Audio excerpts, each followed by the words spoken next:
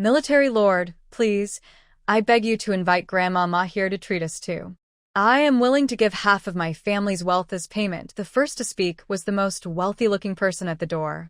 If he had known how skilled this woman was, he wouldn't have chosen these crazy old men.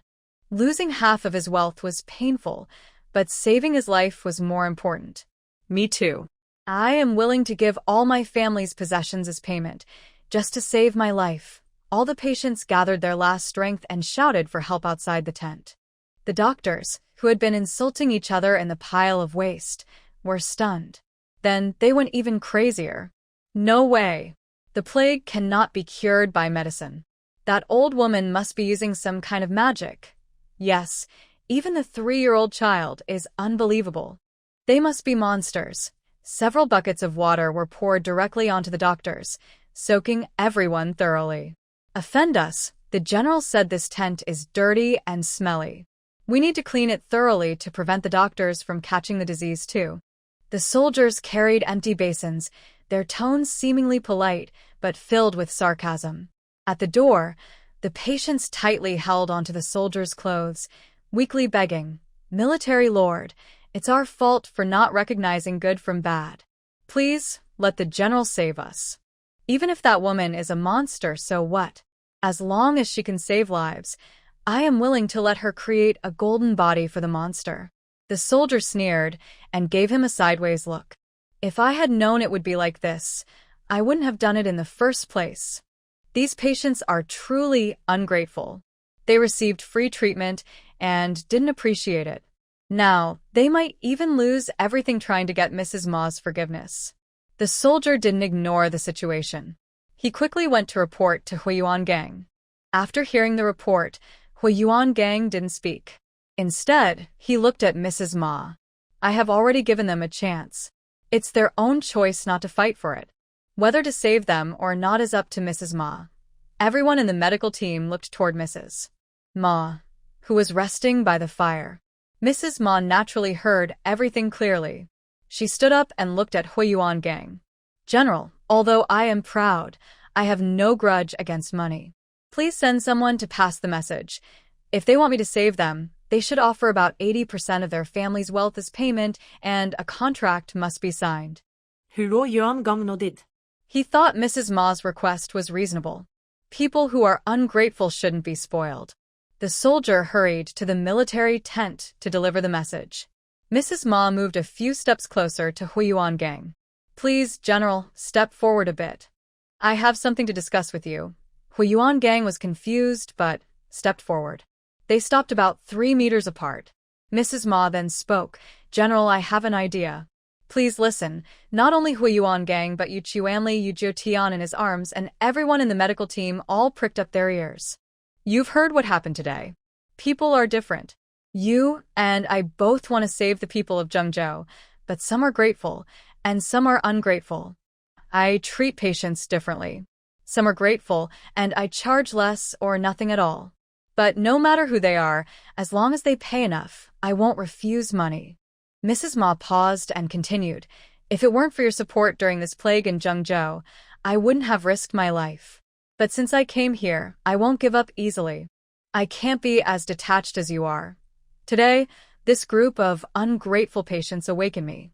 I believe that when we treat the people, we should also use the right methods."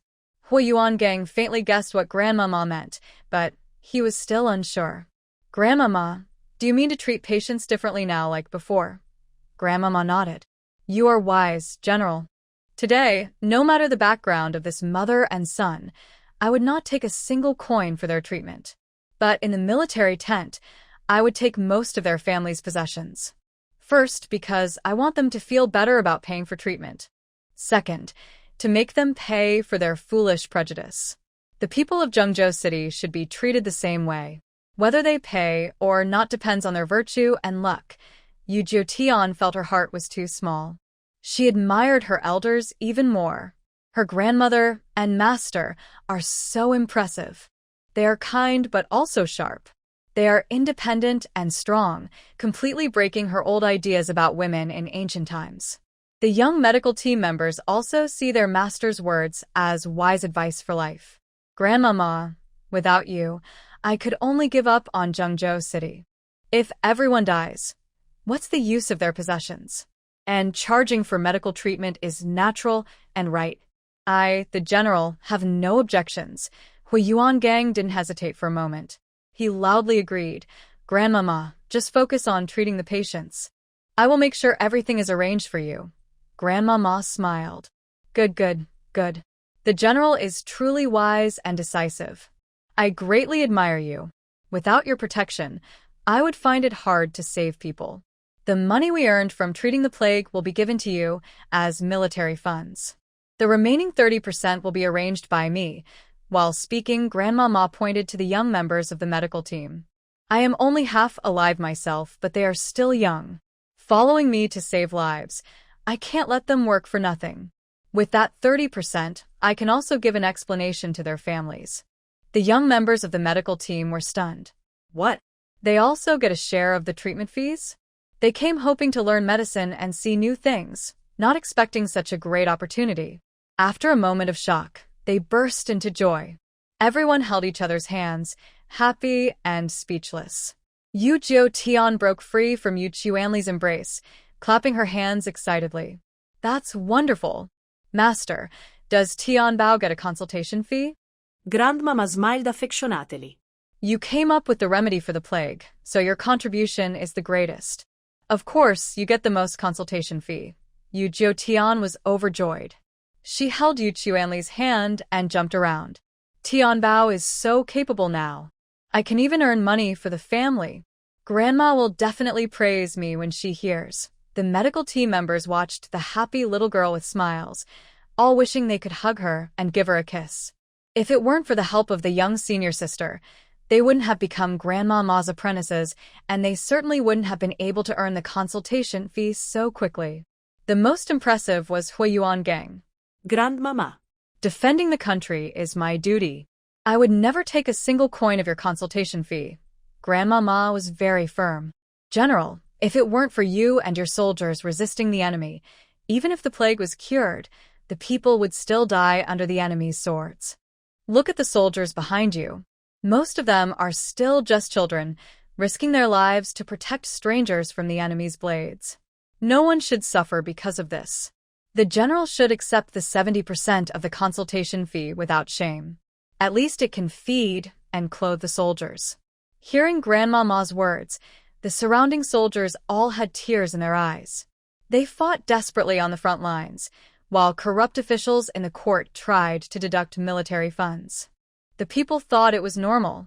If General Hu hadn't made a military promise, they wouldn't even have enough to eat. Now, someone was thinking of them like this.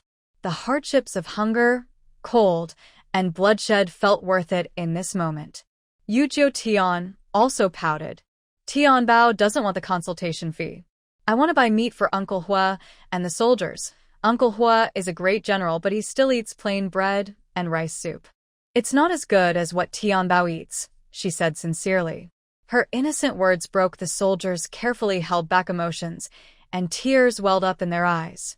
Even for these few people thinking of them, they were willing to stand as a wall of flesh and blood to block the enemy's horses.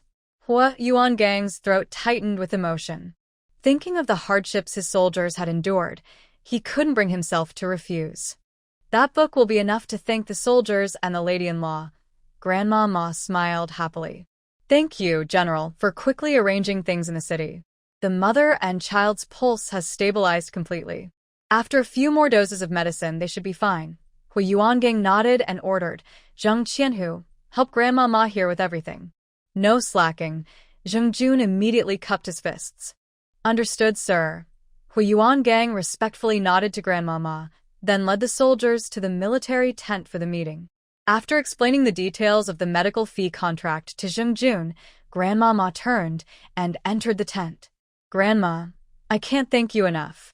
From now on, my orphan child and I will serve you like cattle and horses, doing whatever you command. As soon as Grandmama stepped inside, she saw a woman kneeling before her, completely. She quickly reached out and pulled the tent curtain closed.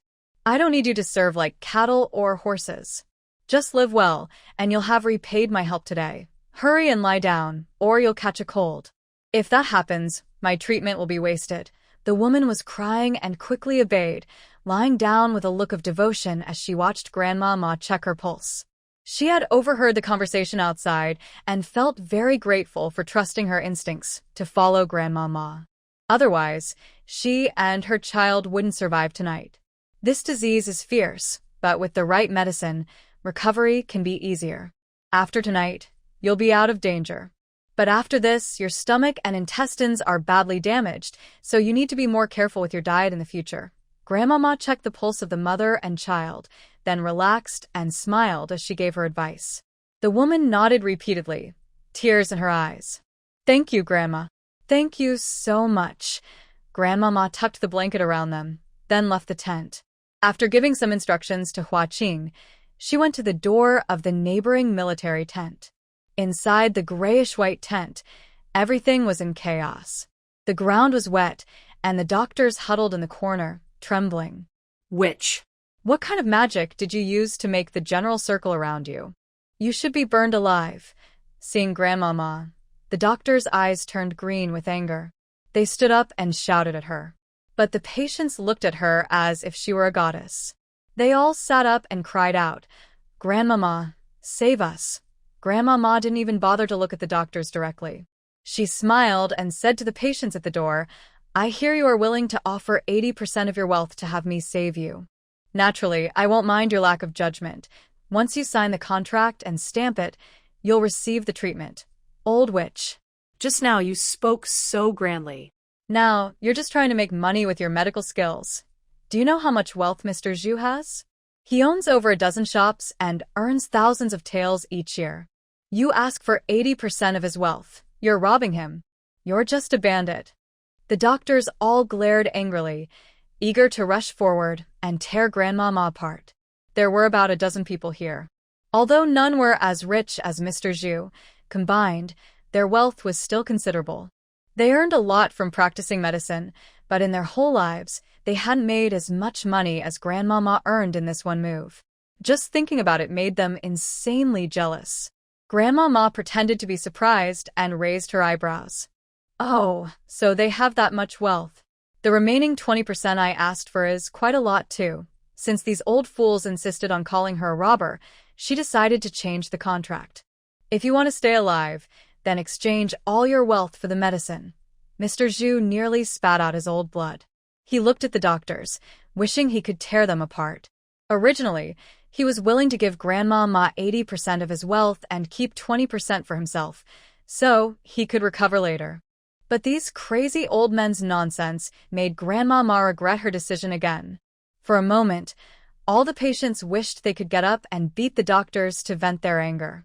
The doctors couldn't hold back anymore. They rushed forward, trying to pull Grandmama into the military tent. But as soon as they reached the door, soldiers with spears pushed them back and took them to their own camp. After the crazy old men left, Grandmama finally relaxed her mischievous smile and looked calm. You can't blame these old fools. Their selfishness and narrow-mindedness are the result of how you've raised them. Just now, I was only trying to provoke them. As for the consultation fee, it remains as we agreed earlier. After saying this, Grandmama turned and left. The remaining patients secretly felt regretful. Not long after Grandmama left, Zhengjun arrived with a thick stack of contracts. The patients, desperate to survive, didn't bother to read the contracts carefully and all stamped their blood signatures. After signing the contract, the medical team began their busy work. Men and women patients were separated, cleaned, disinfected, and given medicine. They worked all night long. Even little Yu Jiutian was not resting. She followed Yu Chuanli, running back and forth to fetch herbs for the young men. She was very sleepy, but when she thought about the large amount of medicine needed for Zhengzhou City tomorrow, she couldn't help but take some small actions while gathering herbs. By the end of the night, most of the herbs in the military tent had been used for treating the plague, and none remained for other purposes. In the early morning, she finally fell asleep deeply in Yu Chuanli's arms. The members of the medical team quickly went to their tents to rest. Commander, quickly carry Dr. Wang out. Hurry. When Huiyuan Gang entered the camp, he was stopped by a sharp, urgent cry. It was coming from the doctor's tent. What are these crazy old men up to now? Thinking this, Hui Yuangang frowned and approached the tent door. He saw all the doctors huddled in the corner, looking terrified at Dr. Wang's lonely bed. Dr. Wang was vomiting wildly, clearly infected with the plague. General, Dr. Wang has caught the plague. Quickly get him out, or we will be infected too. Yes, General. Hurry and get him out, then send someone to clean his bed. It's disgusting. Seeing Hui Yuangang, the doctors looked like they saw a savior and started begging to remove Dr. Wang. They seemed to forget the scene of fighting in the filth yesterday, which was 100 times more disgusting. A trace of sarcasm flashed in Hui Yuangang's eyes. He ordered the soldiers at the door, strengthen the defenses. No one is allowed to leave the tent. Yes, General. The soldier responded loudly. The doctors panicked, ignoring their disgust for Dr. Wang, and rushed to the tent door. General, are you trying to kill us all? Aren't you afraid of the court's punishment? Hui Yuangang sneered. If you die from the plague, it has nothing to do with me. If you behave yourself before you die, I might even help improve your reputation. Just say you died saving the people of Zhengzhou City. If you continue to behave badly, I won't hesitate to reveal your shameful actions to everyone. After saying this, Yuangang strode confidently toward the military camp. Grandmother, everything in the city has been arranged. We can go there soon. When Yuangang reached the camp entrance, Grandma Ma was already preparing supplies for the medical team to go into the city. Grandma Ma straightened up and smiled. Thank you, General. We are ready here too, and can go into the city at any time. Please also go to see the patients' tents. Seeing Grandma Ma's expression, Yuangang knew the medicine for the plague was working. He quickly went to the patient's tent. The tent had been moved to a new spot. The foul smell was gone, replaced by a strong medicinal scent that made people feel reassured. The straw mats had been replaced, and the patients were lying on them, peacefully sleeping. There was no filth, their breathing was steady, and everyone's face looked full of life. General, Grandma Ma is like a miracle doctor. Yesterday, these people were close to death, but after just 2 bowls of medicine, they came back to life. It's amazing. The leader of the patrol soldiers couldn't help but praise. With Grandma Ma here, caring for the patients felt much safer. Even if they accidentally caught the plague, they could still survive. Yuangang nodded slightly. We are lucky to have Grandma Ma's help. We must also take good precautions so as not to add to her burden. Everyone nodded in agreement. They were determined not to cause trouble for Grandma Ma. 2 young members of the medical team stayed behind at the camp, while Grandma Ma and her group prepared to leave for the city. The city was dangerous. Grandma Ma didn't want Yu Tian to go, but Yu Tian promised not to leave the carriage, so she reluctantly agreed. When they left, Yu Tian was wrapped so tightly that only her big eyes were visible. At the camp gate, everyone saw that Yuangang had prepared everything carefully. There were many horse-drawn carriages lined up neatly at the city gate, specially borrowed from noble families overnight to transport the medical team. The medicinal herbs had already been delivered to the city last night, and 2 more carts were loaded at the back of the last carriage. The soldiers responsible for carrying the herbs were puzzled. They had already moved most of the herbs last night, but this morning, the supplies in the camp hadn't decreased much. If it weren't for the heavily guarded military tents, not even a fly could fly inside. People would think someone kindly sneaked in medicine. Within a few miles, the carriage team quickly entered the city. Through the window, Yu Tian clearly saw soldiers pushing tricycles or carts rushing out of the city. The tricycles carried bodies covered with white cloth. There were also soldiers pushing tricycles filled with rat carcasses. The ground was wet, clearly washed recently. With each step forward, the smell in the air changed, faint medicinal smoke and strong vinegar scent. When they reached the governor's estate, a strong disinfectant smell filled the air. This was Yu Tian's medicine, given to her by Granny Ma, to be used in the worst-hit areas of the epidemic. Granny Ma's instructions were carefully followed by Hui Yuangang. Soon, the carriage stopped. Everyone got out one after another, except Yu Tian, who stayed inside. She clumsily lifted the curtain of the carriage, ready to stand and see what was happening. But just as she stepped out, a pair of long arms pulled her into a hug. She turned her head and saw Huiyuan silver mask. Your master specifically told me to protect you. Although she couldn't see his face, his gentle voice made Yu Tian feel much calmer. Thank you, Uncle Hua. I'll be good and won't cause trouble. The little girl's voice was sweet and clear, her big eyes full of innocence. Huiyuan's heart softened, and his gaze became a little distant. Yu Tian didn't notice Huiyuan's emotional change because her eyes saw a scene of chaos. In the open space of the estate, many people infected with the disease were lying close together, with only a narrow path for passage. Soldiers carried the sick in and out, and bodies were also being taken away. Moans and vomiting sounds came from all directions. The scene made people feel like they were immersed in filth, uncomfortable and eager to run away. This was after Huiyuan had organized the area. It was hard to imagine what it looked like last night before the cleanup, when it was even more terrible. Granny Ma and the medical team were very heavy-hearted. They had hoped for a better situation. From a quick look, there were at least thousands of people here. Bodies were being carried out constantly, as if they were competing for the attention of the king of. They had only a few dozen people and didn't have time to diagnose each patient individually. Grandma Ma glanced around and was relieved to see that General Huiyuan had already set up 10 large pots nearby. Hurry, follow this prescription and start boiling the medicine directly, she spoke loudly and urgently, pounding the drum in the hearts of the young medical team members. Everyone hurried to act without delay. Each large pot was guarded by a young person, while soldiers were responsible for delivering the medicinal ingredients. They controlled the dosage. The commotion attracted the attention of the patients, who all opened their eyes wide. It must be the medicine sent by General Hua to save them. General Hua did not lie. The doctors in Zhengzhou City were indeed very capable. They had developed a cure for the plague. Their choice was correct. But why was there a woman's voice? Yesterday, General Hua came to tell them that 2 groups of doctors could save them. One group was from Zhengzhou City. The other was female doctors who had fled from Huzhou City to escape the disaster. Both groups had developed medicines to treat the plague, and the patients could choose whom to be treated by. However, there was no guarantee that drinking anyone's medicine would definitely cure the plague. The plague medicine from Zhengzhou City required paying 80% of one's wealth. Wealth did not matter, whether poor or rich.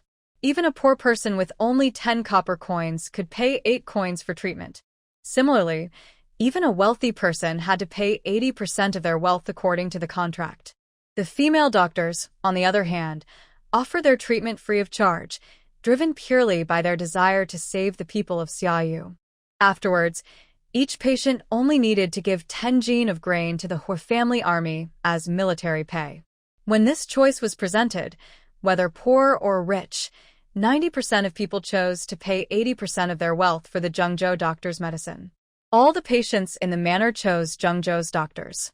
They signed contracts last night, but many had already died before today. Now, hearing the commotion, everyone was trying to get up and see what was happening. They only saw young men and women busy at the large pots, thinking they were new apprentices trained by the doctors. This made them feel reassured and wait patiently for the medicine to be ready to save their lives. After Grandma Ma finished instructing the young people to boil the medicine, she took 3 or 4 apprentices to a noble family's residence nearby. This courtyard is where the patients who choose her treatment are kept. Huiyuan also held Yu Tian and followed behind Granny Ma. There are quite a few people here, about 400 or 500. A few young boys went straight to the big pot when they entered the courtyard. Granny Ma moved into the crowd, quickly checking the condition of the patients. This made it easier to give medicine based on how serious their illness was. When the patients noticed the movement, they all opened their eyes to look at the visitors. Granny Ma looked kindly at each of them and said, "Don't worry, the medicine is ready. You'll be saved soon." "Thank you, Granny. Granny, do we really have a chance to get better?" "Granny, there's no need to comfort us. If we can't be cured, it's okay." As Granny Ma finished speaking, weak voices from all around responded one after another. "Yesterday, we used medicine on the sick in the army camp. Those with better health should be able to eat normally and walk around now. Granny Ma didn't explain much, just smiled and told the truth. Really? Can the disease really be cured? Granny, are we dreaming? Hearing this, many patients sat up. Their eyes, which had been dull and hopeless, now showed disbelief and a desire to live. Yesterday, General Hu told them that the cure for the plague was not guaranteed. Many of them chose Granny Ma without hesitation. Everyone knew that catching the plague meant certain death. Moreover, they knew the doctors in Zhengzhou City. They dared to ask for such outrageous fees because they were just exploiting the situation, trying to take money from those about to die. Thinking that they would die with nothing left, these people would rather trust an unfamiliar female doctor. No matter if she could cure them or not, they refused to let those old doctors get away with it. Granny Ma nodded confidently. Everyone's illness is different. As long as your condition isn't beyond saving, there is still a chance to live. After a moment of silence, many patients burst into tears of joy. Granny, as long as you can cure the plague, I am willing to give 80% of my family's wealth as payment. Suddenly, a weak, hoarse but clear and pleasant male voice was heard. Grandma Ma looked over when she heard the sound and saw a young man in his early 20s. Although he was covered in dirt, it was clear that he wore fine clothes. She was very surprised and said, "Why? I didn't plan to charge you for treatment." The free medical help was right in front of her. Why would this person insist on offering his family's wealth as payment? The young man weakly replied, "It's nothing special. Even if I had endless wealth, if this plague isn't treated, it's all for nothing. If possible, I hope you can take my family's savings and help more doctors like you, who are kind and skilled." That was all he said. At the door, Hui Yuangang's eyes showed emotion, and Yu Tian was full of shock and admiration. No wonder Grandma Ma treats each patient differently. People really are different.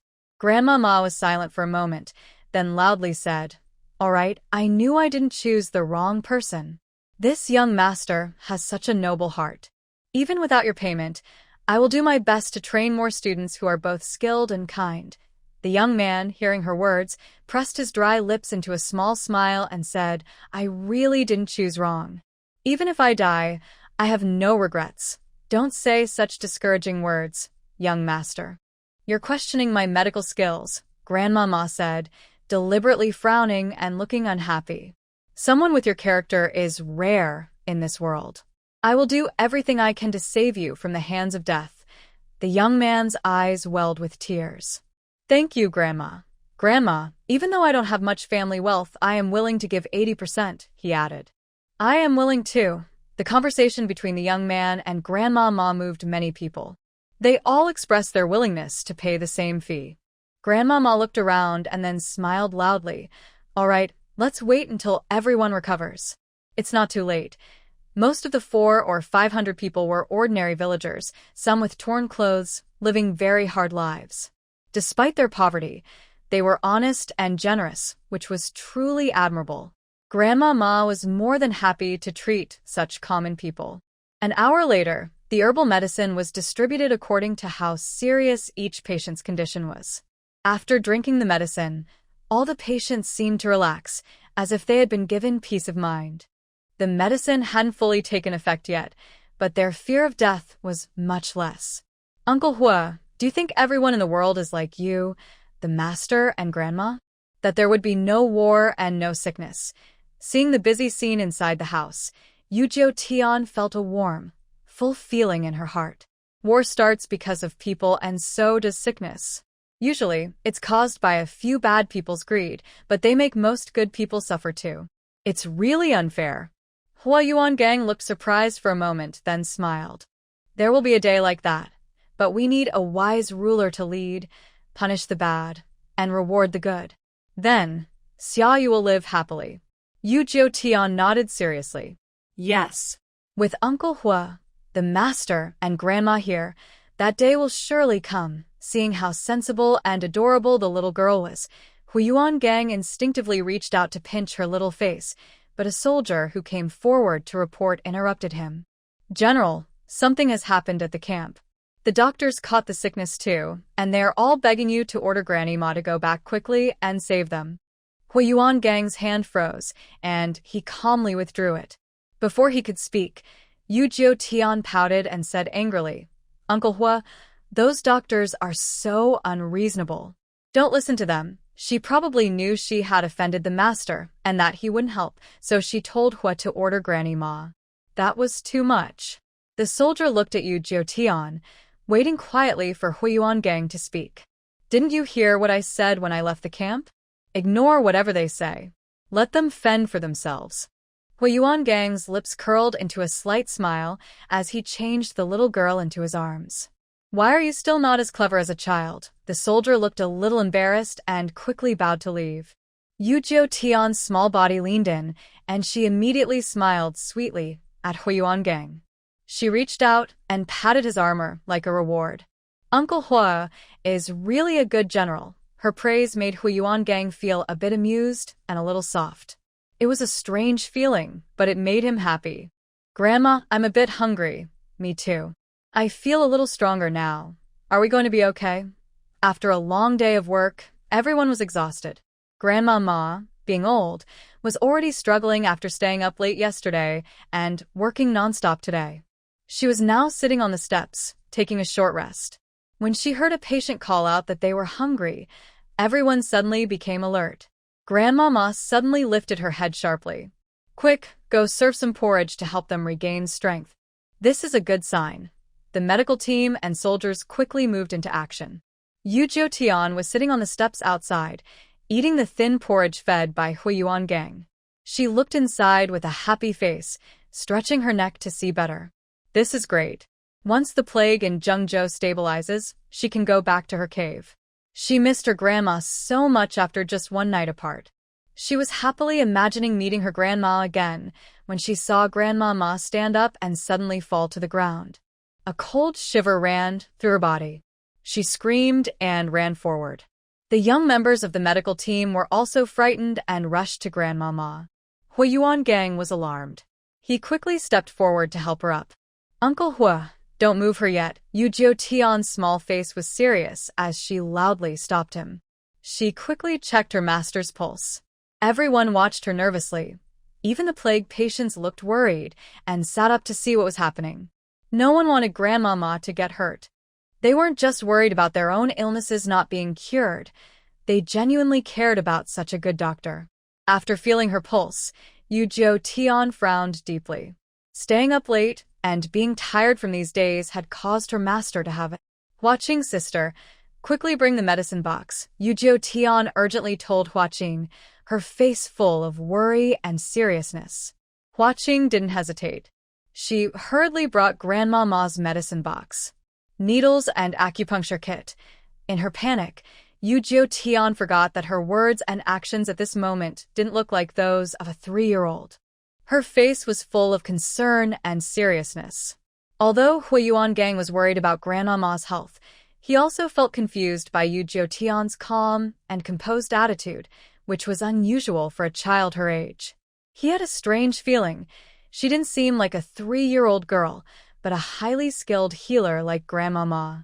With the silver needle kit in hand, Yu Jiutian carefully instructed Huaqing to lay her master flat. She then pricked her earlobe and fingertip to draw blood, beginning the acupuncture treatment. The sky was getting dark. Seeing Yu Jiutian's wide eyes, Hui Yuan-gang quickly ordered the soldiers to light torches and surround her for illumination. After a moment, Yu Jiutian gently checked Granny Ma's pulse and let out a small breath of relief. She wanted to stand up, but her legs felt weak, and she sat down heavily on the ground. She was very scared earlier, worried that her master might have fallen and been hurt. Her master and grandmother are the most important people in her life, the greatest blessings she has. Fortunately, she came along, or her master's sudden illness might not have been treated in time. Even if she survived, she could have been paralyzed. Her proud and strong master would find such a result unbearable. Hui Yuan-gang and Yu Quanli both reached out to help the girl up. Yu Quanli gently held Yu Jiutian close and asked, "How is the master?" Everyone looked at Yu Jiutian with worried faces. She finally regained her senses, relaxed her face, and quickly reassured everyone. "The master is fine now." She's just very tired and needs a good rest. Everyone let out a sigh of relief. At this moment, Granny Ma was like a steady anchor. No matter what happened, she couldn't be harmed. Hu Yuangang hesitated and looked at Yu Quanli, saying, Granny Ma isn't feeling well. Maybe you should take charge? For some reason, although he was asking Yu Quanli, his gaze unconsciously shifted to Yu Jiutian. The patients all perked up their ears. They hoped Granny Ma would rest, but since their plague was only half cured, they worried that without Granny Ma's presence, the illness might return. Yu Quanli felt uncertain, but thought that if he didn't take the lead, people might panic. Plus, with Tian Bao here, nothing major would happen. He swallowed hard and said firmly, General, Hu, don't worry. With me here, everything will be fine. The master is old, so she must rest well. Yes, we will cooperate fully with Brother Quan Li's treatment, someone added. And we still have little sister here. Remember, she's the one who figured out the medicine for the plague. Qin Jinji also looked very confident. She was once again amazed by Yu Jiutian's medical skills. Even though her master was unconscious, with little sister here, she wasn't too worried. Yes, little sister may be young, but she's a genius. With her and Brother Quan Li here, these patients will definitely recover. Blueberry also nodded in agreement, and the medical team followed suit, all showing a united front, ready to help their master carry the burden. Hua Yuangang finally felt reassured and nodded, instructing the soldiers to place cushions on the cart. He carefully helped Granny Ma onto the carriage himself. At this moment, the patient's eyes all turned to Yu Jiutian, filled with surprise. It seemed that this young girl had just saved Granny Ma, but she looked no older than 3 or 4 years old. Is Huzhou City a place blessed with good fortune? Not only did they have a miraculous person like Granny Ma, but even the children seemed more impressive than the adults. Although they didn't see everything clearly, everyone had witnessed the girl saving Granny Ma. It was hard to believe, but everyone felt more at ease. Since Granny Ma was so powerful, her apprentices must be quite capable too. Yu Jiutian was once again carried outside by Hu Yuangang, watching the scene inside the courtyard from a distance. Yu Quanli quickly calmed down and started busying himself with work. They worked late into the night, and only in the later hours did the medical team members gather around the fire and fall asleep, leaning on each other. General, could you bring us some clean clothes? The early winter morning was already very cold. If it weren't for the entire yard being filled with burning fires, everyone might have frozen. Yu Jiutian heard voices and opened her eyes wide. When she saw who was there, her eyes grew even larger in shock. It was a patient covered in dirt and wounds. He was weakly leaning against the wall, but he still looked startling. Just yesterday, they had trouble even sitting up, and now he could stand with support. Hua Yuangang was also stunned and didn't recover for a long time. Only after several patients sat up and shyly asked for new clothes did he quickly order the soldiers to gather clothing from each household. When Hu Yuangang finally sat down on the ground, Yu Jiutian realized she was wrapped tightly in a cloak. It seemed he had carried her to sleep all night. She thought for a moment. She had expected to worry all night about her master's accident and have nightmares, but she had slept peacefully. Could it be that the general's pure spirit had calmed her nightmares? Sweetie, Come help me support master. Before Yu Jiutian could think more, Granny Ma's shout came from the carriage behind her. Yu Jiutian was startled and instinctively ran forward to stop him. She didn't expect to trip over the cloak and fall hard, but she ignored the pain and desperately looked up, saying, Master, you must not come down. You need to rest well. At this moment, she looked like a tiny black bug peeking out, which was quite funny. Grandma Ma initially felt a bit worried, but in the next moment, she couldn't help but laugh mischievously. Seeing her smile, Yu Jiutian felt relieved and also smiled with her small teeth showing. I'm glad master is okay. In the next second, her small body was lifted up by Hu Yuangang, who scolded in a deep voice, Why are you so impatient? His cautious attitude from yesterday when giving injections was completely different from now. Yu Jiutian didn't say anything and giggled even more happily. Master is fine, and the plague will be defeated soon. Little Tian is so happy. Even if she fell a few more times, she wouldn't cry. Hua Yuang's lips curled under his mask as he looked at the patients in the yard, who all moved away with disgust. His eyes showed a gentle emotion. The situation in Zhengzhou City was very dangerous, but he thought it might turn out to be a blessing in disguise. The next day, no matter how Grandma Ma tried to persuade, the two young soldiers at the front of the carriage refused to let her down. Later, when she finally softened her tone and convinced them, they only let her walk around for a couple of laps, but they followed closely, refusing to let her get near the courtyard.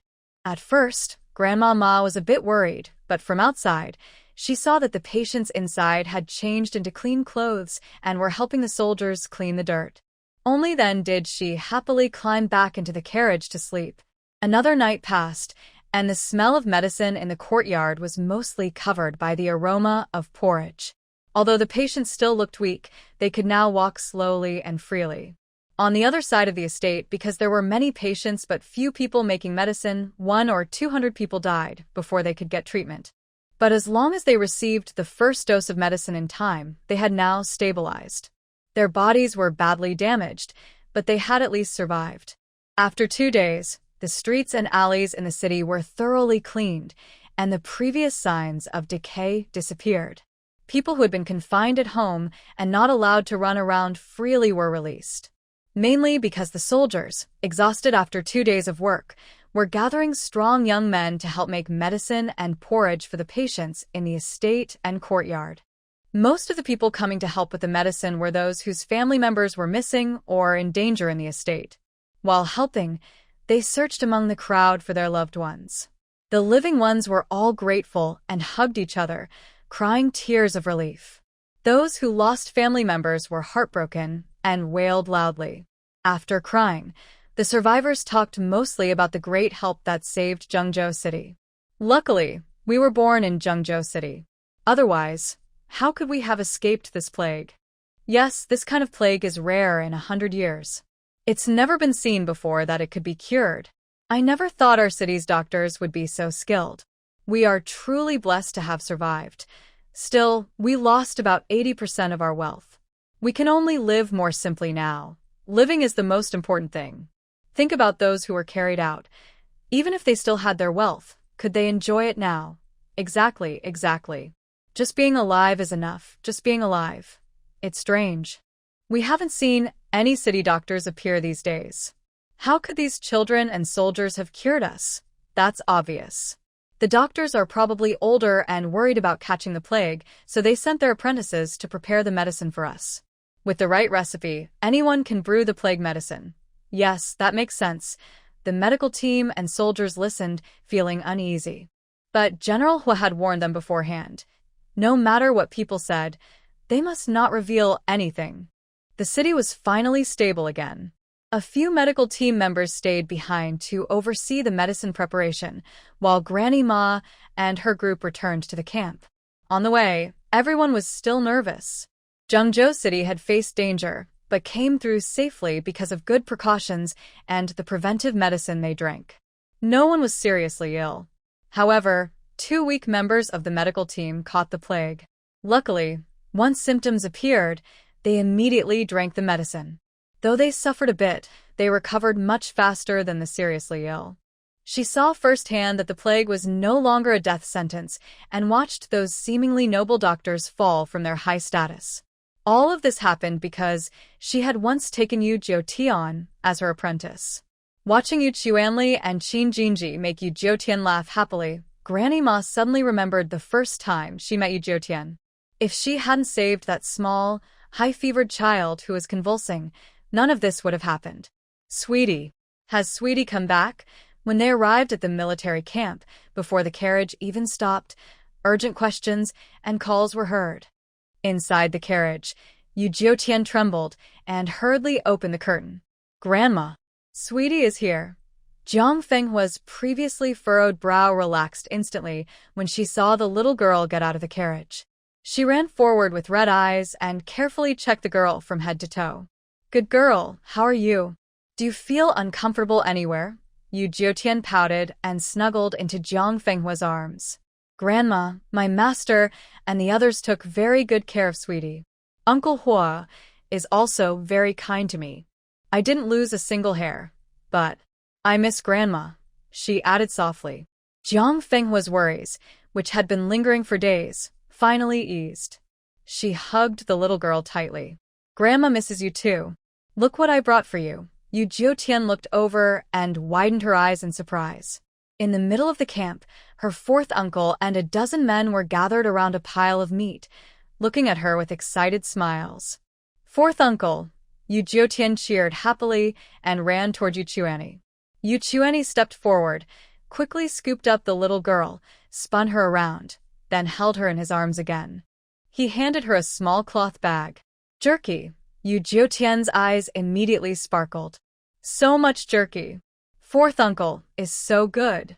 He knows I finished my jerky, so he brought me more. As she spoke, she gave Yu Chuani a quick kiss on the cheek, smiling so broadly her eyes disappeared. The plague in Zhengzhou City was under control. The moment she returned, she saw the person she missed most. The happiness of small blessings stacking up was enough to chase away all gloom. Most of the men who came were family members of the young medical team. Now that they had reunited with loved ones, everyone was overjoyed.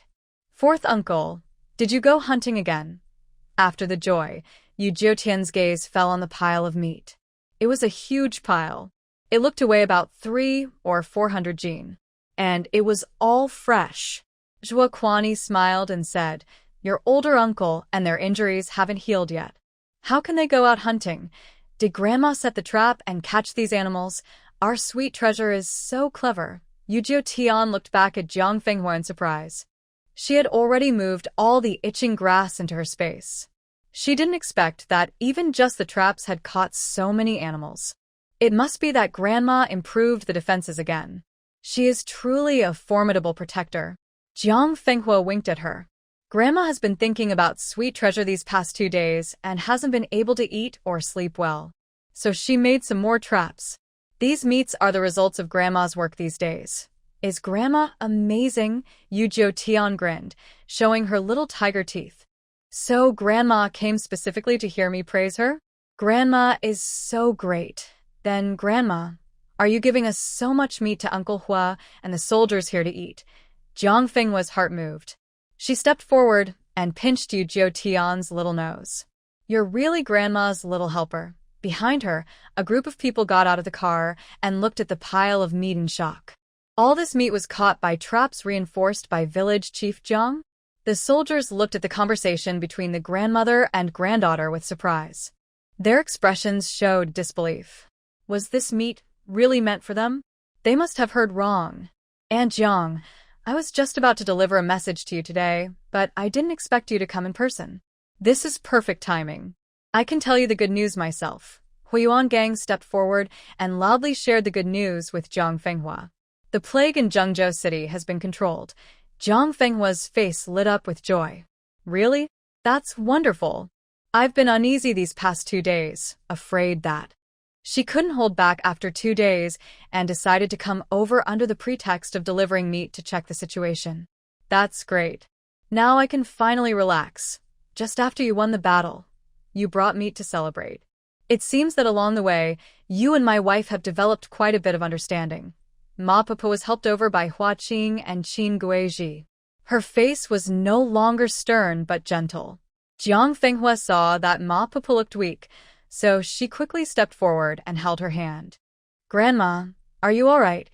Grandmama raised her eyebrows and said, if it weren't for my little disciple and your granddaughter insisting on coming to the city with me, I might not have been able to see you today. There was no fear in her expression about nearly passing away. Instead, she looked proud and a bit spoiled. Grandma, it's a blessing that sweet treasure could save you, Jiang Fenghua said, glancing at Yu Jiutian, feeling glad she didn't stop her from coming to the military camp. Huiyuan Gang sincerely said, Grandma Mahjong Auntie, thanks to your help, Zhengzhou City was saved. I want to thank you on behalf of Zhengzhou and the court. Once the plague is completely gone, I will report to the court. I believe everyone who helped will be rewarded, he added. Grandma Ma and Jiang Fenghua looked at each other and were moved. The young members of the medical team were overjoyed. A reward from the court. That's a great honor that brings glory to the family. Grandmama, even at your age, you risked your life to save others. The children in the medical team also worked hard and risked everything. They deserve the court's reward. We didn't do much, so you don't need to mention us, General. Jiang Fenghua's face relaxed as she smiled and reminded them gently. No, that's not right. If Sweet Treasure hadn't remembered the medicine, I wouldn't have been able to do anything. Everyone knows she's your precious girl. You may not have come to help directly, but you sacrificed your own heart and blood, even your son, to save the people of Zhengzhou. Who dares say that your family didn't make a contribution? Your family deserves great credit. Grandma Ma interrupted Jiang Fenghua's modesty with dissatisfaction. Yu Jiutian pouted and said proudly, Grandma, Sweet Treasure also made a big contribution this time. Huiyuangang nodded seriously. Grandma Ma is right. Not only Jiang Andy, but the parents of the children in the medical team also played a big part. Without their sacrifices, Grandma Ma wouldn't have had as much help. Of course, the most impressive is little Sweet Treasure. Even at such a young age, she has such medical skills and kindness. Her future is definitely bright, he said sincerely. Although Jiang Fenghua couldn't see Huiyuangang's face, she could tell from his eyes that he was genuine. He didn't see Sweet Treasure's extraordinary skills as strange. She smiled happily. All right, I won't pretend modesty anymore. After all, Sweet Treasure is one of us. Her achievements are our family's achievements. Great, really great. I've never left Huzhou village in my life, and I never thought that in the end, I would become a hero for Xiaoyu because of the children. It feels like a dream. Exactly. If the child's mother finds out, she will be so happy she might go crazy. In just over half a month, I feel like my life has been more meaningful than in the past few decades. The young medical team members and their families were so happy they couldn't contain themselves. They held each other's hands and shared heartfelt words of joy. Such a good day. Please, General, have someone quickly cook this meat so everyone in the camp can enjoy a hearty meal and celebrate. Jiang Fenghua pointed at the meat on the ground, looking very cheerful. Huiyuangang was surprised. All this meat is going to be cooked. Jiang Fenghua smiled. Yes, all of it. It's our way of celebrating the 3 armies. Eating meat will give us strength to fight more enemies. The soldiers also instinctively swallowed hard. They couldn't believe it. They were actually going to eat this meat. With the army often short on supplies, filling their stomachs was already difficult. Eating meat was something they had never even dreamed of.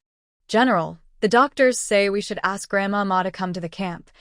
Everyone was so happy they lost track of time when suddenly a soldier ran over, hanging his head and whispering.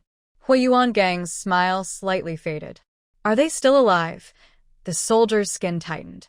It looks like they won't make it through tonight.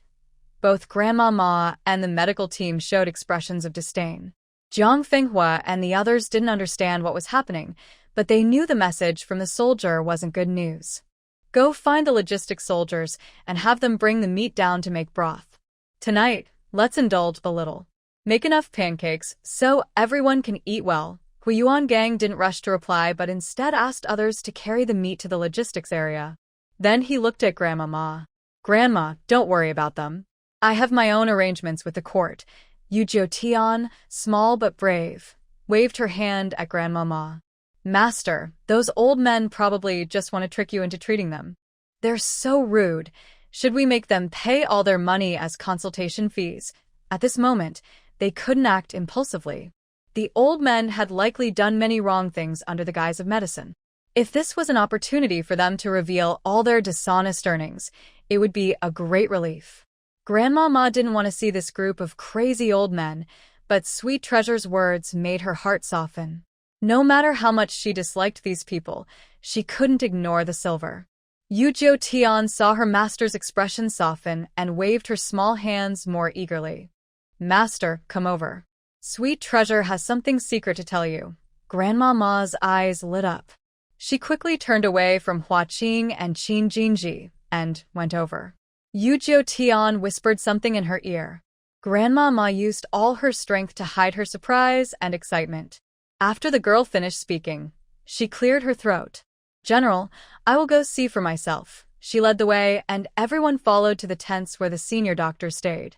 As they got closer, they realized the smell of disinfectant couldn't hide the foul, rotten odor. From a distance, they could see how messy it was inside. The doctors were lying on the ground, groaning, no longer showing their previous arrogance. Seeing Grandma Ma arrive, the doctor's eyes, which had been full of despair, lit up with hope. Grandmama, please save us. Yes, Grandmama. We were rude before. We apologize. You are generous and forgiving. Please save us. If you save us, we will kowtow to you and call you master willingly. Although they were weak and exhausted, the doctors were desperate to survive and used all their strength to beg. In life and death, pride and shame didn't matter. The patients brought from the camp had all recovered, and the mother and child could now walk freely. They also heard that the plague in Zhengzhou had been controlled. Now, only Grandma Ma could save their lives. Hua Qing couldn't help but mock. Wow, I wasn't mistaken. Are these still the proud, well-dressed doctors? Now they look dirtier than beggars. You all look down on the doctor's skills, right? If you're so capable, save yourselves. Grandma Ma didn't stop Hua Qing. The attitude and words of these doctors were even worse than Hua Qing's. It was fair to respond harshly. Yes, yes, yes. We were too arrogant. We know we were wrong. Please, Grandma Ma, save us. Whatever you say, we will agree if you agree to save us. The doctors regretted not acting sooner. If they had known that Granny Ma was so capable, even if she was a woman, they should have shown some respect. They wouldn't have ended up in this situation. Are you really going to agree to anything I say? Granny Ma raised her eyebrows, looking interested at last. Seeing her loosen up, the doctor's eyes lit up. They quickly replied, Yes, Granny Ma, whatever you say, we will follow. Granny Ma chuckled loudly. Good. Since you've said that much, I won't bother to complain about your rudeness. The doctors felt a little nervous. They knew Granny Ma was about to ask for a lot. But now they had no choice. They were at her mercy. It was only about 80% of their wealth. As long as they stayed alive with their medical skills, they could turn things around and make money in a few years. I can help you, but I have two conditions. First, you must give me all your wealth as payment. Second, you must serve me for the rest of your lives. You cannot treat other patients or accept money from them. If you agree, I will give you the medicine to cure the plague right away. After saying this, Granny Ma looked at Yu Jiutian, and they exchanged a knowing glance. The master and apprentice both understood each other perfectly. After experiencing the plague in Zhengzhou, they realized that the medical team was too small. The young doctors wanted to become skilled enough to work alone, but they still needed at least 2 more years of training. These doctors, though a bit unruly, had been spoiled by society. With proper discipline and guidance, their medical skills could truly help the people. The doctors froze in shock. Granny Ma wanted all their wealth as payment, and they had to serve her for the rest of their lives? It was almost better to die.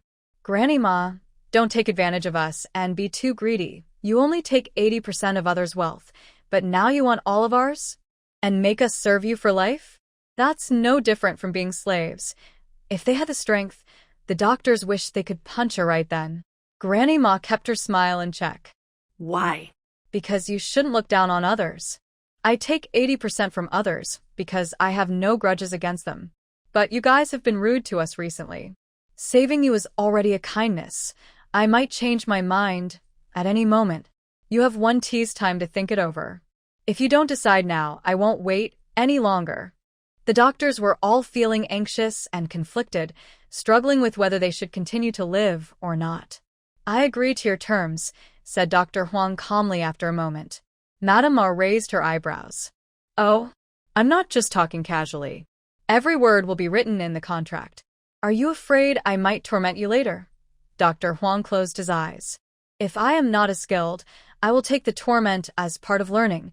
This surprised not only Madame Ma but also the other doctors, who were stunned and couldn't quite believe it. Remember, Dr. Huang was the proudest among them. Now, for the sake of survival, he was willing to endure being insulted by a woman, even calling it learning. Good. Hua Qing, go make medicine for Dr. Huang. General, please send someone to help me draft the contract. Madame Ma was straightforward and kept her word. Hua Qing quickly took 2 young men to work, and Ho Yuangang also ordered his subordinates to prepare the contract. A quick flash of cunning appeared in Dr. Huang's eyes before he closed them, hiding his true thoughts. Madame Ma, I also agree to your terms. Me too. Make a medicine for me as well. Even the proud Dr. Huang led the way, and the other doctors, seeing a chance, agreed one after another. Madame Ma looked at them with a sneer, her sarcasm obvious. Just wait. Once the contract is signed, the medicine will be delivered. She had once looked down on these people, but now they were the ones capable of saving her life. Not only did she accept their insults and mockery, but she also had to smile and thank them. The feeling was almost worse than torture, but compared to the pain in her body, it was nothing. The doctors held their anger deep inside, waiting to survive and deal with everything else later. Soon, all the contracts were signed. The medical team had also prepared the medicine. Jiang Fenghua and his group sat around the fire, talking quietly, each with a look of relief on their faces. In the logistics area, over a dozen large pots were boiling hot pot. A few veteran cooks were busy around Yu Chuani. The meat was already delicious, but with Yu Chuani's method, the aroma became even more irresistible. In just a short while, many officers couldn't resist sneaking over during patrols to sniff the smell of the meat. Their eyes were glued to the pot, unable to look away. Meal is ready. With the cheerful shout of the logistics veteran, the entire camp became lively. Delicious. It smells so good. I've never had such tasty meat in my life. Wow, I feel like crying. I've fought in wars for 5 or 6 years, and I've forgotten what meat tastes like.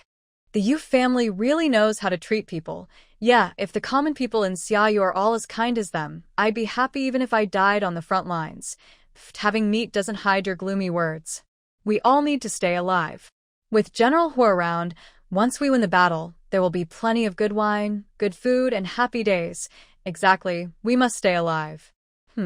I like this piece of meat. Don't fight me for it. Although one person couldn't eat much meat, the rich, spicy broth and the bread made all the soldiers feel very satisfied. Everyone couldn't help but feel grateful for the Yu family's kindness. After the meal, the group sat around the campfire chatting. Ho Yuangang asked, "Grandmama, Aunt Jiang, what are your plans next?" Grandmama smiled and said, "Although I am a woman, I have a bit of a general spirit in how I handle things. With her around, I only need to focus on healing and caring for people. I don't have to worry about other matters." Hu Yuangang looked at Jiang Fenghua, who smiled softly and said, "General, to be honest, we planned to escape all the way to the capital. But when the chaos broke out in Zhengzhou, we had to stop and stay in the mountains for now. Now, since the Zhengzhou governor is under General Hu's command, once the epidemic is under control, we plan to pass through Zhengzhou and continue heading to the capital." Hu Yuangang was silent for a moment, sighing quietly. Jiang Fenghua and Grandma Ma exchanged a look, sensing that he had something difficult to say. "Uncle Hua, are you upset? Are you sad that we're leaving?" Yuzhou Tian bit into her bread and cheerfully comforted him. "Uncle Hua, you've been so kind to Tianbao these days. Tianbao will miss you a lot too. Living in the military camp makes Tianbao feel safe. If we weren't running for our lives, Tianbao really wants to settle down in Uncle Hu's camp." The little girl spoke and giggled, showing her adorable little teeth, looking very happy. Hu Yuangang smiled slightly. "Uncle Hu hopes that sweet baby will stay in the military camp forever. With Uncle Hu here, you don't need to run away." Yuzhou Tian widened her eyes. "Really? We don't have to rush every day anymore?" Hu Yuangang nodded, as if he had made a decision. He said to Jiang Fenghua, "Aunt Jiang, I have already killed the general of Nanman. They have now retreated to Qinzhou. With Huzhou holding 200,000 soldiers, it is very secure. Once the plague in Zhengzhou is completely over, I will lead troops to retake Qinzhou. So, Zhengzhou won't be in danger for now. If you trust me, can you stay in Zhengzhou for a while? Even if I can't defeat everything, I will make sure to evacuate you immediately. I will never let you be in danger. Is that okay?" Jiang Fenghua looked surprised. "Of course we trust the general. We don't want to keep traveling and moving around, but we have a lot of people. If you want to settle us, it might take up a lot of your time. As long as Aunt Jiang is willing, you don't need to worry about these things. I will take good care of you. Huiyuan Gang looked a little excited, but also a bit sorry. Actually, I want you to stay because I have my own reasons. Say whatever you want, General. If there's anything we can do, we are happy to help. Jiang Fenghua guessed his reason and agreed without hesitation before he even explained. Huiyuan Gang's face showed emotion. Honestly, I was just an ordinary civilian before. I grew up mostly in a life of wandering, and my family disappeared because of the war. From the moment I was conscripted, I vowed to defeat the Nan Man. To scare them so they wouldn't dare to bully my country, Xiaoyu. Only then could the people of Xiaoyu live in peace. But after years of fighting, I realized I was thinking too simply. War needs people, food, and medicine. Our land is large but sparsely populated. We lack medical resources and food. Reclaiming our territory is difficult, and fighting the Nan Man is even harder. His words were sincere. The fire around them quieted down.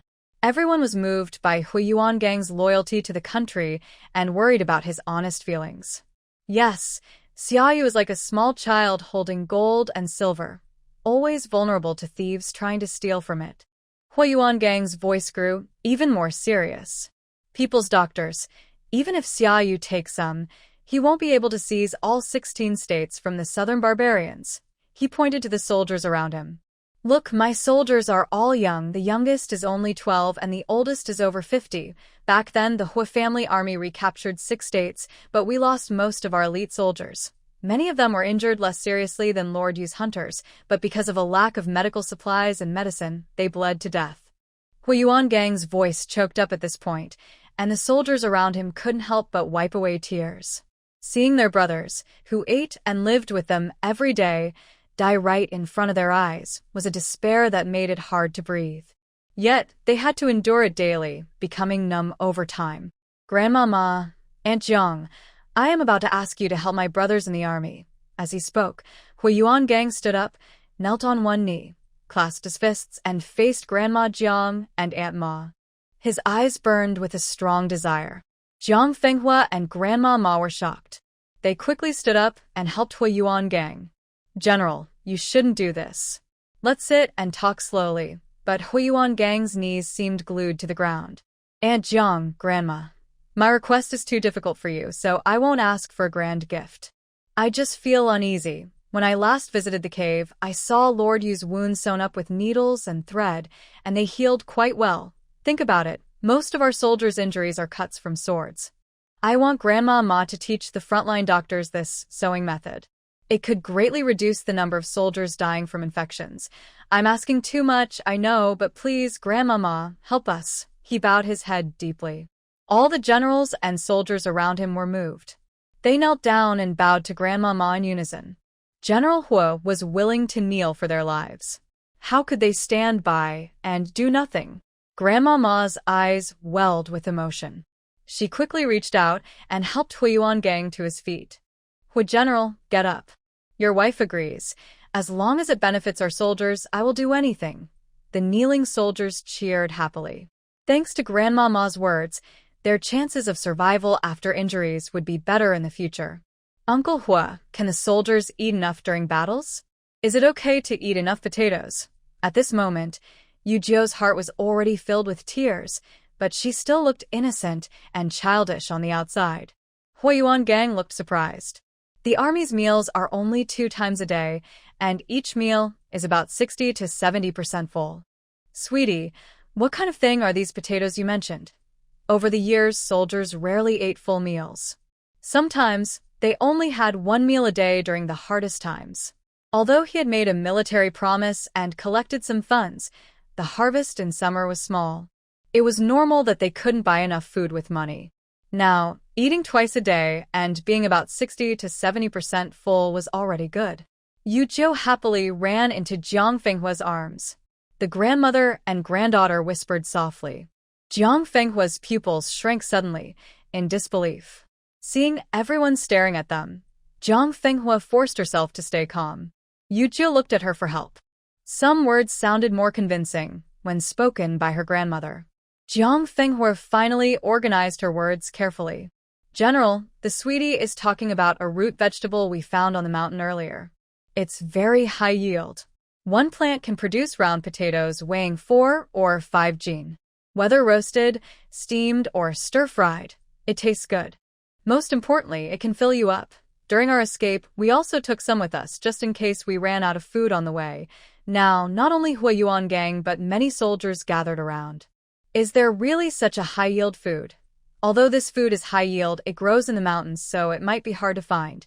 In the camp, 2 things were most needed: food and medicine. So, everyone was especially interested. Although the potatoes were found in the mountains, I accidentally left a few behind in the corner. I didn't expect them to sprout and grow so quickly. Jiang Fenghua explained her understanding of Yu Jiu's idea. Yu Jiu nodded repeatedly. If we plant a lot of these potatoes, all the soldiers can eat enough. Then we can win the battle quickly. All the soldiers were overjoyed. If they could truly eat enough every day, they also wished, like the young girl said, to send the southern barbarians back to their old nests as soon as possible so they could reunite with their families. Right now, our food supplies can last about 2 more months, but the potato harvest will probably take at least half a year. In the meantime, we need to think of other solutions.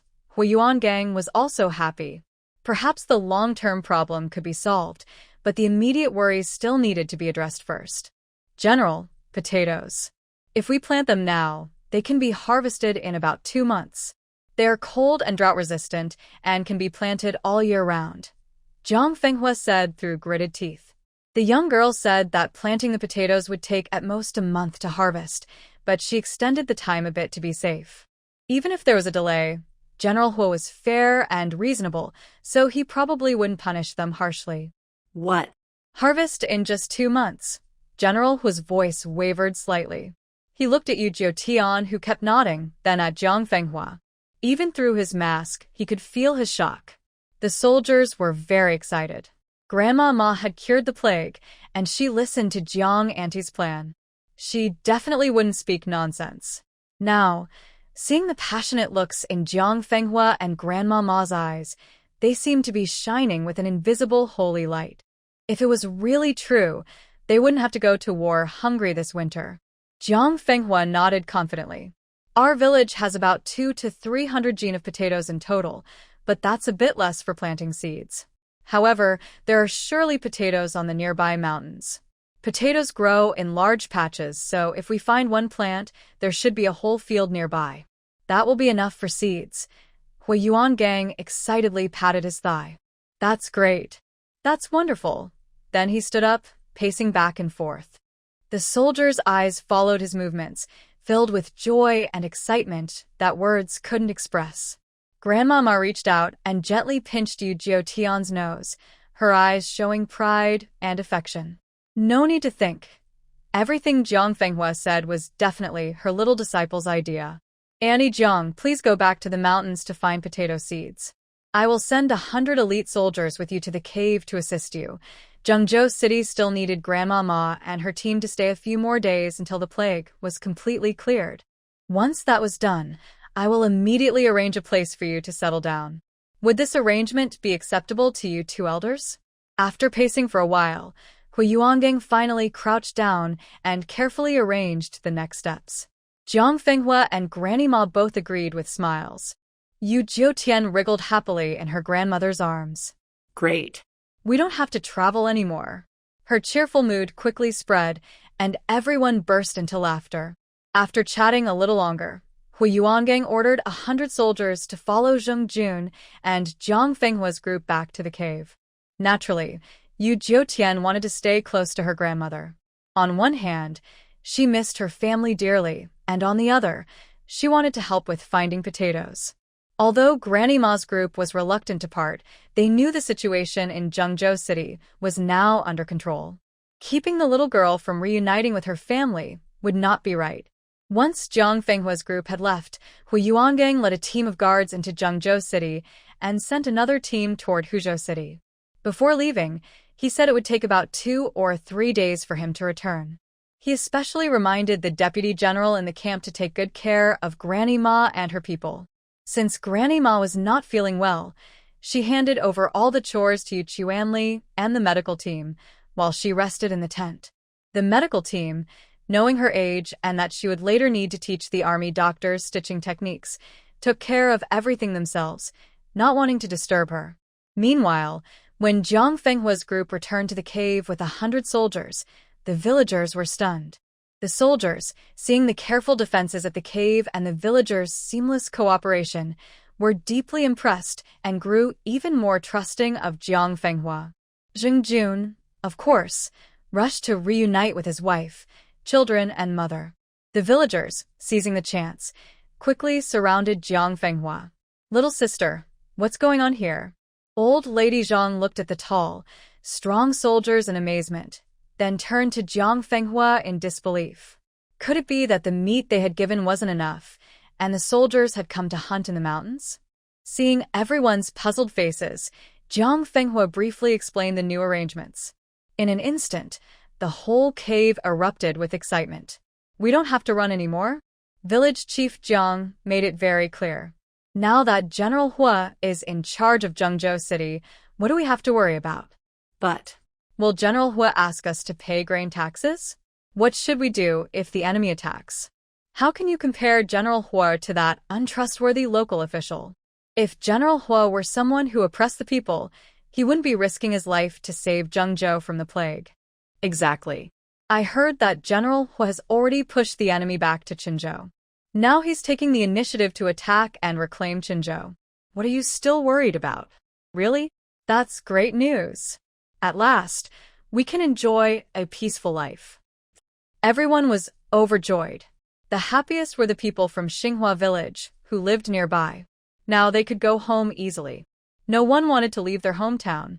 Now that the local official was gone and General Hua was a strong protector, even just a peaceful life felt like a stolen happiness. The villagers of Qixing village were also happy.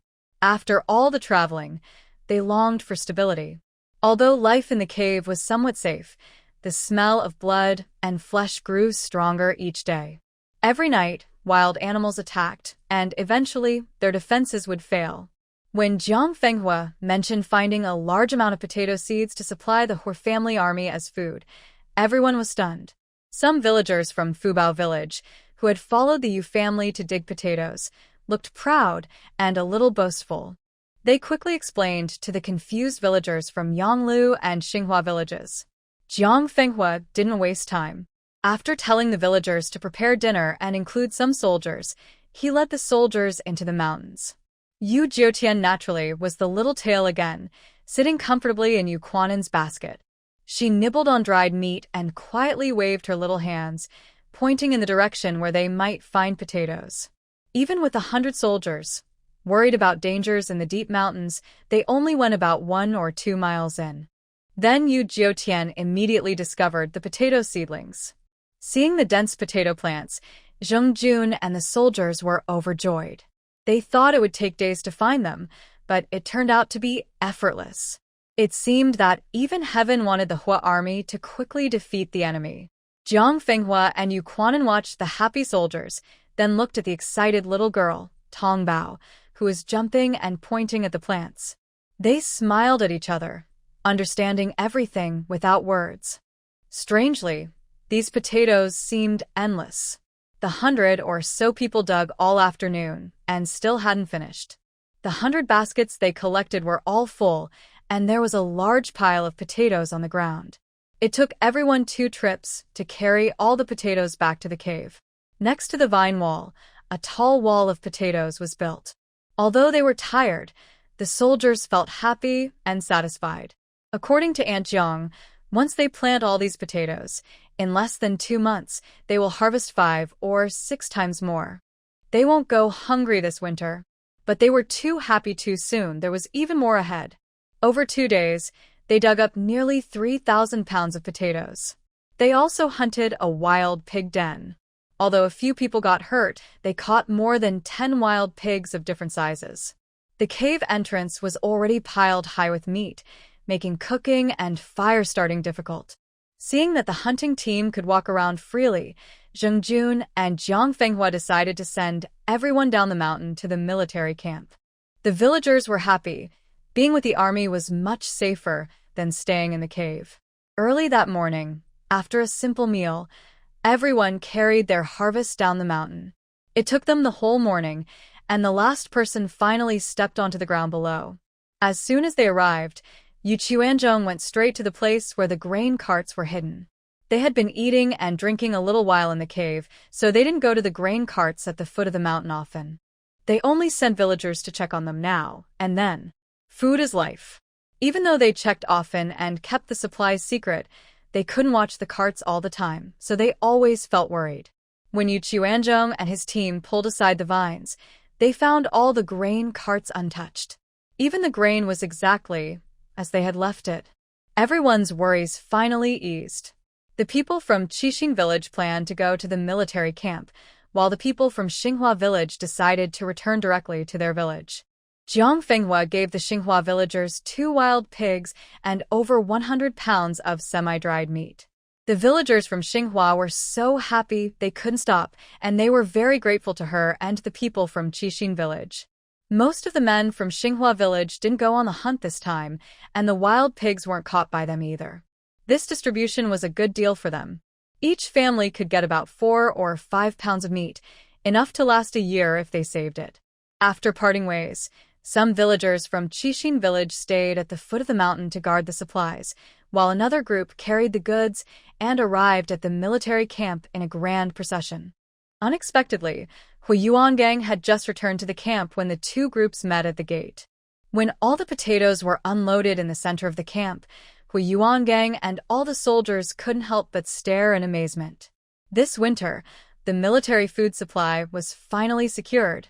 Heard that there were still 2,000 jin of potatoes waiting to be moved down from the mountain, Hui Yuangang told Jiang Fenghua to let the villagers from Qixing village rest where they were. He personally led the soldiers to carry the potatoes. Yu Jiutian immediately ran forward, hugged Granny Ma's leg, and checked her pulse. "Master, take good care of yourself. Be a good girl." After checking the pulse, Yu Jiutian's worries eased, and she looked up at Granny Ma and gave a thumbs up. Granny Ma's originally furrowed brow relaxed completely when she saw the little girl's smile. "Of course, I want to live until the day little Sweet grows up. I won't do anything reckless." Yu Jiutian giggled. "When little Sweet grows up, Master must also take good care of herself. Master and Grandma must always stay with little Sweet." Jiang Fenghua and Granny Ma exchanged a glance, their smiles tinged with a hint of sadness. Jiang Fenghua asked Grandma, "How is the plague in the city? Are the doctors okay now?" She was more eager than anyone for the plague in Zhengzhou to end quickly so things could settle down. After touching little Sweet's face, Granny Ma said in a deep voice, "The plague has been completely cleared now, and the doctors are almost fully recovered." But Dr. Huang ran away. Huh? Little Sweet clearly heard Dr. Huang say he wanted to learn medicine well from Grandma. Yu Jiutian was truly stunned. She had underestimated human shamelessness. Jiang Fenghua's expression remained calm. Although she didn't know much about Dr. Huang's character, based on the attitude at the military tent that day and the story Little Sweet told her, it wasn't surprising that Dr. Huang ran away. Someone who had been proud all their life wouldn't truly bow down to someone they once despised and looked down on. It was probably just to save his own life that Dr. Huang said those words that day. Granima smiled. Little Sweet, don't believe everything bad people say. Sweet Bao understood that he probably didn't want to pay the consultation fee. Yu Jiutian immediately became unhappy, pouting her little lips. Master really lost out by saving him. I didn't expect our Sweet Bao to be a caring little money lover who also worries about the consultation fee. Seeing the little girl looking angry, Granny Ma quickly felt less upset and comforted Yu Jiutian. Don't worry, even if he runs to the ends of the earth, he can't escape the consultation fee. Because the master has his contract, the more wealth he has, the more the master will earn from the fee. Yu Jiutian suddenly brightened up. Oh, I see. If he runs away, so be it. Otherwise, Sweet Bao would be unhappy to see him. She knew this was just to reassure her master. Inside the doctor's tent, all the doctors looked gloomy.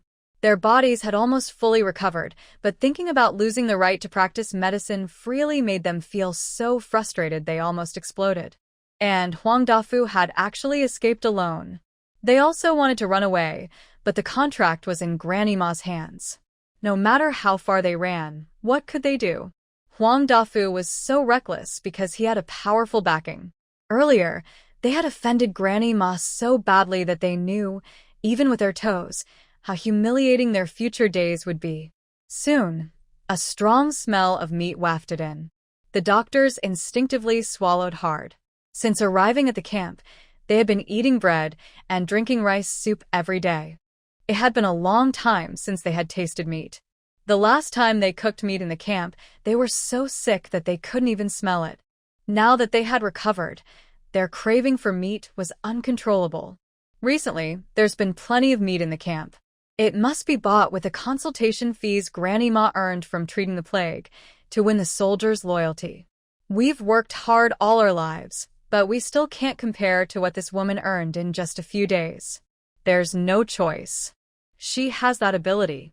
In the end, it's because we're not as skilled as her. Everyone cover your noses with something.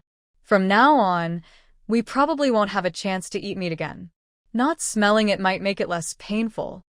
The doctors tore strips of cloth to cover their noses, each finding a corner to sit alone in sadness, quietly waiting for the meat to be finished outside so they could be served some porridge to fill their stomachs. Come, it's time to eat. A soldier carried in a food container and also held a bowl filled with many flatbreads. The doctors quietly lined up, ready to receive porridge and bread. Meat broth. The first doctor's drooping eyelids suddenly widened in surprise. Hearing his voice, all the doctors tensed up and gathered around the container. Sure enough, it was mostly meat broth, with faint pieces of meat and unknown chunks floating inside. Just looking at it made everyone's mouth water. The doctors looked at each other in confusion. How could the army be kind enough to send the meat? Could the broth be dangerous? Sir, why are we getting meat broth today? One doctor whispered. Isn't it good to have meat? The soldier stirred the broth with a large spoon, causing the meat pieces and chunks to tumble and spin. Grandma Ma said there will be many places where you'll need to work hard in the future, so they want to keep you well-fed and healthy. The doctors exchanged subtle glances, their eyes flickering with hidden anger. It was clear this wasn't a free lunch. Grandma Ma wanted to take good care of them, but also to test them. They might as well enjoy it. Knowing this, the doctors relaxed completely.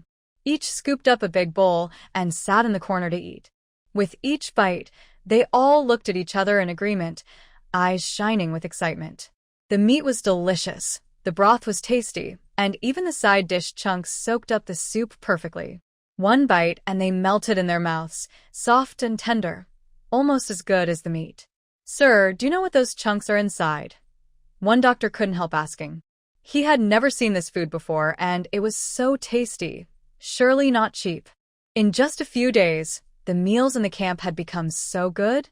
The soldier puffed up proudly. This is called potatoes. How is it? Tasty, right?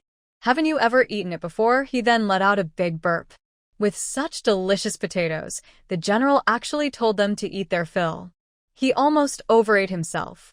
The doctors looked at each other, searching their memories, and finally confirmed they had never eaten this before. For the sake of good food, the doctors temporarily put aside their dislike for Grandma Ma and happily enjoyed the meal. During this dinner, everyone in the military camp ate happily. The soldiers felt very excited because they could now eat delicious potato dumplings whenever they wanted. The southern barbarians relied on their large numbers and plenty of supplies to keep invading our summer territory. Now that our harvest has become abundant, they will surely be cautious. After tidying up, Yujio Tian and Jiahe Jiaxing took a group of children to watch ants carrying food in the military tent. Huiyuan Gang invited Jiangfeng Hua and Grandma Ma into his tent. There are 3 villages where we can settle. After hearing Huiyuan Gang, Jiangfeng Hua and Grandma Ma were very surprised. Zhou Changsheng and Qian Jiguan looked very happy, not expecting General Hua to have already arranged places for them to stay. Huiyuan Gang nodded, sounding a bit regretful. The people in these 3 villages are the same as those in front of Zhengzhou City Gate. They all died there, not a single survivor. If I had arrived in Zhengzhou earlier, maybe they would still be alive. Now that these villages and lands are empty, if no one moves in, they will become abandoned. Tomorrow, I will take you to see the 3 villages, and you can choose where to settle. Hearing this, everyone fell silent. But this was not Huiyuangang's fault. The real culprit is the governor of Zhengzhou, who should be punished by everyone. Jiang Fenghua softly said, "General, don't be to yourself. Perhaps for them, reuniting with their families below is a blessing, and they are spared the suffering and unfairness of this world. When the time comes, please give us their household registration lists. Since we will live in their houses and use their land, it's proper to honor their spirits at home." Grandmama nodded firmly and smiled, saying, "Of course, no problem. It's just that the soldiers under your command treat me so well that if I stay any longer, I might not be able to take care of myself. Of course, we want you to be well taken care of. You and Aunt Jiang are very important to all of us." Huiyuangang's tone was firm and unquestioning. Grandmama softened her smile a little and said, "General, your broad mind and vision are truly impressive, so I dare to ask for your help." She pointed outside the camp tent and said, "I don't want to take credit. The real hero is actually Sweet Treasure. She is a blessing from heaven, gifted and kind-hearted. She can't be treated like an ordinary child. Although I am her teacher, she already shows signs of surpassing me. Having such a young student makes me more worried than happy. Most people are afraid of or dislike those who are different or extraordinary. When many people talk together, rumors spread easily. Because of her talents, Sweet Treasure might become a target, so I have tried to shield her from these honors. But I am old now, and I worry that one day I might not be able to protect her anymore. That's why I want to ask the general for a favor, hoping he can help guard her." Huiyuangang looked out and saw Yu Jiutian playing happily with a group of children. Her soft little face was bouncing with joy, full of happiness. She was like a little sun, making everyone like her at first sight. Since her contest with Dr. Wang, he had seen how talented she was. Then, when Grandmama had her extraordinary actions surprised him. Even someone used to hardships like him was amazed by her talent, not to mention ordinary people. Grandmama's worries were understandable. After a moment of silence, he nodded seriously and said, "All right, I promise. As long as I am in this position, I will protect her every day." Someone like him, who faces danger daily, can only make such a promise that is realistic. Actually, even if Grandmama hadn't asked, he would have protected this little girl. When he was in Zhengzhou City, entrusted by Grandmama, he cared for Sweet Treasure almost every day. She often touched his heart. Although she was small, in the face of the plague, she showed no fear or dislike. Instead, she was full of compassion and kindness. He often uses simple words and childlike speech to reveal secrets that adults cannot see through. This ability and kind nature will surely help him inherit Grandmama's skills and become a great healer in the future. Xia Yu needs such a doctor and a caring successor with a strong influence. Moreover, the little girl truly makes people love her. Grandmama looks grateful and says, "Thank you, General. I am alone, and my only concern is my sweet girl. Since the General has taken away my worries, I will do my best to teach her medical skills. Besides stitching, I will share all my other special techniques." Huiyuangang stands up moved and keeps saying thank you. Jiang Fenghua also feels very touched. Grandmama works so hard to plan for Sweetie, and Jiang Fenghua believes her family will respect Grandmama as a respected elder and take good care of her in her old age. Zhou Chongsheng and Qian Jizai exchange looks, each feeling a bit emotional. Sweetie is truly a little lucky star. Not to mention they all like her very much. Many of their recent safe travels are thanks to Sweetie. It was her idea to remember the plague remedy, which helped Grandmama stop the plague in Zhengzhou City. Now, with General Hua's protection, they have a safe place to settle. Because of this, they want to protect her well. The next morning, Huiyuangang takes Jiang Fenghua and others to visit the village. This time, he doesn't wait for Yu Jiutian to catch up. Instead, Jiang Fenghua suggests she go with them. Not for any special reason, but because having the little girl nearby makes her feel safe and things go smoothly. The three villages are in two directions along the main road: Dashi Village and Yangwan Village ahead, and Wushan Village behind. Huiyuan Gang has already checked the records and knows that Dashi and Yangwan villages each have their advantages. Dashi Village has the most farmland and flat terrain, making it easy to farm. If the people from Qixin Village move there, each family can get nearly 15 acres of land. Yangwan Village has fewer fields but a large lotus pond of about 10 acres, which will soon be suitable for harvesting lotus roots. It's considered the best choice. Compared to that, Wushan Village has no advantages. Its land is uneven, surrounded by slopes, and most of the village and fields are at the bottom of the hills, making it hard to enter and leave. Huiyuan Gang thinks Yangwan Village is the best, so he takes them there first. Yu Jiu Tian sat in the basket, standing on her tiptoes to look toward the village. Sure enough, a large pond and the village were close together, with a village road in between that could fit 5 or 6 people walking side by side. The pond was full of dried, drooping lotus seed pods, and the water surface was covered with decayed lotus leaves. It was clear that many lotus roots were growing beneath the pond. Originally, the village had over 100 households. The people from Qixin Village had just moved in, which seemed just right.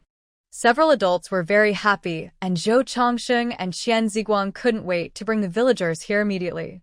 "Sweetie, what do you think of this place?"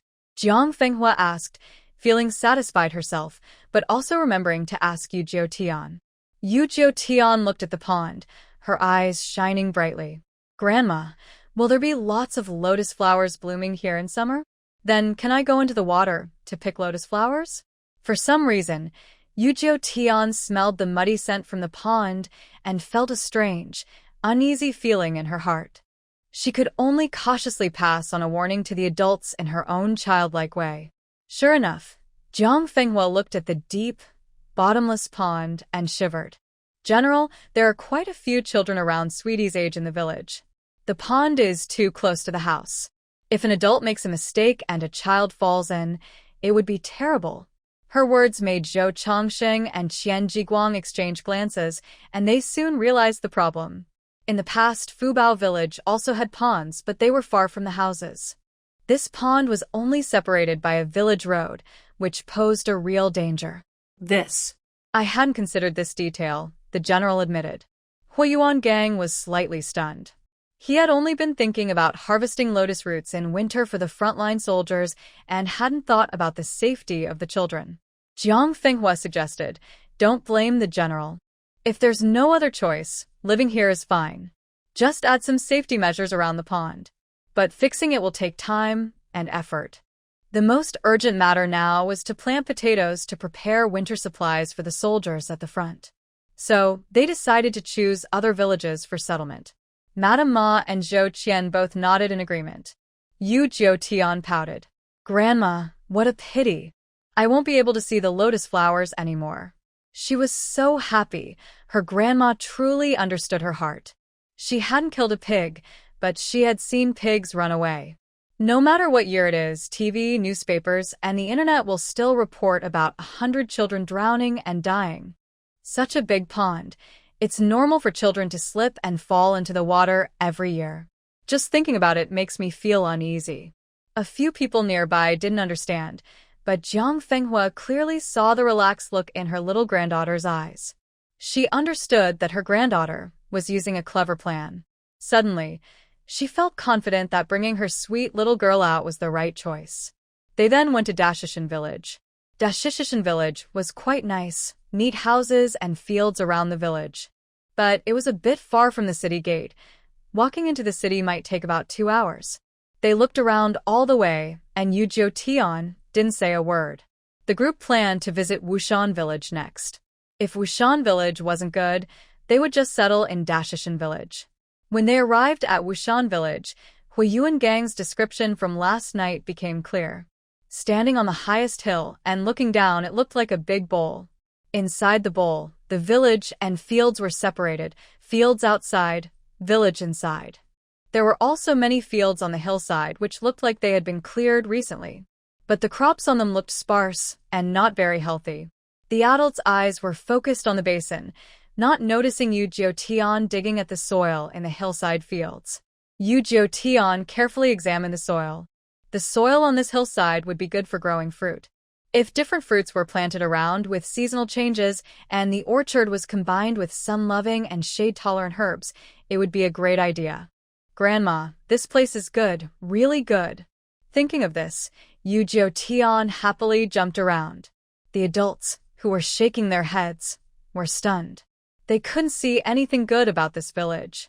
Seeing that the adults didn't like the place, Yu Jiutian got anxious. She quickly pulled her grandma and master aside and started explaining her idea. Plant fruit trees and herbs on the hillside and grow potatoes and grains in the basin, making full use of the land's natural shape. Huiyuan Gang stared at Yu Jiutian and the others without blinking. He saw that Granny Ma and Jiang Fenghua's eyes were widening and their faces becoming more serious. Suddenly, he had a thought. Could it be that all the previous ideas were thought up by this little girl? The two elders and the child discussed for a while, then finally came over and said to Huiyuan Gang, "General, then let's choose Wushan Village." Zhou Chongsheng and Qian Zhukai looked at each other in confusion. They didn't understand why they were asked to see the worst-looking village, Wushan Village, but they still trusted Jiang Fenghua and Granny Ma's decision without question. Maybe there was something special about this place that they hadn't noticed. Huiyuan Gang was a bit puzzled, but chose to respect the two elders' choice. When the group returned, it was almost evening. Everyone in the camp had already finished dinner, but the logistic soldiers had saved some food for them. Huiyuan Gang decided to have the food brought directly to his tent's table. He invited Granny Ma and others to sit around the table, eating and chatting about moving and settling down tomorrow. The Yu family and the medical team sat outside the tent, listening carefully. Everyone was excited about their new home. They had eaten most of their meal when suddenly, urgent horse hooves sounded at the camp gate. General, something bad has happened. Soon, a soldier rushed in to report. Because he was running so fast, he stumbled several times before finally entering the tent. Everyone outside the tent stood up nervously. General, a scout just reported that the medical team is arriving soon, but all the doctors are unconscious. It looks like they've been poisoned. Huiyuan Gang stood up sharply. What's going on? How could they be poisoned? Granny Ma frowned, her expression dark and unclear. The soldier quickly explained honestly. The deputies said they were fine on the way here, but about a few miles from the camp, they suddenly all got poisoned. They are almost at the camp gate now. General, saving people is the priority. Granny Ma's face hardened as she stood up to remind him. Huiyuan Gang said seriously, "We'll trouble Granny again." After speaking, he led the way quickly out of the camp, with others following closely behind. Before they reached the camp gate, a convoy of soldiers and horses stopped at the entrance. Deputy Commander Su, who shouted loudly, telling the soldiers to quickly bring the medical team down from the carriage. The camp soldiers moved fast, laying thick straw on the ground. More than 20 doctors were hurriedly carried over and laid down on the straw. All of them had their eyes closed and looked unconscious. Granny Ma and Yu Chuanli quickly went forward to check their pulses. Yu Jiutian also didn't hesitate and helped out. It was no longer a secret that she knew medical skills, and she naturally wanted to help without hiding it. After checking the pulse, Grandma Ma's face looked very unhappy, and even Yu Chuanli's expression was a bit complicated. Yu Jiutian, after seeing only 2 doctors, angrily returned to Jiang Fenghua's arms. Everyone looked at each other, unsure of what was really happening. Grandma Ma went over to Huiyuan Gang and whispered a few words in his ear. His eyes immediately turned cold. They are all carried back to the camp. Let them rest for the night and discuss it tomorrow. No one understood why. Weren't the military doctors poisoned? Was the general going to ignore it? The soldiers were even more worried. General, if the doctors are all poisoned, that's a serious matter. We should ask Grandma Ma to treat them quickly. Yes, General. If anything happens to the doctors and we get injured later, there will be no one to treat us. The soldiers were worried about the doctors because, on the battlefield, injuries are common. These doctors were forcibly taken from all over the country to the front lines by the court. If something happened to them, injured soldiers would have no one to help them in the future. Hua Yuan Gang, ignoring the soldiers' worries for the first time, coldly repeated, "Quickly carry them to the camp. No one is allowed near the camp without my order." After speaking, he turned and left. Grandma Ma and the others hurried to follow. No one dared to disobey Hua Yuan Gang. The soldiers carried the doctors into the camp and guarded it tightly. Cough, cough, those at the door, go get us some hot water to drink." The soldiers guarding the medical tent were startled when they heard the voices. They quickly lifted the tent flap.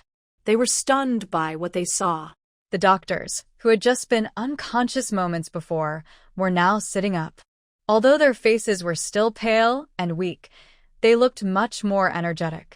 The person ordering them to get water was the head doctor of the medical team. "Why are you just standing there? Hurry up and get us some hot water." Seeing the soldiers staring blankly, the head doctor looked very displeased. The soldier's legs buckled, and he knelt down. "I dare not, sir." The general looked coldly at the scene inside the tent and said angrily, "That's enough. Get up quickly and watch over the camp properly." He didn't blame the soldier for showing submission to the military doctor. This was normal in the frontline camp. Because there were very few doctors, most of them were favored and protected by powerful officials and wealthy people. If the emperor hadn't issued strict orders, no doctor would be willing to go to the front lines and suffer hardships. Therefore, military doctors were very valuable to the army. The general had been quite tolerant of these doctors before, and the other soldiers treated them almost like elders. If anyone spoke disrespectfully or offended these doctors, it could lead to trouble if they got injured. For serious injuries, the doctors would simply say there was no hope, and the injured would have to fend for themselves. Even with minor wounds, the doctors would deliberately make the treatment painful to teach a lesson. Calling the doctors elders and the soldiers grandchildren wasn't an exaggeration. The soldiers' reaction was instinctive. Dr. C, seeing this, stood up with a stern face. "What do you mean? I travel hundreds of miles to come here, and now I can't even have a warm drink." Other doctors also stood up angrily, pointing at the general and threatening, "If you neglect us, who will treat your wounds when you get injured in the future?" The general secretly cursed these doctors in his mind, but forced a smile. The doctors misunderstood. "It's really because the general issued an order and we must show respect." General He felt sorry for the doctors.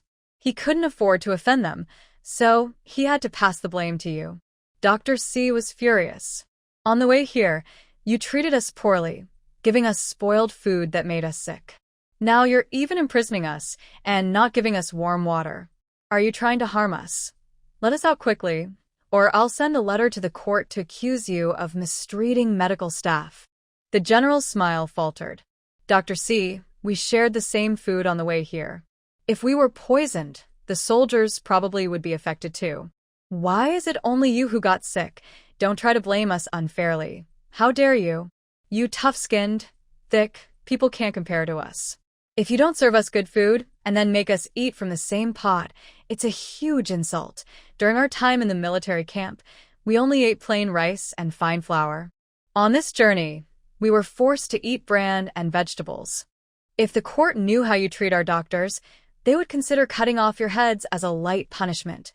When the military doctors heard about the poor treatment and food on the road, they immediately exploded in anger, pointing at the general and shouting at him. The general felt very frustrated, like a thunderstorm rumbling inside. Before the military doctors could say more, he quickly turned and left with a stern face. On the front lines, even during the hardest times, General He would eat bran and vegetables with the soldiers, but he still provided fine rice and flour to support the doctors. This time, because they were in a hurry, the doctors had to eat the same simple food as the soldiers. Unexpectedly, some people falsely accused the soldiers of poisoning the doctors to insult their care. Talking sense to these people was a waste of words. "Come back. You come back," called General He here, and let him see how his subordinates treat the doctors. See if they deserve our help to heal injuries and illnesses. Seeing the general leave without a word, the doctors became anxious. They tried to rush out of the tent to stop him, but were blocked by soldiers at the door. This made the doctors even angrier. They started insulting the soldiers more harshly, even grabbing and pinching them. The soldiers dared not fight back with weapons or hit back. They had to endure it, and soon, many cuts and bruises appeared on their faces. Suddenly, a small stone flew and hit Dr. Ci on the forehead, making him grimace in pain. All the doctors stopped and looked at the culprit. Bad guy. Let go of the soldiers. Yujio Tian angrily stepped forward, holding a small stone in her tiny hand. If you bully the soldiers again, I won't be polite. She felt so embarrassed. Shaming the word, doctor. Can these people even deserve to be called military doctors? They're just a bunch of rascals and top-level villains. Yes, let them go, or we will throw stones at you too. Behind her, Jia and Jiaxing also angrily supported her. They had a large group of children behind them, all raising stones or dirt to threaten the doctors to release the soldiers. The soldiers looked at Yu Jiutian's small, innocent face, trying to look fierce, and suddenly, their eyes turned red. Besides their fellow soldiers, they haven't felt care or support from outsiders for a long time. Grandmama and Aunt Jiang have been very kind to them. They didn't expect that this small child would step forward to protect them. Although her actions didn't do much, she was sneakily pinched a few times on her face and body. Her heartfelt bravery far outweighed the pain she felt. Where did this little brat come from? So young and already bullying elders. Just wait, I'll teach your family a lesson. Dr. C tried to rush out, but the soldiers wouldn't allow him to bully Yu Jiotian. They quickly restrained him. Dr. C, you're old. There's no need to argue with a child. Dr. C struggled, but couldn't break free. Frustrated, he kicked the soldier hard, who grunted in pain. Yu Jiotian's eyes widened with anger. Big brother and second brother hit him. Throw it accurately so you don't hurt the soldiers. Hearing this, Jiaxing hurried forward and threw stones directly at Dr. C's head. Since they were close, Dr. C couldn't dodge and was hit several times. He felt both pain and anger and could only vent his frustration on the soldiers. Seeing Dr. C being bullied by a few mischievous children, the other medics couldn't stand it. They cheered and started fighting back, hitting and kicking the soldiers. Big brothers and sisters helped the soldiers. Yu Jiotian shouted and led the charge, hugging Dr. C's leg and biting him fiercely on the leg with her little tiger teeth. Dr. C was in pain and kicked her away. Ouch. Tian Bao's bottom hurt so much. Yu Jiotian was thrown to the ground and started crying with her little mouth pouting. Wah wah. Tian Bao's bottom hurts so much. Seeing their favorite little sister being hurt, the other children rushed forward, throwing stones fiercely at the soldiers. The soldiers were both surprised and moved. Afraid the children would get hurt again, they ignored offending the medics and quickly pushed the medics to the ground. One soldier hurried over to pick up Yu Jiotian and comfort her. Don't cry, don't cry. Yu Jiotian looked at his face, which was scratched and bruised, and cried even harder. Wah wah. Uncle, you must be hurting even more than Tian Bao. Tian Bao will call for you. After saying this, she snorted and spat saliva and tears all over the soldier's face. The young soldier didn't dislike it at all. Instead, his eyes turned red, and his heart softened. Don't cry, don't cry. Uncle isn't hurt. It doesn't hurt at all. Yu Jiotian saw herself drooling on the person's face and felt very embarrassed. She waved her sleeve and wiped randomly. The little soldier smiled and comforted her. Little treasure, it's okay, it's okay. The military doctors couldn't move but still threatened. You all have such boldness. Daring to. Suddenly, there was a loud slap. Before the doctors could finish speaking, the children's hands reached out, slapping and scratching, quickly leaving marks on their faces. Seeing this, Yu Jiotian became very happy and clapped her hands, cheering. Brother Qing is so amazing, so impressive. After Qingzi received praise from the little girl, others also didn't want to fall behind. They started scratching the doctors' mouths. Some mischievous children even grabbed dirt and stuffed it into the doctors' mouths and noses. After all the fuss, the doctors finally shut their mouths, avoiding further insults and not daring to scold anymore. They were used to insulting soldiers and knew these soldiers depended on them for treatment, so they wouldn't fight back. But now they were facing unruly children. The more they talked, the more trouble they got into. They could only hold back for now, waiting for General Hui to arrive and teach these naughty kids and ungrateful soldiers a lesson. Meanwhile, in the military tent next door, Hui Yuangang and Jiang Fenghua, along with Ma Papa, were watching from afar. They had been discussing the military doctors inside Hui Yuangang's tent. When Ma Papa, looking upset, said the doctors weren't poisoned but pretending, everyone found it hard to believe. Then Hui Yuangang explained what the doctors had been doing on the front line, and Ma Papa was so angry she pounded the table. Soon after, Deputy General Su, who entered with a dark face. He had just relayed part of the doctor's situation when Yu Jiutian's voice was heard outside. The group hurried out and saw Yu Jiutian leading a group of children, venting their anger on the soldiers. When Dr. Cici was kicked out, Zhang Fenghua wanted to rush over in concern, but the soldiers were faster. They clumsily comforted their little granddaughter.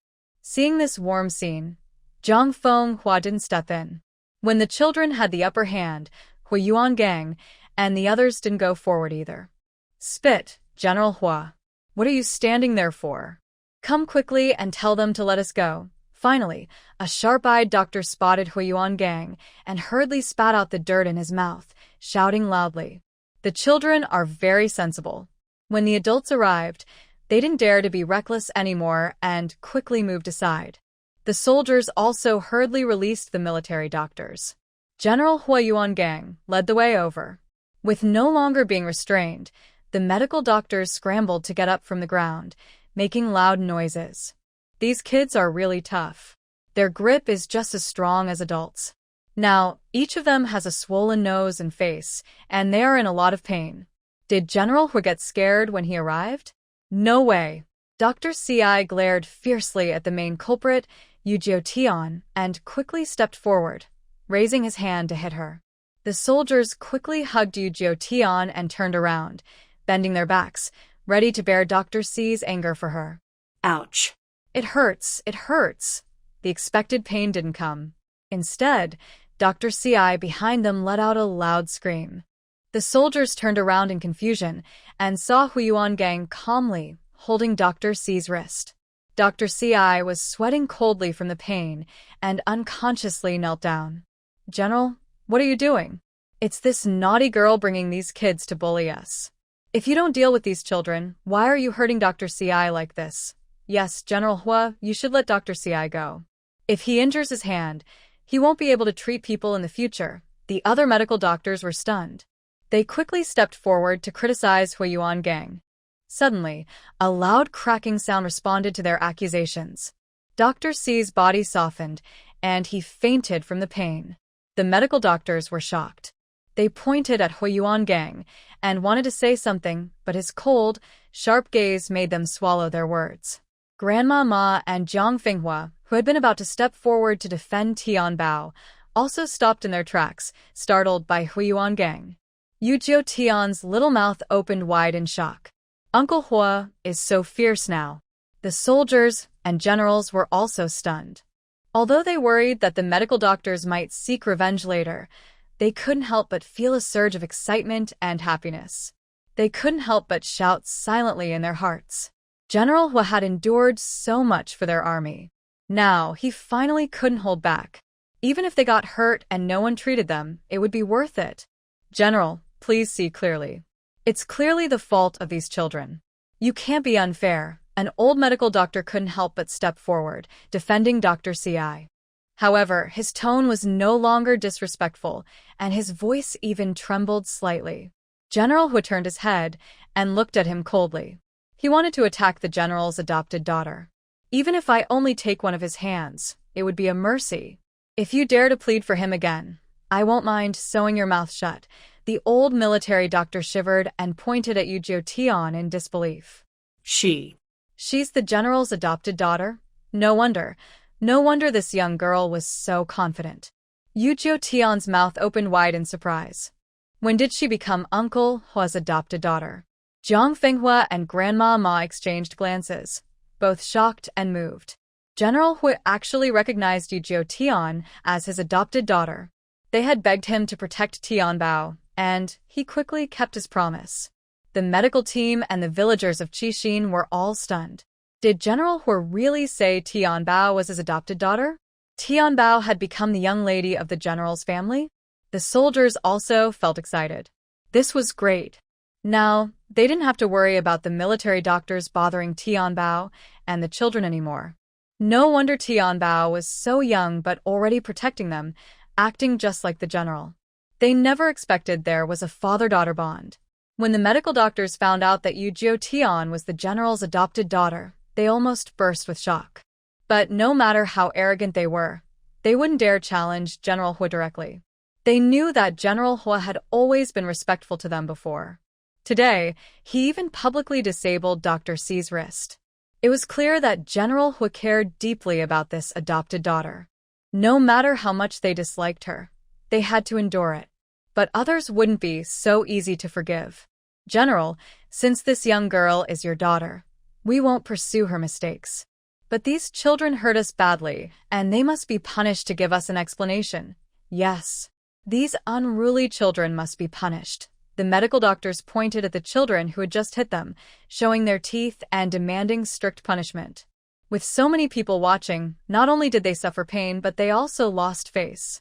They couldn't let this go without making amends. A group of children looked frightened under the stern gazes of the doctors, their eyes darting away as they looked to their guardians. The children's parents were anxious and quickly went to stand beside their children to comfort them. But inside, they were very worried. What if these military doctors refuse to back down?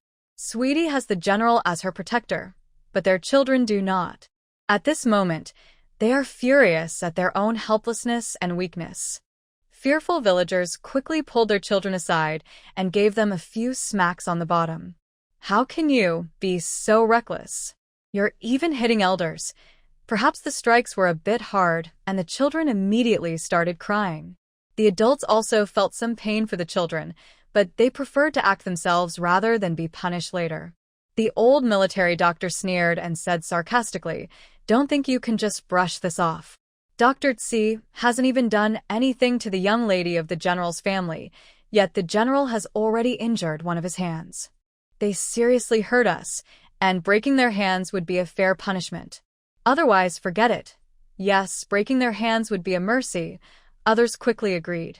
Hearing this, the children were terrified, and the adults looked worried and scared. They were about to ruin their children. Breaking both of a child's hands just like that? Are you members of the royal family? How can you be so bold? Hu Yuan was about to step forward, but Grandma Ma calmly stepped in to stop him.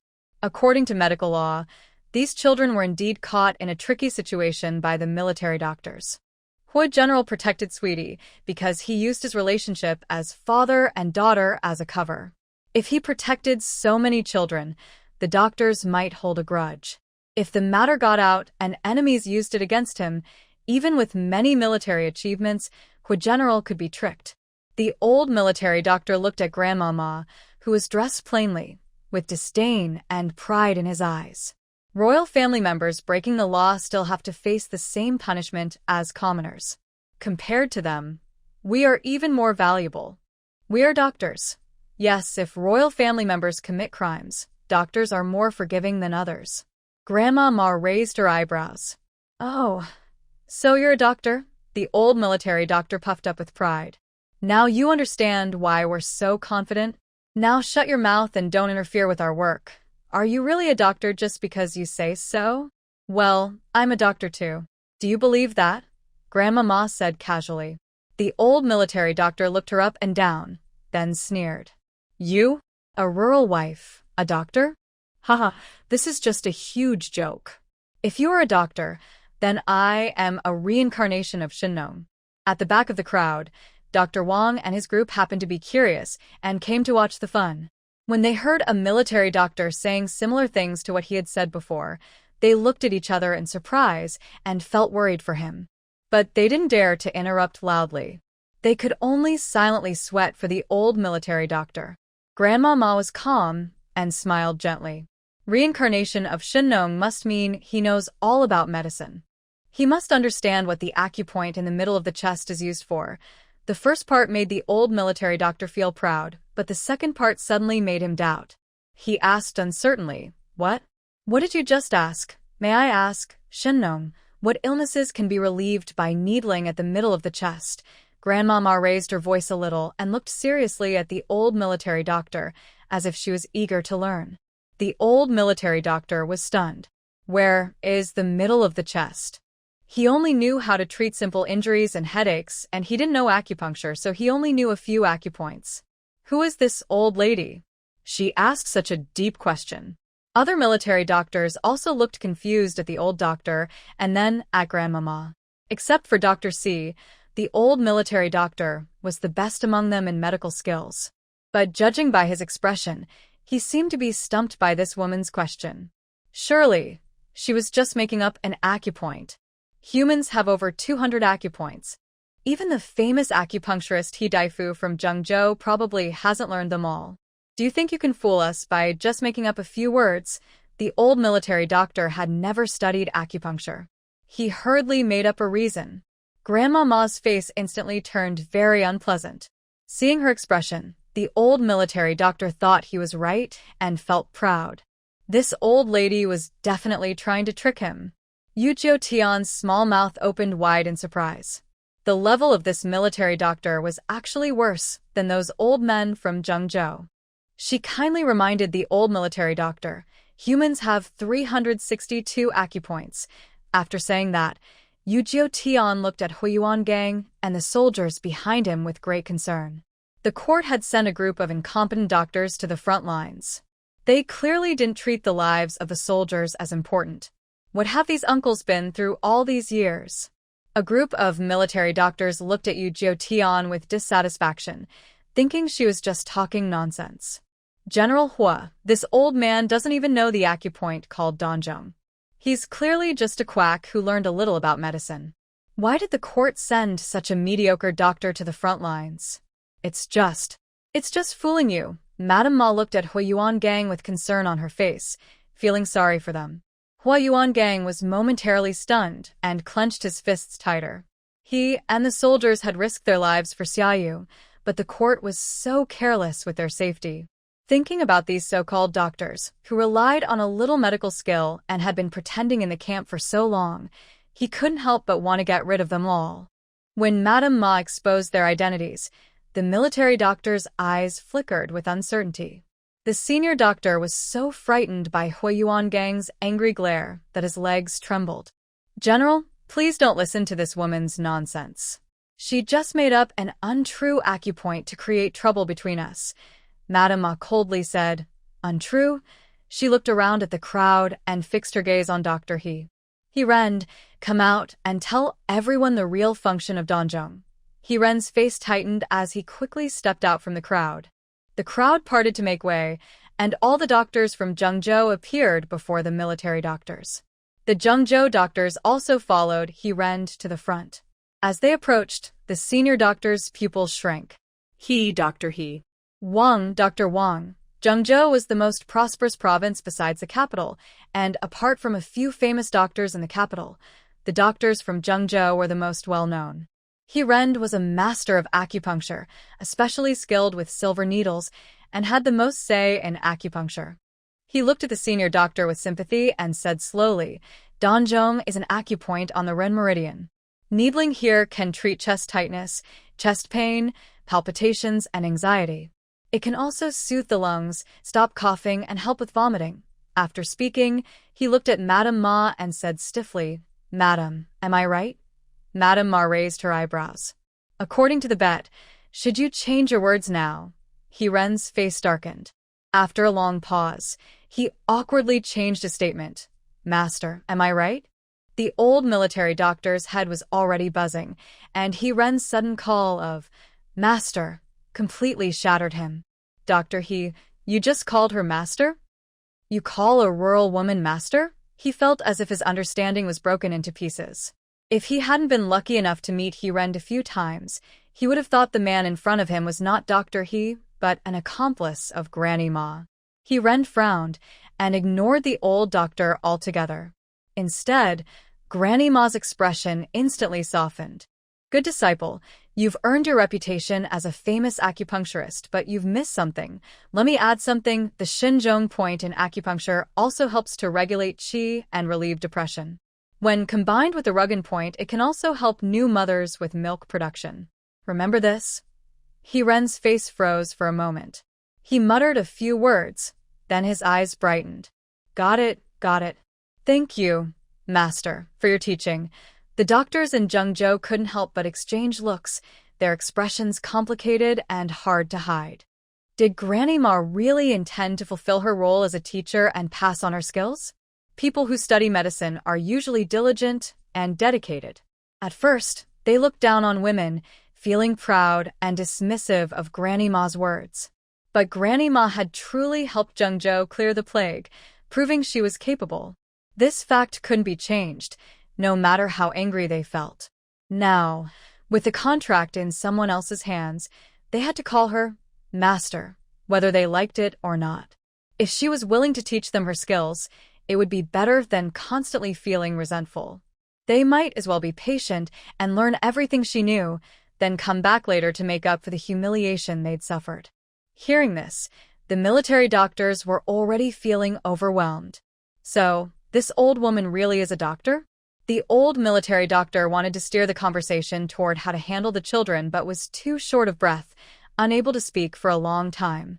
I see that you all are full of energy and show no signs of poisoning. Your medical skills are not good enough, and yet you dare to deceive and hide the truth. How arrogant. Bring them down and give each of them 10 military lashes, he ordered coldly. Before the doctors could react, Huiyuan Gang had already given the order. Soldiers quickly stepped forward to arrest the doctors, who immediately panicked. General, we dare not deceive the troops. It is true that our subordinates ate some spoiled food, which caused us to be poisoned. We just rested for a moment and have now recovered. Yes, General, we were already weakened by the poison. The 10 military sticks could have taken our lives. If you hurt us all, who will treat and heal the soldiers in the future? Now, Huiyuan Gang looked like a dragon touched on its reverse scale. The military doctors were angry inside, but dared not speak disrespectfully. They could only try to persuade him with reason and emotion, pointing out his weakness. They knew that the Huijia army was Huiyuan Gang's weakness. Su Hu stood up and cupped his fists to Huiyuan Gang. General, these people don't treat us like humans. If they were good at medicine, we might tolerate it and survive. But now we know they are just some wandering doctors and they might kill us anytime. Instead of being their pawns, it's better to fight bravely and die on the battlefield. At least we can leave some dignity behind. Please don't be soft on us, General. After he finished speaking, all the soldiers knelt down. Please, General, handle this. Huiyuan Gang nodded. You've suffered enough. Come here, bring the military sticks. Punish them on the spot. He wanted the Huijia army to see the military doctors being punished. Only then could they slightly ease the previous grievances and frustrations. Following Huiyuan Gang's order, the soldiers no longer hesitated. They quickly pressed the doctors to the ground and used all their strength to hit them with the sticks. The doctors screamed in pain, and everyone felt a great sense of relief. The doctors from Zhengzhou City looked increasingly serious. It seemed that the medical system in Xiaoyu was about to change. After the punishment, the soldiers carried the doctors into the military tent. Granny Ma still sent a medical team to treat their wounds simply. Not for anything else, although they only knew some basic medical skills, they had been on the front line for a few years. With training, they could still be useful. Once the crowd dispersed a bit, Huiyuan Gang took the remaining sweet treat from the soldier and invited Granny Ma and Jiang Fenghua into the tent. Aunt Jiang, Granny, I apologize for acting rashly earlier and accepting Sweet Treasure as my goddaughter without discussing it with you first. Jiang Fenghua sincerely said, we all understand the General's feelings. There's no time to feel grateful, so how could we blame you? Sweet Treasure being the General's adopted daughter is her good fortune. After speaking, she looked at Yu Tian with a smile and asked, Sweet Treasure, would you like to become General Hui's adopted daughter? Huiyuan Gang turned his head and looked at Yu Tian without blinking, feeling a little nervous inside. Since agreeing to Grandma Ma, he had unconsciously thought about making Sweet Treasure his adopted daughter. It was just a natural choice earlier. But just now, when he broke Dr. C's wrist, he could feel Sweet Treasure's fear. Would she agree? Yu Tian looked at her eager grandmother and master, then turned to Huiyuan Gang. His face was covered with a silver mask, only revealing deep eyes. Right now, those eyes looked gentle, with a hint of nervousness. Uncle Hua, if Sweet Treasure makes a mistake, will you break her hand? Yu Tian asked carefully and seriously. She wasn't afraid of Huiyuan Gang, but children are naturally scared of such things. Huiyuan Gang was stunned for a moment, then his voice softened a bit. Sweet Treasure, don't be afraid. Dr. C's behavior was too harsh, which is why I acted like this. Usually, I wouldn't be so stern. If you become my adopted daughter, I will take good care of you and love you. If you truly make a mistake, I won't hide it from you, but we will face the punishment together. Would you still like to be my adopted daughter? Grandma Ma and Jiang Fenghua exchanged glances, feeling both respectful and reassured. They looked at Yu Tian with full anticipation. Yu Tian tilted her head and thought for a while, then finally smiled with her little tiger teeth showing. Uncle Hua is as impressive as my big brother. Sweet Treasure wants to be Uncle Hua's adopted daughter. After saying that, she looked at Jiang Fenghua. Grandma, that's wonderful. From now on, Sweet Treasure will have a father too. Huiyuan Gang felt relieved, then was slightly stunned, looking at Jiang Fenghua with doubt. Sweet Treasure. Doesn't she have a father? Jiang Fenghua's eyes were slightly moist. She calmly said, Sweet Treasure's parents have passed away. Her family is gone. Before she was 3.5, she suffered a lot. Luckily, we found her again. Now she has General Hua as her adoptive father, which is enough. She didn't want to mention her family to avoid making Sweet Treasure sad. Huiyuan Gang didn't ask further and simply held Yu Tian tightly. From now on, he would protect her, not only because she was his adopted daughter, but also because she might be the one to change the roots of the medical world in Xiaoyu. He ordered the soldiers to bring the entire Yu family and serve them a simple cup of tea. Under the watchful eyes of Granny Ma and the Yu family, Yu Tian respectfully bowed and offered tea to Huiyuan Gang, showing proper manners and respect. After completing the formalities between the adoptive father and daughter, the military tent was buzzing with excitement. The Yu family was thrilled, but their excitement couldn't compare to that of the Hua family soldiers. General Hua and the Yu family had become like one family, which was a great thing both publicly and privately. Privately, everyone in the Yu family and Granny Ma were kind-hearted and good people. The villagers of Chichi village also had good morals. Publicly, the Yu family could grow high-yield crops, and Granny Ma was a skilled doctor. Both were very helpful for the ongoing war efforts. Because of this, when General Hua led them into battle, they had strong support behind them. Defeating the enemy would only be a matter of time. Be gentle. Ouch. It hurts. It hurts. Inside the medical tents, the doctors were crying out in pain, but the young men they were treating paid no attention and didn't hold back. General Hua had secretly warned them that these doctors often took revenge and that if a soldier offended them, they would make sure he paid the price when treating his injuries. This time, they wanted to let the doctors experience what it felt like to be hurt and mistreated. They applied pressure when wiping blood, tightened and loosened bandages, and kept fussing over the wounds. After several rounds of this, all the medical staff were crying out for the young men to show mercy. Outside, the soldiers listened happily and occasionally came in to ask if the boys needed help. What should have been a simple tea break to prepare the medicine turned into a half-hour ordeal. When the boys left, the medical staff looked at each other with worried expressions, sensing a crisis. The oldest of these boys was only 16 or 17, yet each of them knew medical skills. Could it be that they had been in the military camp for years, and the outside world had changed so much? Dr. Xiaoyu seemed to be emerging like mushrooms after rain. Over 30 doctors in such a small camp. And they were all just kids. No wonder General Hua had suddenly turned against them. He must have felt confident and no longer needed their help, which explained the drastic change. This time, The general gathered them in Zhengzhou City. Surely, he didn't want to settle old scores from the past, did he? Indeed, that night, when they needed to get up, no matter how politely they asked, the soldiers remained unmoved, like doorposts. They could only support each other to handle their needs. When they were thirsty and wanted water, no one paid attention. The huge difference between then and now left the military doctors completely confused, scared, and regretful. Before, they relied on the fact that Dr. Xiaoyu was young, and no one wanted to join the military camp.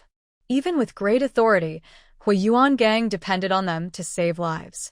But now, it seems Huiyuan Gang had gathered many doctors and even recruited doctors from Zhengzhou into his team. Their medical skills were far inferior to these new doctors, so they naturally lost their advantage. Remember, the higher the mountain and the farther the emperor, the bigger Huiyuan Gang's influence in this region. They had been powerful in the camp for a long time, but anyone would want revenge if they were wronged. If they wanted Huiyuan Gang to keep using them, they had to prove they were valuable. The anxious night finally passed. Outside the military tent, the smell of food was tempting. The doctors were starving but dared not ask for food. After waiting a long time, a soldier finally brought in some rice soup and a bowl of coarse flour cakes. In the past, the doctors wouldn't have eaten or would have scolded the soldiers. But now, times had changed. Not knowing if they would get another meal, everyone silently ate their food quickly. Outside, the people of Qixin village were packing up to move in. Everyone, adults and children alike, looked happy. Because moving was complicated, Jiang Fenghua decided to let Yu Jiutian stay in the camp. Once everything was packed and ready, she would come back to pick her up. With Granny Ma there and Huiyuan Gang as her adoptive father, the Yu family felt reassured. Huiyuan Gang arranged for 500 soldiers to help Qixin village move. Soon, a large team set off toward Wushan village. Huiyuan Gang held Yu Jiutian in his arms and watched the procession until it became a tiny in the distance. Only then did he return to the military tent. Also accompanying them was Granny Ma. Father, Tianbao wants to go play with the soldier brother from yesterday. Yu Jiutian knew the two adults needed to discuss something, so she politely asked to go play. Huiyuan Gang looked gentle and said, "Go ahead, just don't run outside the military camp." Yu Jiutian nodded obediently and jumped out happily. Huiyuan Gang's expression became serious again. "Mother-in-law, I think these military doctors are not capable." He had already sensed that their medical skills were not very good. Whenever there was heavy bleeding, they would just give up and declare the patient dead, even worse than the children in the medical team. It turned out they were just a bunch of quack doctors, probably sent by officials from different places to fool the court and sneak into the army. Their shallow medical skills make it almost impossible for Ma Papa to teach them suturing techniques. Ma Popo shook her head gently. That's not entirely true. Checking the pulse and diagnosing requires solid skills, but suturing can be learned from scratch. Think about my children, they learned it not long ago and are now quite skilled. Although their medical skills are not high, they have seen life and death on the front lines for years. Their courage is definitely better than my disciples. As long as they are willing to study hard and use what they learn to help the soldiers, I believe I can teach them. I just worry they will still act arrogantly. I really don't want to teach them real skills. Mother-in-law is right. As long as they are useful, that's enough. As for their arrogance, I will find a way to put them in their place, Huiyuan Gang said confidently.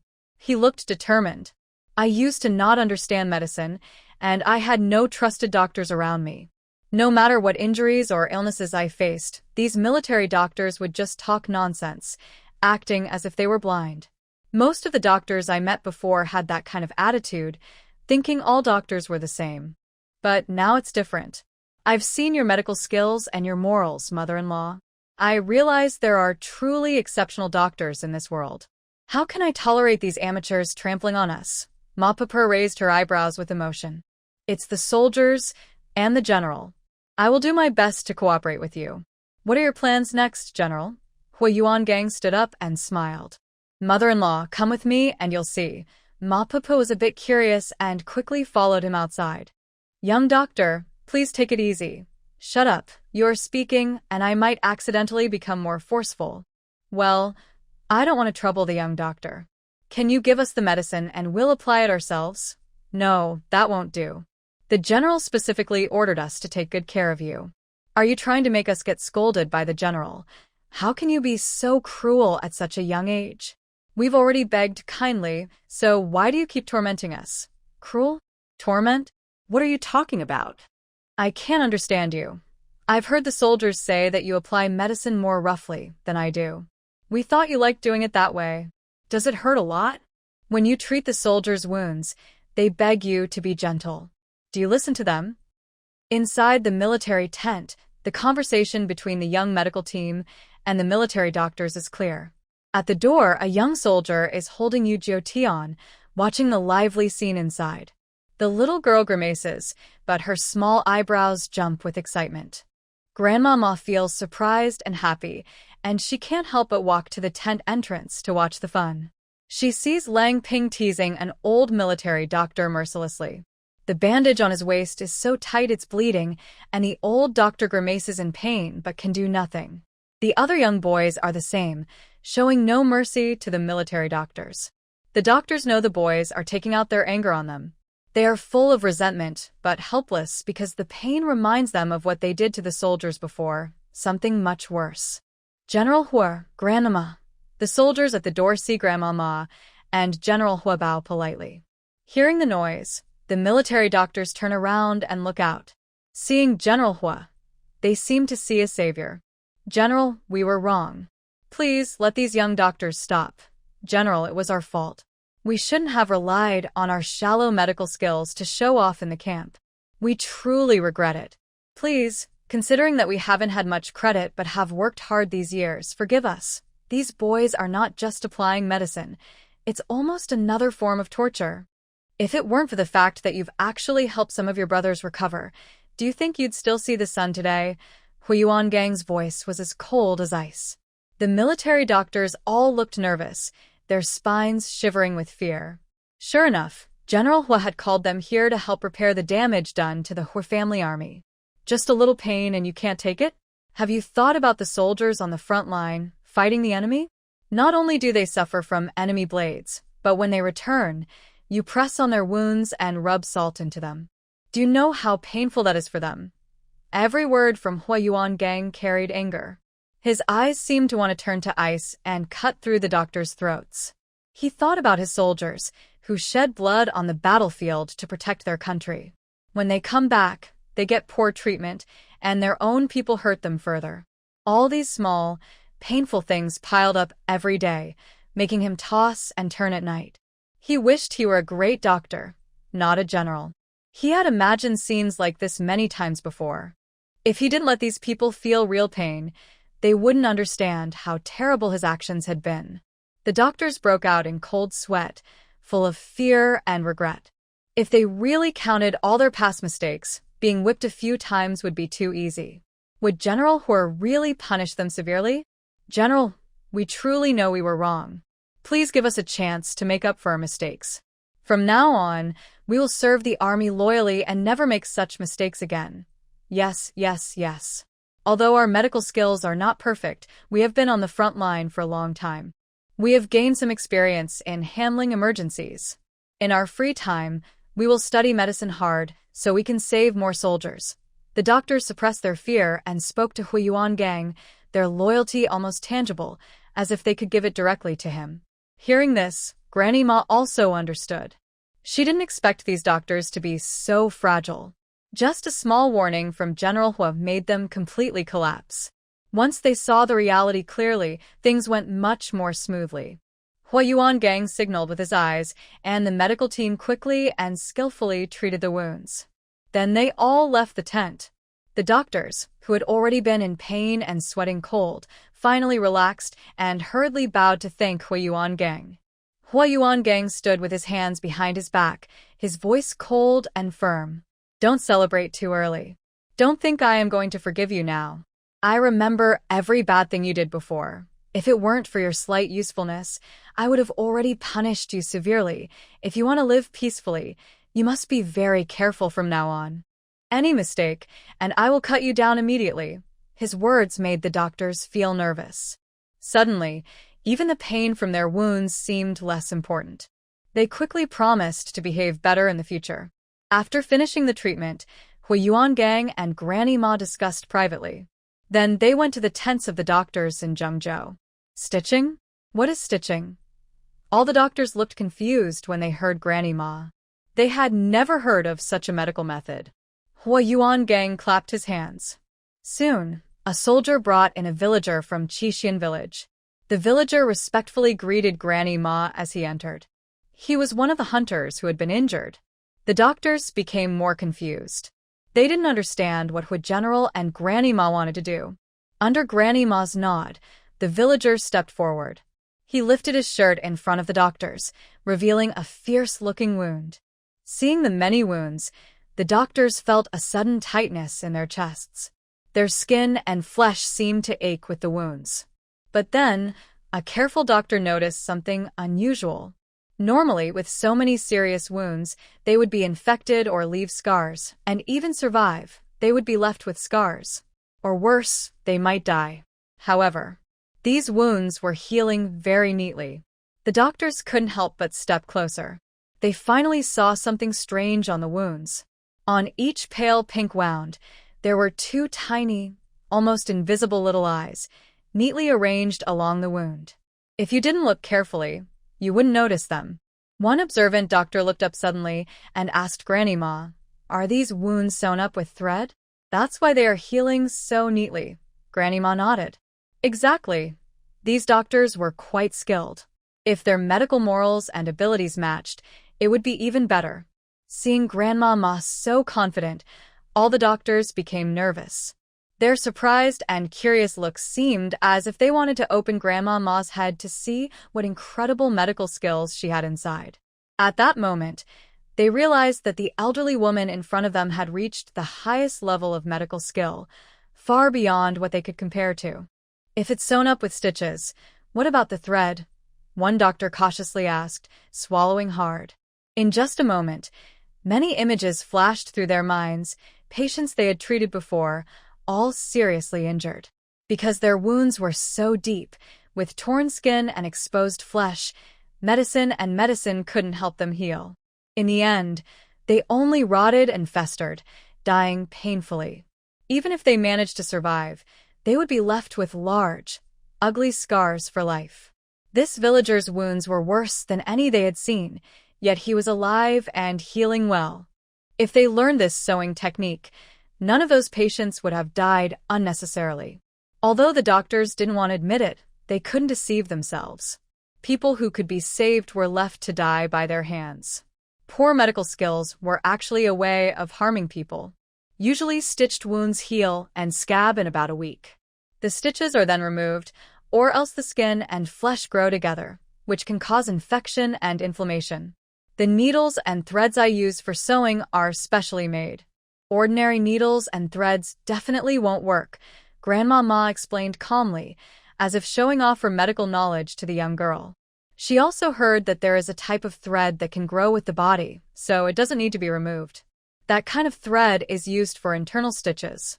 She wondered when she could practice sewing internal organs with that thread herself. She saw the girl sew up several layers for a woman giving birth that day. The girl was small and short, but she managed perfectly. Grandma Ma believed she could do the same. The doctors looked at each other, whispering in surprise. Their gazes at Grandma Ma changed from resentment to admiration and respect. First the plague, now the sewing technique. Regardless of anything else, these two skills alone made her the best doctor in Xiaoyu. Master, you truly are a divine healer.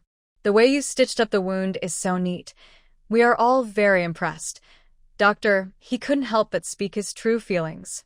Yesterday, Granny Ma had just taught him some acupuncture techniques, and today he saw skills he had never seen before. If calling Granny Ma Master yesterday was out of necessity, today that name was spoken with genuine respect. Granny Ma smiled slightly. He didn't sew up his wound. Her words caused the doctors to be stunned again. Could there be another expert besides Granny Ma in the military camp? Seeing their confusion, Granny Ma called out, "Sweet treasure, come here to see your master." Yu Tian, who was happily playing stone catching with a little soldier, looked up blankly. Her small, white face had a few smudges of dirt. "Master, what's the matter?" "I'm having so much fun." Granny Ma helplessly beckoned her over. "Come and see the wound you stitched." Hearing this, Yu Tian quickly stood up. She ran over anxiously and asked, "Master, is it an uncle's wound that got infected?" "It shouldn't be. With her skills and the anti-inflammatory medicine, it should have healed by now." The doctors watched the little girl, covered in dust, stumble into the tent with wide eyes and a round mouth. "Uncle Taijun, let Sweet Treasure see her wound." "What's wrong?" Yu Tian struggled to lift her head in front of the villagers, her face full of worry. Taijun chuckled and quickly pulled aside his clothes. "Sweet Treasure, the wound I stitched up is healing well." "I'm fine." Yu Tian's face relaxed, and she let out a breath. That scared me to death. She thought her skills might have become worse. Then she pouted at Granny Ma. "Master, you're mean. You didn't tell Sweet Treasure clearly, so I was worried." With a stomp of her little foot, she turned her back to Granny Ma, angry. Seeing how responsible this small girl was despite her young age, Huiyuan Gang couldn't help but smile. He reached out and gently picked her up, comforting her. "It's because Sweet Treasure cares so much about her wound that she got worried." Before Granny Ma finished explaining. "You can't blame her." Granny Ma also nodded with a smile. "Master called you over to praise you. Your stitching skills are much better than your junior brothers and sisters. The wound is neat, and it's healing very well." Yu Tian originally tried to keep a serious expression, but she couldn't help but smile. She quickly covered her small mouth with her hand, her big eyes showing a mix of shyness and pride. "Master, if you praise Tianbao like that, Tianbao will be proud." Although Huiyuan Gang had prepared himself mentally, he was still deeply shocked. Such a young child. Many can't even hold chopsticks properly. Yet Tianbao can sew? He thought having Tianbao as his adopted daughter was a blessing, but now he felt that being her adoptive father was a bit of an overreach. The three big doctors from Zhengzhou looked at each other with exaggerated surprise, each feeling like a storm was raging inside. The wound of this villager was sewn up by a little girl? It was truly astonishing. Yu Tian looked at their wide-open mouths, feeling a bit mischievous and wanting to put a light bulb inside. Hee. Sewing skills are not very hard. All my apprentices can do it, but Tianbao is the best. Madame Ma casually dropped another surprise. The doctor's jaws nearly dislocated. All of those young men could sew too? There was a loud rumble in their hearts, as if something had collapsed. It was their understanding, their prejudice, and their long-held belief that they were exceptionally skilled. "Master, please accept your disciple's bow." Doctor He suddenly lost his balance and knelt down sincerely. Soon after, the other doctors also knelt down in a scattered manner. "Master, please accept your disciple's bows. Please teach us sewing techniques." Seeing this, the villagers quickly moved aside outside the military tent. Yu Tian happily hugged Huiyuan Gang's neck, twisting and turning. "Daddy," they bowed to the master. "Does that mean Tianbao is now their senior sister?" Huiyuan Gang suppressed his inner chaos and pride, nodding heavily. "You are Granny's official disciple. If they want to call Madame Ma their teacher, they will naturally call you senior sister." "Wow, this is so great. Tianbao can be their senior sister now." Yu Tian was overjoyed, bouncing happily. Huiyuan Gang quickly protected her back, worried she might fall backward. The kneeling doctors were filled with worry and confusion. They were afraid that Madame Ma, because of their previous disagreement, would refuse to teach them. And they felt confused. At their age, they were about to respect a young girl as their senior sister. But then he thought again, Grandma Ma probably has more skills they haven't seen before. The young girl, besides being young, is better at medicine than they are. As long as she learns her skills well, calling her senior sister is also possible. Grandma Ma slightly raised her chin, her voice serious and commanding. "Earlier, I made you sign a bet and a contract. Do you still hold any resentment in your hearts? If there is still anger or resentment, I, your elder, will not teach you any skills." The saying, raising a tiger is asking for trouble, is something I understand well. The doctors were shocked to hear this and lowered their bodies even more. Dr. He carefully said, Master, it was our fault for being blind and biased before. But after you cured the plague and saved our lives, all our prejudice and resentment disappeared. Today, you made us see how shallow and ignorant we are. I have decided to change my ways and learn medicine and how to be a good person from you. Please give us a chance. I am willing to give all I have. They used to respect Dr. Huang as their leader because he was the most skilled among them. But Dr. Huang never shared his skills with them, probably worried that teaching apprentices might threaten his own livelihood. Grandma Ma's medical skills are clearly far better than Dr. Huang's. Since there's no longer a chance to make money, it's better to focus on improving her medical skills. Good. As long as you have no bias and maintain proper medical ethics, I will teach you everything I know, Grandma Ma said firmly. She looked at them briefly and said with conviction, Really? You will teach us suturing too? The doctors exclaimed happily. Grandma Ma smiled. Of course. I wouldn't deceive you. But I have conditions. The doctors' hearts tightened. Could it be that Grandma Ma wants them to use their remaining 2/10 of their wealth as a fee? After experiencing life and death and seeing Grandma Ma's skills, they weren't reluctant to part with that money. It's just that they still have families to support and they need to leave some money for their loved ones. Seeing the doctors look so nervous, Granny Ma didn't hide anything. She said, You saw yesterday that the Hua army is on the front line defending the country, but the military doctors who save lives are not skilled or virtuous. If it weren't for the Hua army, Zhengzhou wouldn't escape this plague, and Xiaoyu would be in great danger. Without Xiaoyu, no matter how good our medical skills are, what use would they be? So my condition is this. Including your wife, all of you will be divided into 3 groups, taking turns to go to the front line to lead the military doctors in saving lives. When they heard this, all the doctors were stunned. Going to the front line was something they would never have agreed to before. That's why only these wandering doctors were sent there. Actually, now they also didn't want to go. The front line is very hard, full of danger and smoke, and one mistake could be deadly. But Granny Ma made a good point. Xiaoyu no longer has capable generals, and the army is getting weaker. Without military doctors, even if Hui Yuangang is very talented, he can't resist the iron cavalry of the southern barbarians. When the nest is broken, how can there be eggs intact? After all, those military doctors can't compare to your medical skills. I have discussed with General Hua. Besides your regular salary from the court, the army will give you extra rewards. I will give most of your assets, about 80%, to General Hua. As long as each of you stays in the army for 3 years, all that will be returned to you. Besides, the Hua army will also give each of you an extra 2,000 taels of silver annually, and they will also request merit from the court for you. Your assets and honor will be preserved. Granny Ma knew their thoughts well and spoke confidently about the generous conditions. Hua Yuangang added, You don't need to worry about safety. Even if I only have 1 soldier left in the Hua army, I will protect your safety. But if you and those military doctors cause trouble for my soldiers, I won't show mercy. The doctors' faces changed from hesitation to shock. Granny Ma had a contract in hand, so forcing them to go to the front line was justifiable. But instead of forcing them, she treated them with respect and offered such generous conditions. Not only will they get back most of their assets, but they will also receive an extra 2,000 taels of silver each year. The court salary for military doctors is also good, and they can learn medical skills from Granny Ma. This is great news for them now.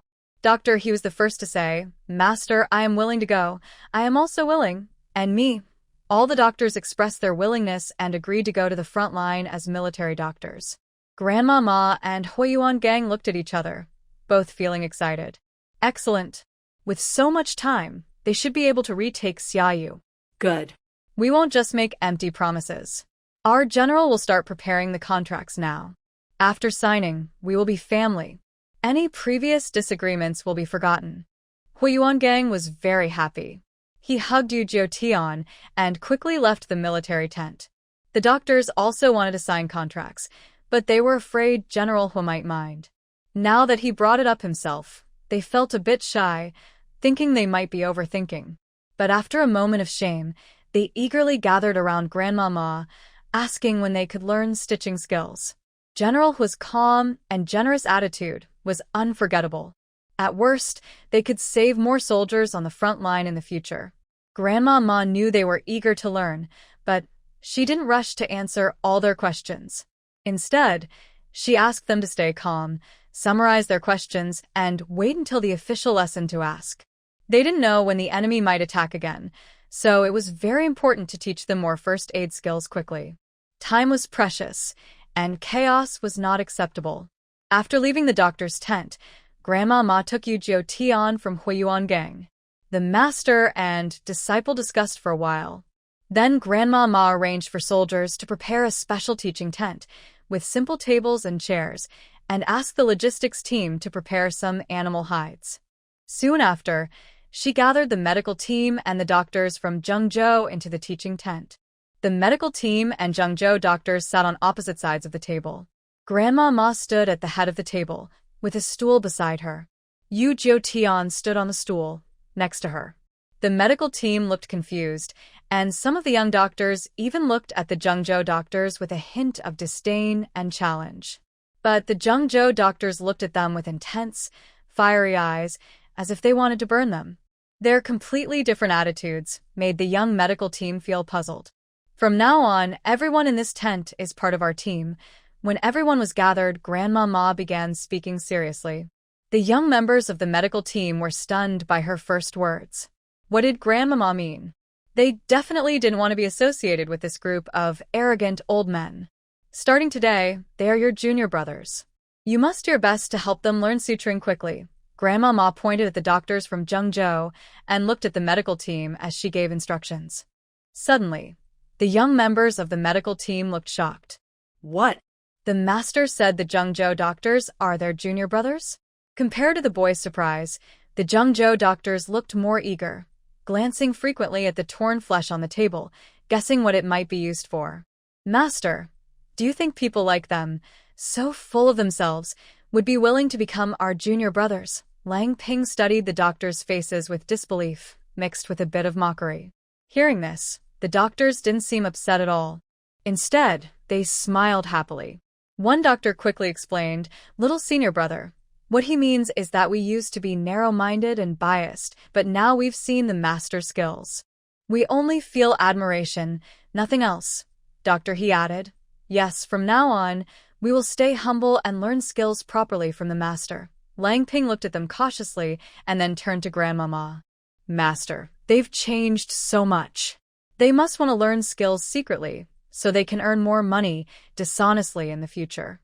Master, please don't be fooled by them." His words were blunt, almost publicly calling out the doctors, trying to reveal their true intentions. The doctors looked at each other awkwardly. No wonder Lang Ping was so cautious. Their previous words and actions had been too arrogant and rude. Brother Ping, they were very impolite before, but now they genuinely want to become the master's apprentices. Just now, my father even signed a contract with them. They want to learn skills to go to the front lines as military doctors. Yu Jiu Tian, smiling brightly, earnestly explained on behalf of the doctors. Lang Ping was very surprised and looked at the doctors. They're willing to go to the front lines as military doctors. The doctors nodded along with Yu Jiu Tian. Grandma Ma cleared her throat twice and added, "Who they were before doesn't matter. As long as they are now loyal to the Hua family army, they're on our side. Currently, there are no capable military doctors on the front line. Besides them, even the old women have to take turns acting as doctors. Actually, I think you two could also go and gain experience. Not only would you improve your medical skills quickly, but you could also help the Hua family army. However, even though you are my apprentices, I cannot be your master. When you go back today, discuss with your parents. If they agree to let you go to the front line with the old woman, you will receive a reward of 2,000 taels of silver each year, plus recognition from the court. The sooner General Hua defeats the enemy, the sooner the people of Xiaoyu can live peacefully. We won't have to keep moving around. 2,000 taels of silver each year. And recognition from the court." The young members of the medical team were excited. That was money and honor they could never earn in their whole lives. They weren't afraid of the plague in Zhengzhou City. Going to the front line didn't seem to have any hesitation. Only, their master was right. They needed to carefully persuade their parents.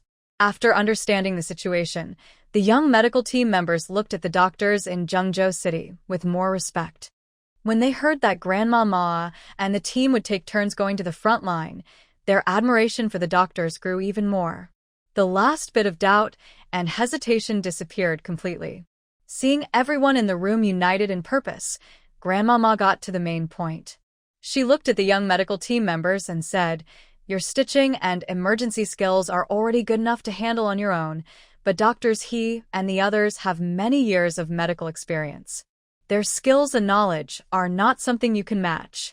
So, you should always treat them with respect, just like your teachers." When the young medical team members nodded in agreement, she continued, "You can work in pairs or small groups, teaching each other.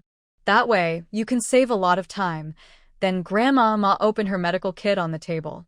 Various medical tools and instruments were displayed, shining coldly and beautifully, each one exquisite. The doctors couldn't help but stretch their necks to look, curious, amazed, and puzzled.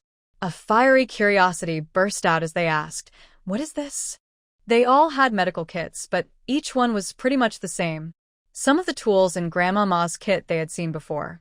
But Madame Ma had some things that others had never seen before. First, look at these tools and get familiar with how they feel in your hands. Madame Ma took out the instruments and handed them to the doctors. The doctors eagerly and respectfully took the tools. The cold touch made them feel awe and respect. These finely crafted objects rekindled their deep desire to explore medical skills. "Come, sweet treasure, you demonstrate suturing first." "You, full courtesy, assist sweet treasure." After the doctors watched, Madame Ma took back the tools and handed the suturing instruments to Yu Tian, smiling kindly and proudly. The young medical team members looked proud too. The doctors swallowed nervously, full of anticipation. "Stand here and watch carefully. No making any noise." While everyone was focused on Yu Tian, a low voice came from outside the tent. Everyone instinctively looked out. They saw Hui Yuan Gang bringing a group of military doctors, and the tent entrance was tightly sealed. They only glanced once and quickly looked away, again watching Yu Tian with eager eyes. Yu Tian smiled sweetly at everyone, then seriously began to introduce the tools in her hand. "This is a needle holder. The curved one is for suturing. You hold it like this, then like this, and so on." As she spoke, everyone saw her small hands awkwardly holding the tools, skillfully threading through torn flesh. Yu Quanli held scissors, working smoothly with her to cut the thread. To watch the movements of her and her nephew, everyone stretched their necks and held their breath. Outside the tent, the military doctors, still injured, couldn't move quickly and were reluctant to come over. Now, they all covered their mouths with their hands, shocked and speechless. The general didn't allow them to make any noise, but in the quiet air, they all let out silent screams. They didn't understand what the little girl was doing with her hands. But they clearly saw the seriousness and admiration the doctors from Zhengzhou had for the girl. It was obvious that she was performing some incredible medical skill. The military doctors used to show off proudly in the camp, but they were actually quite foolish. Everyone in the tent knew that their medical skills were far inferior to those of the Hor family army. Despite this, both sides remained friendly and kind to each other, earning the soldiers' trust. But where did they get their confidence from to dare offend the entire Hor family army? In the future, it will probably be very difficult for them to work without fear. In less than an hour, Yu Tian successfully stitched the meat skin neatly. The piece of flesh was passed around among the doctors, who looked at it with admiration and amazement. "All done, master. Tianbao has finished her task. Tianbao wants to go play now." Yu Tian said this carefully as she slid down from the stool, pretending to leave. She was just a tool to motivate the doctors to work harder. Once her job was done, she was happy to leave. Before she reached the door, the military doctors hurriedly made way for the little girl. Only Dr. Ci blocked the door, stopping Yu Tian. "What are you trying to do?" Yu Tian instinctively looked up at him, noticing his frown. The discussion inside the tent suddenly fell silent. Everyone's eyes turned sharply toward Dr. Ci. Dr. Ci was so shocked that he forgot to step aside. Under everyone's watchful eyes, he suddenly kneeled on the ground. Yu Tian was so frightened she jumped back a few steps, avoiding him. "Why you? What are you doing?" At first, Dr. Ci felt extremely embarrassed and wanted to run away on the spot. But then, a sudden idea flashed in his mind, and he quickly showed a sincere expression of remorse. "Miss, I was wrong yesterday. I shouldn't have lost my temper with you like that. I sincerely want to apologize. Please forgive my rashness and ignorance." In his heart, he was full of frustration. He knew that the girl in front of him might ruin his career, but now he was under the watch of Lord Huiyuangang. What could he do? Since he had already lost face, he decided to play the good guy and act obedient. The doctors all stared in shock. A proud and arrogant doctor like him actually knelt before a young girl. "Your master's arm can be cured, and he can continue to be a doctor." Yu Tian glanced at Dr. C's arm, then replied vaguely and cheerfully, walking happily away from him. She remembered yesterday and still felt some lingering fear. She didn't want to accept the bad old man's apology at all. Her master said that the military doctors still needed to serve the army. In big situations, personal feelings are unimportant. He healed his hand so he could help treat more soldiers. That way, he could be useful. Dr. C was surprised, then excitedly looked at Grandma Ma inside the military tent, hope shining in his eyes. "Grandma, please help save my hand." He knew his arm had been broken by Huiyuangang. Even if it healed, he could only do simple movements. But the little girl said Grandma Ma could cure him, so he could continue being a doctor. Not only him, but the doctors from Zhengzhou and the medical team also looked at Grandma Ma with respect and admiration. They knew how to set bones a little, but making a broken hand fully recover so he could keep practicing medicine was beyond their skill. What else could her master possibly not know? Grandma Ma's eyes flickered slightly as she looked at Yu Tian, who was happily jumping around. She cleared her throat and said to Dr. C, "You are a cunning person. If I save you, it might bring trouble." After saying that, she withdrew her gaze and seriously began explaining the key points of suturing to the doctors, ignoring Dr. C kneeling at the door. Her skill in setting bones was enough for Dr. C to take care of himself daily.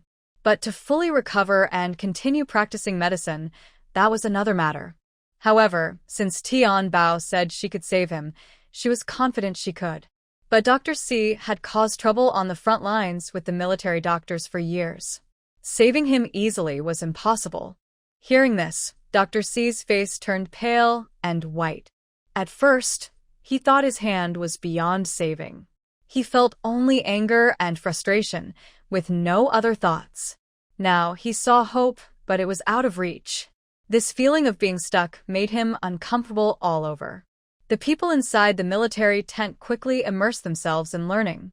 No one paid attention to anything outside. Dr. C knelt at the door, unsure whether he should get up or not. The military doctors looked at him with contempt, like they were looking at a drowning dog. If he hadn't encouraged and led them before, they wouldn't have been so arrogant, riding over the soldiers' necks and causing chaos, which eventually got out of control. Fortunately, they only received a few military whips and still had a chance to start over. Grandma Ma's stance was very clear now. If they got involved with Dr. C again, it might bring trouble to themselves. Soon, the military doctors were drawn to the scene inside the tent. They all stretched their necks and crowded at the entrance, looking inside. As more people gathered, Dr. C.I. was pushed and jostled, even stepped on harshly a few times.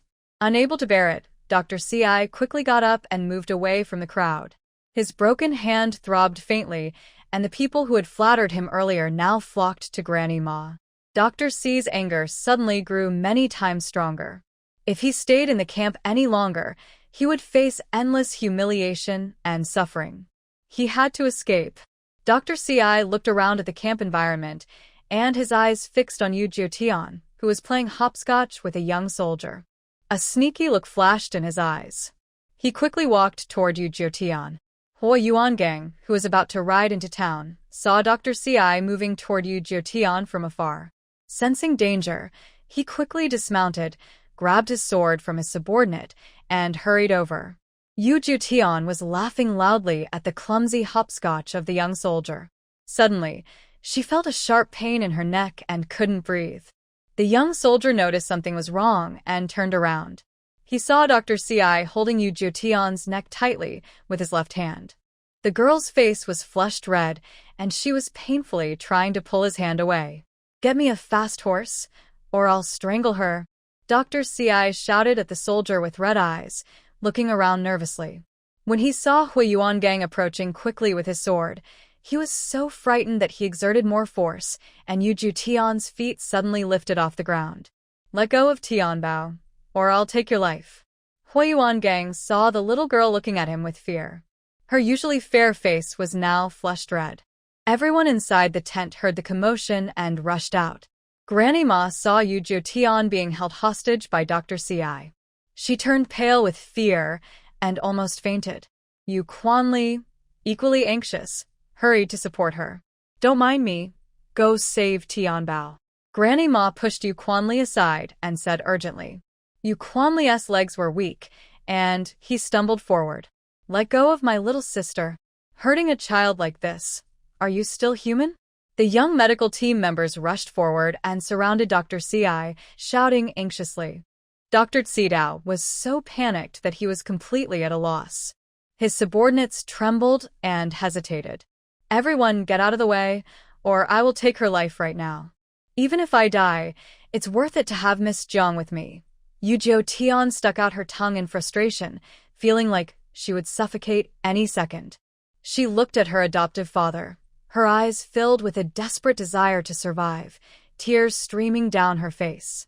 After finally finding her family and regaining happiness from her past life, she didn't want to die. "Listen to him. Everyone, step back." Hui Yuangang's whole body radiated a fierce aura as he shouted loudly at the medical team, stopping his subordinates from moving forward. The medical team obediently stepped back. Many timid young girls started crying, pleading, "Please let go of little sister. We'll do whatever you want. Drop your knife too. Send me a fast horse, and as long as you let me go, I'll release her." Dr. Cidao roared fiercely, looking terrifying. Since his own hand was useless now and life would be difficult, if he couldn't escape, he would at least sacrifice Yu Tian to save himself. Fearing a surprise attack, he held Yu Tian and moved to a military tent, leaning against the wall.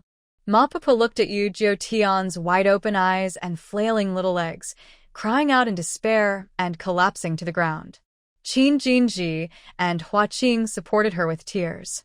"Now that your hand is broken and you're useless to us, if you want to leave, I'll let you go." Hui Yuangang forced himself to stay calm, throwing his large sword far away. "First, loosen your grip on Tianbao. I'll prepare a fast horse for you immediately. But if you accidentally kill my adopted daughter, I will tear you to pieces. I won't spare your family or clan either. I will dig up your ancestors' graves and whip their corpses, making you a forever sinner of the Cidao family." His eyes flickered faintly as he looked at the young soldier caring for Yu Tian. The young soldier, who was already tearful with guilt, froze for a moment, then seemed to remember something and quietly avoided eye contact. Hui Yuangang's words made Dr. Cidao's eyes flicker with fear. He knew Hui Yuangang was serious. He wouldn't hesitate to follow through. If he died, he wouldn't dare face the ancestors of the Cidao family in the afterlife. Thinking of this, he subconsciously loosened his grip a little. Cough, cough, cough. Yu Tian suddenly coughed violently, tears and mucus streaming down her face in pain. The fear of death was something no one could suppress. "I am not afraid." Dr. C looked at the soldiers guarding behind Hui Yuangang, the panicked medical team, and Grandma Ma who was slumped on the ground. Suddenly, he laughed loudly and said, "I am not afraid. When death is near, I have nothing to lose." He changed his mind. "Besides the fast horse, everyone else must cut off their right hand. Prepare 1,000 taels of silver for me, and I will let Yu Tian go. Otherwise, no deal." He realized that this young girl's life was quite valuable. They would cut off their own hands to make him feel the same pain. He looked at Hui Yuangang with a fierce smile and said, "Hua, You personally ruined my hand. You start first, cut off your right hand, then everyone else's hands, quickly. As he spoke, he threatened to tighten his grip on Yu Jiutian's throat. Dr. C's rude demand made everyone angry, but when they saw Yu Jiutian rolling her eyes and struggling to breathe, they all held their breath. Huayuan felt a heavy pressure in his chest, like someone was covering his mouth and nose, making it hard to breathe. Because the young girl was crying and trying to mouth the words, "Father, don't." "Bring a knife," Huayuan ordered his men in a low voice. Su, who looked distressed. "No, General." Huayuan didn't speak. He drew his big sword and raised it high, then swung it down toward his own right hand. "Don't, General." A sharp sound of a blade cutting through flesh rang out, and everyone closed their eyes in fear. Yu Jiutian felt her hands loosen from the restraints, and she fell to the ground. One drop, then 2 drops. After a violent cough, she felt liquid dripping on her face, and a strong smell of blood filled her nose. She didn't have time to think about her face. The moment she hit the ground, she desperately looked at Huayuan. She saw her father about to cut off his hand for her. Just as her eyes caught his, her small body was lifted up and then cradled in a warm, wide embrace. "Sweetie, how do you feel?" Huayuan restrained his worry and asked softly. His gaze fell on the red mark on Yu Jiutian's neck, and a murderous intent instantly appeared. Yu Jiutian didn't answer. Instead, she coughed and reached out to find Huayuan hands. A person was holding her, and another was checking her neck when a deep knife wound suddenly appeared in her sight. "Father, you're hurt." "Cough, cough," she exclaimed and sat up straight, coughing a little from her excitement. General Hua quickly patted her back gently. "It's okay, it's fine." The others also reacted quickly, opening their eyes. Seeing that sweet treasure was rescued by General Hua, they all sighed in relief. Then they looked at Dr. C, who was pressed close to the tent wall, staring at his chest with wide, unbelieving eyes. Careful inspection revealed a knife had pierced through his heart from behind. It turned out someone had launched a surprise attack on Dr. C from inside the tent. The tent was thick, and it would take a lot of strength to pierce through its fabric. But Dr. C was holding sweet treasure, and too much force could hurt her. The attacker behind this must have been very precise and careful. No one knew that the small soldier behind the tent was sweating heavily and lying on the ground, unable to get up. Grandma Ma staggered over, supported by Qin Jinji and Hua Qing, her voice trembling. "Master, cough, cough, sweet treasure is fine." "Cough, cough." "Father is hurt, cough, cough." Yu Jiutian was worried about Huayuan wound and her master's health. She was so anxious that she kept coughing. Seeing that Huayuan injury was not serious, Grandmama reached out and hugged Yu Jiutian into her arms, her voice choked with emotion. "Sweet treasure, it was my fault. If I had agreed to treat him, he wouldn't have gone to such extremes. He almost caused your death." Yu Jiutian quickly used her small hands to pat her gently. "Cough, cough, it's not your fault, Grandma. It's this old man being too wicked.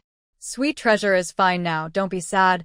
Master, cough, cough." Her soft voice became a little hoarse. Grandma Ma hurriedly pressed her small mouth, worried. "Your throat must be hurt. Don't speak." A figure suddenly rushed forward and stabbed Dr. C again, who was barely breathing. Everyone was startled, then looked over in shock. It was Yu Chuanli. Yu Chuanli was holding a knife, trembling all over, with crazy eyes glaring at Dr. C. Almost, sweet treasure was about to be harmed by this person.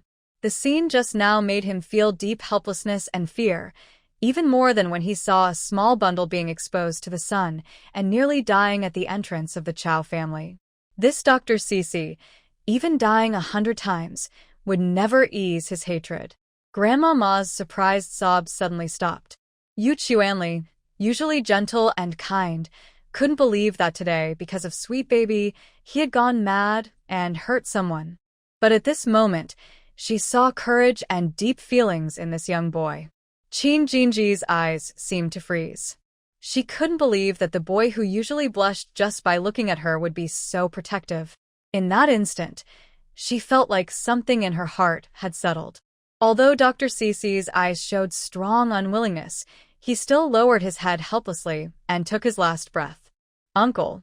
Yu Tian's eyes were filled with tears, and she waved at Yu Chuanli. Even after experiencing life and death, she felt a strong sense of love. No more fear, only gratitude. Yu Chuanli suddenly came back to himself.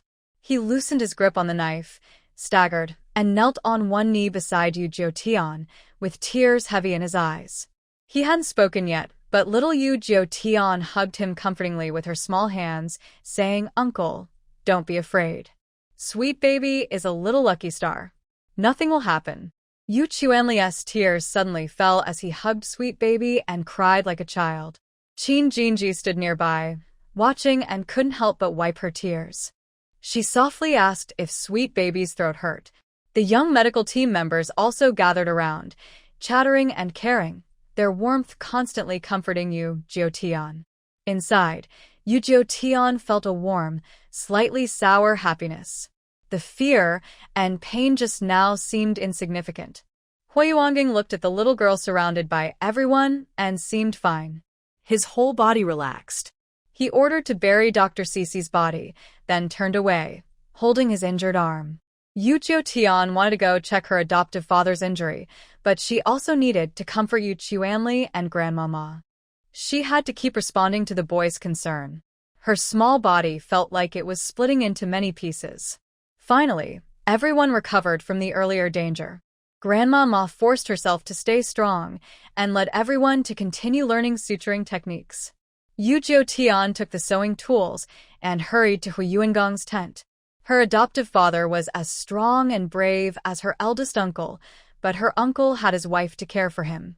Although her master and the soldiers all cared about her adoptive father, they now had to focus on more urgent tasks.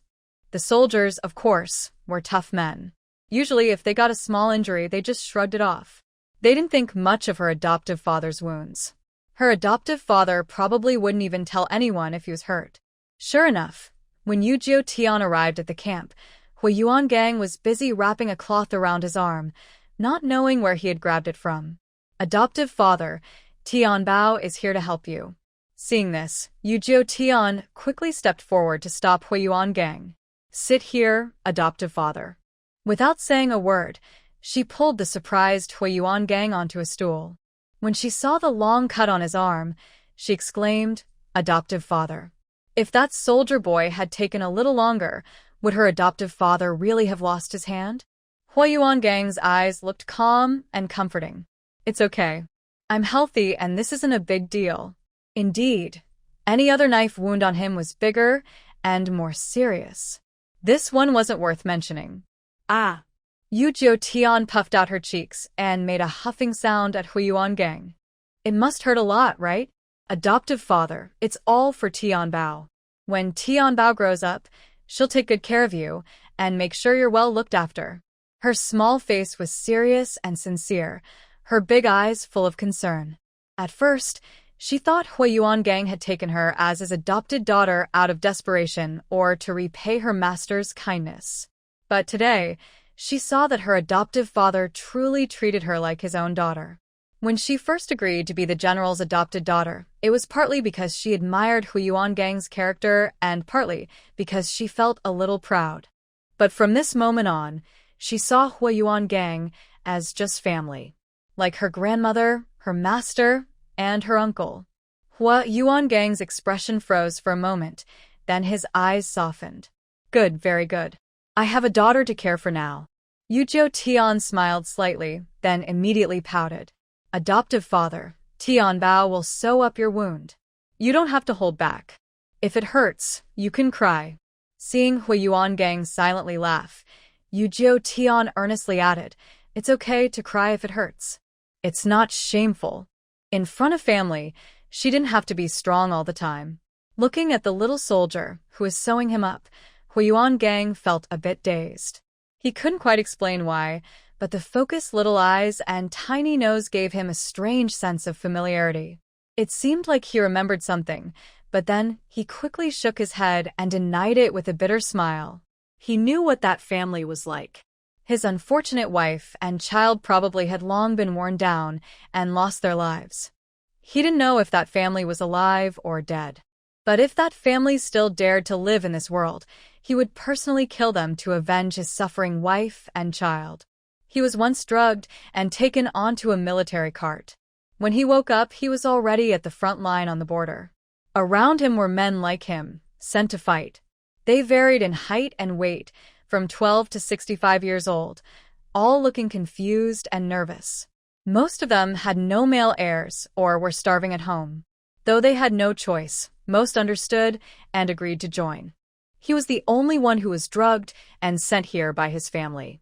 When he first woke up, he wanted to run away because he missed his weak wife and young daughter. But he hadn't gone 10 yards before soldiers caught him. After a brutal beating, he realized he couldn't go back. The next day, the army hurriedly gave each person a simple meal and a blood-stained sword, then forced everyone out of the camp. They weren't even given armor. They had to hold the swords they had picked up from some corpse and head to the battlefield. They were all villagers, with no martial skills, fighting to survive against enemy horses and swords. In their first battle, they barely escaped with their lives. But the war on the front line never ended. Huiyuangang thought about his wife and daughter day and night. Without him, they would struggle just to stay alive. He heard that only a deputy general could go home once in a while, so he clung to that hope, fighting hard to kill enemies and earn merit. 3 years passed, and Huiyuangang rose from a soldier to a general, but he could no longer find his wife and daughter. He hated the incompetence of the current leaders under Xiaoyu and also hated the many wounds and injustices in the world. Since gaining power, he no longer cared about his own life and death. He boldly spoke out against those who dared to criticize him and did things others wouldn't dare to do. He tried to use his strength to break through the chaos under Xiaoyu. But time and again, reality slapped him in the face. What will the military pay be like this time? Half of it is grain, and the other half is mud and sand. The weapons and horses bought at high prices are mostly old, broken iron and worn-out horses. That's not all. Even the doctors who are supposed to save lives are just local itinerant healers sent over to do their jobs half-heartedly. If he were just an unknown soldier, it wouldn't matter. He couldn't change the situation, and dying in battle would be considered fulfilling his duty. But since he has power, he must use it to fight for the safety of his fellow soldiers and the people of Xiaoyu, to seek peace and justice. All right, adoptive father, look at how well Tianbao has sewn it up. Yuzhou Tian reached out her small hand and waved it in front of Huiyuangang, her face full of pride. Huiyuangang snapped back to reality and looked at the neat wound, showing a surprised expression. Tianbao, even at such a young age, you can sew so well. Those old doctors have studied medicine their whole lives, but sewing skills must not be difficult for them. Yuzhou Tian's big eyes sparkled. Tianbao also learned a lot from her master for several days. Huiyuangang raised his eyebrows. You're so young, and your fingers aren't as nimble as theirs. Learning in just a few days is already impressive. Maybe they have already learned it by now. Let's go and see, he said, extending his small finger toward Yuzhou Tian. Her big eyes flickered with a hint of guilt. Sewing skills can't be learned in just a few days. She remembered how her eyes turned green from sewing grape skins, practicing until she mastered this pure, fiery furnace technique. Her small hands only used about 50 to 60% of her ability, but in ancient times, that was enough. She said this just to match the idea of being a genius, to fit the fact that she understood so much medicine at such a young age. But with such skills, it was really a bit cruel to others. What's wrong, Tianbao? Huiyuangang, puzzled, beckoned Yuzhou Tian with his finger. Come on, adoptive father will take you to see their progress. Oh, Yuzhou Tian blinked with guilt, then hurried forward, holding Huiyuangang's finger. She looked up at him and said softly, Adoptive father, my master says Tianbao is a genius, so it's normal for Tianbao to be so good. You can't blame the old doctors just because Tianbao is so talented. Otherwise, if they get anxious, they definitely won't learn better. Huiyuangang's eyes paused briefly, then he laughed out loud. All right. They are not as clever as Sweet Baby. My adoptive father definitely won't ask Sweet Baby to teach them. He couldn't help but know that Sweet Baby's original intention was to help those doctors, but he didn't expect the little girl to be so self-aware. She had no annoying pride, only confident and honest charm. Yu Tian then felt reassured and followed Huiyuan Gang to the military tent for the lesson. The teacher was no longer teaching. He was sitting on a stool, frowning and watching a group of people. Several doctors were nervously stitching flesh under everyone's watchful eyes and supervision. They were already clumsy, and when Huiyuan Gang entered to watch, they broke out in sweat. Some tore the flesh or struggled to tie knots. Each doctor felt frustrated, wishing they could pull Yu Tian over to see what was different about her. When Yu Tian stitched, every tool seemed to have a soul, obedient and well-behaved. But in their hands, they became rebellious and difficult to handle. Finally, after much effort, they finished stitching. The doctors awkwardly held up the flesh for everyone to see. Seeing the result, Granny Ma frowned deeply, and the young medical team looked constipated. Even Huiyuan Gang, who knew nothing about medicine, wanted to shake his head. But, remembering Yu Tian's instructions, he held back. The doctors knew they hadn't learned well, but seeing Granny Ma's expression made their self-doubt worse. They nervously looked at Huiyuan Gang. Seeing he showed no discomfort, they finally relaxed a little. "Granny Ma, how do they do?" Huiyuan Gang asked. Granny Ma sighed and sighed, then stood up and handed a piece of stitched flesh to Huiyuan Gang. "General, look.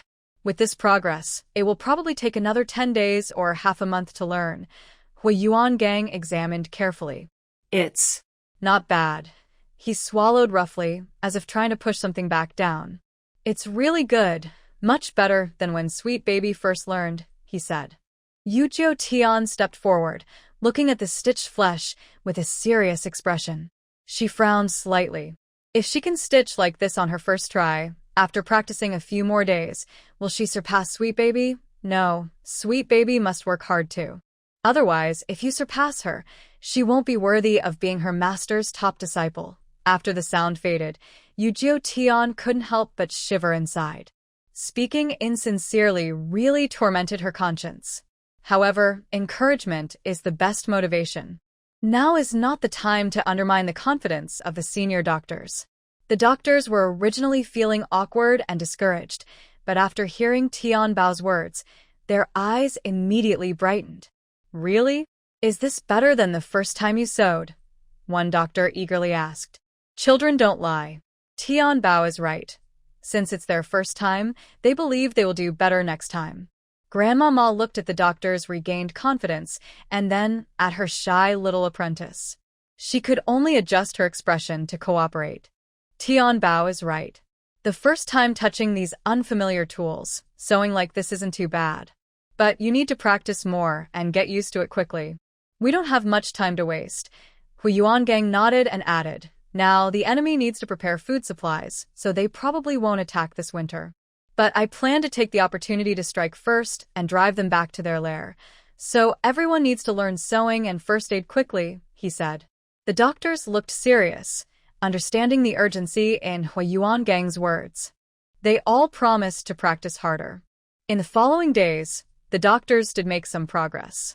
Although their sewing wasn't as neat as the medical team's, they could at least stop bleeding and save lives. Meanwhile, on Grandma Ma's advice, Huiyuan Gang ordered his men to go into the mountains to cut wood and vines, making many stretchers to carry wounded soldiers on the battlefield. The medical team was also kept busy.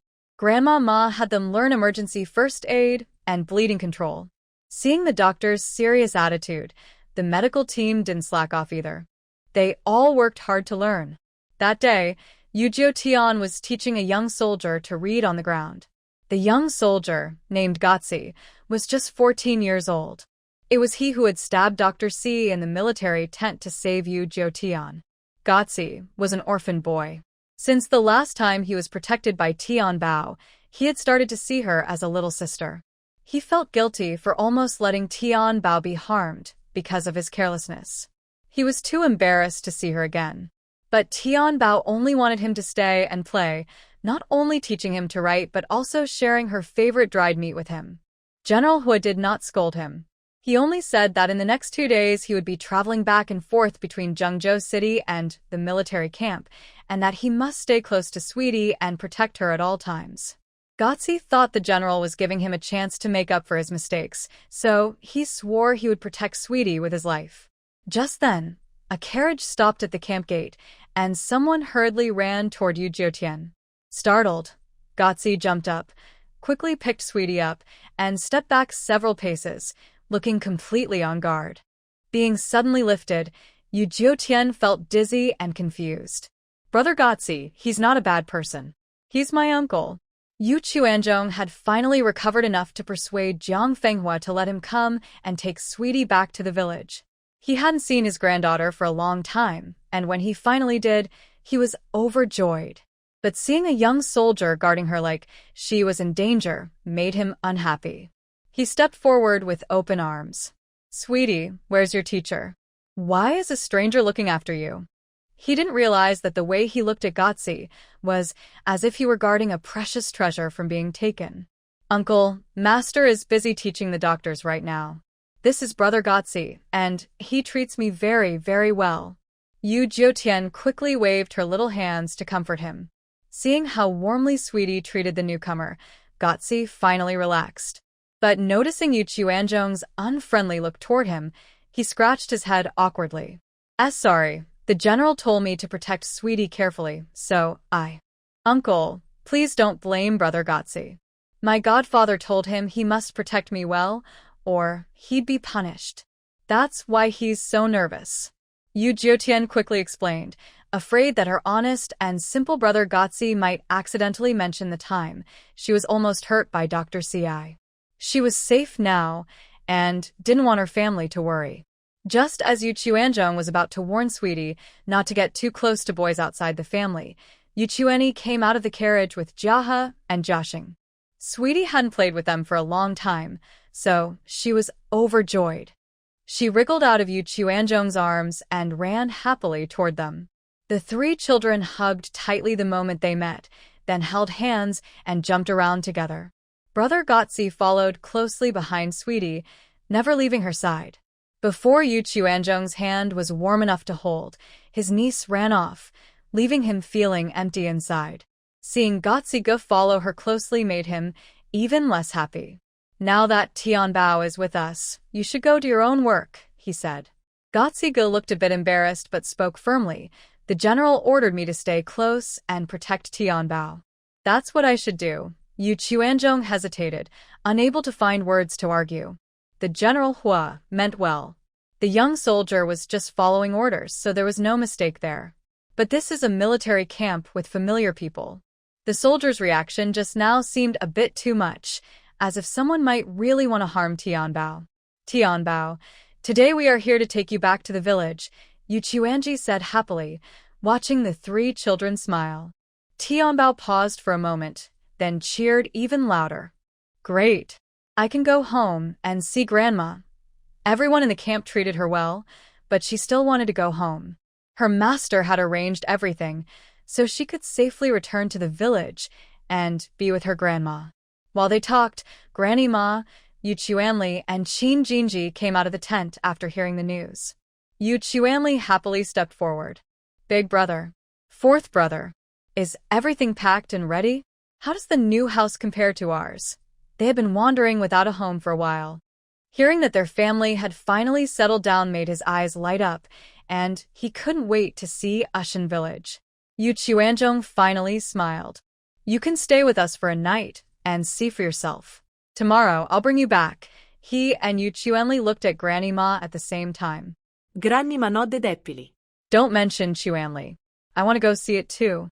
It's good to feel the warmth of home, and then going back to the camp will make us even more determined. Who doesn't want stability? When you have something to protect, you work even harder." Hearing this, Yu Chuanli was overjoyed. "Master, can you come stay with us for a night too?" Granny Ma shook her head with a smile. "No, I'm afraid if I go back, I won't want to leave again. Besides, if everyone goes home, the hard-earned peace in the camp might fall apart. It will be difficult to rebuild it later." Her words sounded normal, but several people felt a bit sad and uncomfortable listening. especially Yu Tian, whose eyes turned red.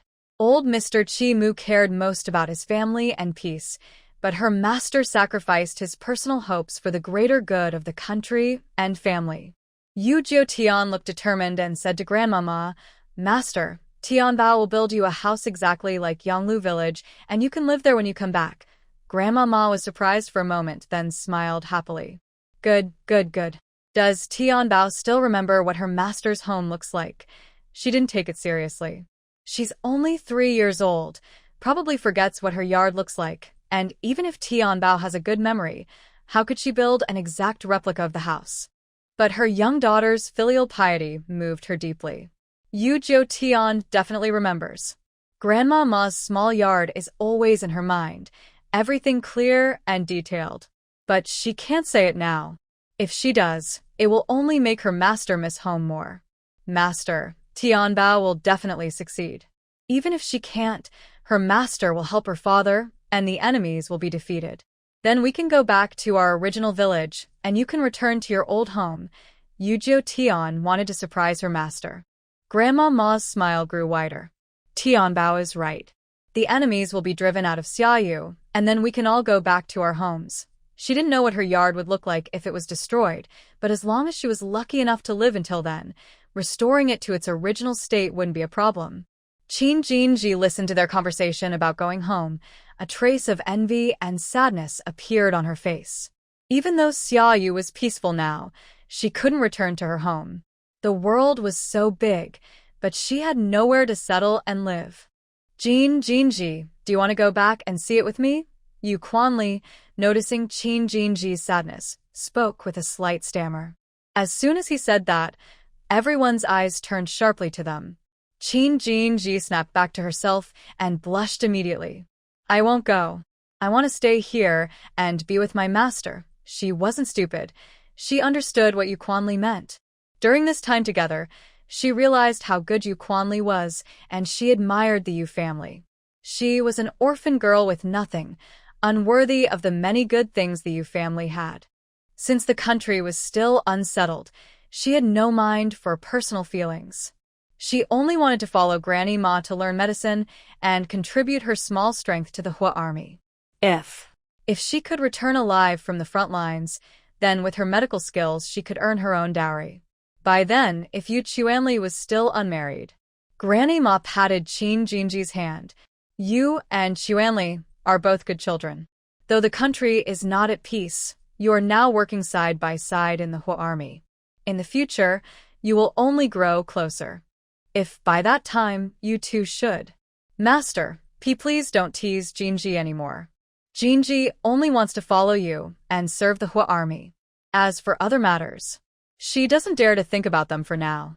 After speaking, Qin Jinji blushed and ran back to the tent. Watching her retreating figure, Granny Ma smiled and shook her head. Yu Chuanli's eyes darkened slightly, then grew firm. He turned to Yu Chuanzhong and said, Brother, I won't go back today. Please tell Mother that the 5th son will march with the Hua army. When I return, I will bring back both honor and a wife. With that, he turned decisively and followed after Qin Jinji. Yu Chuanzhong laughed heartily. Good. Mother, and I will wait for you to bring glory to the Yu family and return with a bride.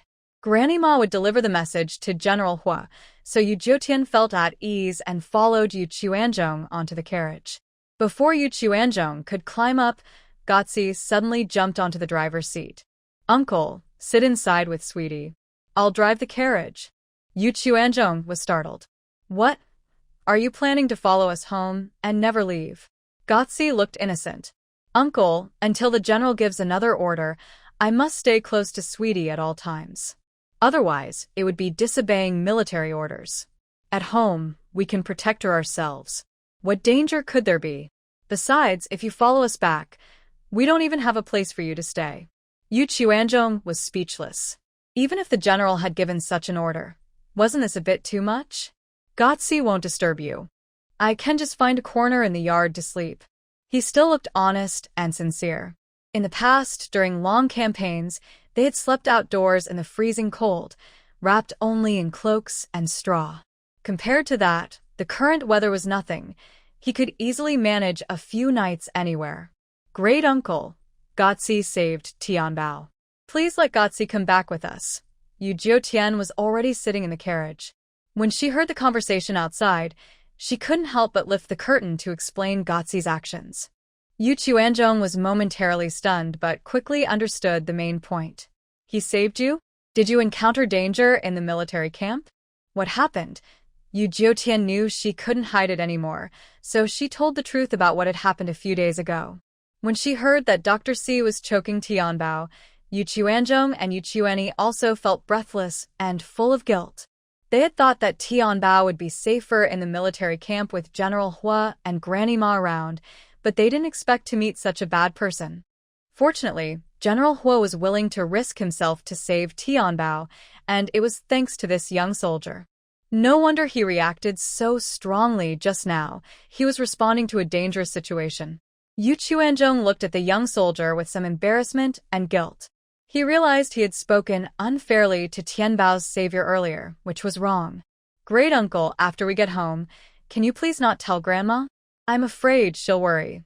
Yu Jiutian whispered to Yu Chuanzhong, her big eyes full of pleading. Yu Chuanzhong nodded, feeling both relieved and distressed for Tianbao. Even though she was such a big child, she still wanted to cry and seek comfort in her parents' arms when she was hurt or bumped. But Tianbao had faced life and death danger and, to avoid worrying her family, she chose to hide it. It's truly heartbreaking how mature she is. Seeing Yu Chuanzhong nod, Yu Jiutian finally relaxed and obediently sat back in the carriage.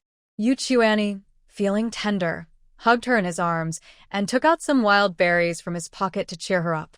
Family and friends gathered around her, eager to show her the grasshoppers they caught, but they ended up scaring her with the insects, causing her to scream and squeal. The lively noise suddenly filled the carriage, breaking the somber mood. Thank you for saving Tianbao. It was my fault for not understanding the situation earlier. Please don't take it to heart. Go inside and sit in the carriage with Tianbao. I'll drive. After learning the full story, Yu Chuanzhong's attitude toward the young soldier changed completely. He kindly told Gotzi to sit in the carriage. It didn't seem right for Tianbao's savior to be the one driving the carriage.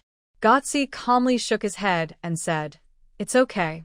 I'm a grown man, and I won't get upset over such small things. Since the carriage was narrow, I sat outside with my older brother to drive. Yu Chuanzhong trusted the other person completely. He was straightforward and honest, so he wasn't awkward. All right, you can drive with me. Just tell me about the battles on the front line. The military camp was only about 20 miles from Wushan village. The carriage traveled happily, full of laughter, and in just over half an hour, we arrived at the village. As soon as we entered, Yu Jiutian eagerly stuck her head out of the window and suddenly widened her eyes. Wow, when did this hill road appear? Yu Chuanzhong carefully drove down the and proudly said, That was dug out by Grandma and the villagers to make it easier to leave the village.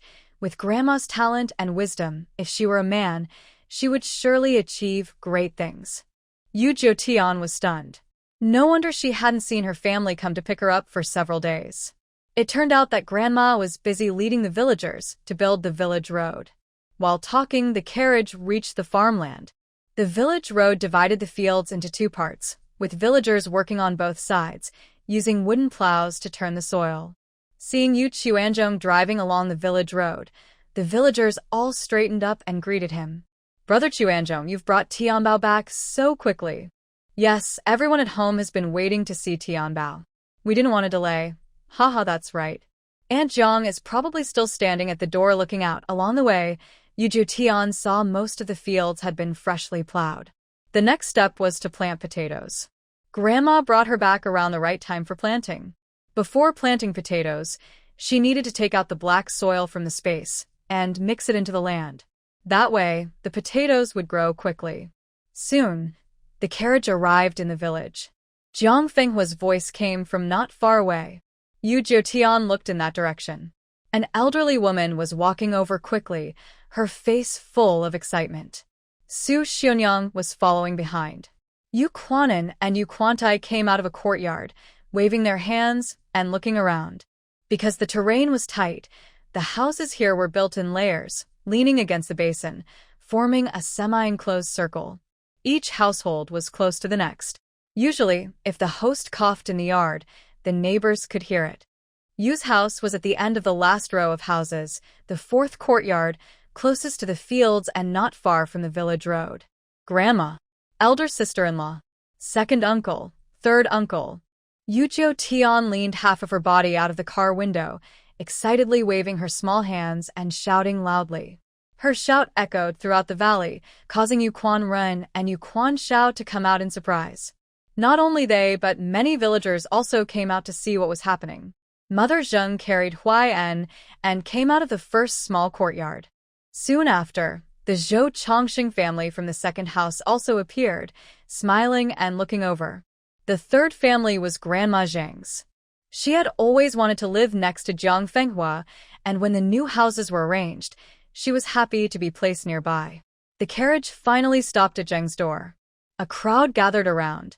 As Yu Tian stepped out of the carriage, Jiang Fenghua reached out her hand. Yu Tian immediately hugged her neck tightly, like an octopus. Sweetie wants to see Grandma so much.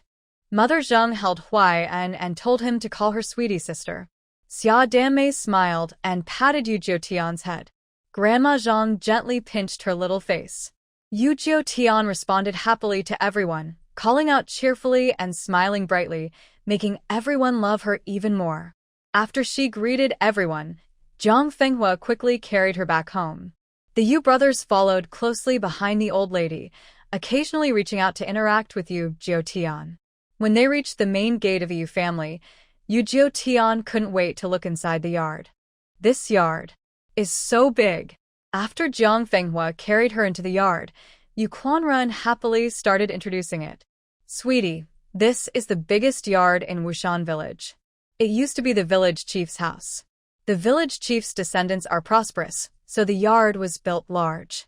Unfortunately, during the recent chaos, nothing was left behind. Too bad the house is big, but it's still not enough for our Yu family to live in. Sweetie, you still have to live with Grandma. But this time, we don't have to sleep in separate rooms in the main hall. There's a side room now. Jiang Fenghua took over and, with a gentle smile, carried Sweetie into the side room next to the main hall, then shot a quick glance at Yu Ren. Hearing the warning from the old lady, Yu Ren quickly pressed his lips together and touched his mouth. Such a devastating event that wiped out the entire village had never happened since the founding of Xiaoyu. Talking about it made people feel heavy-hearted. It was happy that Sweetie was brought back, and he knew he shouldn't have said anything to spoil the mood. As soon as she entered the house, Yu Tian was immediately drawn to the bed sheets. They were floral, like tiny wildflowers blooming all over the bed, which made her feel very happy just by looking at them. She looked into Jiang Fenghua's eyes, which were full of stars. Grandma, Tianbao really likes our bed. Seeing her granddaughter's eager look, Jiang Fenghua didn't hesitate. She took off her little cloth shoes and prepared to put her on the bed. Dirty. Tianbao's clothes are dirty. Don't get the sheets dirty. When Yu Tian refused to get down and instead hugged Jiang Fenghua tightly, she looked very attached. Su Xionyang's eyes were full of love. Oh my, Tianbao is so young, but she already cares about being clean. Little girls and naughty boys are just different. Grandma Zhang disagreed. Not every little girl can compare to Tianbao. She gently touched Tianbao's small hand, her eyes full of affection. Sigh, why does Tianbao have to be so smart and sensible? Her two rough and tough grandsons probably don't deserve such a lovely girl. At least now they live just next door, often letting her grandsons play with Tianbao. Maybe they'll learn to be smarter and more considerate too. Under everyone's attention, Yu Tian looked around her new home. The house was similar to the one in Fubao village. The main hall was in the center, with 4 small rooms on each side. Each room was small, fitting only a bed and a simple cabinet, leaving little space. When 2 or 3 people entered, it felt crowded. But compared to the cramped cave where everyone slept close together, this was much better. There were 8 small rooms, except for the kitchen at the far end. The others were bedrooms. The biggest room was for Yu Chuanzhong's family of 4. The other 4 brothers no longer had to squeeze into small spaces. Each had their own room. Though small, it was a rare private space. When they first saw this room, the Yu brothers were the happiest. They were all grown up and had long wanted their own little space. Especially the second brother, Yu Quan Shao. He liked reading and writing, and sometimes stayed up late to study, but he had to go to bed early so as not to disturb his brothers. Now, he could stay up late with a lamp without bothering anyone. The fifth brother's room was opposite the kitchen. He didn't come back this time, which made Jiang Fenghua feel a little disappointed. However, after listening to Yu Qianzhong share his dreams and ambitions, the old lady felt very happy and comforted. The children should leave her protection and face the world on their own. When they become strong and capable, after she has passed away, the Yu family will have someone to carry the responsibility. There is also Miss Jean Ji. If the fifth son can truly understand what it means to be a daughter-in-law of the Yu family, it would be a blessing for the family. It all depends on the children's good fortune. Although the fifth son has not returned, Yu Qianzhong brought back a special guest from the military camp. He said it was a personal guard sent by Huiyuan gang for Yu Jiutian, and he was told to protect her closely at all times. Even though he is a guard, Jiang Fenghua does not treat him as a servant. He immediately asked the fourth son to bring out the dried meat prepared for Yu Jiutian to entertain Gotzi, and also asked Su Xunyang to prepare hot water, sugar, and eggs for him. Old Lady Zhang saw that Gotzi was only a few years older than her grandson and had already joined the army. She went to ask about him warmly and kindly. Gotzi usually faces only men in the military camp. Everyone is straightforward and casual. When they get hurt or feel pain, they are only cared for briefly. The gentle and caring attitude of the Yu and Zhang families was something he had never experienced before. For a moment, he felt touched and guilty, unable to rest peacefully. He came to protect her closely, and the Yu family treated him like family, even if they only saw him as a subordinate. Gotzi's heart grew more determined. Even if the general did not give an order, he would protect Tianbao with his life. He wanted to repay the kindness of this family. Su Xionyang and Yu Qiuani went to the kitchen to prepare dinner. During this time, Jiang Fenghua took Tianbao to see the fields, with Gotzi walking not far behind, following the grandparents and granddaughter. "Grandma, are all these fields ours?" Yu Jiutian looked at the several dozen acres of good land next to each other, her eyes wide with surprise. And these fields were already plowed. With the injuries of the eldest and second uncles, only the third and fourth uncles could work at home. It was impossible to finish plowing so much land in such a short time. Yes, the fields are divided according to the family members. This one is the best land in the village, and it was agreed upon by the whole village that it belongs to our Yu family. Moreover, this land was prioritized and plowed by Grandpa Zhou and Grandpa Qian with the help of the whole village. Jiang Fenghua explained with a smile. He felt very happy inside. After working hard and leading the whole village, it was a good outcome. That's so nice. Grandma is kind to the uncles, aunts, grandpas, and grandmas in the village, and they are also kind to the Yu family. This is how Grandma's kindness has earned people's trust. Yu Jiutian also feels happy for Grandma. She picked out a few bad spots, and the pot of porridge in Chi Xian village is getting tastier. She needs to add some good firewood to keep it going. After speaking, she stretched out her little arms to Jiang Fenghua, asking the old lady to hold her so she could whisper quietly. It's not because she's afraid of Brother Gotzi, but some things are too mysterious, and it's better if fewer people know. After whispering for a while, Jiang Fenghua understood what Yu Jiutian meant. Although she was still surprised, she was much calmer than before. She even quickly found a clear way for Yu Jiutian's dark soil. There are nearly 500 acres of good land here. Planting potatoes will not only solve the winter military supplies, but also ensure everyone has enough food for the winter. When Jiang Fenghua said they would plant military grain for the three armies, no one in the village objected. After all, the potato seeds were dug up by the Yu family with the army. Their temporary safety in Wushan village was thanks to General Hua's support. According to Jiang Fenghua, their diligent planting of military grain was also a contribution to the recovery of the country. In the future, They would be credited for their military achievements. The Yu family's dinner was unusually lively. Not only their own family gathered, but even the Zhou, Zhang, and Zheng families brought their own cooked dishes to join the fun. They ate until the moon was high in the sky. The next morning, the Yu family and Zhou family started calling everyone from house to house, gathering everyone together for a meeting. Soon, everyone in Xian village gathered in the fields outside the Yu family's house, looking at Jiang Fenghua and Zhou Qian, who were standing there. They knew the Yu family was about to talk about planting potatoes. People cared most about food. As soon as Jiang Fenghua and Zhou Qian gave the order, everyone was ready to start planting. Today, I've gathered everyone here to take you to the mountain to dig black soil, Jiang Fenghua said directly. Jiang Fenghua understood everyone's questions and quickly explained, the soil here is poor. If we plant directly, we will only harvest in winter and we don't know how much we'll get, but I know there is a type of black soil in the mountains. It is very fertile.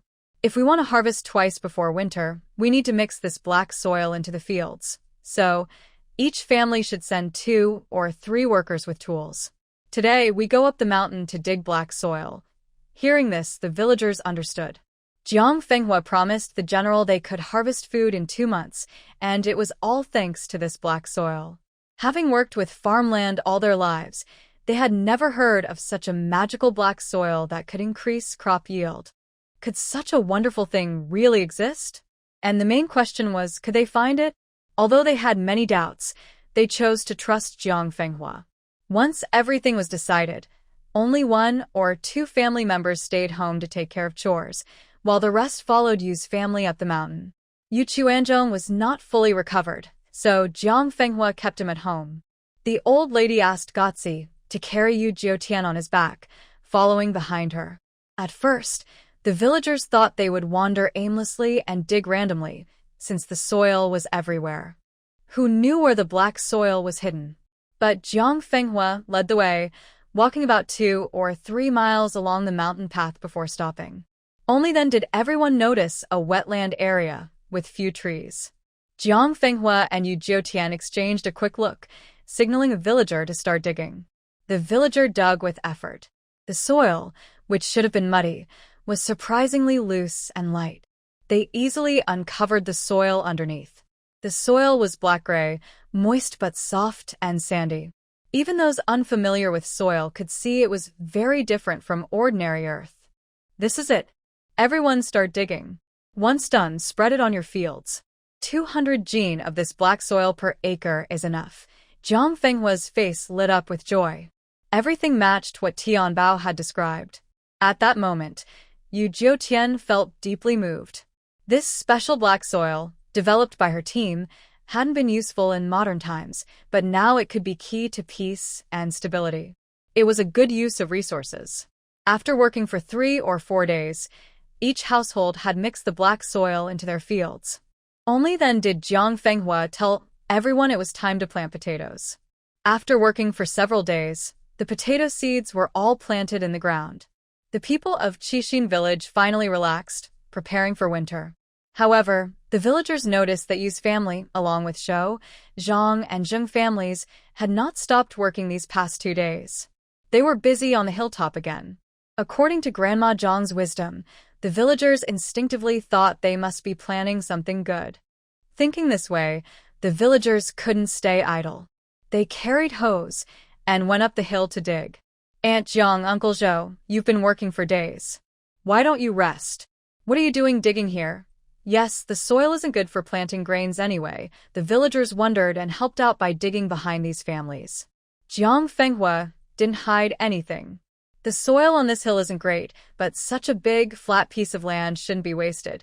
We plan to reclaim the land to see if we can grow some herbs, which can supply the front line. This idea was suggested by Sweet Bao when she last visited the village. Recently, Jiang Fenghua also thought about it. Besides the shortage of grain at the front, herbs are also scarce. Picking herbs from the mountains is not enough. If we succeed in planting, it can supply the front line and be sold to pharmacies in different regions, bringing some income to our family. At first, they thought it would be about high-yield grains, but it turned out to be herbs. The villagers helping out felt a bit disappointed. Providing free grain to the Hui family army was fine, but now they also had to worry about planting herbs for them. Yu's family seemed to have developed a habit of doing good deeds. Although they knew that the Hui family army was related to Xia Yu's survival, the villagers didn't want to waste effort for nothing. After all, General Hui hadn't asked them to grow medicinal herbs. Since it was their own idea to come and ask, the villagers couldn't just leave halfway. They reluctantly worked with Yu, Zhou, Zhang, and the others until evening. Jiang Fenghua could see what the villagers were thinking, but she didn't blame them.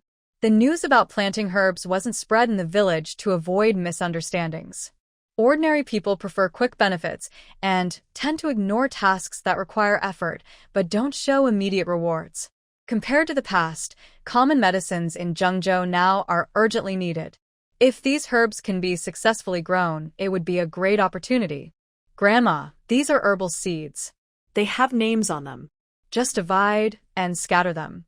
At night, after everyone finished washing up, Yu Tian took out several kinds of common herbal seeds from her space. Jiang Fenghua looked at the pile of paper packages with a slight surprise. So many. Yu Tian lay on Jiang Fenghua's lap, casually crossing her legs. Grandma, there are still many more here. Once these grow, I'll bring you more.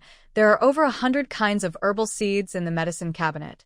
Jiang Fenghua affectionately stroked Yu Tian's fluffy head. You must be a little lucky star sent by heaven to save Xia Yu. She used to think that Tianbao was just a lucky star for the Yu family, but as she watched her grow, Tianbao's skills kept improving, and everyone around her benefited. Yu Tian wiggled her little feet and paused. Without Grandma, Tianbao wouldn't even know where she is. She has some mysterious abilities, but without the Yu family's safe haven, she might have long been in trouble. Jiang Fenghua gently touched Yu Tian's soft face, silent, but already thinking about how to help these seeds find a good path. The next morning after breakfast, Jiang Fenghua and her family prepared to go to the hillside for farming as usual.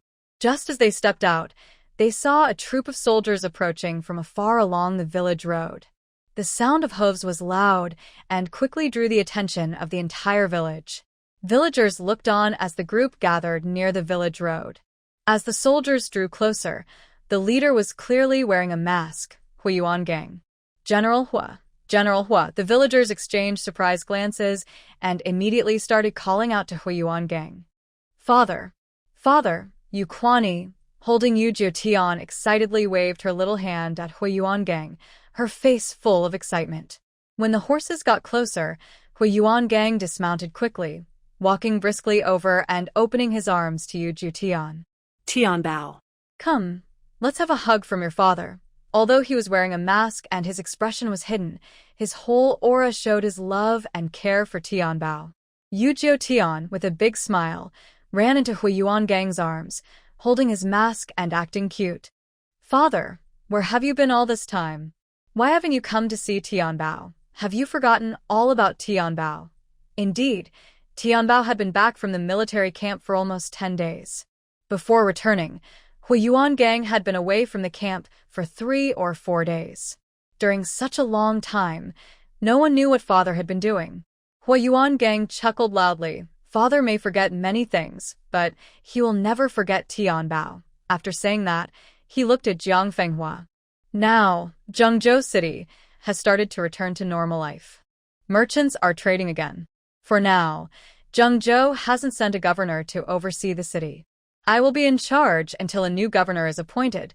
To help keep order in the city, I have built a government office in the eastern suburb in the old governor's residence. For now, the sign on the door has been changed to Dinggua Marquis' residence. From now on, I will stay in the city for a while. The military camp will also move into Zhengzhou to set up a training camp. If you need anything, you can come directly to the Dinggua Marquis' residence to find me. After he finished speaking, Yu Tian suddenly realized that father had gone to build a residence in the city. The villagers felt relieved hearing this. If Huiyuan Gang could stay in Zhengzhou, it meant there was no need to worry about war or chaos this winter. They could finally have a peaceful time. Jiang Fenghua stepped forward with a smile. General, you must be tired. Come inside, sit down, and have some water first. Yu Tian also quickly agreed, Father, go see our new house. It's very big. Hui Yuangang chuckled and gently pinched Yu Tian's nose. Good. Tianbao, take father to see your new house. Once Zhengzhou is settled, I will take you back to our home in the city. At that time, Tianbao can choose to go back to the village or stay in the city. Is that okay? Yu Tian happily bounced in Hui Yuangang's arms. Yay. That's great. Now I have 2 homes. Can I invite my big brother and second brother to visit the city house? No problem. They can stay there and keep you company every day. While they were talking, a group of people had already arrived at Yu's courtyard. Zheng Jun led the soldiers to wait at the gate of the Zheng family, ready to speak privately with their family. The other villagers also stayed around the gate, not leaving. Jiang Fenghua brought out a pot of water and handed it directly to Hui Yuangang without a cup. General, have some water first. Hui Yuangang was surprised but nodded with gratitude. Thank you, Aunt Jiang. After speaking, he eagerly drank several large sips from the teapot. Su Xianyang took the Yu brothers to serve water to the soldiers. The general has arrived just in time, so we don't have to go to the camp to report. We already planted all the potatoes 2 days ago. If everything goes well, we will harvest in about a month. When that happens, we will go to tell the general the good news, Jiang Fenghua said happily. Hui Yuangang also looked very pleased. Good, very good. Today, I came here especially to tell you all some good news. When Grandma Ma led the medical team to help save Zhengzhou from the plague, it wasn't a wasted effort. I decided that most of the well-off families paid for the medical fees.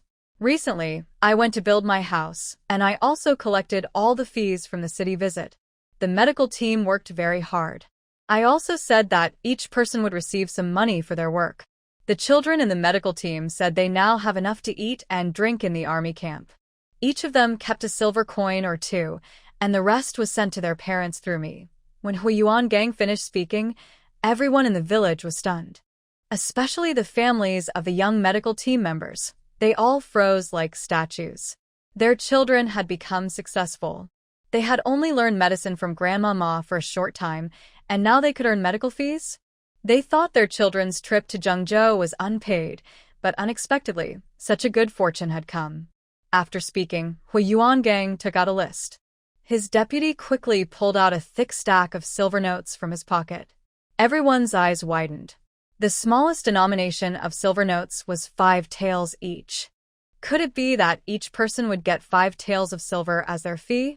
Huaqing Longping.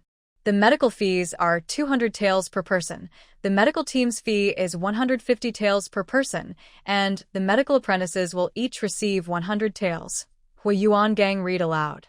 The crowd fell silent, as quiet as if a needle had fallen. Where are the families of the medical team? Why isn't anyone coming to collect their money? If no one comes, I will take it all back to use as military supplies. Hui Yuangang asked with a smile in his eyes. Yes, yes, General. I am Huaqing's mother. Suddenly, a woman stepped forward excitedly, her eyes full of disbelief. Hui Yuangang asked her a few questions to confirm, then signaled his men to bring her the silver notes. Blueberry Girl took the silver note, looked at the amount on it, and felt as if she was walking on clouds. Seeing this, the family members of the medical team came out one by one, lining up to receive their share of the payment. Oh my, I've never seen so much silver in my life. With the current situation, just being able to eat enough is a blessing. They are truly lucky, earning so much money with Grandma Ma. They should thank young Miss Yu for her help. If it weren't for her advice to Grandma Ma, they wouldn't have this opportunity. The villagers below looked at them with envy, their eyes a bit red. Their words carried some jealousy, but no bad intentions. Anyway, everyone benefited from being associated with the Yu family. At least now, everyone had a place to live and free seeds and grain. Father, what about Tianbao? Does Tianbao have any? Yu Jiutian watched everyone collect their money eagerly and looked longingly at Hui Yuangang. Hui Yuangang smiled and said, Tianbao did the most work. No one's share should be less than yours. After he finished speaking, his subordinate handed a thick stack of silver notes to Tianbao. This 5,000 taels of silver is for Tianbao's medical fee. Everyone gasped at the number. 5,000 taels? They had thought the medical team's fee was already high, but it turned out to be less than what Yu Tianbao earned with just a little finger. Though surprised, everyone understood that if it weren't for Tianbao coming up with a plague remedy, the medical team wouldn't have earned this fee. In fact, if the plague had spread beyond control, they might have all been infected. This 5,000 taels rightfully belonged to the Yu family. Wow, so much. Tianbao is amazing. Yu Jiutian clapped her hands excitedly. She finally brought real income to her family. The Yu brothers looked at her in shock, unable to believe how much their little granddaughter was earning. She was like a money tree. Even before fleeing, she had indirectly earned a lot of silver for the family. Now, she had done even better. Jiang Fenghua looked calm, but when he took the silver note, his hand trembled slightly. Grandma, does this mean Tianbao and the older brothers can have anything they want in the future? Yu Jiutian looked at Jiang Fenghua happily, feeling proud that she was now earning her own way. Hee. Su Xianyang looked at him with a mix of blame and affection. As long as you're healthy, whatever you want to eat in the future, your older sister-in-law will make for you. The young girl always thought about family and making the family prosperous. If she could reach, she would pick stars from the sky to give to her. Wow, sister is so amazing. Sister is so amazing. Jia Jiaxing was gathered around Yu Chuanzhong's leg, jumping and bouncing while holding Yu Jiutian's little feet. Besides the medical fee, the general also wanted to tell them another thing. Now that the army supplies are enough, when the grain from Qixing village is harvested, the general will buy it at 5 coins per jin, based on millet prices. It won't be taken for free. In everyone's envious eyes, Ho Yuan Gang announced another piece of news. This time, the medical fees collected were unusually high. After giving 30% to Granny Ma, the rest was enough to support the army for 3 or 5 years. As long as the military funds are sufficient, the Ho family army won't cheat the common people. Moreover, Yu's family made a big contribution this time and received a very generous reward. Even though the people of Qixing village had gone through hardships together, some might still feel jealous. Yu's family gained a lot and helped those around them benefit too. That was the way to keep things balanced. Really? Not free for the army? The general will charge 5 coins per jin. Yes, I always keep my word. Wow, then 200 jin would be worth a few taels of silver. Potatoes can yield over 1,000 jin per mu. Each family has about 10 mu, so each could sell for 50 or 60 taels of silver. Yes, Aunt Jiang said potatoes can be harvested in just over a month. Soon, every household will not only have enough food for winter but also save a lot of silver. Ho Yuan Gang's second piece of news made everyone very happy, and the crowd burst into cheers. Even those villagers who had been jealous of the Yu family quickly pulled themselves out of bad thoughts and stopped any bad ideas. While the Yu family was enjoying meat, others could also enjoy the broth. No more negative thoughts. All right, everyone has been informed. If there's nothing else, you can all go home.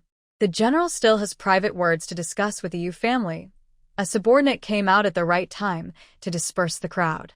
The villagers, hoping for a close relationship between Ho Yuan Gang and the Yu family, happily went back home without bothering them. After everyone left, Jiang Fenghua quickly invited Ho Yuan Gang into the main hall to sit and talk. General, I have another matter to discuss. Recently, we are planning to clear the flat land on the hillside to grow medicinal herbs. Not only can we supply medicines to the army, but they can also be sold on the market. If the results are good, it might even lower the price of herbs in Zhengzhou City. Then, villagers can grow herbs to earn money, and ordinary people in Zhengzhou can afford to see a doctor. This would be a great benefit for everyone. Jiang Fenghua spoke while noticing Hui Yuan Gang's eyes become excited. She herself thought this idea was very ambitious and grand. Looking at her adorable granddaughter blinking happily in Hui Yuan Gang's arms, Jiang Fenghua felt an inexplicable weight on her shoulders. All these ideas were shared by her granddaughter when she hid under the blanket at night. Though her words seemed innocent and childish, each sentence carried a big dream of benefiting the country and the people. Sometimes she even felt that when her sweet little treasure was born into her poor daughter's belly, she hadn't even drunk the Mengpa soup. Hua Yuan Gang looked at her with admiration. Aunt Jiang, Your far-sighted thinking is truly impressive. However, planting herbs is very different from growing ordinary grains. Each herb has its own growing environment and habits, and medicinal seeds are rare. Historically, doctors believed cultivating herbs took a lot of effort. Growing herbs is truly unique in history, but Aunt Jiang and Granny Ma are both extraordinary people. Since you are willing to take action, you must have some methods. I will support you fully. However, I wonder where these herb seeds come from. Do you need me to help find and buy them from different places? Everyone knows that herbs are more valuable than grains. If growing herbs was so easy, farmers across the country would have already made profits from them. Maybe herbs are even cheaper than grains, and people wouldn't look down on illness or be unable to afford medicine. Jiang Fenghua nodded quickly. Yes, we need your help, but not to go searching for sellers. We have the seeds. They were brought back from the mountain by Tian Bao, and the full gift. Tian Bao is blessed, and following her always brings unexpected gains. But our close friends think this is a blessing, yet we can't be sure that bad people won't try to take advantage of it. That's why Granny Ma is asking the general to protect Tian Bao. So, I hope the general can help clarify the way forward for these seeds. Yuzhou felt relaxed inside, unconsciously swinging her little feet. With her grandmother and adoptive father present, her good fortune always seemed to be justified. Hua Yuangang's eyes flickered slightly as he repeatedly assured her, Aunt Jiang, don't worry. Today, the third thing I plan to do is deliver medicine seeds to the Yu family. After speaking, he exchanged looks with Jiang Fenghua and nodded, gently rubbing the little girl's head in his arms. He softly said, Big things are handled by your adoptive father. Just tell your grandmother what you think, and don't be afraid of anything else. Perhaps heaven arranged for him to meet Sweet Treasure and the Yu family when he was in power. It all seemed destined.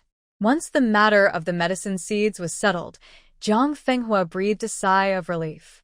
She quickly stood up to ask Su Xianyang to prepare food and invite Hu Yuangang to eat. However, Hua Yuangang shook his head. Aunt Jiang, moving the military camp to the training ground will take some time. I won't stay long. He then took a stack of silver notes from his pocket and handed them to Jiang Fenghua, more than the previous medical fee. Jiang Fenghua and Yu Jiu were both stunned. Hadn't the fee already been paid? Why was there so much more? Hua Yuangang's eyes twinkled with a smile as he explained, This time, the medical fee is very generous.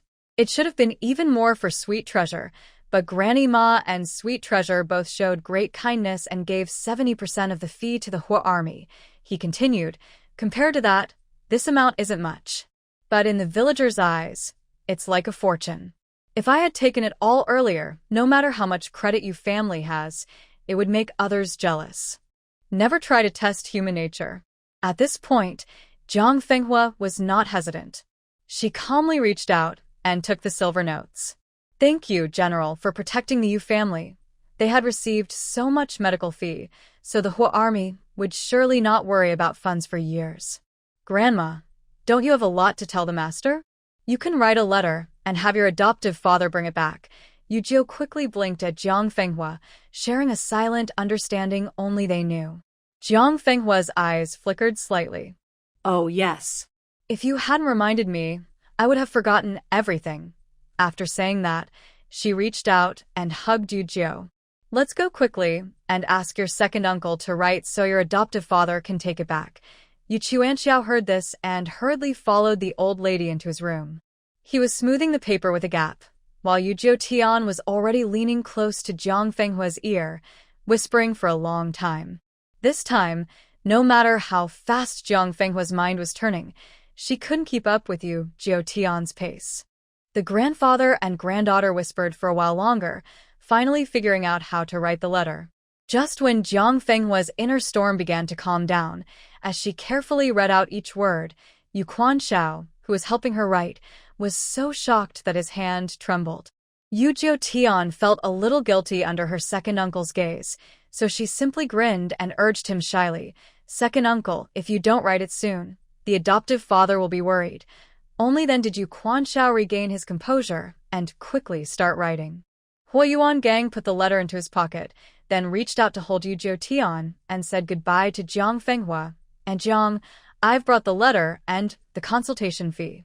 I won't stay any longer. Hui Yuan gang carried Yu Jiutian and headed out of the yard, with the Yu family quickly following to see them off. Sweetie, once I've arranged everything, I'll come to pick you up to stay in the city for a few days, okay?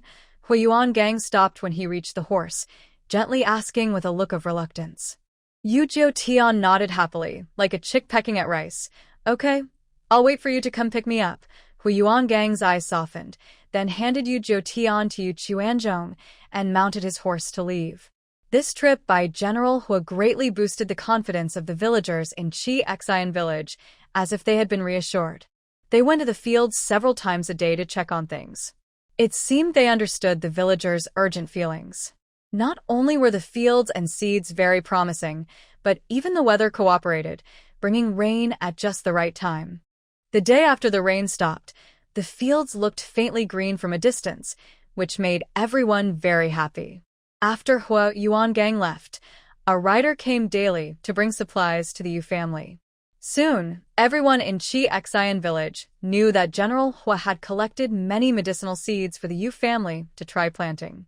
Most villagers were content with their current life, only worried about how well the potatoes were growing. They didn't think much of the Yu family's medicinal planting, thinking it was just a waste of effort. If medicinal herbs were so easy to grow, merchants eager to make money would have already planted large fields of them, and it wouldn't be left to the Yu family. But there were still many thoughtful people in the village who sensed something unusual. The Yu family was breaking many common rules. Others might not succeed in planting medicinal herbs, but perhaps the Yu family could. The Yu brothers and 3 other families continued to farm on the hillside every day. Those who supported the Yu family also sent 1 or 2 workers to help behind them. They didn't ask for thanks or take credit. Whatever the Yu family did, they just helped. But they all watched carefully and quietly remembered everything the Yu family said and did. These people thought simply. Since the potatoes had already been planted, instead of staying at home and wasting time, they decided to follow the Yu family. They believed they could learn something new. With many people working together, they quickly cleared half of the hillside. The Yu families went up the mountain again to dig black soil, just like before. Yu Chuanzhong's health was fully recovered. Many strong men in the village also got better. While digging black soil, they also organized small hunting groups. This time, they didn't go far or be greedy.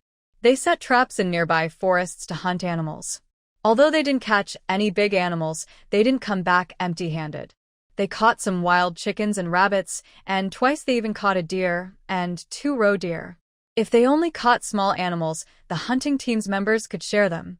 But if they caught bigger animals, each family could also benefit a little. After a few relaxed days, the villagers started going up the mountain again. They picked wild vegetables, gathered mushrooms and fungi, and searched for mountain treasures. Basically, anything edible was collected and brought home. Jiang Fenghua, Yu Quaran, and Yu Chuanyi worked in the fields, spreading black soil and planting seeds, busy all day. Yu Quanshao and Su Xunyang stayed at home with the 3 little ones. The main room of their house became a temporary school. Every day, the village children brought small stools and came to Yu's house to listen to Yu Quanshao teach. Yu Jiutian and the families of Jia and Jiaxing also wanted to learn. Yu Jiutian was naturally very smart, so she was a top student and loved listening to her second uncle's lessons. The other 2 children couldn't sit still at first, but seeing their little sister so serious and eager to learn, they didn't want to fall behind. They patiently listened to the lessons. Before the other children arrived, their parents told them to imitate the children of the Yu family. So, they behaved very well and studied actively. Yu Quanshao was amazed by the little girl's focus and learning ability. He was even more pleased that, at such a young age, she could influence her 2 brothers and motivate all the children. In the future, if the family had more children and kept up this good atmosphere, everyone would become even better. At that time, the Yu family's good family traditions will improve even more. Thinking this way, Yu Chuanxiao was very eager to teach, and the whole Yu family was filled with the sound of reading aloud. Xionyang, it looks like my daughter-in-law is about to give birth. Can Tianbao help take a look? That day, Su Xionyang was busy in the kitchen when a heavily pregnant village woman was helped into the yard by her family. Su Xiaonyang quickly wiped her hands and came out to see. Duan, are you about to give birth? Wait a moment, I'll call Tianbao. Now, everyone who knows medicine is with the Hor family army, and only Tianbao can perform medical procedures. Last time, when Grandma Ma had a C-section, Tianbao was also helping nearby. She probably can assist women in giving birth too. In the past, no one would trust a child easily, but now, people trust her more than some doctors. Soon, Su Xiaonyang brought out Yu Tian, and many villagers had gathered outside to see what was happening. Duwan's family stepped forward with her. Dr. Tianbao, please take a look at Aunt Duwan. She's in a lot of pain. As they spoke, Duwan was groaning softly, almost hanging onto her family. Yu Tian observed Duwan from afar. Her lips looked pale and weak, showing signs of anemia and exhaustion. Her heart tightened. She quickly took a few steps to her side, reached out, and checked her pulse on her arm. Sure enough, her condition showed signs of blood and energy deficiency. Yu Tian's small eyebrows furrowed uncontrollably, then quickly relaxed again. Even though she was just a child and usually trusted by her master and others, now she was the only one in the village who knew medicine. If she showed any signs of panic, Duwan's family would definitely become anxious. Grandma, help support Aunt Duwan back home to lie down, and boil some hot water. Big Auntie, please bring out Tianbao's medical bag. Big Annie, you should go with Tianbao to help. Yu Tian calmly arranged everything, her clear and confident voice making Duwan's family feel much more at ease. They had also prepared backup plans. If Tianbao from a Yu family was unsure, they would immediately borrow Zheng's carriage to go to the military camp to find Grandma Ma or Yu Chuanli. Now, it seems that although the young girl is small, she has her master's calm and steady demeanor, which makes people trust her. Duwan's family hurriedly helped her back home. Su Xianyang quickly took the small bag of Yu Tian and pulled her along. The villagers had never seen Yu Tian treat someone alone before, and they couldn't help but feel worried for Duwan's family and the little girl. They followed behind. Grandpa, Uncle Dabin, you all go out now.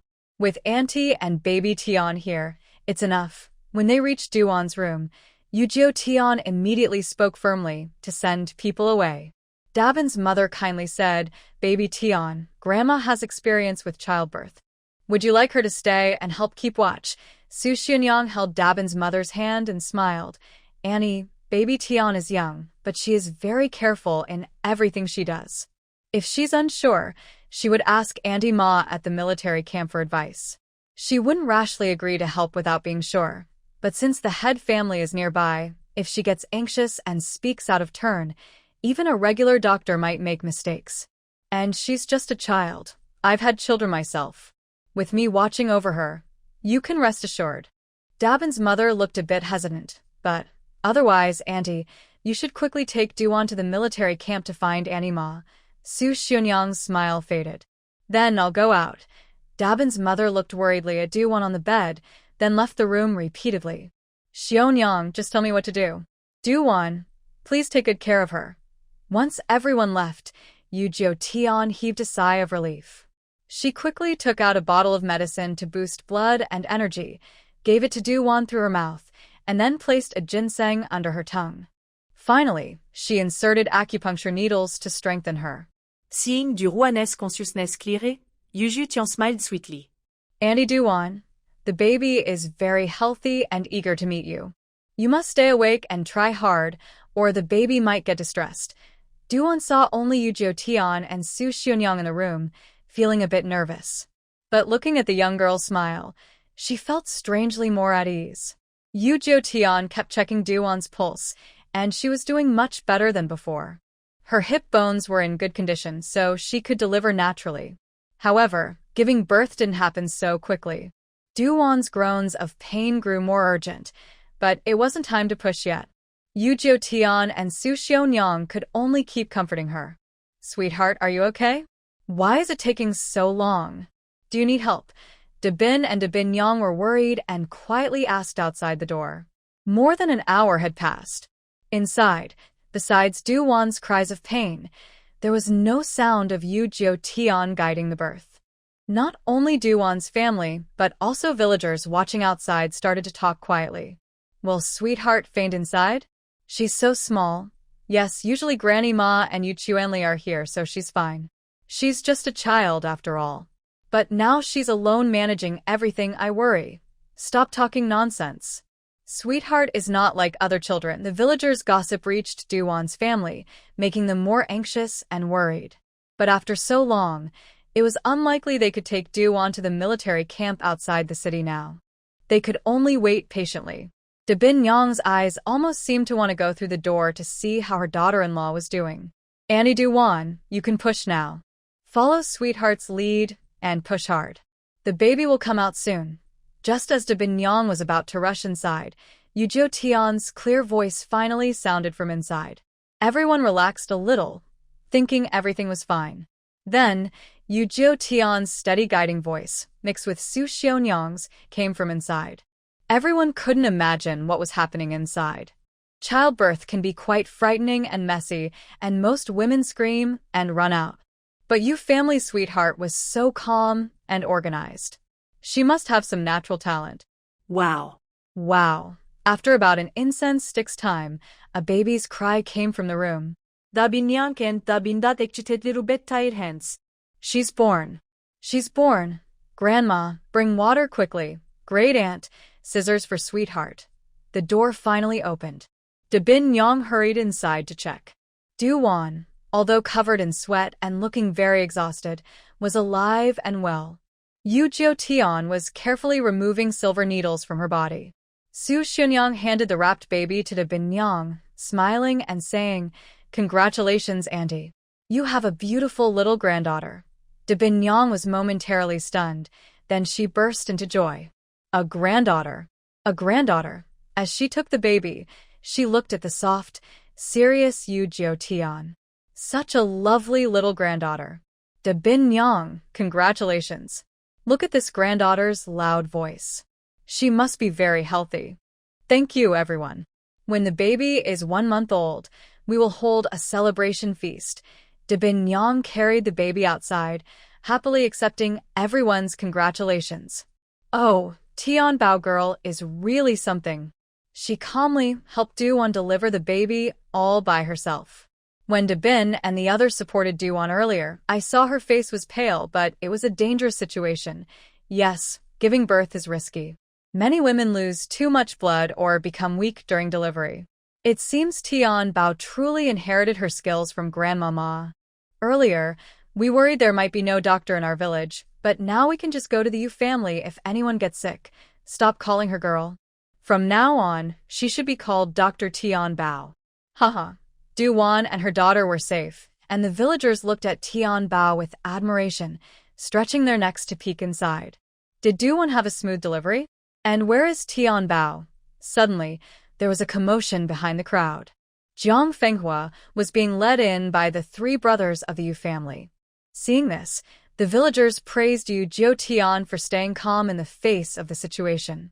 Jiang Fenghua let out a sigh of relief and quickly went into the yard. As soon as they returned home, the second brother, Quan Xiao, hurriedly told Yu Tian about delivering Duwon's baby. Without even washing his hands, he rushed over. Although Jiang Fenghua trusted Tian Bao, childbirth is dangerous. Without Grandma Ma watching over her if anything went wrong, Duwon's family wouldn't just accept it quietly. Everything was settled, and Yu Tian was carried out by Su Xionyang, just as Jiang Fenghua met her. Seeing Yu Tian's smiling face, Jiang Fenghua's heart finally settled. Good girl, are you not afraid? Childbirth can be bloody and frightening to most people, let alone a child. Sweet baby was afraid, but whenever she thought about being a doctor, she worried she might make mistakes. If that happened, the baby might not be born safely. So, she tried very hard to hold back her fears. But now, she is no longer afraid. Sweet baby is still very brave. Yu Tian naturally snuggled into Jiang Fenghua's arms, instantly turning into a koala bear. Jiang Fenghua smiled and gently patted her back. Our little sweet baby is so amazing. Grandma is proud of you. However, saving people is a doctor's main job. Remember, You shouldn't be proud after just one success. And if you're not sure, you must not risk people's lives. Always keep this in mind. Yu Jiutian nodded repeatedly. Grandma's words, sweet baby, will remember well. Their conversation was very normal. Jiang Fenghua felt very proud of her granddaughter. But she was still young, so she often reminded her gently. To outsiders, it seemed that the Yu family's children were very talented. Such a young child with such skills was impressive. Others might think the adults were floating on air, and it was hard to teach children to stay humble. But in the Yu family, Jiang Fenghua was the steadying force. No matter how much her children achieved, she kept them grounded. Big sister Jiang, today it was your little sweet baby who saved the day. Otherwise, Duan might not have been able to stay in the army camp to find a doctor. I don't know how to thank you. Please tell me the consultation fee. We'll write an IOU, and once the grain is harvested and sold to the Hor family army, we'll send the money to you right away. Dabin's mother was very excited, holding the child and thanking Jiang Fenghua. Right now, no family had ready cash. They could only wait until the potatoes were harvested to pay the consultation fee. It was because the Yu family had found the potato seeds, they only put in a little effort. Otherwise, how could they afford the fee? Hearing this, Jiang Fenghua looked at Yu Jiutian. No rules. Since sweet baby will have to practice medicine in the village, we need to carefully plan how to charge for consultations and set clear rules. This way, in the future, if the fees are unfair, we won't realize it, and it won't cause misunderstandings among everyone. Sweet baby's natural talent for saving lives didn't need to be restricted. As long as she was healthy and happy, Jiang Fenghua fully supported her practicing medicine and helping others. That's why I say Aunt Jiang is amazing. She thought of everything we didn't consider. We are truly lucky to be neighbors with the Yu family, just like being in the same village. In the past, I never heard of any rules about medical fees, and those doctors would charge whatever they wanted. Jiang Fenghua's words sparked more discussion among everyone. Dabin's mother felt relieved and nodded repeatedly. All right, I'll come back in a few days to write an IOU. Yu Jiutian quickly added, and Du needs to eat nutritious food to help with her energy and blood. Dabin's mother was surprised. Nutritious? What kind of nutritious food? Yu Jiutian broke out in a light sweat. She was in a hurry and accidentally used modern words. How could they understand? Just food that helps boost energy and blood. Okay, but what exactly can help with energy and blood? Dabin's mother looked a bit worried. They didn't have money now, and how could they buy meat to help her daughter-in-law's health? Yu Jiutian also felt stuck. While herbal medicine can help with energy and blood, her fifth uncle wasn't home recently, and no one from the Yu family was gathering herbs. Suddenly bringing out medicine might make others suspicious. Seeing Yu Jiutian's difficulty, Dabin's mother felt anxious. Tianbao, do we really have to eat meat? If not, I can go to town tomorrow with some grain to buy some meat. Yu Jiutian suddenly remembered something and brightened up. Boosting energy and blood doesn't necessarily mean eating meat, and how the meat is cooked is very important. All right, Grandma, let's do this. Tianbao, let your fourth uncle cook 2 medicinal meals for Aunt Du every day. You come over each day to pick them up and give them to her. Then, whatever your family eats, Aunt Du can share a little. Yu Chuanyi looked confused. He only knew how to cook, but he didn't know how to prepare medicinal meals. But in front of everyone, he couldn't ruin Tianbao's plan, so he just kept quiet and clenched his lips. That's perfect, but isn't it too much trouble for your fourth brother? Why don't you tell me what to eat, and I'll cook it at home? Seeing Yu Jiutian's relaxed expression, Dabin's mother felt more at ease. She knew she couldn't make the medicinal meals herself, but since Yu Chuanyi wasn't speaking, she had to say everything properly. Sure enough, Yu Jiutian quickly shook her head. This is a secret family recipe passed down from my master. Grandma, you can't make it either. Besides, medicinal meals cost money too. Dabin's mother smiled and nodded. Of course. We'll write it all in the IOU. After everything was settled, Jiang Fenghua and the others happily said goodbye and left Dabin's house, carrying Tianbao with them. Everyone else went home one by one. Sweet treasure, you just said that fourth uncle doesn't know how to make medicinal dishes, Yu Chuanyi said to Yu Jiutian as soon as they returned to the yard. Yu Jiutian quickly snuggled into Yu Chuanyi's arms, patting his shoulders and seriously saying, "Making medicinal dishes is actually very simple. Fourth uncle cooks so well, so making medicinal dishes isn't difficult. From now on, fourth uncle can help Sweet Treasure just like fifth uncle does." The money from the medical fees is earned by Sweet Treasure, and the money from the medicinal dishes is earned by fourth uncle. Isn't that great? Maybe in the future, fourth uncle can earn more than fifth uncle. When fourth uncle has money, he can find a good wife for Sweet Treasure. Ha, that's right. If fourth uncle earns money, he will definitely find a kind and beautiful wife for you. Su Xunyang chuckled secretly, surprised that Sweet Treasure was already thinking about helping her uncles find wives. Jiang Fenghua and the brothers all smiled. Yu Chuanyi suddenly blushed deeply. They were just talking about making medicinal dishes, but suddenly Sweet Treasure brought up finding a wife. He wasn't in a hurry to find a wife, but what Sweet Treasure said about earning money really touched his heart. Now, all the brothers in the family are capable, and even Sweet Treasure has earned a lot of money for the family. He often feels a bit dissatisfied about always being stuck in the kitchen with his wife. Maybe the idea of making medicinal dishes is his chance? Fourth uncle must find a wife for Sweet Treasure who is as beautiful, capable, and gentle as Big Aunt. Yu Jiu Tian showed her small tiger teeth with a daydreaming look, then pointed at Yu Quen. Third uncle also wants to do business and make big money, and find a good wife for Sweet Treasure. Next, she pointed at Yu Quenxio, who was amused. Second uncle wants to study hard and become a top scholar. And find a clever second aunt for Sweet Treasure. Then she pretended to count on her fingers, her eyes shining brightly.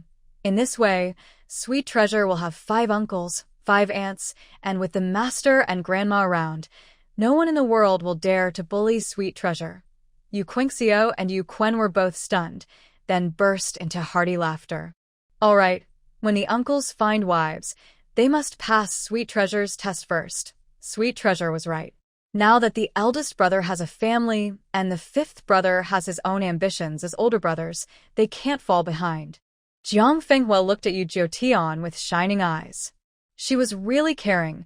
She not only worried about her sons earning money and pursuing their dreams, but also about their marriage prospects. Truly, she was a precious treasure given by heaven to the Yu family. Herbal dishes are gentle and nourishing, not harmful to the body. Yu Jiutian didn't make this just on a whim, but saw a business opportunity suitable for her fourth uncle. After dinner, Yu Jiutian and Yu Chuanyi went straight to the kitchen. They used clean white cloth to pack the medicinal herbs that tonified qi and blood, then boiled them with rice. The aroma had a slight bitter, medicinal scent. Yu Chuanyi rendered some animal fat, blending it with the meat aroma, and added simple seasonings. The result was soft, tasty porridge. The first pot, surprisingly, Yu Jiutian ate half of it herself. Since medicinal herbs were added, Yu Chuanyi was initially worried that Yu Jiutian might get sick from eating too much. But when he learned that this nourishing herbal dish was suitable for all ages, he didn't stop her. Since it was good for health, he took the remaining half to the main hall and let the family taste a bowl. After everyone praised it, he confidently started making a second pot for Duwan, the wife of Dabin's family. When Dabin's mother came to pick it up, she saw it was just a pot of rice porridge and looked a bit surprised. Isn't this just porridge? Although it was cooked better than usual home-cooked meals, it was still just porridge. She could cook it herself, but it would take more time and effort. The Yu family's fourth generation surely didn't spend little to cook this medicinal dish. Living frugally was wise. When Dabin's mother asked doubtfully, Yu Chuanyi was not angry. Please smell it carefully. She leaned in and sniffed the pot, finally noticing something unusual. There was a meaty aroma and a hint of medicinal scent. Hearing this, Dabin's mother felt more at ease. Herbal dishes, as the name suggests, must have a medicinal smell to be authentic. After another sniff, she unexpectedly salivated. The dish looked delicious, quite different from what she made herself. Fourth brother, I didn't expect you to have such skills. Look at this herbal porridge. It's even more fragrant than regular food. This is a good thing, saving us from suffering through bitter medicine. Big sister Dabin immediately smiled happily. It will be trouble for you these days. I will come to pick up the medicine every day at this time, and I will write the cost of the medicinal food on the IOU. Yu Chuanyi smiled as he saw Big Sister dabbing off, then looked at Yu Jiotian. The little girl proudly showed him her thumb. Fourth uncle is really great. Big Sister Dabin was right. If there was tasty medicinal food, many children who dislike taking medicine would be happy to eat it. Then she gave Yu Chuanyi a few prescriptions for strengthening the stomach and nourishing the intestines, as well as for strengthening muscles and bones. Yu Chuanyi happily went to the kitchen to study them. In the evening, Zhang Fenghua and Yu Jiotian went into Yu Zhao's room. The three of them discussed making a list of the fees for common illnesses. After finishing everything, Yu Jiotian was so tired that she fell asleep directly in Zhang Fenghua's arms. She didn't wake up even when the old lady helped her bathe and fussed over her. During the deepest sleep, Yu Jiotian seemed to hear a clanging sound, but her grandmother was lying beside her the whole time. She thought it was an uncle fixing something. "Sweetie, wake up quickly. Go see what surprise your third and fourth uncles have prepared for you." The next morning, before she had fully woken up, Zhang Fenghua gently shook her awake. Yu Jiotian rubbed her sleepy eyes, yawned, and asked cutely, "Surprise? What surprise?" Zhang Fenghua quickly dressed her and took her small hand to the room where Gotzi was sleeping. When they reached the door, Yu Jiotian was stunned. There was a new wooden sign hanging on the door.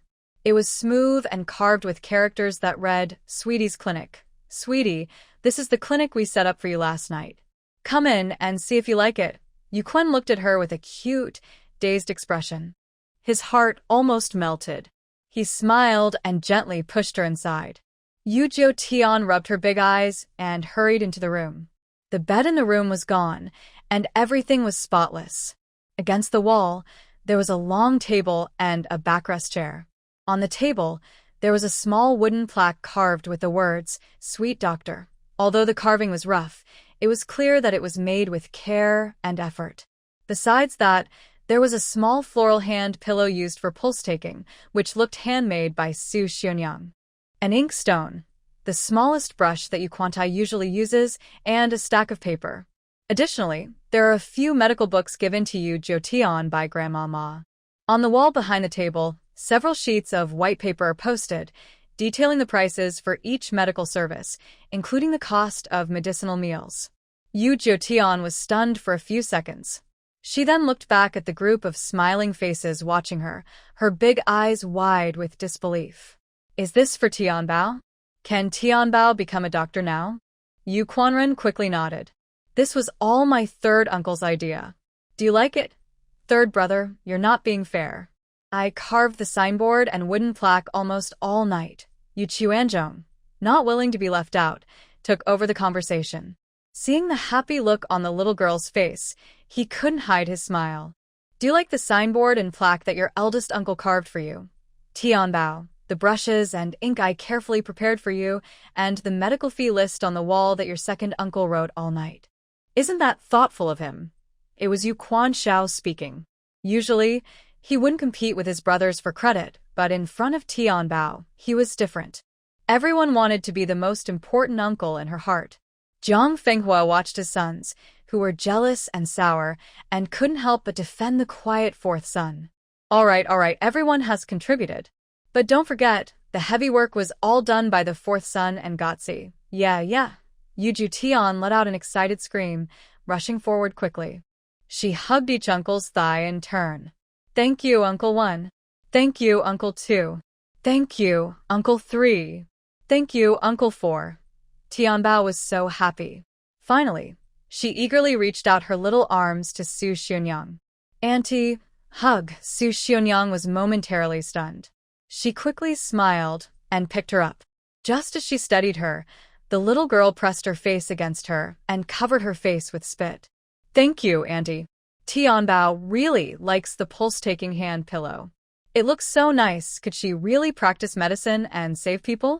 With her family supporting her, she was sure she could. This was wonderful. After many years, she finally had her own clinic again. Although it was small and simple, every part of it was filled with her family's support and love. After the excitement, Yu Jiutian suddenly remembered something and quickly looked at Gotzi, who was smiling shyly at her. Brother Gotzi, thank you. But since you gave your room to me, where will you stay? Gotzi scratched his head and pointed at Yu Kuan-yin with a smile. Don't worry about me, sweetie. I'll stay with your third uncle for now. Yu Kuan-yin nodded right away. The eldest brother's room was too crowded. The second brother's room was filled with books and had no space, and the fourth brother's room could only fit one bed. Only Yu Kuan-yin's room was spacious enough. He had already discussed it with Gotzi yesterday. They moved Gotzi's bed into his room, placing the two beds side by side. Although this left only a short passage of a few steps from the door, it was still fine for sleeping at night. Looking at her family, Yu Jiutian suddenly felt her nose sting, and tears welled up in her big eyes. The Yu brothers were startled and hurried to wipe her tears. What's wrong, sweetie? Did we do something wrong? Tell us and we'll fix it. Yeah, don't cry. If you need anything, just tell your uncles. Yu Jiutian cried even harder. Sweetie is just too happy. Sweetie thinks her uncles are the best. From now on, all the money I earn from treating patients will go to my uncles. I'll only keep a little for candy and meat. Later, I'll earn money to help my uncles get married, and I'll take care of you when you're old. Ha ha ha, alright. Sweetie will earn money to help us get married and take care of us when we're old. Hearing the reason for her tears, the Yu brothers were deeply touched. They had only done a small thing, yet the little girl was so moved and even made such innocent promises. They didn't doubt her words at all. Since Sweetie said it, it must be what she truly felt. But of course, they would never take her money. Besides the room, there was now also a wooden sign hanging outside the Yu family's courtyard. On it was written, Sweetie's Clinic, with a note that only 10 patients would be seen each day. This was added at Jiang Fenghua's suggestion. Although Sweetie loved being a doctor, she was still young and must not be overworked. Soon, the villagers noticed the sign and came to ask questions. Aunt Jiang, are you really letting Sweetie open a clinic? She's still so young. Can her body handle it? Just 10 patients a day, that's obvious. The Yu family letting Sweetie be the doctor is a great thing for us. Soon, the harvest will be here. Every family has someone with a headache or a fever. We can't all be shameless and borrow Zheng's carriage to go to the city to see Dr. Ma, right? That's true, but I don't know how much the consultation costs. Can we afford to see the doctor? You know the Yu family well.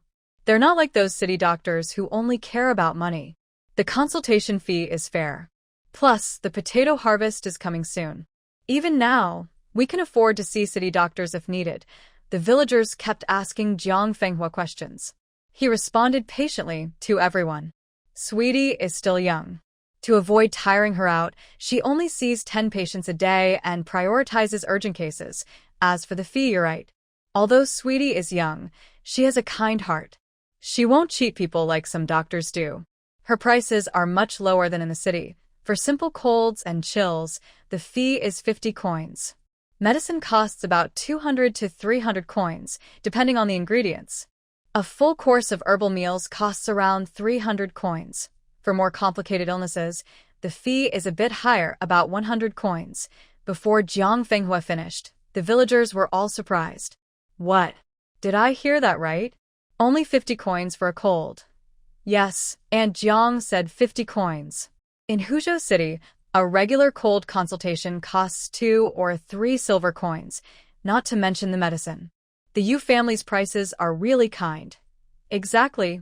Even if we don't have a high potato yield, at least we can save up enough to see the doctor. Yu Jiutian watched the villagers' excited reactions and felt genuinely happy. Actually, this price isn't very cheap for the current situation in Xiaoyu, but it can't be set too low suddenly. Moreover, under the idea of helping the people, she plans to build her reputation through her skills, earning money to help her uncles find wives.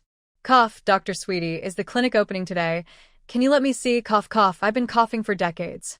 I can usually tolerate it, but every time the seasons change or I encounter smoke, I can't breathe, and it's very uncomfortable. And I, Dr. Tianbao, have had this headache for many years. It started after childbirth, and I wonder if it can be cured? After feeling happy, The villagers remembered the main matter and stepped forward to ask if they could be treated today. Yujio was eager inside, but her small face looked mature and calm. Dr. Tianbao's clinic can see patients today.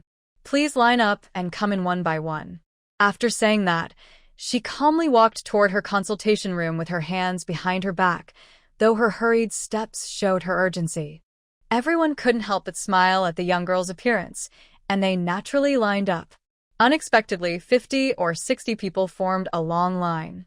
Villagers, we only see 10 people a day. If it's not an emergency, please come back early tomorrow to queue again.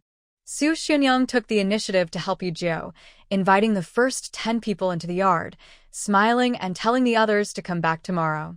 Although the other villagers felt disappointed for being a bit late, they could only think to wake up early tomorrow to queue. Even though these were old, stubborn illnesses, seeing hope for a cure made everyone eager to get rid of their pain sooner. In Zhengzhou City, all the Hu family soldiers had arrived at the training camp, and Granny Ma and a group of doctors temporarily stayed at the largest Renha Hall in the city. Renha Hall was run by 4 doctors working together. The runaway Dr. Huang was the main owner, holding 40% of the shares. The other 3 doctors, Dr. Zheng, Dr. Wang, and Dr. Zhou, had become apprentices of Granny Ma, each holding 20%. Guided by the 3 main owners, everyone quickly learned about Renha Hall. It truly deserved its reputation as Zhengzhou City's top medical hall. The front hall and backyard covered about half an acre. The front hall was divided into 2 parts, a pharmacy and a consultation room. The pharmacy had shelves filled with medicines on 2 walls, and there were 7 consultation rooms, probably with 7 doctors seeing patients at the same time. The backyard was even larger, a 2-section courtyard. Outside was a medicine warehouse and 8 houses, which were usually for the junior staff to stay in. The courtyard inside also has 10 rooms, 5 of which are private clinics for distinguished guests, while the others are used by doctors for occasional rest. In short, whether in terms of decoration, size, or the medical skills of the doctors, Renha Hall is the most grand and impressive medical building in Zhengzhou. Now that Zhengzhou is being rebuilt, the general also said that medical clinics are very important for people's lives, so we must quickly reopen and restore them. After visiting Renha Hall, Granny Ma gathered everyone in the main hall for a meeting. There were over 30 medical team members, more than 20 military doctors, and 16 local doctors from Zhengzhou. The large hall quickly became crowded. Dr. Zheng hesitated and asked, "Master said it makes sense, but is it really true that the military doctors will return everything to us once they reach their time limit?" This was also an important concern for the other doctors. Of course, it's true. Each clinic can operate normally, and the money earned in these years will be considered part of your assets. But there are 2 conditions. First, all clinics must have my wife's shares, and my wife must be the main owner. Using Renha Hall as an example, Dr. Huang has already run away and disappeared. His accounts must be settled, and his share of the assets will be handled by General Hua. The partnership contracts you signed before will be cancelled with General Hua, and a new partnership agreement will be signed with my wife. The same applies to other clinics. Calculate all the earnings you made before, split the shares accordingly, and if you want to continue working with my wife, we will redivide the shares. If not, you can take back all your assets and only receive the doctor's salaries for treating patients. Granny Ma's words made the Zhengzhou doctors look at each other in surprise. The master's meaning was very clear. All clinics could reopen and operate normally, but from now on, the master would have the final say over all of them. After some whispered discussions, they all nodded in agreement. There was no reason to hesitate. Recently, besides suturing techniques, the master had also taught them many new medical skills they had never heard of. They knew very well how important these skills were for a doctor, and the master had truly shared everything openly and generously. Moreover, the master had already earned a large sum of money from the plague diagnosis fees. With his skills, he could immediately open a bigger clinic than Renha Hall, giving him the confidence to stand against any challenge. Master is willing to get involved in their medical clinic, which is a very good thing. It helps them earn money and learn skills at the same time. Dr. Zheng asked, "Master, what is your second requirement?" Grandma Ma saw that they understood clearly and was very pleased. Her serious expression softened a little. The second rule is that whether you go to the front lines as military doctors or stay in Zhengzhou to run a clinic, you must do your best and stay honest. You are not allowed to do anything against medical ethics. If you find anyone doing so, they will be removed from the clinic immediately, and all their belongings will be taken to support the military. Although you have changed a lot now, I still want to remind you to always keep this in mind. Do not go back to your old ways. I will write down all the rules, and each clinic must hang them in a very visible place. Everyone must discipline themselves strictly. Everyone was excited again. The medical team members are very pure-hearted, and all took Grandma Ma's words as the truth. Dr. Zheng and the others looked a little embarrassed. They had previously sought fame and profit and did many things that hurt medical ethics. But the master said everything can start over. The military doctors didn't need to be told. They felt ashamed and wanted to hide their faces. All the things they did earlier broke the master's medical rules. They wonder if their hard work and careful behavior in the future can make up for their past mistakes. Seeing that everyone had no objections, Grandma Ma began to plan the next steps. There are 5 clinics in Zhengzhou City. Most of them are combined medical and pharmacy businesses. Although there are a few scattered pharmacies run by merchants, since the plague broke out in Zhengzhou, all pharmacies have been taken over by Huiyuan Gang and are temporarily closed. Grandma Ma decided that all 5 clinics should have the same name, Jiuren Medical Hall. They will be distinguished by adding branches, like first branch, second branch, and so on. Each clinic will have a capable and virtuous manager to oversee it. The medical team and military doctors are divided into 5 groups, with each clinic having 1 group. They are collectively called medical staff. Each group has a medical leader to help the doctors save lives and heal the sick. The clinics must stay open at all times, for 12 hours a day. For example, the first branch has 3 doctors and 10 medical staff. Every day, 1 doctor and 3 staff members stay on duty at the clinic to work through the night. If there are urgent patients in the middle of the night, they can be treated promptly. In addition, besides the original rooms, each medical clinic needs to build 10 patient rooms in the backyard. If there are urgent patients, they can stay at the clinic, making it easier for doctors to monitor their condition at any time. Madame Ma spoke a lot. Every time she mentioned something, there was a wave of excitement and surprise among the people. Revealing the consultation fees and medicine costs to everyone? Yes, they must be made public. No private deals or secret arrangements. Ordinary people and nobles are treated equally. Then, how are the consultation fees set? Later, I will assess your medical skills. All doctors are divided into 2 groups. Regular doctors charge 100 coins for a consultation, and senior doctors charge 200 coins. From now on, besides the clinic share, each doctor can take half of the consultation fee for every patient they see. The more patients you treat, the more you earn. This extra money will be paid to you separately each month. Madame Ma patiently answered the doctor's questions. Dr. Zheng frowned slightly. These consultation fees, they are completely different from before. But now, everything is decided by the master.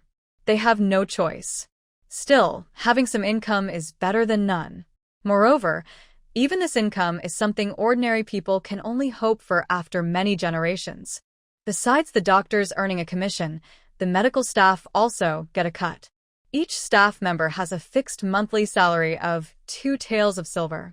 In addition, they earn 10 coins for each emergency treatment or small sewing procedure. It doesn't sound like much, but over a month, the commission can be more than the fixed salary. The young members of the medical team were very happy.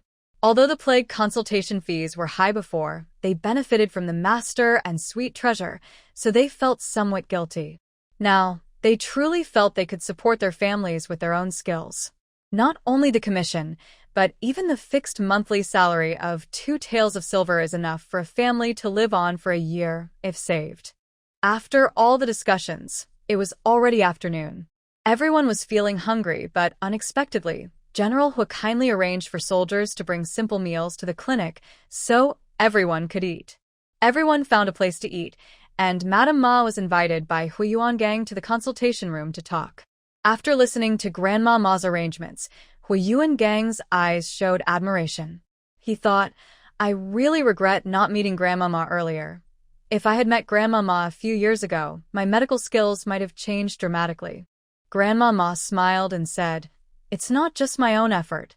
Most of the ideas came from the letters written by Sweet Treasure and the Yu family. I think every idea is good for helping people, so I made some small changes and accepted them. She added, I don't know yet how the later implementation will turn out.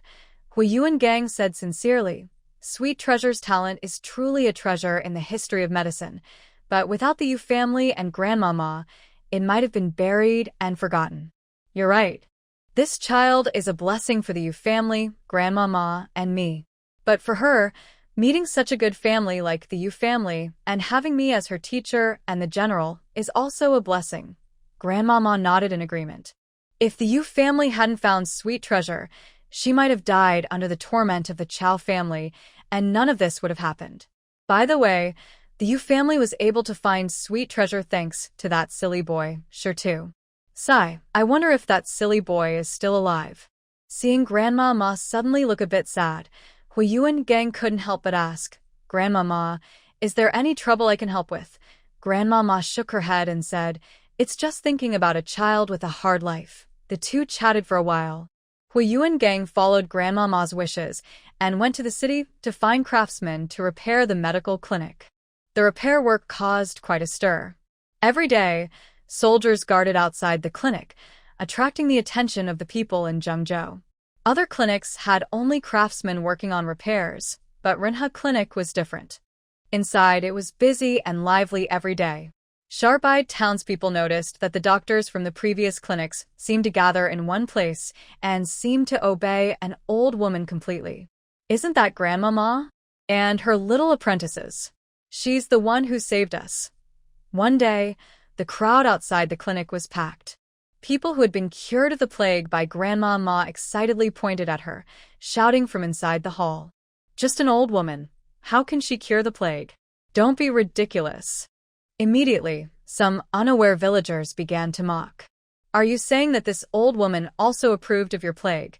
She was treating people for free back then. What real skill does she have?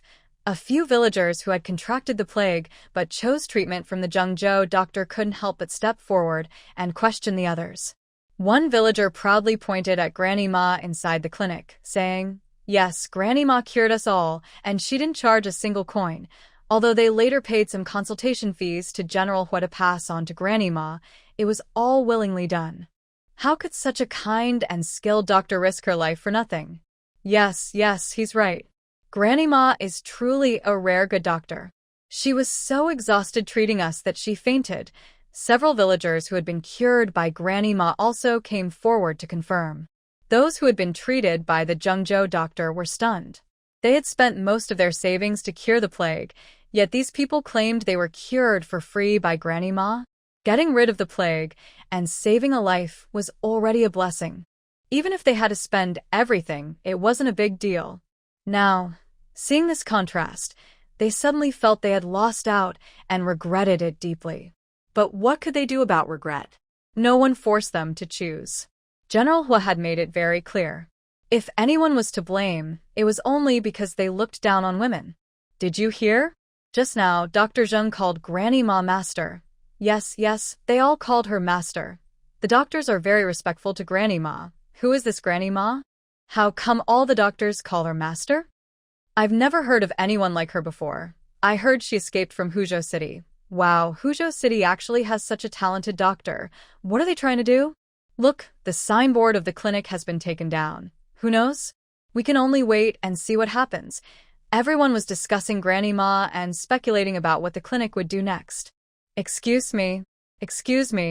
Our Lord Li wants to invite Dr. Huang for a consultation. Don't block the way. Be careful not to delay Lord Li's treatment. While everyone was talking excitedly, a few tall and fierce guards suddenly started to drive people away. When the crowd heard their names, they quickly moved aside. These guards mentioned a man named Mr. Li, who was a well-known rich merchant in Zhengzhou City. He owned a fabric shop and a restaurant. However, his wealth alone didn't make people so afraid. It was said that Mr. Li was a cousin of Minister Li from the capital. Thanks to this strong connection, Mr. Lee's family could go anywhere in Zhengzhou freely. Even the strict and harsh local governor was a bit afraid of him. Everyone knew that Dr. Huang was almost like the official doctor of the Li family. No matter how urgent the patient was, if the housekeeper or guards from the Li family came to ask for help, they would leave their patients behind and go. It was said that during the recent plague, Mr. Li's family was safe because they quickly learned about the disease through Dr. Huang, bought food and meat right away, and sealed their house. So, everyone in the family, including the guards, was safe. A few guards tried to enter the clinic, but they were stopped by soldiers at the door. The clinic is being reorganized and is not accepting patients now. The leading guard arrogantly said, "We know the clinic isn't open, but Dr. Huang can come out to see us." The soldier answered coldly, "There is no Dr. Huang here that you are looking for." The leading guard looked suspicious. "This clinic is run by Dr. Huang. Are you telling me there's no Dr. Huang here? Do you know who Mr. Li is? How dare you lie to us like this?" The soldier's eyes sharpened. "Even if your Mr. Li is the king of heaven, there's no Dr. Huang here. Now get out. If you interfere with the lessons inside, you'll regret it." He pushed the guard out with the handle of his sword. Hey, how dare you push me? "I came to ask for the doctor. Even if you're soldiers, you have no right to treat us from the Li family like this." The leading guard was furious. Usually, they relied on Mr. Li's reputation to walk freely in Zhengzhou. Just mentioning the Li family's name was enough to make others smile politely and be cautious. But this careless soldier dared to push him. Thinking of this, he resisted the soldier's sword handle while waving to the servant behind him. "What are you standing there for? Hurry up and call Dr. Huang." The servant understood and quickly shouted into the medical clinic, "Dr. Huang, Lord Li is unwell. Please come to the residence to see him. Dr. Huang, Lord Li is unwell. Please come out and see him at the residence." Although he was called Lord Li, he knew he couldn't confront the soldiers of the Ho family directly. Doing so would only cause trouble for himself. But they couldn't stop him from calling out for help in the street. His loud voice definitely caught the attention of the doctors inside. Everyone in the clinic looked out. Seeing the soldiers' awkward expressions, the head servant of the family was very proud. His voice grew even louder. "Dr. Huang, our master said he must invite you to the house today. If not, we won't let us return. If you don't come out, we'll keep shouting like this. Whose dog is this, barking so loudly outside? The owner should take it back and cut its tongue." Suddenly, a sharp voice called out. Granny Ma was helped out by Hua Qing. The other doctors, hearing her explanation, did not come out but waited quietly inside the clinic. The servants were surprised. They had been shouting for a while, so they thought Dr. Huang must have heard them. Why didn't he come out? Instead, an angry old woman appeared. "Who is this old woman, daring to scold us? Do you know who our master is? Say it and you'll scare yourself. We are servants of Lord Li's household. If you come over now and apologize, I might forgive you because you're old and blind. Otherwise, be careful, or we'll send you to the afterlife right now." The leading servant was furious, pointing at Granny Ma with a fierce look. Granny Ma raised her eyebrows and signaled Hua Qing to help her step down. The servants looked pleased. One of them, a simple rural woman, dared to call them dogs. They decided she must kneel and learn to bark like a dog. "Granny Ma, Granny Ma." As Granny Ma stepped down, the crowd stirred. The villagers she had saved cheered her excitedly, but with restraint. Grandmama looked at the common people with kindness in her eyes. When she turned to the guards, her expression became sharp and mocking. She raised her cane and struck the leader of the guards the head. "Still trying to send my wife to the afterlife? Well, I want to see if you have the ability." The cane was made for her by the head of the Yu family and felt very comfortable in her hand. The guard leader didn't expect Grandma Ma to dare to hit him. He was stunned for a moment. After feeling the pain from several hits, he became angry and embarrassed. He growled and tried to attack Grandma Ma. But the soldiers beside him quickly stepped forward, holding his arms and legs tightly. Other guards wanted to help, but they were no match for the soldiers. The Hu family soldiers came forward together and quickly restrained the guards. They couldn't hit them, but controlling them was easy. Seeing the soldiers had the guards under control, Grandma Ma hit even harder. Are you servants of Lord Li's house? Still just dogs? The emperor can cut off people's heads, but he still has to catch them first. You, a servant, dare to send someone to the afterlife so casually? Is your Lord Li more powerful than the emperor? You are trying to make your master look bad. Today, Grandma Ma decided to teach these people a lesson for their master. The guards couldn't fight back and were hit hard, crying out in pain. This is outrageous. How dare you hit a servant of Lord Li's house? Stop it. But her threats didn't work. It seemed she was even more ruthless. The guard leader tilted his head to avoid Grandma Ma's cane and said to the soldiers, You, as the Hui soldiers, are openly opposing Lord Li's house. Aren't you afraid that our master will send a letter to the capital and have your general reprimanded? Before the soldiers could reply, Grandma Ma answered with her cane, hitting him in the mouth. Betrayers! Dogs that follow the powerful. The guard leader was immediately beaten, bleeding from his nose and losing 2 front teeth. He couldn't speak anymore from the pain. Seeing this, the other guards felt scared. They thought Grandma Ma must be crazy. If they kept arguing, they would end up like their leader. Hey, go quickly to Lord Li's house and report this. Our master will reward you greatly later. One clever guard quickly told the nearby villagers to go and get help. Are you talking to me? What are you saying? My ears are a bit dull. I can't hear clearly. Coincidentally, the commoner had been saved by Grandma Ma and didn't want to be ungrateful, but he was also afraid of offending Lord Li. He quickly thought of a plan, moved his ear closer, and pretended to be deaf. The servant was feeling very annoyed and said loudly to the crowd, Someone go quickly and inform Lord Li. When the time comes, our master will reward you greatly.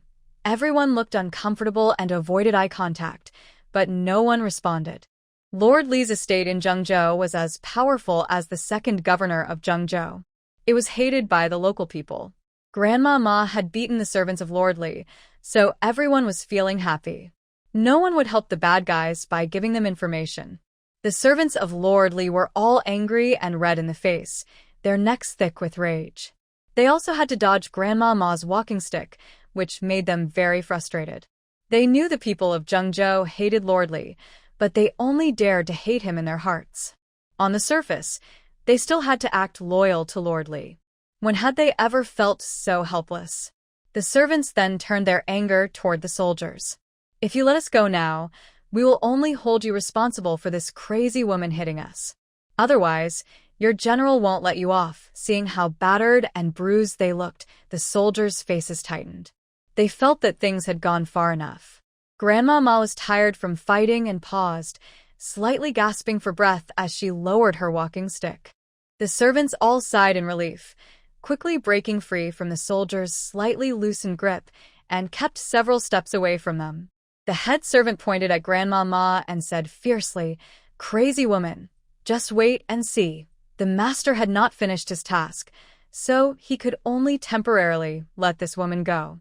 The head servant adjusted his expression and politely said to the soldier leader, Sir, our master is seriously ill and needs Dr. Huang to see him immediately. Please allow us to go into the medical clinic. His tone was very different from before. The soldier leader remained cold and said, Once again, we have Dr. Zheng, Dr. Wang, and Dr. Zhou here. But there is no Dr. Huang. Another soldier sarcastically added, You don't mean that the one who ran away in fear is Dr. Huang, do you? The head servant looked confused. Dr. Huang ran away.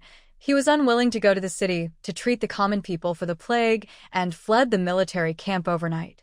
So, even if your master personally came, he wouldn't be able to find this person. The soldier stood stiffly, speaking coldly with a hint of sarcasm. The head servant was suddenly nervous. The master had repeatedly ordered that Dr. Huang must be invited to see the patient today. But now he was gone. Where could they find someone else? As he thought, his eyes shifted, and he looked around the medical clinic. Excited, he called out, Dr. Zheng, please come to our house to treat our master. Dr. Zheng was second only to Dr. Huang in medical skill. It was fine to invite him. But unexpectedly, Dr. Zheng in the clinic seemed not to hear him. He was focused on writing something. The head servant grew more anxious. He tried to go inside to call someone but was stopped by the soldier again. The clinic is under repair. No outsiders are allowed. Madame Ma glared at the head servant and was helped into the clinic by Hua Qing. The head servant pointed at Madame Ma, who entered easily, and said with a look of frustration, "We can't go in. A crazy woman is allowed in." The soldier looked at him as if he were a fool. "She is the owner of the clinic. Of course she can go in." The servants were all stunned. Wasn't Dr. Huang the owner of Renha Hall? When did it become this crazy woman's place? The common people were also stunned. They didn't expect Renha Hall to change ownership, and that the new owner was Madame Ma. Great. Madame Ma has become the owner of Renha Hall. Yes, yes. That's wonderful. The people, realizing this, felt happy. They didn't know why they felt happy, but they just thought it was better for Madame Ma to be the owner than Dr. Huang. In the past, Renha Hall charged 100 gold for each consultation and only treated noble patients. Ordinary people couldn't even get in. They secretly hoped that after Madame Ma became the owner, she might change something. The head servant finally remembered something. No wonder this old woman was so arrogant. She was the new owner of Renha Hall. His face instantly turned worse than if he had eaten something bad. After what just happened, he thought he couldn't invite the doctors from Renha Hall anymore. Let's go. There are other clinics in Zhengzhou City. We'll go to the Shantang to invite Dr. Qin.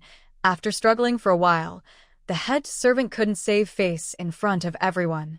He hurriedly ordered his men to rush to the Shantang. The medical clinic's entrance was temporarily restored to its original state.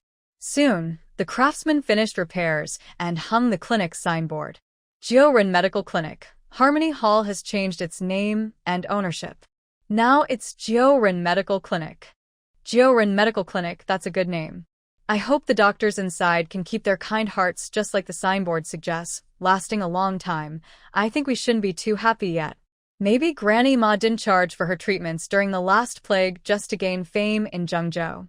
She might be trying to make money from her reputation. I agree. Nowadays, doctors who don't try to make money from their skills are unusual. I just hope Granny Ma isn't biased like Dr. Huang, only treating noble patients. It would be better if her consultation fees were a bit lower than Harmony Hall's. The common people murmured and discussed, but everyone looked hopeful deep down. These days, getting medical help is much harder than passing a school exam. Everyone hopes to find a kind and honest doctor. As for the servants from the Li family, they first went to Deshan Hall, only to find it was also taken over. The entrance was guarded by the Hui family army, but unlike Harmony Hall, the clinic was empty, and the craftsman was hanging the signboard. Jiuren Medical Clinic, Branch 2. When they saw the words on the sign, the servants were stunned. Deshan Hall had also changed hands? The Branch 2 means Jiuren Medical Clinic has a main branch in Zhengzhou. Seeing that no one was there, the servants had no choice but to go to other clinics to find a doctor. There are several clinics in Zhengzhou, and they still believed they could find a doctor to come. But after visiting one clinic after another, they found all of them had been taken over by Jiuren Medical Clinic. This discovery finally made the head servant realize how serious the situation was. It seemed they had to go to the main branch of Jiuren Medical Clinic today. But they had already offended Granny Ma. She definitely wouldn't help them again. Thinking of this, the head servant had to return to the estate to report. All of you useless. You've wasted so much time and still haven't brought back a single doctor.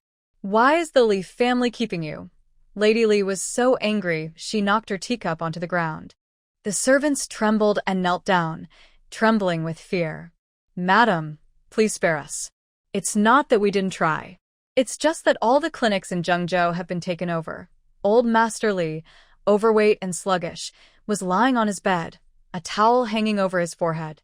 His already unclear features were now furrowed with worry. You think taking your anger out on them helps? The real priority is to get a doctor. Otherwise, I might not make it. He then pointed at the head servant and asked, "Is it true that Madame Ma has been helping the people with the plague for free?" The head servant bowed even lower and replied, "Yes, sir." I noticed something was off, so I asked around about Madame Ma. I heard she came from Huzhou and had been helping many sick people for free before. He continued, and it seems Madame Ma has some connections with the Hua army. Even Dr. Zheng and Dr. Zhou from Renhe Hall respect her. Lady Li snorted coldly. We don't know if Madame Ma's medical skills are good, but her ability to win people's trust is impressive, she sneered. Women like you only use petty tricks. No matter how skilled she is, she's just an old woman. She can't possibly turn the world upside down, no matter how good her medical skills are. In front of money, she has to bow. Old Masterly scoffed with disdain. That's right. Who can refuse money offered to them? If they do, it means the money is too little. I'll go see Madame Ma myself, Lady Li said, with a mocking look in her eyes. She wiped her lips with a handkerchief and said sharply, no need to bother with that old woman. The doctors have returned from the camp, so they will go home. Since Dr. Huang ran away, you should ask Dr. Zheng to come and see the old master. I don't trust the others. Although old Masterly was ill, his business experience made him smarter than Lady Li. He meant for her to skip Madame Ma and directly ask Dr. Zheng. These doctors officially run clinics together, but each has their own patient network. You're right, sir. I will go to Dr. Zheng's house now, Lady Li said quickly, her eyes flashing with cleverness and admiration. She hurried out of the room. It was evening now. Madame Ma, exhausted after a day of teaching, was tired all over. She had her servant, Hua Qing, help her back to the backyard early. The repair of the medical clinic is now complete. The overall layout has not changed much. Only the signboard has been replaced, and a few new patient rooms have been added to the spacious backyard. Each nurse's dormitory now has 3 extra beds. Everything else remains the same. The doctors have returned to their respective clinics with their assigned nurses and staff. They made some preparations and then went home. The nurses and staff are now staying to a room in the clinic. Although they have been tired for several days, the doctors are in high spirits because they have learned many new skills recently. They are eager to try out their new medical techniques on patients. However, although everything is ready, each clinic currently has no medicine. So, for now, even the best doctors cannot treat patients without medicine. Mrs. Ma has already made arrangements for this. She wrote a letter asking the Hua family army to deliver supplies to the Yu family in Wushan village. She heard that she and the Yu family escaped with some medicine, which can help in this urgent time. Dr. Zheng was very excited and had not been home for several days. Now, as he approached his house, he looked very happy. But from afar, he saw a luxurious carriage parked at his door. The lantern on the carriage had big characters that read, Li Residence. Dr. Zheng frowned and hesitated for a moment. Sir, you're finally back. Madam asked me to wait at the door. She said as soon as you arrive, she will take you to meet the guests. Lady Li has been waiting in the hall for a long time. A young servant at the door saw him and was very happy. He ran up quickly and skillfully took off the medicine box from his shoulder. Dr. Zheng nodded and asked, Is the madam and young master doing well? Thanks to your wise decision earlier, not only are the madam and young master safe, but even the servants and maids in the house have escaped the plague unscathed. The young servant spoke with great respect and pride. The master is a doctor, so these servants are proud. Many people died from the plague, but as servants in the doctor's house, they naturally knew the news first. Not only are they safe, but their families also avoided harm. Inside the courtyard, Dr. Zheng washed his hands, changed his clothes, and then followed the servant to the reception hall. Sir, you're finally back. Mrs. Zheng, who is 53 years old, is a plump and kind woman. She was happily chatting with Lady Li when she saw Dr. Zheng approaching. She immediately stood up excitedly to greet him. Since Dr. Zheng was taken to the military camp, she has been worried about her husband every day, afraid he might catch the plague and never return. After the plague was cleared, she sent a servant daily to watch near the medical clinic for news. A few days ago, she was relieved to see Dr. Zheng safe inside the clinic, handling affairs, and her whole family felt more at ease. As things became busier, Dr. Zheng often stayed overnight at the clinic. Mrs. Zheng only kept a servant watching the clinic, but did not disturb her husband. She stayed at home, preparing everything quietly, waiting for his return. Unexpectedly, her husband did not come home first. Instead, Lady Li came to visit. Dr. Zheng also missed his wife, but when Lady Li was present, he gently held her hand. Lady Li, you must behave properly in front of others. Mrs. Zheng quickly calmed her excitement and looked shyly at Lady Li, who was smiling warmly. Lady Li stood up and said with a smile, Mrs. Zheng, you are straightforward, and since I haven't seen Dr. Zheng in a long time, I understand my excitement. You need not mind. Dr. Zheng looked serious but relaxed, asking, May I ask what brings Lady Li to my humble home today? Lady Li's smile slightly faded. According to her servants, there was a big commotion at the clinic entrance today. Dr. Zheng probably guessed her purpose, yet now he was pretending not to know. Thinking of this, she smiled again and said, Dr. Zheng, you are joking. Why would you come to your own home? Of course, it's because you are being asked to see a patient. Master, Lord Li has been suffering from terrible headaches recently. Lady Li came personally to ask you to visit and diagnose Lord Li. Mrs. Zheng felt the atmosphere was a bit strange. She quickly stepped forward to explain Lady Li's purpose. Previously, the Li family always called only Dr. Huang for medical help. They had never used other doctors. The Li family was one of the wealthiest in Zhengzhou City, and they spent a lot of money every time they asked Dr. Huang to treat someone. If Dr. Huang had not fled Zhengzhou, such an opportunity would never have come to them. Dr. Zheng frowned and shot a quick, stern look at Mrs. Zheng, who was talking too much. Seeing this, Lady Li felt a little uncomfortable. She remembered how jealous Dr. Zheng used to be of Dr. Huang being favored by their family. Now that she was personally asking him, he was acting as if he didn't know her. She suspected he was just trying to ask for more money. She didn't speak either, just gave a signal with her eyes. The maid beside her brought over a wooden box and opened it. The shining gold made Madame Zheng can't help but rub her eyes.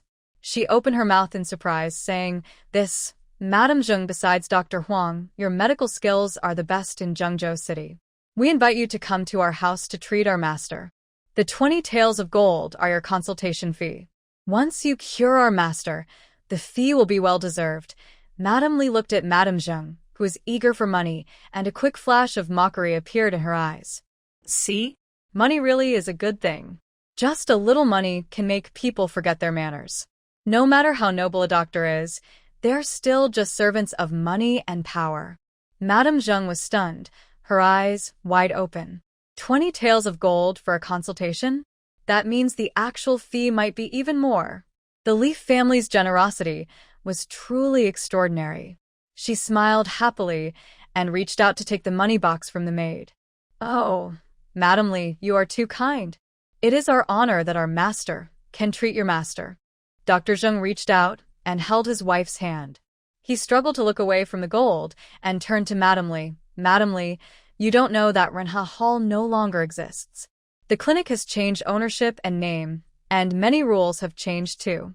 The clinic hasn't fully reopened yet, but urgent cases can still be treated there. So, it's not wrong for me to accompany Madame Li for consultations. Then please, Dr. Zheng, come with me to the house. As Dr. Zheng spoke, a sneer appeared at the corner of Madame Li's mouth. She quickly interrupted. Just now, she clearly saw the greed in Dr. Zheng's eyes. Now, all his flowery words are just to hide his greed for money. She didn't have time to listen to his hypocritical words. The greed in Dr. Zheng's eyes faded, replaced by a trace of anger.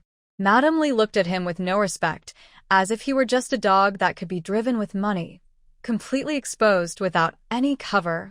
He used to think it was nothing, but after seeing the soldiers in the camp genuinely respect Granny Ma and the common people at the clinic sincerely admire her today, he was deeply shocked. Granny Ma earned the love and respect of the people through her own skills. She refused to accept payment from common people, but they eagerly and willingly offered their money to her. Her wealth came only after she gained respect. Both were hers to have. His medical skills, however, only earned him money from people who poked at his back. Why can't he become someone like Grandma Ma? It was as if he had found his true path in medicine. Dr. Zheng's eyes gradually became clear and firm.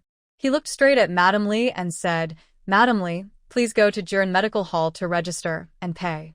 Only with the medical receipt from Jiren Medical Hall can I accompany you to treat Lord Lee.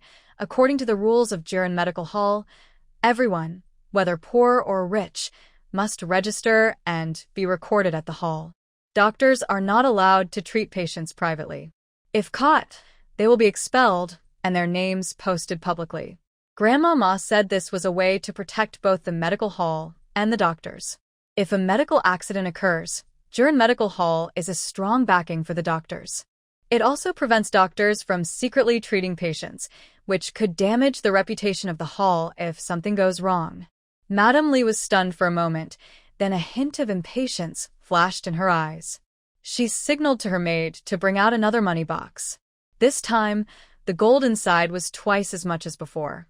To her, Dr. Zheng knew that the servants from the Li family had caused trouble for the medical hall and wanted to demand even more money. "Dr. Zheng, there's no need for such fancy words. If you're willing to come to my house, besides these, I will give you an extra 100 taels of gold. If you offend our lord, who knows if you can still practice medicine in Zhengzhou in the future?" Madam Li lost patience, speaking in a haughty tone with a hint of pressure. Hearing this, Dr. Zheng was frightened. He quickly stepped forward and took the money box. "Madam Li, please don't be angry. Our master must have gone out and encountered something, so he's temporarily unable to think clearly. I'll have the servant go get the medicine box right now." Dr. Zheng looked sharply at Madam Zheng. "When did you start making decisions for me? Give me back the money box and leave." Madam Zheng was stunned. She painfully returned the money box to the maid and awkwardly left the reception room. She knew her husband's temper well. He had never gotten angry with her before. Today, although he seemed to be acting strangely, it was surely because something important could not be ignored. Unfortunately, those 2 boxes of gold are gone. Madam Li's face turned unpleasant. "Dr. Zheng, are you determined to have a falling out with our Li family?" Dr. Zheng was slightly startled. He bowed and said, "Madam Li, how could I dare to offend the Li family? The medical clinic has rules. Doctors are not allowed to treat patients privately, or we could face legal trouble. Therefore, I suggest we go together to the Happy Medical Clinic to register, then accompany Madam to your residence to diagnose Lord Li. This way, Madam won't need to spend so much on consultation fees." Madam Li didn't reply immediately. She looked at Dr. Zheng with suspicion. Although the Li family usually only used Dr. Huang, she knew some of Dr. Zheng's reputation. Just now, she saw greed in his eyes, but now his calm and firm expression didn't seem fake. Could it be that the new clinic's rules are so strict that they can suppress even a doctor's nature? "Fine, I will go with you. But if you try to delay or refuse this trip, don't blame me for turning my back on you." Madam Li gave Dr. Zheng a cold look but decided to trust him this time and also to meet that old lady Ma. Dr. Zheng wiped the sweat from his forehead and quickly followed Madam Li. He couldn't afford to offend the Li family, but he also couldn't break the clinic's rules. Moreover, he didn't want to return to the days of superficial success while secretly being criticized as a greedy doctor. Grandma, actually Little Sweet, could see more patients. In the Yu family, Zhang Fenghua was bathing Yu Jutian. She smiled brightly, trying to persuade the old lady. Back when she first started outpatient work, seeing over 100 patients a day was no problem. Now, 10 a day wasn't enough for her to stretch her muscles. She could finish all the patients in less than an hour. Zhang Fenghua smiled. "Other children worry about playing more, but you keep taking on work every day. So, how many patients do you think are appropriate for one day?" In recent days, a line of 10 people had been waiting outside the Yu family's gate before dawn. She didn't know how early they had to get up to be among those 10, which was quite tiring. She also observed that Little Sweet could see 10 patients quickly and looked relaxed. Maybe she could consider increasing the number of patients. Yu Jiu is not very big either. "Grandma, 20 pieces a day is just right, and it won't interfere with Sweetie's reading and learning characters. She wants to quickly pretend to recognize the characters, or else in the future, she will have to trouble third uncle and second uncle every day for prescriptions. It's better not to mention this, but as soon as she talks about reading and recognizing characters, Jiang Fenghua's eyebrows fly up to the sky. Okay, I agree with you. Other children take 2 or 3 days to recognize 1 or 2 characters, but this little granddaughter of hers remembers over 100 characters in just 1 day. Although her handwriting is a bit crooked, it's better than many children aged 7 or 8. Yujio looks at the numbers on the display screen in her space, and her heart bubbles with happiness. Seeing patients not only earns consultation fees but also transaction money. It's just too wonderful. She must work harder. Her master has already sent a letter. Currently, the city's medical clinic has no herbs, so it can't open for business. The herbs on the hillside have only been planted for a few days. She needs to exchange transaction money for some herbs and then think of a way to deliver these herbs to her master's clinic. Third uncle has something to do. Mother, are you saying I need to go to Xiangzhou? Yu Quanan looks at Jiang Fenghua and then at Sweetie, feeling excited inside. His fourth brother's medicinal diet has been praised and recognized by the villagers. In just a short time, he has earned over 10 taels of silver on his IOUs. Although it's still far from the consultation fees for Sweetie, who would have thought that the usually quiet and reserved him would have a day to show his ambitions. He has long been eager to act but hasn't yet figured out the right direction. Unexpectedly, his mother and Sweetie gave him a push in the right direction. Jiang Fenghua smiles and nods. You are smart and good at dealing with people, very suitable for business. Now, Zhengzhou City is in great need of herbs. They can only buy from nearby provinces to stock the pharmacy. But when we left, we brought quite a few herbs so we can use them for emergencies. Once these herbs are used up, the fields should harvest a batch of herbs. But this batch of herbs needs you to go to Xiangzhou to find a way to get a clear path. After Jiang Fenghua finished speaking, Yu Quanan stared wide-eyed at Yujio, understanding the deeper meaning in his mother's words. They brought some herbs, which is good, but Zhengzhou City has several medical clinics. How can that small amount of herbs be enough for so many clinics? Moreover, she needed to make a trip to Xiangzhou to pass through Ming Road. The amount of medicinal herbs must be huge, so it must be for the sweet treasure. Thinking of this, Yu Quanren calmed his excitement and looked serious. Mother, don't worry. I will handle this matter properly. It didn't matter where the herbs came from. What mattered was that this could be his chance to show his talent. Yu Jiutian smiled, showing her small tiger teeth. With third uncle here, the doctor's clinic will open soon. Yu Quanren nodded seriously. Tomorrow morning, third uncle will leave right away. I won't delay Granny Ma's affairs. Tomorrow morning, I and Sweet Treasure will take you to the city. Jiang Fenghua looked at his son with a happy smile, full of pride. Yu Quanren also smiled happily, understanding why his mother and Sweet Treasure were sending him off. Yu Jiutian clapped her hands happily. Great.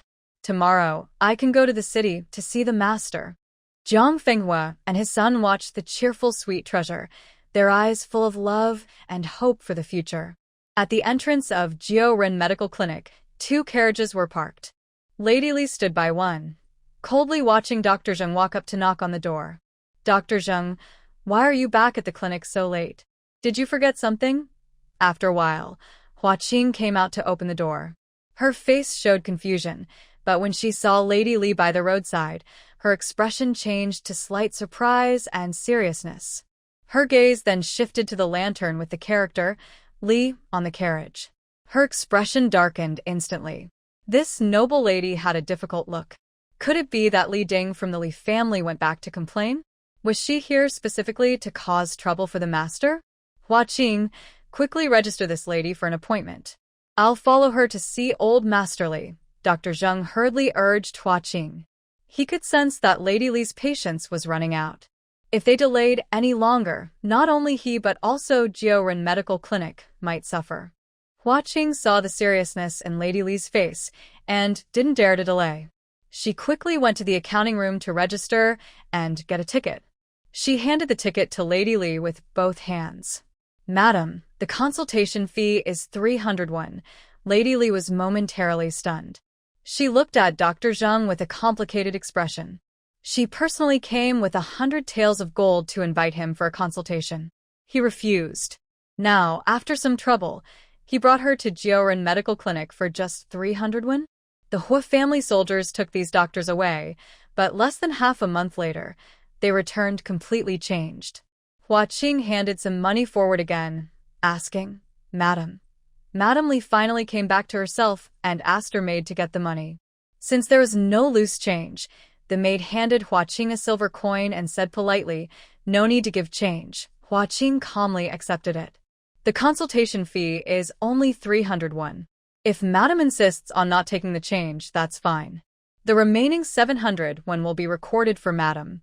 You can decide whether to use it for medicine or as a donation from the Li household to the Hua army. The maid's proud expression froze for a moment. Then she angrily said, "How bold of you! Not recognizing the kindness shown to you. Instead of being grateful, you dare to speak so sarcastically." She reached out to hit Hua Qing, but Madam Li shot her a sharp look to stop her. Then she looked at Hua Qing and asked, "What do you mean by using the change as military funds?" Hua Qing lowered her head slightly, speaking carefully, "Madam, you may not know, but our clinic has rules. The consultation and medicine fees are displayed openly in the hall, mainly to prevent staff from taking advantage of patients. However, there are wealthy guests like you who prefer not to take change, like today. The extra silver will be recorded and placed in the clinic's donation box, which will then be handed over to the Hua army as part of their war funds. General Hua will report the names of these generous donors to the court. It's a good thing for everyone involved." Madam Li's eyes flickered with complexity. This Juren medical clinic was truly different from other clinics, and the changes seemed closely linked to Granny Ma. "Your family is quite creative. I wonder if I might have the honor of meeting you someday." Madam Li slightly raised the corner of her eye, giving Hua Qing a half-smile. Hua Qing's face paled slightly. Just as she was about to speak, Dr. Zheng stepped forward. "Madam Li, I've been traveling for a long time and am quite exhausted. If Lord Li's condition isn't too serious, I suggest I visit your residence tomorrow morning to treat him." Madam Li's smile faded, and she shot Dr. Zheng a cold look. "Let's go. We'll return to our estate now." Before getting into the carriage, she paused briefly, her gaze lingering on Jiren Medical Clinic with a complex look. Then she disappeared behind the curtain of the carriage. Hua Qing watched the carriage go away, wiped the sweat from her forehead, and thought about her master, who had just gone to sleep after a long day. If Lady Li insisted on seeing her master, she would find it hard to refuse. Fortunately, Dr. Zheng had just stepped in to help. When Dr. Zheng arrived at the Li residence, he immediately checked old Master Li's pulse. After feeling his pulse, his face suddenly grew serious. Old Master Li wasn't seriously ill, but he had a complicated illness. He looked at old Master Li's round face and full body with a mixed expression and sighed softly. "Dr. Zheng, what do you mean? Does this mean old Master has a hopeless illness?" Although Dr. Zheng's sigh was barely audible, it still made old Master Li's eyes tremble with surprise. He tried to open his eyes wider, forcing a faint expression on his round face. Lady Li's face also looked tense and uneasy. "Dr. Zheng, what exactly is wrong with our old master?" Dr. Zheng quickly adjusted his expression. "Old Master Li's illness is serious, but it is not hopeless. But with my medical skills, I can only ease his symptoms, not cure him completely. So what exactly is his illness?" Old Master Li asked hesitantly, feeling a bit scared. People with wealth and power all want to live a long life. He was not even 50 yet. Dr. Zheng's eyes flickered as he decided to tell the truth. Old Master Li is suffering from vertigo. Vertigo used to be considered incurable, but he truly believed his master could treat it, so he kept some hope. Old Master Li and Lady Li exchanged a worried look, both showing fear. Vertigo is incurable, and it could cause sudden death at any time. Recalling Dr. Zheng's words, Lady Li hurriedly asked, "You say vertigo can be cured? But do you know anyone who can treat it?" Old Master Li's narrowed eyes also showed urgency. Dr. Zheng hesitated for a moment before saying, "My master might have the ability to cure it. Please, Dr. Zheng, introduce us to your master. If she can cure our old master, we are willing to pay any amount of silver." Mrs. Li looked more anxious than Mr. Li. Although her husband had a bad temper and was not very capable, he was good at earning money and had connections in the capital. Now, She only had a daughter and no other children. As long as her husband was alive, she could enjoy a comfortable life. But if he died, how could she manage such a big family alone? My husband's teacher is Madame Ma from Jioren Medical Hall, Mr. Zheng honestly said. This was not a secret. Mrs. Li was shocked. What? Madame Ma was Mr. Zheng's teacher? Mr. Li also felt uncomfortable. It didn't matter who Mr. Zheng's teacher was, but it was an old woman, specifically a crazy woman who had beaten his family servant. He was still sick and hadn't gone to settle accounts with that crazy woman. Now he was asking her to treat him? Seeing that Mr. and Mrs. Li didn't speak, Mr. Zheng understood why. After a moment, he suggested, I can give Mr. Li some herbal medicine to take first. Whether you want me to ask my teacher to treat him depends on your decision. After saying that, Mr. Zheng went to another room with a servant, prepared the prescription, explained how to brew and take the medicine, and then left. Sir, what should we do now? Mrs. Li asked worriedly after Mr. Zheng left. After the diagnosis, Mr. Li felt more dizzy. But thinking about how Madame Ma dared to hit his servant in front of everyone, he couldn't swallow his anger. He thought for a long time and said with a dark face, Tomorrow, send someone to ask the local officials about the governor. I don't believe that you can't find a doctor who can cure dizziness. Mrs. Li was worried, but could only follow Mr. Li's orders. Fortunately, Mr. Zheng's medicine was helping. As long as they spent money, they could surely find a doctor who could cure his dizziness. Early the next morning, not long after the clinic opened, a carriage stopped at the door. Mom. Little sweetie, Madame Ma was teaching when Yu Qianli suddenly stood up. The crowd was surprised. It's Jiang Auntie and little sweetie. Master. Uncle Fifth. Aunt Jean Ji. Sister Hua Qing. Brother Lang Ping. Soon, the familiar, cheerful voice of little sweetie reached her ears. As soon as Grandma Ma turned around, her soft little body suddenly rushed forward and hugged her own legs. Master, little sweetie, misses you so much. Do you miss little sweetie even a little bit? Yu Jiu Tian hugged her thigh tightly, looked up with a smiling, bright-eyed expression, and watched Grandma Ma. Grandma Ma's serious look immediately softened. She reached out to gently hold Yu Jiu Tian's small face and pointed at her tiny fingernail-sized finger. Of course, I do miss you just a little bit. Indeed, during this time, she had been busy making sure everything in little sweetie's letter was taken care of, with no time to think about anything else. But besides focusing on important matters, she kept thinking about the little girl in front of her. Yu Jiu Tian was momentarily stunned, her lips pouting like a small pea pod. Master only misses little sweetie just a little? Little sweetie misses Master so much. She said this while opening her arms to make a big circle. But in the next moment, Yu calmly hugged her into his arms. Little sweetie, you only think about Grandma Ma and not about Uncle Wu. Uncle Wu is not happy about that. Yu calmly pretended to look serious, but his eyes were full of affection and smiles. Yu Jiu Tian quickly stuck out her little pinky finger, mimicking Grandma Ma, and made a tiny thumb-sized gesture. She said seriously, No way. Little sweetie misses Uncle Wu this much. Ha ha ha. Brother Quanli, just be content. At least you still hold a special place in little sweetie's heart. Everyone burst into hearty laughter at the little girl's adorable and serious expression, and they all playfully poked out their pinky fingers at Yu Quanli. Yu Jiu Tian also giggled happily. The cheerful laughter spread to the town square, causing passers-by to stop and look inside.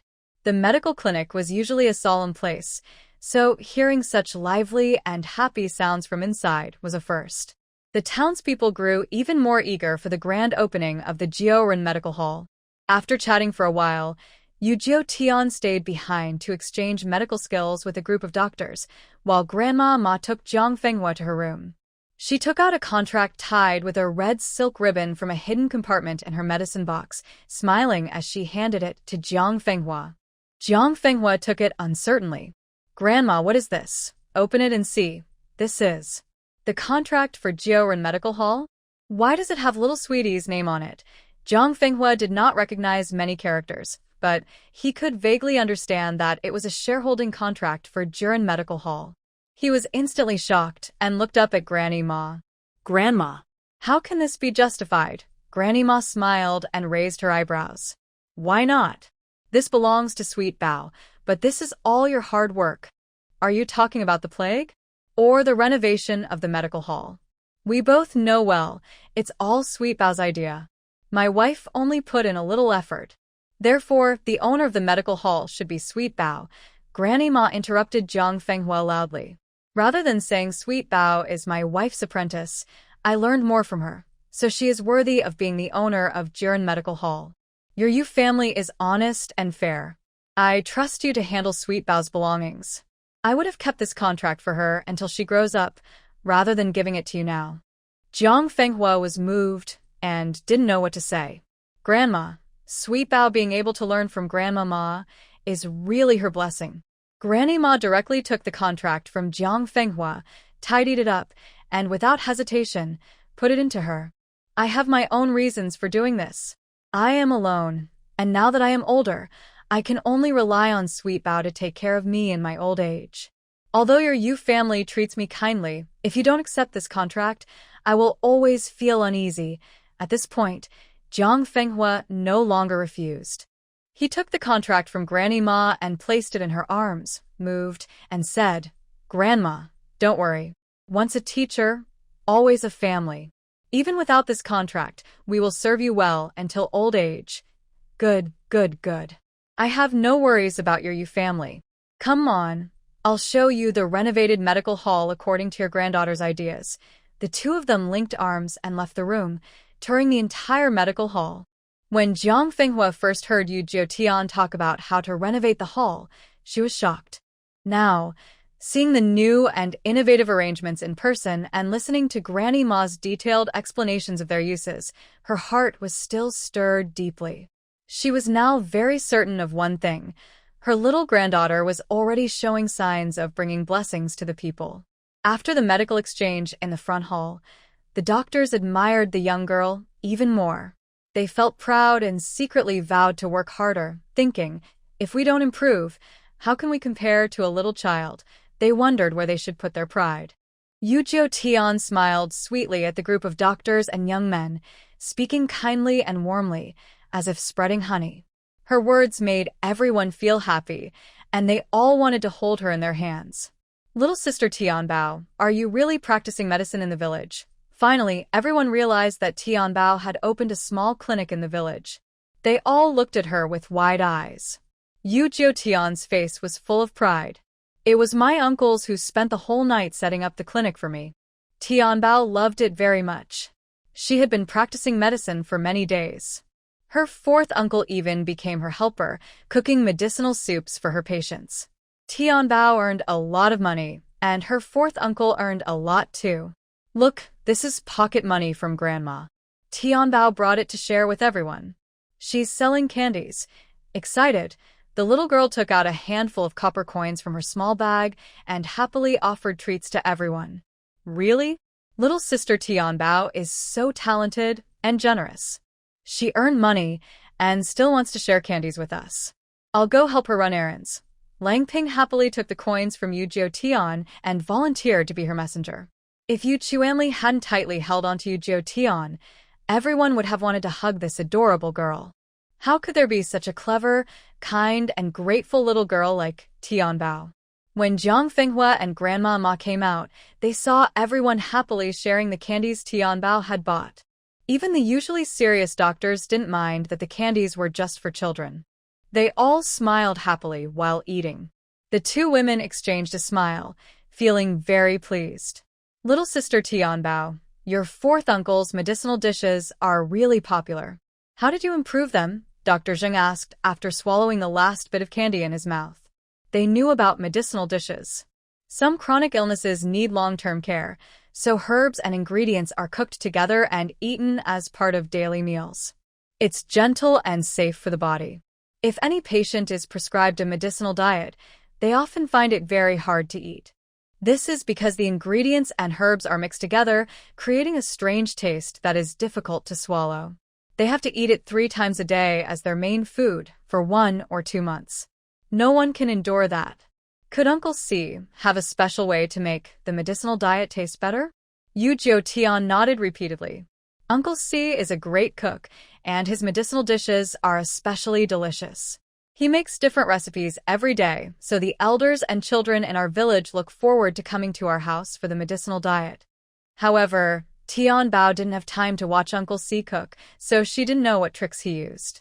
At first, she studied medicinal diets with Uncle C for a few days, but as more patients came for treatment, she had no time left. Naturally, she didn't know what methods Uncle C used.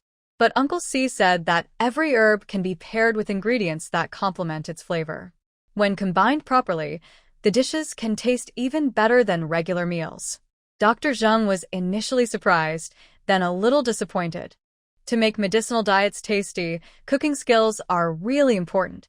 If possible, I would love to try Uncle C's homemade medicinal dishes. Yes, I also want to taste what kind of medicinal diet is so popular. Other doctors share the same idea. In the past, they wouldn't believe that a rural boy could cook such delicious medicinal dishes. But since meeting Granny Ma and Tian Bao, their views have changed a lot. They no longer doubt Tian Bao's words. Yu Tian tilted her head and said, "Sure. Uncle C is planning to open a restaurant in the city. When that happens, everyone can enjoy not only medicinal dishes but also many tasty meals. Open a restaurant," Yu Quanli exclaimed in surprise, looking at Tian Bao with disbelief. "Are you saying that fourth brother wants to open a restaurant in the city?" He felt excited but also worried. Fourth brother is shy and quiet. Can he really do it? Zhang Fenghua also froze in place. She hadn't even told her little sister about this, and hearing it suddenly made her feel shocked. Granny Ma just looked at Zhang Fenghua's expression and understood. It seemed her little apprentice hadn't discussed this with her grandmother and had just shared her idea. Yes, is Uncle C worried that fourth brother talks too little to run a restaurant? Don't worry. During this time, fourth uncle has been very happy every day. He talks to the villagers nonstop, even more than Sweet Treasure. Yu Tian's face is full of confidence and approval for Yu Chuanli, which makes others also start to believe. Yu Chuanli is very happy. That's great. I didn't expect that fourth brother not only found something he likes to do, but also became much more cheerful. He is truly happy about his brother's change, and he believes Sweet Treasure has a lot to do with it. Really? If Sweet Treasure's uncle really comes to the city to open a restaurant and encounters patients needing medicinal diets, can we have the restaurant prepare them? You're quick to think. If that's possible, it would be a great solution for both. A group of doctors start happily discussing. The fifth son of the Yu family is young but already knows medicine. The little girl in the family is even more talented, and now, there's also someone good at cooking and making medicinal diets. The Yu family really has talented people. Before the doctors could ask Yu Tian more questions, Zhang Fenghua quickly stepped forward and took her away, smiling playfully. "Sweet Treasure, have you finished talking? We still need to buy some things, or it will be too late when we go back." Yu Tian shyly stuck out her tongue. Yes. Grandma still wants to make flower cloth jackets for me. Let's go quickly. If we're late, the cloth shop might close. She didn't know what came over her just now. Her head got hot, and she blurted out a long-held idea, breaking her promise with her grandma. But judging by the doctor's expressions, they probably didn't realize it was her idea. After saying farewell reluctantly to the people at the clinic, Zhang Fenghua took Sweet Treasure straight to Lishuan cloth shop. Today, besides sending Yu Quen to Zhengzhou City, they also need to buy some household items to take back. The most abundant thing at home now is dried meat. Rice, flour, and oil are running low and need to be replenished. Now that they are a bit better off, they should also buy a decent set of clothes for each family member for future outings. Lishuan Cloth Shop is considered the largest ready-made clothing store in Zhengzhou City. I heard they have over a dozen embroidery women in the backyard, and the shop's customers come and go constantly. The shopkeeper was a man in his early 30s, with a decent appearance, but his face showed a lot of smoothness and eagerness. He always had a smile on his face when dealing with customers. At this moment, he was enthusiastically showing a young woman dressed in fine clothes the ready-made garments and fabrics he had. occasionally smiling and teasing the little girl beside her, who was also dressed nicely. Yu Tian looked at the mother and daughter's figures for a moment and felt a strange sense of familiarity. Why did they look so much like Zhao Yumei and her daughter? Then she quickly shook her head to dismiss the thought. Zhao Yumei and her daughter had no money. They had been starving and suffering while fleeing, so they looked very worn out. How could they still have such energy and wear such fancy clothes to buy things at Lijuan cloth store? What do you want to buy? A sharp, rude voice brought Yu Tian back to her senses. She looked up and saw a shop assistant looking at her and her grandmother with disdain. They were both wearing simple cotton clothes bought in Huzhou City, which weren't bad clothes. But Lijuan Cloth Store was the biggest fabric shop in Zhengzhou City, so their plain clothes looked cheap and out of place among the fancy customers. Jiang Fenghua glanced at the shop assistant and didn't mind. Do you have some more ordinary silk? Most people looked down on others, which was why she wanted to buy some decent clothes for her family. Whether it was for her medical practice or her third son going out to work, it was important to have suitable, modest clothes that wouldn't attract too much attention. The shop assistant glanced at Jiang Fenghua and sneered as he pulled out a dull-colored piece of silk. This is a leftover piece, 2 silver coins per yard. The grayish fabric was wrinkled and looked quite old, probably several years. It would be a good deal for making 2 outer robes for the older men in her family. But the Yu family had no older men. The shop assistant didn't ask any questions and simply took out this leftover fabric. His attitude was obvious, no respect. Even though Jiang Fenghua didn't want to take it seriously, she couldn't help but frown slightly. Yu Tian puffed out her cheeks in anger. Uncle, if you treat customers like that, aren't you afraid the shopkeeper will give you a spanking? She deliberately raised her voice, quickly attracting the attention of other customers in the shop, who looked over. The shopkeeper also looked over and hurriedly apologized to the noble lady beside him, then approached Jiang Fenghua and her grandson. I didn't expect the noble person around him to see Jiang Fenghua and immediately narrow his pupils, with hatred filling his eyes. Madam, have you come to the wrong place? About 100 feet ahead, there's a Huimin fabric shop. Their fabrics are affordable and good quality. You can choose fabrics there. No need to argue with us here. The shopkeeper's previously warm smile disappeared as he approached Jiang Fenghua, leaving only a faint polite smile on his lips. No wonder this young man is so rude. He must have learned it from the shopkeeper. Yu Tian widened her eyes. At least she should pretend to be polite, right? The people in this fabric shop are so arrogant.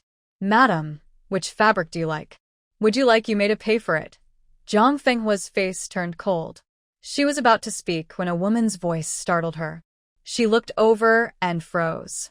Why is Zhao Yumei here? And she's dressed in fine clothes, with a red hairpin. She's holding Hu Xinyue, who is also dressed in a delicate little dress, with pretty twin buns, looking like a wealthy young lady. Yu Tian also stared in shock.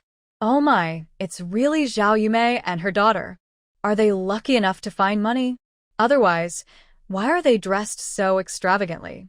Soon Zhao Yumei approached and stood opposite Jiang Fenghua with a look of suppressed pride and sarcasm in her eyes. There was no genuine intention to buy fabric for her, but the shopkeeper took her seriously. Seeing a noble person wanting to buy fabric for this village woman, he immediately smiled. Madam, I was too shallow-minded. I'll get you the best quality fabric right away. He winked at the assistant, who quickly changed his expression and brought over a shiny silk fabric. This guest, I was blind to not recognize your greatness. Look at this fabric. It's the latest stock. Seeing how quickly the two changed their attitudes, Jiang Fenghua and Yu Tian exchanged glances, both feeling speechless. Zhao Yumei's vanity and pride soared. She had only spoken for Jiang Fenghua, yet the shopkeeper and assistant suddenly treated them differently. Having money and power truly is a powerful weapon. It can make anyone invincible wherever they go. Grandma Jiang, aren't you the one who loves Tianbao the most? Why are you dressing Tianbao in such ugly, old clothes? Is Grandma Jiang out of money? Do Uncle Five and Brother Jiaxing still have enough to eat? Should we ask Xin Yu and Mother to speak kindly to the lady, so she might lend some silver to buy food for the uncles and brothers? Xianyu innocently said to Jiang Fenghua, then widened her eyes in an innocent way. Xianyu forgot. Grandma Jiang's family ran away from famine to Zhengzhou City. Maybe they don't even have a place to stay. Mother, we still have a few storage rooms in the side yard. Should we clean some up so Grandma Jiang and her family can stay there temporarily? After all, Grandma Jiang was kind to Xianyu before.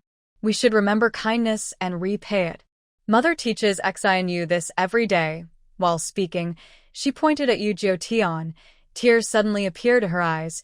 If it weren't for this girl who was picked up and betrayed us, why would Grandma Jiang and the uncles cut ties with us? Grandma Jiang shouldn't have to suffer this pain anymore. Xianyu's thoughtful and kind words made everyone look at her with admiration. Their eyes on Yu Jiutian were full of curiosity and dislike. This little girl, although dressed in worn clothes, was quite charming. Who would have thought she would betray people at such a young age?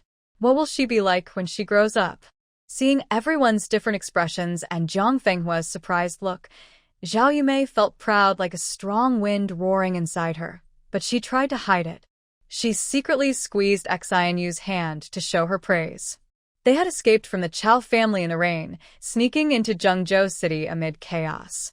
They hid here and there for a long time, living on rotten vegetable leaves. When the plague came, they hid in the city god temple, afraid to come out, surviving by stealing offerings. They thought their hard life would go on like this, but unexpectedly, they met a powerful noble. She was grateful to her daughter. She was already cute and obedient, but after fleeing the famine, her rebellious and stubborn nature was worn down. Her ability to read people and situations became even better. In just a short time, the noble felt pity for her and kindly took them into his residence as guests. She heard that this noble was frugal, but the wealth in his house was beyond what Zhao Yumei and her daughter could imagine. They didn't want to be just guests, they wanted to stay there forever. After a few days, Zhao Yumei found that the noble's backyard was empty. This was a rare opportunity. Today, I went out to buy some nice clothes to impress the powerful and wealthy. I didn't expect to meet an old enemy. It seems that the Yu family is doing quite well. After all, Li Xian fabric store's goods are not cheap. But no matter how well the Yu family is doing, they are still common folks, unlikely to associate with the powerful. Unlike them, who already live among the wealthy, with limitless future riches. I must make Jiang Fenghua regret how she treated us mother and daughter before. Knowing Jiang Fenghua's clever nature, she must have sensed the sarcasm in her daughter's words. She probably feels very humiliated now and wants to leave quickly. After a moment of surprise, Jiang Fenghua's expression turned calm. She was neither angry nor upset at Hu Xinyue's words. She said softly, "Our Yu family has been kind to you, a girl with no blood relation, for 5 or 6 years, never asking for anything in return. Sweet Bao is my direct granddaughter. Do you think we would abandon our own bloodline just because of you two, who almost killed her?" Yu Jiutian came to her senses and obediently hugged her grandmother's leg, showing her fear of Zhao Yumei and her daughter. She was already cute and likable, and her scared look made her even more adorable. Everyone was stunned and started to wonder, which one is telling the truth, the old lady or the wealthy young lady? Hu Xinyue looked a little guilty. Zhao Yumei coldly said, "Auntie, we've been close for 5 or 6 years. But this girl just returned a few days ago, and everything is falling apart. If she's not scheming, then you're too stubborn. Your own granddaughter just came back, and you've abandoned us mother and daughter like trash. But look, Xinyue is still worried about whether you have enough to eat and wear." As her mother, I feel sorry for her. As soon as she finished speaking, tears filled Hu Xinyue's eyes. She quickly held her hand and shook her head, saying, "Mother, don't say that about Grandma Jiang. She's been confused." Xinyue doesn't blame her. "I will always remember how kind Grandma Jiang has been to me." Her tears gained everyone's sympathy. Many noble ladies started to look at the mother and daughter curiously, wondering which noble family they belonged to. Zhao Yumei discreetly glanced at everyone and was very pleased with her daughter's performance. Visitors to Lishuan cloth shop are usually wealthy or noble. Today, Perhaps I can not only embarrass Jiang Fenghua, but also leave a good impression of gratitude on the important people here. That's nice. It's rare that you show such filial piety. Our Yu family doesn't regret caring for you. But I wonder if your mother is as grateful as you are? Jiang Fenghua watched this mother and daughter act, feeling nothing inside, but she looked at Zhao Yumei with a hint of sarcasm. Zhao Yumei hated the Yu family coming here, but she couldn't show it in front of the noble guests. She could only pretend vaguely. Annie, you know I always treat you like my own mother. If it weren't for the maid by your side, there's no need to call me mother. Just tell me, will you repay the kindness the Yu family showed you and your mother? Jiang Fenghua interrupted Zhao Yumei coldly, cutting off her rambling. Zhao Yumei forced herself to say, "Of course I will. Good. If you ignore me and pretend we're strangers passing by, I won't care. Even if you become extremely rich, I won't be involved. But unexpectedly, you came to see me, probably because you suddenly gained wealth and want to repay the Yu family's previous help. Fine, I will fulfill your wish." Before Zhao Yumei finished speaking, Jiang Fenghua calmly walked over to the silk fabrics the shopkeeper brought out. "Wrap these 2 bolts, these 3 bolts, and the 2 dark blue bolts behind you." Afterward, she looked at Zhao Yumei with a smile and said, "Considering the Yu family's kindness, isn't it reasonable for you to buy such a small amount of things?" Yu Jutian felt a surge of excitement and tightly hugged her grandmother's leg. Her grandmother naturally didn't care much for the things the mother and daughter bought, but she just wanted to get back the sincerity the Yu family had once shown. Zhao Yumei was stunned. Even if she had money, she couldn't buy things for Jiang Fenghua. She only had a few taels of silver given by the noble guests, which was nowhere near enough for the fabrics Jiang Fenghua wanted. According to the old lady's pride, she wouldn't accept such insulting charity. She must be testing her strength to make her embarrass herself. She forced a small smile and casually picked up the fabric that the shopkeeper had just recommended to Jiang Fenghua. "Auntie, the Yu family has been kind to us, but the simple meals we ate at their place are not worth this bolt of cloth. But I bought this cloth to give to you. I won't bother you over the rest." Everyone looked at Jiang Fenghua, their expressions becoming somewhat intriguing. It was known that each bolt of fabric she chose was worth over 10 taels of silver, and these 9 bolts totaled nearly 100 taels. Judging by her clothes, she probably had never seen so much money in her life. It seemed she had become wealthy suddenly, and they were ready to take advantage of her. This young lady was not someone who easily lost out, but 2 taels of silver was still a lot, and enough to support a large rural family for a whole year. Zhao Yumei saw the unfriendly looks from the crowd toward Jiang Fenghua and felt very pleased.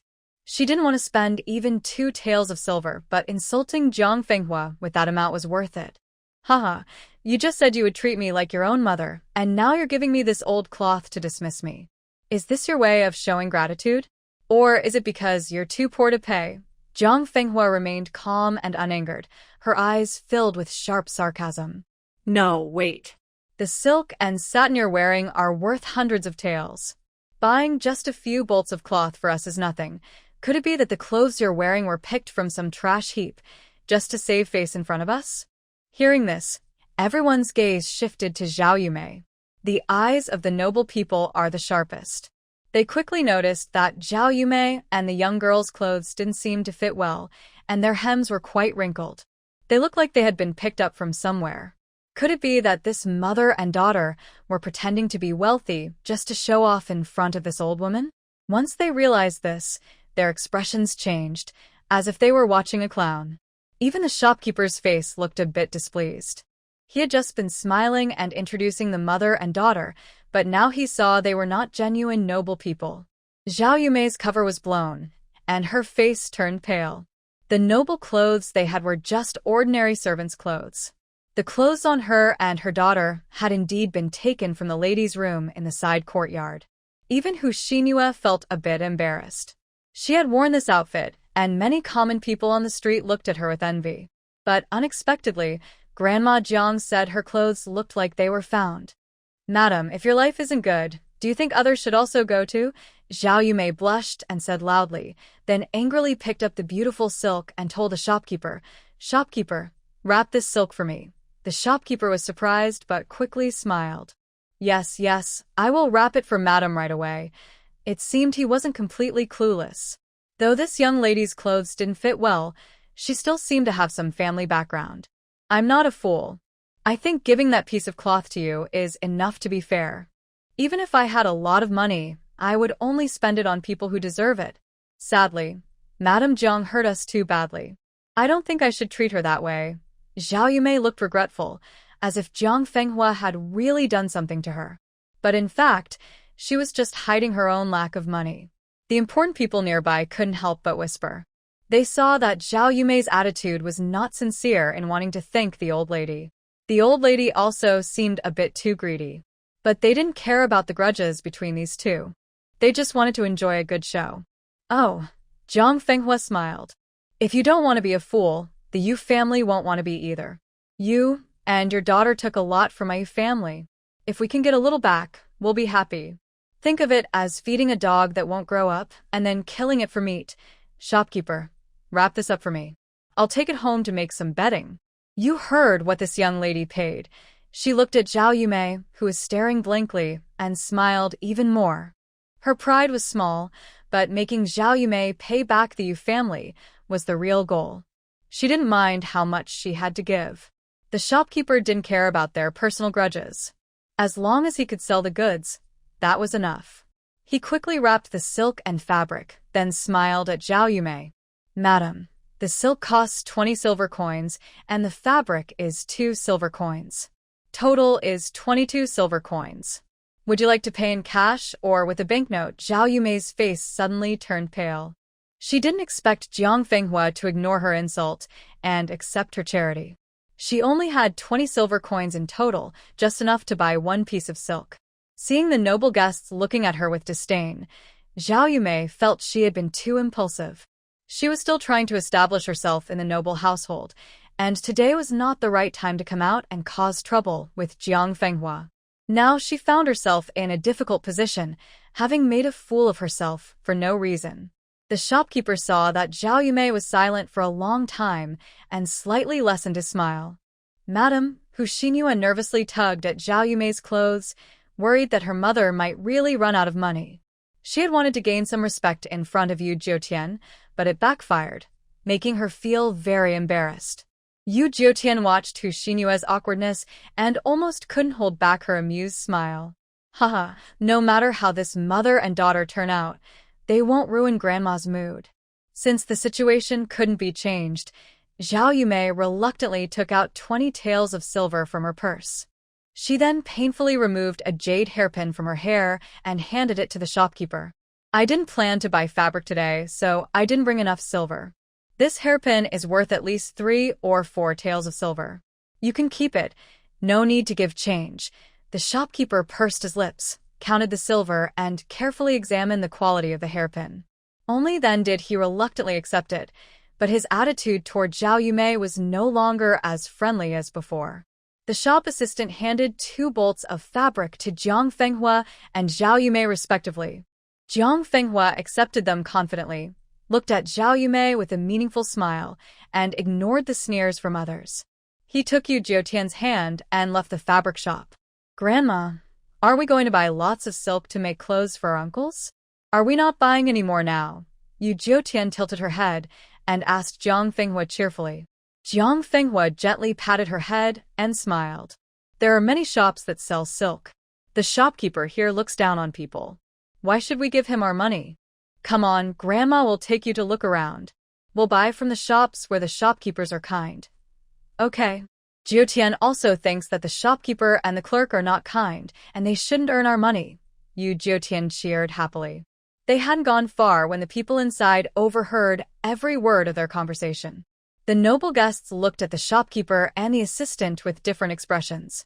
Although the quality of the goods in the shop was quite good, everyone working there was clearly very snobbish. Under everyone's watch, the shopkeeper's face turned ugly and awkward. He quickly forced a smile and asked the clerk to help customers choose fabrics. Finally, he signaled to another inconspicuous clerk, who understood and packed 2 bolts of fabric before leaving the cloth shop quickly. When Zhao Yumei heard Jiang Fenghua's words, She was stunned for a long time. Were they planning to buy a lot of silk? Silk was not as expensive as fine brocade, but it was still not affordable for ordinary people. Jiang Fenghua and the servant girl must be pretending to buy a lot just to show off. Thinking this, her legs moved automatically, and she followed Jiang Fenghua and her grandfather. Jiang Fenghua and Yu Jiutian walked happily, visiting several luxurious fabric shops without buying anything.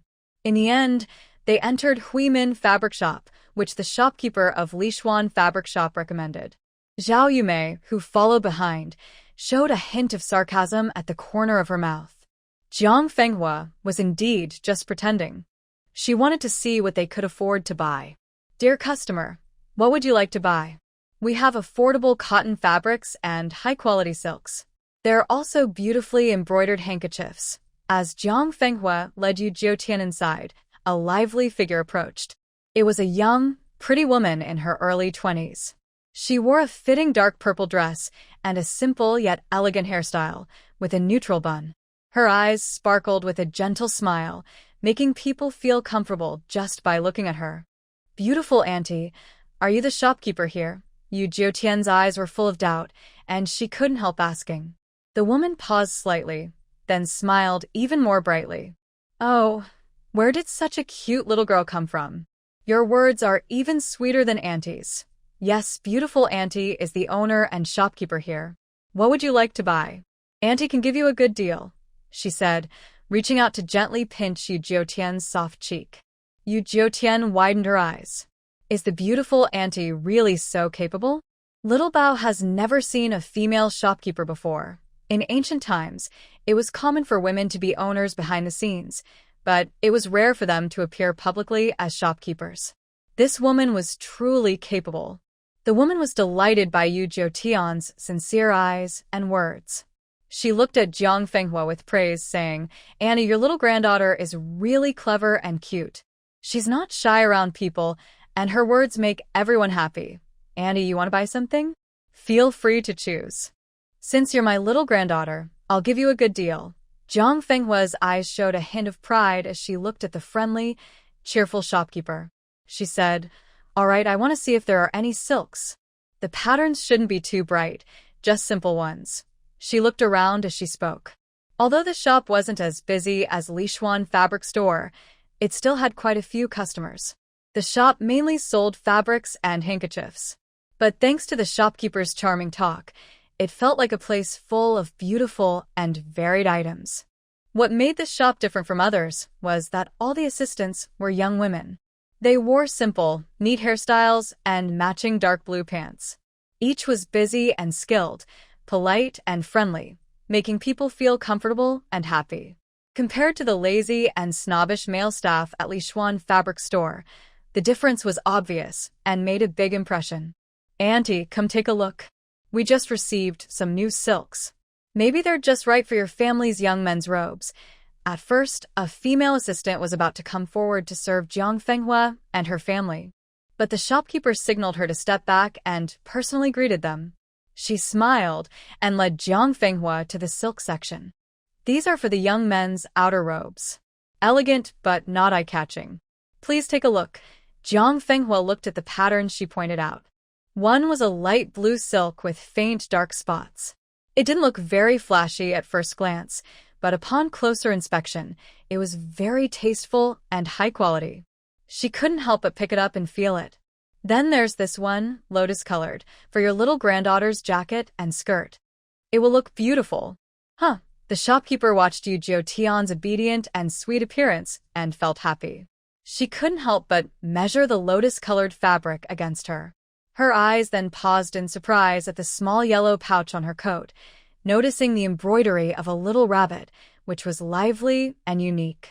Auntie, do you know who made this outfit for your little granddaughter? The shopkeeper's eyes were full of admiration. She eagerly reached out and took Jiang Fenghua's hand to ask.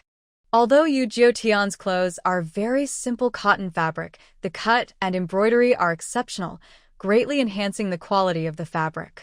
Facing the sincere and generous female shopkeeper, Jiang Fenghua did not hide anything. In our village, people make their own clothes. This one was casually made by my eldest daughter-in-law for the children. She is very skilled and often has creative ideas, which makes the plain clothes look lively. When talking about her eldest daughter-in-law, the old lady's eyes were full of praise and admiration. Sweet Bao really likes the clothes made by my sister-in-law. This little rabbit is unique. No other children have one like it. Some children in the village have their mothers learn from my sister-in-law, but only Sweet Bao's is the best looking. Yujio Tian proudly touched her small pouch and then pulled out her little bag from behind her back. Look, the little rabbit on my sister-in-law's small bag is even cuter. The yellow fabric was embroidered with two little rabbits fighting over a carrot, lively and adorable. The female shopkeeper's eyes lit up. She couldn't help but pick up the bag and carefully examine it, nodding repeatedly. Auntie, your daughter-in-law is truly remarkable. She stood up, her expression becoming more serious and cautious. Honestly, I come from an embroidery background. My skills might be a bit better than your daughter-in-law's, but my embroidery always sticks to traditional patterns. If I had the chance to meet your daughter-in-law, I would love to learn from her and exchange embroidery skills. Her eyes showed eager anticipation. Most fabric shops produce ready-made clothes with similar styles. She also wanted to make clothes, but if she couldn't innovate beyond traditional designs, her work wouldn't be able to compete with the big fabric stores. It would be better not to make anything at all. The embroidery on this little girl's clothes and bag is simple, but eye-catching. It's no longer dull traditional embroidery. The animals seem to come alive with a realistic feel. The person behind the embroidery must have a lot of skill and insight. She couldn't wait to exchange embroidery techniques with her, or even more. Jiang Fenghua thought for a moment, and then cheerfully said, "It's not difficult. In a few days, we will go to the city to buy some things. When that time comes, I will bring my eldest daughter-in-law along." "Really? That's wonderful." The female shopkeeper looked pleasantly surprised. "Auntie, you are truly a unique mother-in-law. Feel free to choose whatever you like. I'll even give you a good deal. Oh, by the way, Annie, my name is Han Qinghe. I will come again later. Just call me Qinghe." Most mothers-in-law are afraid that their daughters-in-law are too capable or have too many ideas, which might overshadow their sons. Usually, they hide their feelings and suppress their daughters-in-law so they can stay in the backyard, serve their husbands, take care of the parents-in-law, and raise children. The elderly woman in front of me can afford silk, so her family's son must be quite capable. She probably doesn't need her daughter-in-law's help much. It's rare that she agrees to meet with her daughter-in-law. Jiang Fenghua smiled happily and kept praising. Based on Han Qinghe's recommendation, she chose colors that suited her family's tastes. Eldest son Zheng Xuang chose dark gray. Second son Wenrun selected silver white. Third son Leguan chose bright blue, and fourth son Shy and Gentle chose ash gray. As for the fifth son, Yujio Tian helped pick Cloud Peak white, saying that a doctor should look bright and clean, which can help calm patients' emotions. Hearing this, Han Qinghe couldn't help but be surprised. This elderly woman looked ordinary, yet she had 5 sons, including a teacher and a doctor. People really can't judge by appearances. She became more alert and felt that her idea of treating everyone equally was right. She became even more attentive and warm. "Grandma, this color looks good on you. Big Auntie will look beautiful in this color." Big brother and second brother chose this color, so Little Treasure will wear the color Auntie Qinghe recommended. Yujio Tian happily picked a low-key cinnabar color for the old lady, a bright rouge for Su Xianyang, and lively bamboo green for the family. She herself chose lotus pink, which Han Qinghe recommended, very soft and eye-catching. The fabric was about 100 yards long, not enough to buy a whole bolt. According to Jiang Fenghua's needs for 2 long robes, Han Qinghe asked the shopkeeper to cut suitable lengths, all carefully packed. Finally, Jiang Fenghua also bought 2 bolts of cotton for undergarments and over 30 jean of cotton. In total, they spent over 70 taels of silver, which was quite affordable. There was so much stuff that Jiang Fenghua and Yujio Tian couldn't carry it all. Han Qinghe was very thoughtful and arranged for the shopkeeper to bring an ox cart, loading everything onto it. When leaving, Yu Tian whispered a secret to Jiang Fenghua's ear and then smiled happily while looking at Han Qinghe. Qinghe, honestly, I visited several fabric shops today, but yours is the kindest and most polite, not judging people by their looks. So, I have a business opportunity here. I wonder if you might be interested. Jiang Fenghua naturally agreed with Yu Tian's suggestion. She liked this girl very much. Han Qing, he looked surprised at first, then smiled. A sincere attitude towards customers can make a business better and better. Thank you for your trust, Auntie. Please tell me more about this business. Then Jiang Fenghua gave her a small personal item and whispered, here's the thing. Granny Ma from Jiren Medical Hall is making a batch of doctors' white robes and long gowns.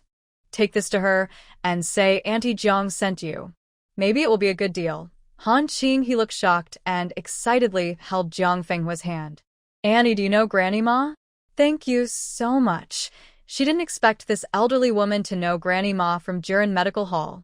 Recently, Jiren Medical Hall has been very popular in Zhengzhou. Her mother unfortunately caught a plague and was separated into 2 areas. She thought her mother might pass away, but Granny Ma saved her mother.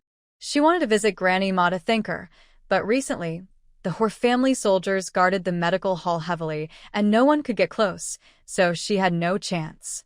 Unexpectedly, this elderly woman not only gave her a chance to thank her benefactor, but also provided an opportunity to make clothes for her. Han Qing, he gratefully sent Jiang Fenghua and her family onto a bullock cart and watched the cart for a long time at the door before turning back to the shop. Not far away, Zhao Yumei watched as Jiang Fenghua's goods filled most of the cart. Seeing the shopkeeper's unusually eager attitude, her eyes nearly popped out of jealousy. Even if all the fabric was cheap cotton, it would be worth more than 20 taels of silver. The Yu family was quite well off, but she didn't expect them to spend so extravagantly on fabric. It seemed they had earned more money again. But they were living in a cave, fleeing from hardship. Why buy so much fine fabric? And why was the shopkeeper so friendly to her? It didn't seem like normal customer service, more like treating a benefactor. Full of doubts, Zhao Yumei quickened her steps, pulling Hu Xinhua along to catch up with the bullock cart. Not far away, the clerk from Lishuan cloth shop hurried back and told the shopkeeper what he had seen. Did you say she bought almost half a cart of silk? I saw clearly. It was all wrapped in yellow silk fabric, and 2 bolts of cotton cloth were simply tied with cloth strips. The shopkeeper's face suddenly looked unhappy.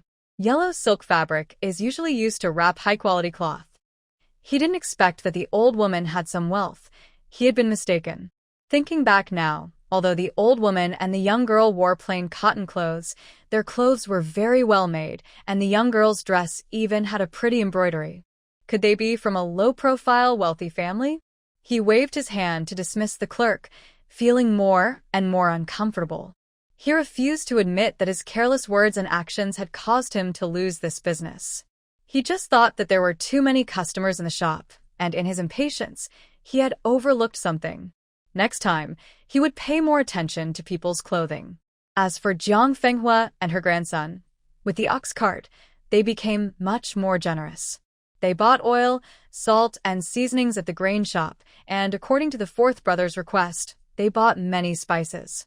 They also went to the meat stall and bought a lot of fresh pork, and finally, they bought many snacks for the children. In the end, the remaining space on the ox cart was just enough for the grandmother and grandson to sit.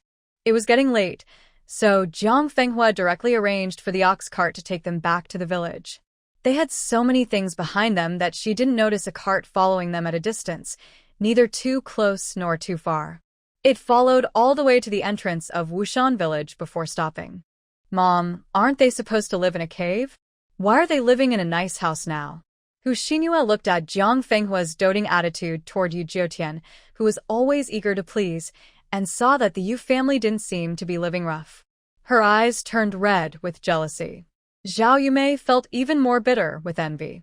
Her gaze had already shifted from Jiang Fenghua's ox cart to the fields. The houses at the bottom of the mountain valley were surrounded by hundreds of acres of lush green crops, growing very well. Although she was far away, she could vaguely see the crops, which she had never seen before. Farmers were working among the rows, pulling weeds, and their figures looked like they belonged to Qixing village. On the opposite hillside, there was also a patch of green, with uneven crops growing, but she couldn't tell what they were. Her hand suddenly clenched tightly, her nails digging into her flesh. Aren't the people of Qixing village supposed to live in caves? How did they find such a good place to settle? Suddenly, she remembered something and a sneaky smile appeared at the corner of her mouth. The people of Qixing village had taken over the house of the wronged soul who had died. The people of Qixing village probably learned that the Hor family army had driven back the enemy, so they stopped fleeing and temporarily settled in Zhengzhou. Now that the Zhengzhou city governor has fled, no one is managing the registration of refugees for the moment. But she couldn't accept that the people who abandoned her and her daughter before were now living so comfortably. Zhao Yumei looked at the carriage ahead and smiled as she comforted her daughter. Xinhua, they're just occupying someone else's home. Their comfort won't last long, who Xinhua seemed to understand but was a little unsure. When she saw her mother smiling, she realized that the good days for the Yu family wouldn't last long.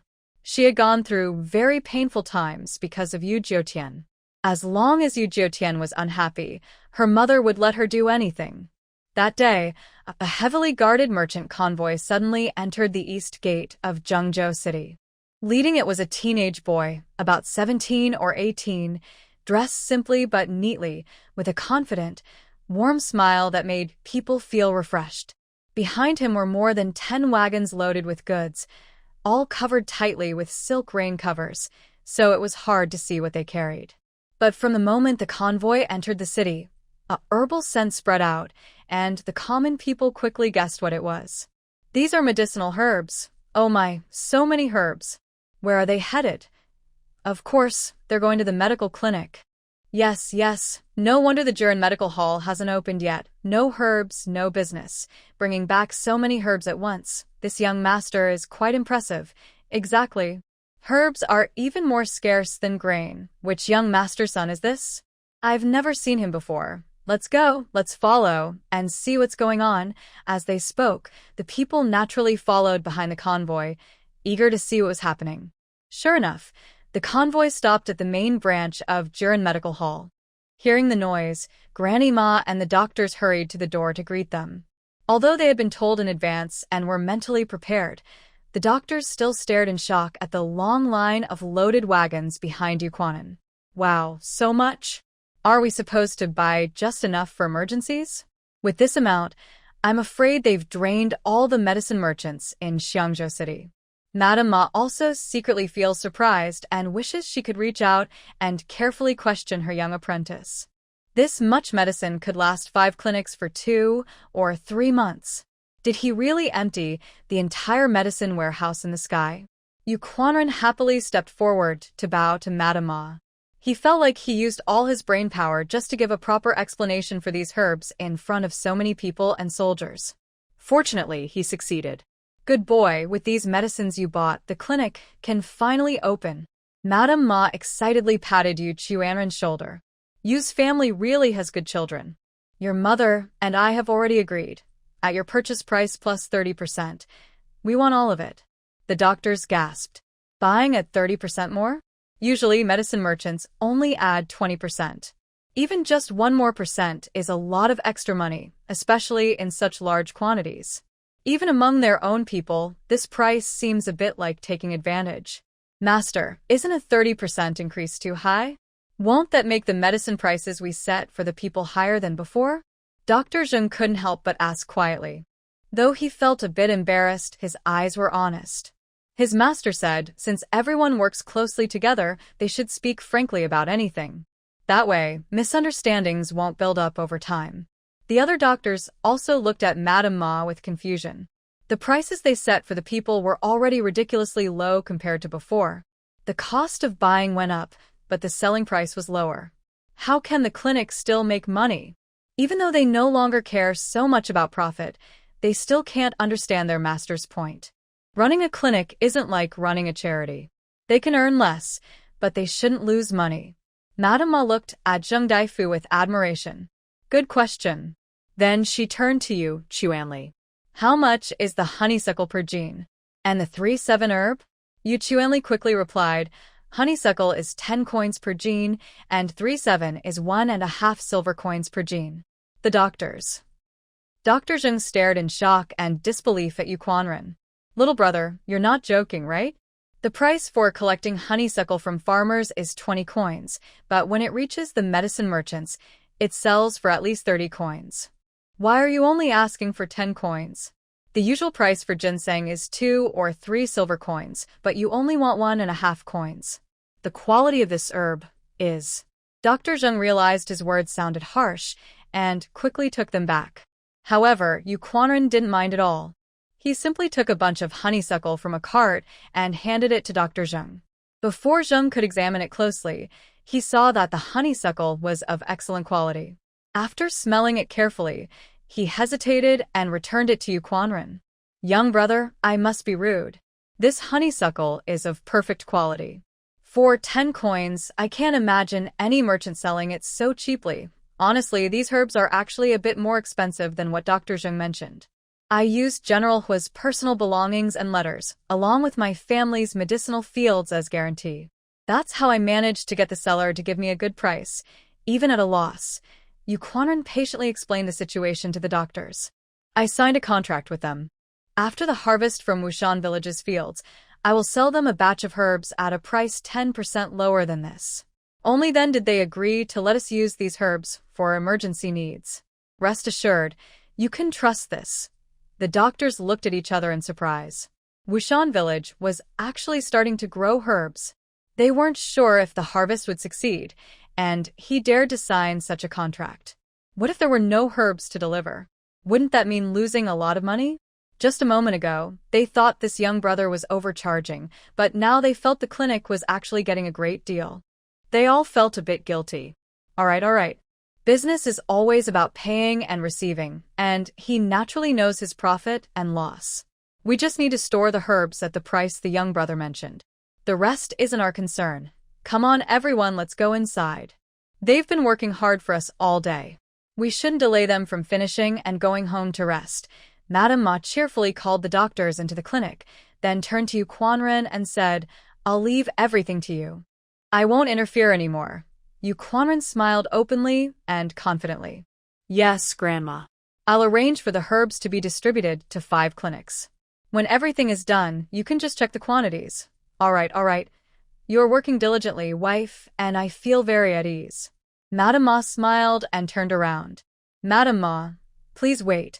A clear and excited female voice was heard. Madame Ma looked in the direction of the voice and saw a pretty young woman walking toward her, full of excitement. Behind her, 2 attendants carried items. As the woman hurried over, she happened to bump into Yu Quanren, who was turning around. They suddenly collided shoulders. Yu Quanren instinctively reached out to steady her, but accidentally touched her waist. Startled, he quickly withdrew his hand and bowed to apologize. Sorry, it was sudden. I didn't mean to be rude to the young lady. There were many people watching. If her reputation was damaged, it would be a big problem. Han Qinghe frowned slightly from the pain but quickly waved her hand. It's not the young man's fault. I was too careless. Her clear and confident voice eased Yu Quanren's worries. He looked up and saw her calm and natural expression, without any embarrassment or shame in front of so many people. Han Qinghe hurriedly smiled at Yu Quanren and then rubbed her shoulder before walking quickly toward Madame Ma. Yu Quanren watched her confident, unself-conscious steps and simple hairdo, feeling a bit distracted. Child, are you hurt? Madame Ma observed the scene just now and felt a bit more fond of this generous, carefree woman. She smiled and asked. Han Qinghe blushed and replied, Sorry, Madame Ma. I was too excited and acted rashly. Madame Ma smiled with some suspicion. Do we know each other? She looked carefully a few times and was sure she had never seen this girl before. Han Qinghe's expression darkened. Without caring about her dress, she knelt before Madame Ma and bowed deeply. Qinghe thanks Madame Ma for saving my mother. In front of many people, this sincere and straightforward kneel was without hesitation. Yu Quanren initially thought it was rude to stare at the woman's back, but just as he was about to look away, Han Qinghe's sudden kneel made his heart suddenly thump loudly, as if struck by something. Madame Ma was startled and quickly bent down to help her. Child, what are you doing? Han Qinghe insisted on kowtowing 3 times, then helped Granny Ma to stand up. With tears in her eyes, she said, Grandma, is Qinghe scaring you?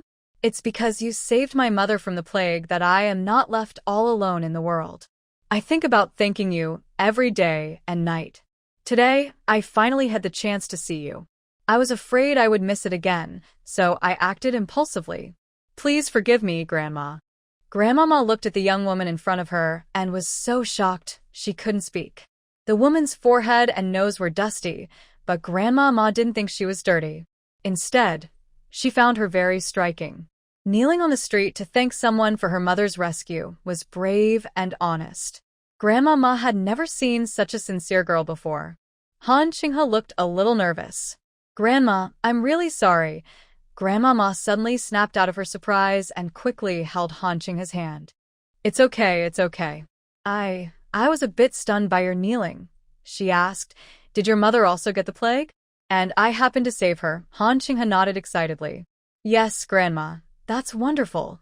Grandma Ma's eyes filled with emotion. She felt her past actions were right. Such a bright and kind girl. If she lost her mother, would she become sad and fade away from the world? Luckily, she had saved her mother. Master, how much medicine should I deliver to the main hall? Yu Quanan suddenly came back to himself. He looked at his servant with a little confusion. Oh. I'll check the list. He pretended to be calm as he took the list from his pocket, but his heart was racing. The girl had only appeared for a moment, but in his mind, countless inappropriate thoughts suddenly flashed. He had never seen such a bold and passionate woman before. His eyes couldn't help but be drawn, and his heart seemed out of control. He was not a foolish man, so he knew he was deeply attracted to her. But this girl, Qinghe, was tying her hair in a woman's style. She was already married. How could he even think about a married woman? Yuan Quarn felt he had made a terrible mistake. It seemed his feelings were now obvious to everyone. His face burned with shame, and he hurriedly looked at the list, trying to calm himself down. Young master? Why is your face so red? And you're sweating so much. Are you all right? The farmhand kindly reminded him, drawing the attention of Granny Ma and Han Qinghe. For some reason, when Han Qinghe's gaze looked over, Yuan Quarn didn't even lift his head, but he clearly felt it. His face instantly turned red to his ears, and he stammered, And no, it's nothing. I just walked a long way and feel a bit tired. Han Qinghe thought he had bumped into someone and quickly stepped over, leaning down to check Yuan Quaren's face. Hey, little brother, your face is really red. Did I bump you? Are you feeling unwell? Just tell me honestly, I'll pay to treat you. Han Qinghe was always honest and responsible. Yuan Quarren suddenly looked up, staring blankly at Han Qinghe. Her face was open and honest, but a worried frown creased her brow. Her serious eyes made Yuan Quarren feel like his heart was about to jump out of his chest. Seeing Yuan Quarren's face turning visibly redder, Han Qinghe's expression grew serious. Without hesitation, she reached out and helped Yuan Quarren to Granny Ma. Granny, please help this young man check if I bumped him too hard or caused any harm. Granny Ma looked at Yuan Quarren's flushed face, a flicker of complexity in her eyes, but she still reached out to feel his pulse. She understood what the young man was feeling. She suspected he had fallen for Han Qinghe at first sight. No wonder. Granny Ma, experienced and wise, was naturally drawn to Han Qinghe at first glance. And Yuan Quarren, young and full of youthful energy, was even more noticeable. But Han Qinghe was a woman, and Yuan Quarren was just beginning to feel love, as if his heart was about to burst. Seeing Granny Ma see through his feelings, Yuan Quarren felt like he couldn't breathe. He struggled to pull his arm away from Han Qinghe's embrace and shyly looked away. It's nothing. He was just in a hurry to travel and got bumped. He's a little dizzy, but he'll be fine after resting. Granny Ma sighed inwardly, deciding to cover for Yuan Quarren. Young man, although my mother-in-law said you're fine, I still feel responsible for my rashness that caused trouble for you. I should apologize, but just saying sorry doesn't seem sincere enough. Here's what I'll do. My name is Han Qinghe, and I am the owner of Huimin Cloth Shop. Please wait for me at the door after you finish your work. I will talk to my mother-in-law, and then I will take you to choose some fabric as a way to make amends. Han Qinghe looked at Yu Quanan seriously, speaking sincerely with honest eyes. Yu Quanan quickly clasped his hands in a respectful gesture and shook his head. Madam, you're being too kind. I am not seriously hurt. Besides, this isn't just your fault. I also have responsibility. Please don't feel guilty, Han Qinghe firmly said. It's generous of you not to mind, but I would feel uneasy if I just accept it. Why not accept my apology openly? It would be a kind gesture. Every word was clear and confident, showing her open and straightforward nature. Refusing would make her seem petty. Yu Quanan was momentarily lost in thought, then nodded respectfully. All right, madam, your straightforwardness is admirable. I will accept your apology. Han Qinghe smiled with relief. Good, then it's settled. She turned to Ma Papa and said, Mother-in-law, besides thanking you, Qinghe has something else to discuss. I hope I can take up a little of your time. Ma Papa glanced at Yu Quanan with a faint look and said cheerfully, Of course.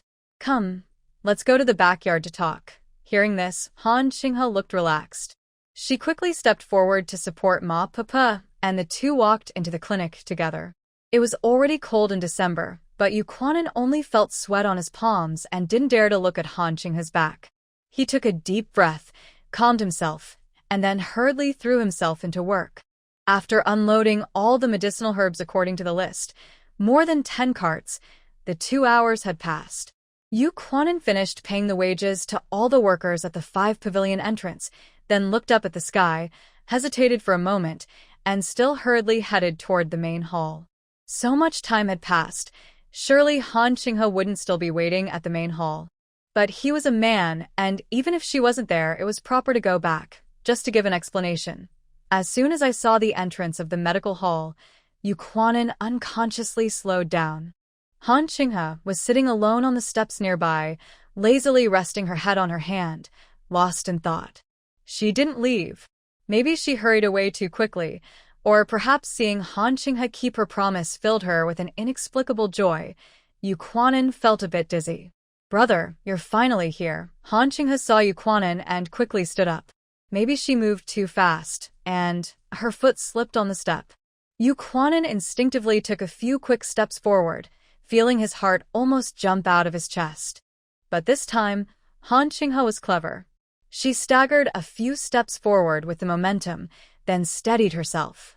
Once steady, she shyly grinned. I don't know what happened.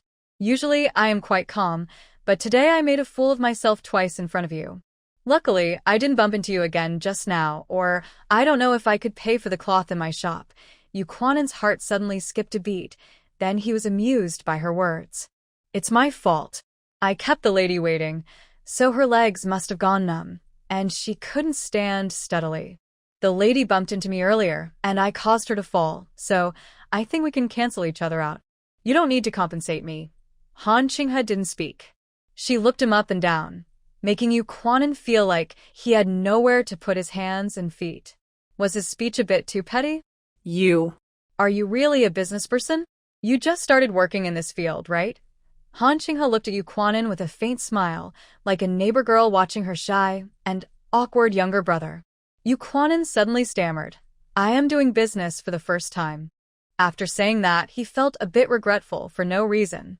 A business person should never reveal their cards, so why did he just blurt out the truth? Han Qinghe laughed clearly. No wonder.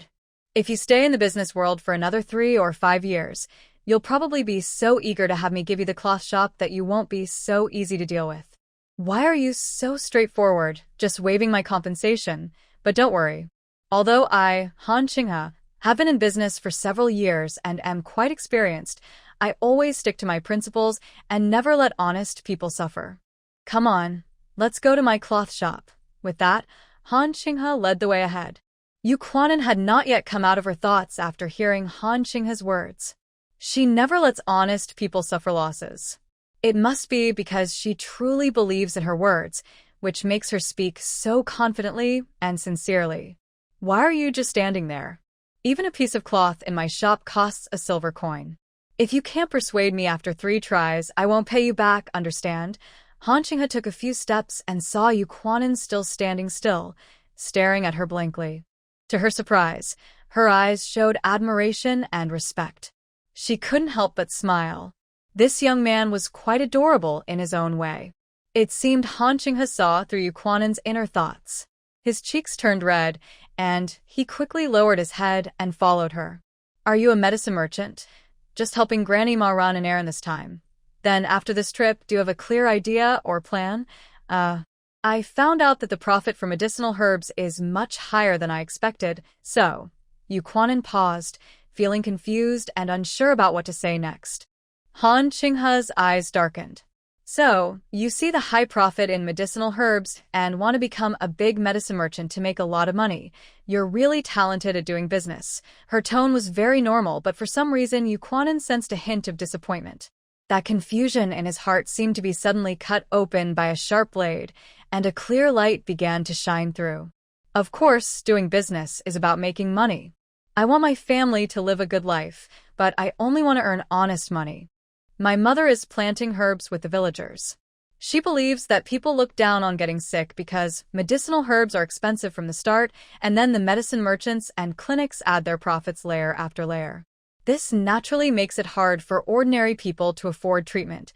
When talking about his mother and sweet treasure, Yu Quanan's eyes showed pride, and his words became firm. I want to be a medicine merchant to deliver reasonably priced herbs to every corner of Xiaoyu so that ordinary people no longer have to wait and die because they can't afford treatment. Han Qinghe turned her head, surprised to see Yu Quanan. The young man, only 16 or 17, had a shy but ambitious face. Somehow, she felt confident he would keep his promise. Your mother is amazing. And you are too. Han Qinghe forcefully suppressed a trace of sarcasm from deep inside her heart, then immediately expressed sincere praise. Just now, she saw the prices of medicines and consultation fees hanging in Ma Popo's clinic. Her heart was overwhelmed with emotion and sat outside for a long time before calming down. Unexpectedly, her feelings were stirred up again by Yu Quanan. If all the medicine shops and merchants in the world were like Ma Popo and this young man, Xiaoyu's common people would be truly lucky. Yu Quanan was a little shy.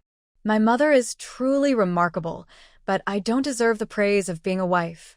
Right now, I haven't even figured out how to do business properly, yet I said such arrogant words. The reason you don't laugh at me is because of your kindness and mercy. If you really want to become the medicine merchant you mentioned, I can be your guide. Han Qinghe said seriously to Yu Quanan. Yu Quanan was stunned. She said she wanted to be her own guide? Why did he feel so happy when he heard that? He quickly hid his joy, but then was overwhelmed with shame. I do want to, but since you are a woman, being my guide might. Han Qinghe smiled confidently. Are you trying to say that I am a married woman, and that being your guide would mean frequent contact and gossip? Ha ha ha, she laughed softly.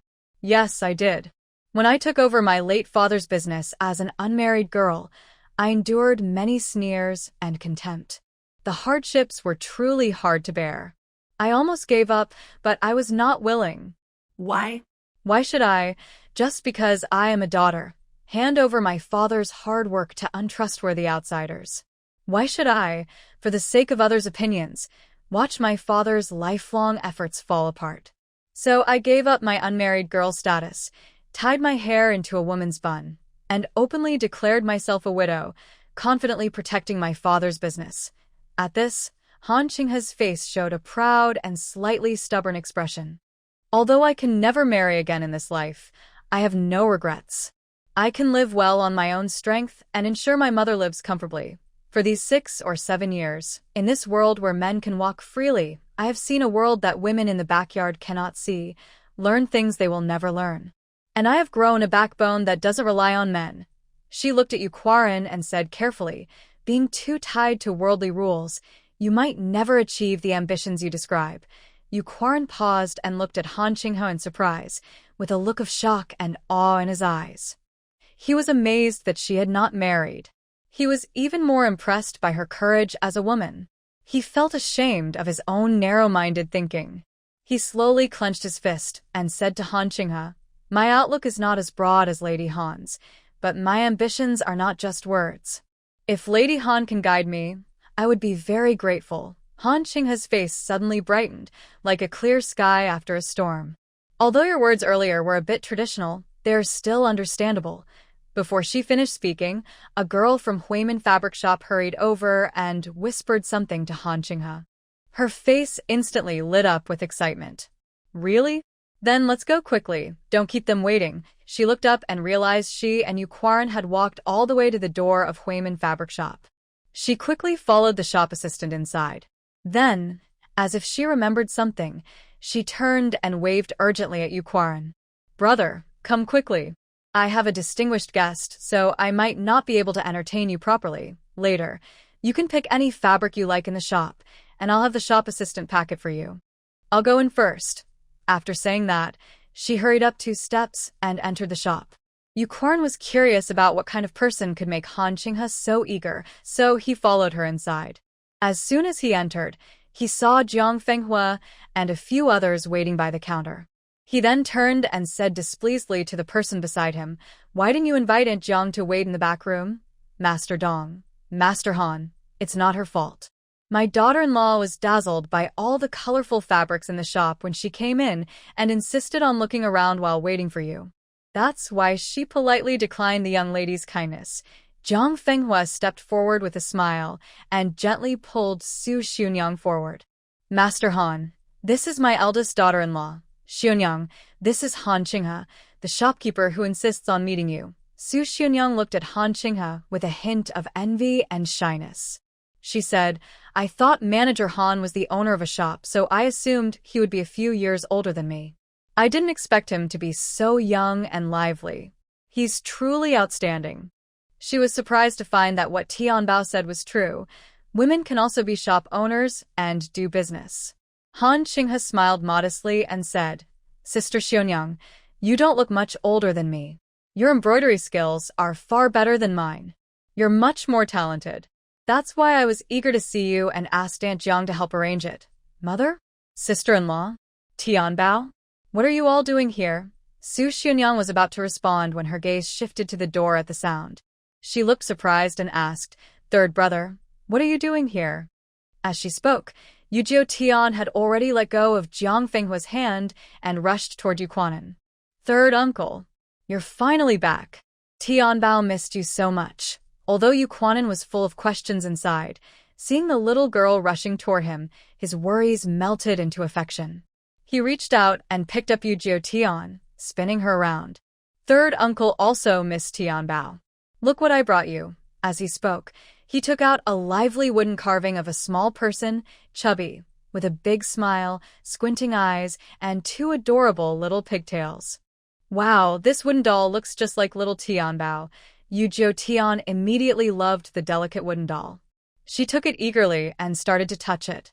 The doll was only as big as her 2 hands, but was carved to look quite like her. It was clear that her third uncle had described her to the woodcarver carefully. Seeing her happy because of his gift, Yu Quarren felt his effort was worth it.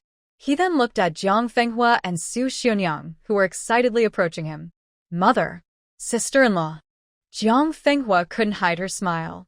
"Third brother, you're finally back. Did you have a safe journey?" Mothers worry when their children travel far, especially now when the world is so unstable. She didn't say much, but kept thinking about her children all the time. Su Xunyang also agreed. "Third brother, if you don't come back soon, your eldest brother might go looking for you. I'm worried about my mother and older brother's wife.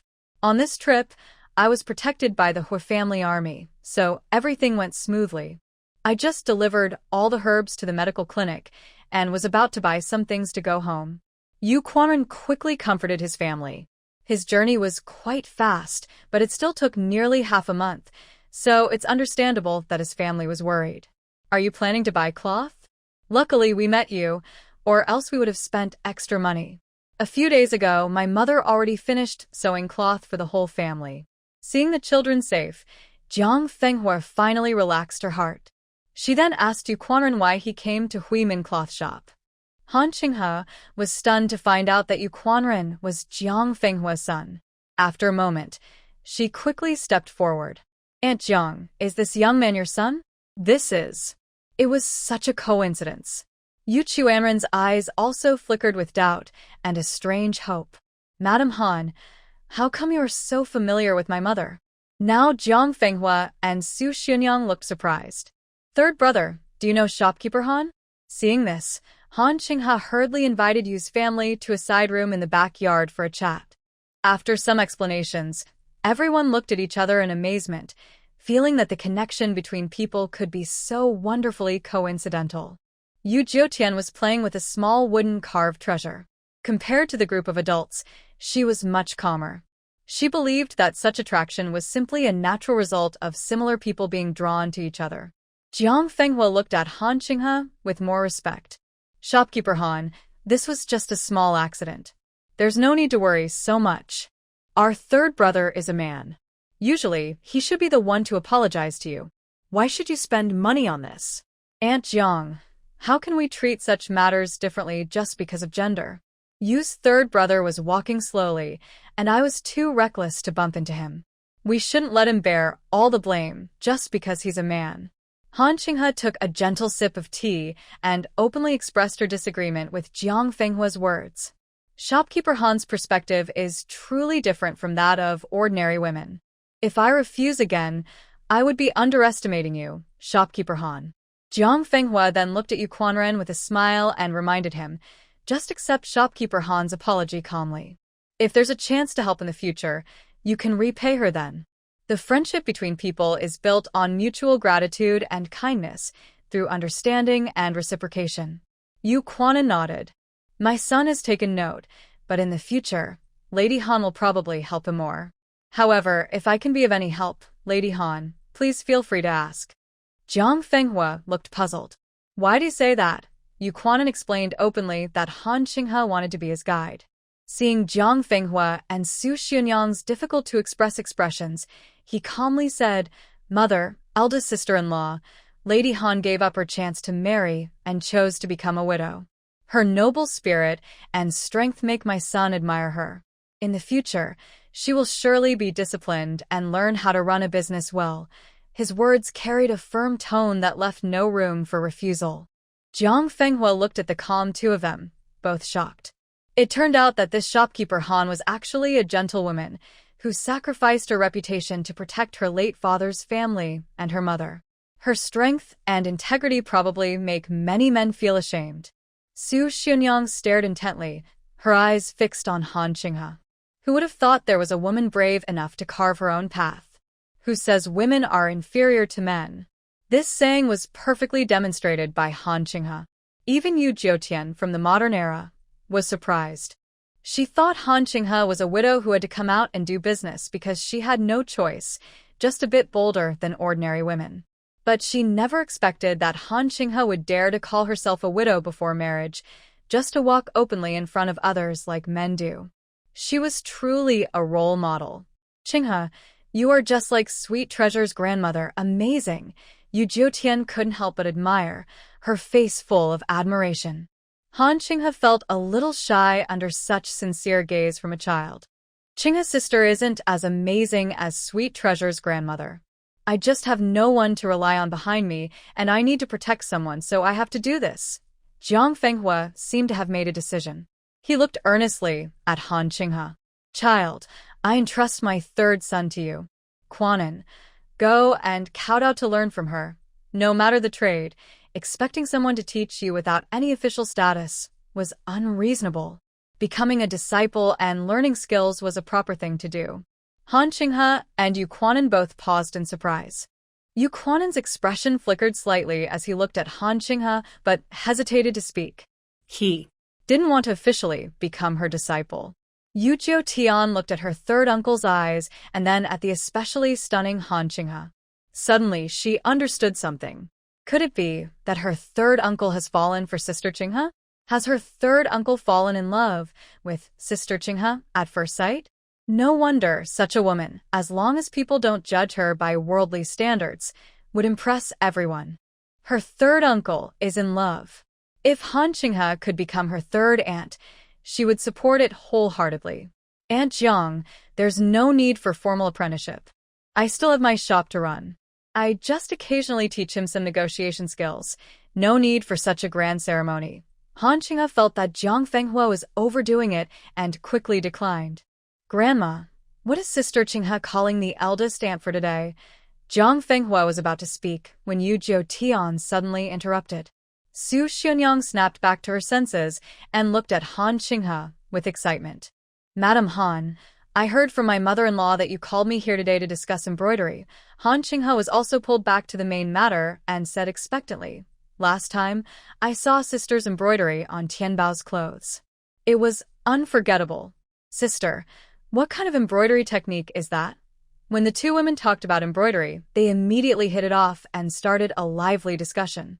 After a few words, Han Qinghe took Su Xianyang directly to the embroidery room to begin a real contest. Yu Quanan sighed in relief and instinctively looked at Yu Jiu Tian with gratitude. Then he was surprised by his own action. How could he think that the little girl deliberately changed the subject? Seeing Yu Jiu Tian blinking her big eyes at him, Yu Quanan was almost certain that she knew his feelings. But she is not even 4 years old. How could she guess what adults are thinking? However, he didn't want to delve into it. Tianbao is exceptionally clever, and recently, she's been busy at home earning money to help her brothers get married. As long as his little niece supports him, that's enough. Moreover, Su Xianyang and Han Qinghe each embroidered a handkerchief with wild imagination, and Jiang Fenghua and a few attendants judged which was better. After about an incense stick's time, both women finished their embroidery. Jiang Fenghua hadn't looked yet, but Han Qinghe eagerly asked Su Xianyang to show her handkerchief. Just took a quick look, and her eyes widened in amazement as she looked at Su Xianyang. She was stunned and said, I was overestimating myself. I didn't expect to compare with you. Sister Xianyang, how do you come up with so many clever ideas? Su Xianyang carefully examined her handkerchief with her handkerchief and looked at it with admiration. Your embroidery skills are also very good. This branch of willow leaves is embroidered so realistically. If you sell it, the ladies and young misses will definitely want to buy it. My embroidery skills are naturally top-notch, but I can't figure out how you came up with such a design. Han Qinghe spoke while unfolding Su Xianyang's work for everyone to see. There's no need to compare now. Sister Xianyang's skills are indeed better than mine. First, look at these 2 embroidered handkerchiefs, then share your thoughts. The 2 handkerchiefs were placed side by side.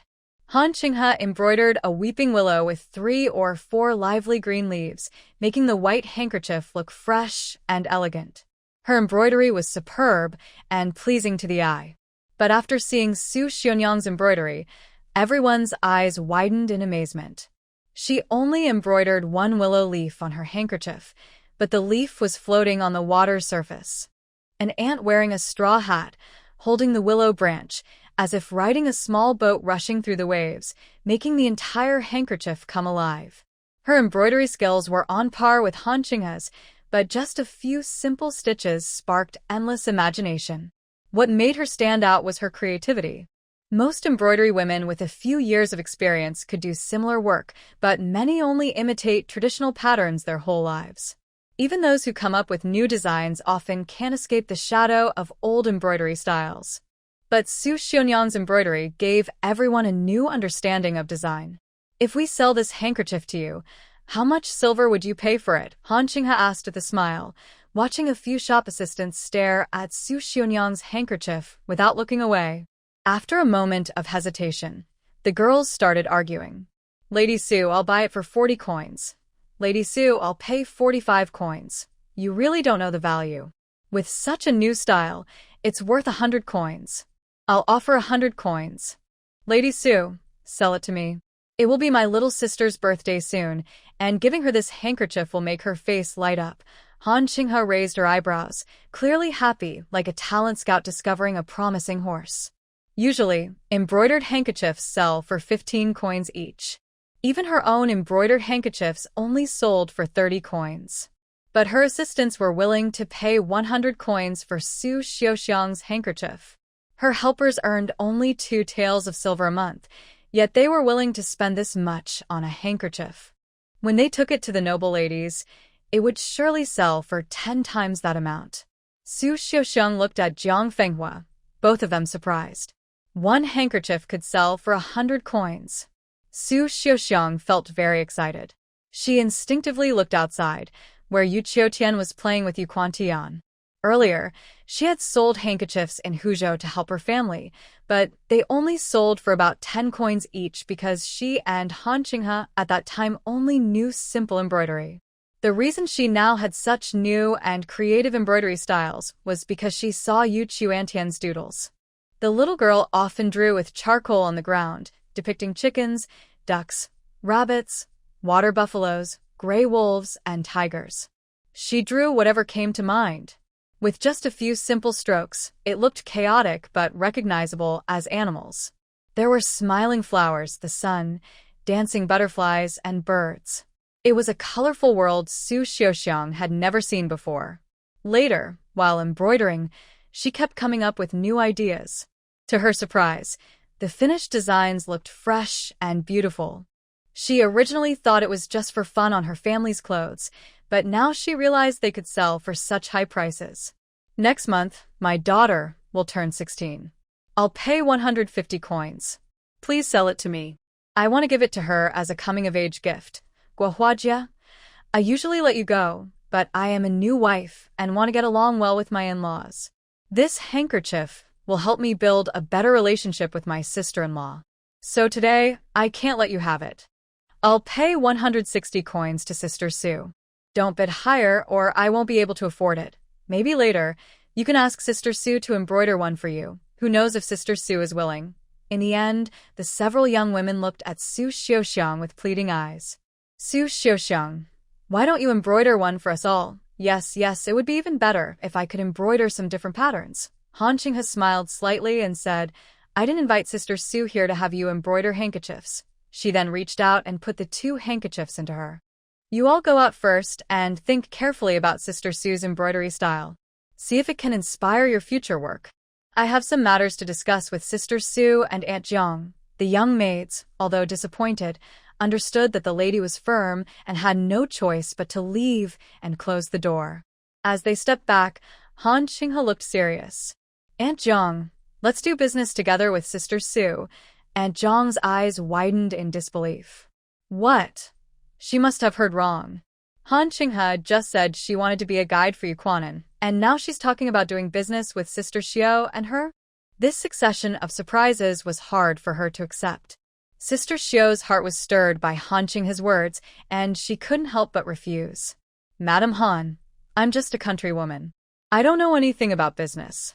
Don't joke with Sister. Han Qinghe looked at them with a more serious expression. Aunt Jiang, Sister Xiao, I'm not joking. I'm serious. Aunt Jiang and Sister Xiao looked at each other, both with complicated expressions. Well, tell me your idea first. Aunt Jiang hesitated, but didn't refuse Han Qinghe outright. Han Qinghe's face lit up. She knew that Aunt Jiang was different from ordinary village women. Being able to say this meant there was hope. She quickly shared her somewhat immature idea. As long as Aunt Jiang agrees for Sister Xiao and me to do business together, Sister Xiao, you won't need to spend any money. I will give you 20% of the net profit from my fabric shop. I can sign a contract with you right away.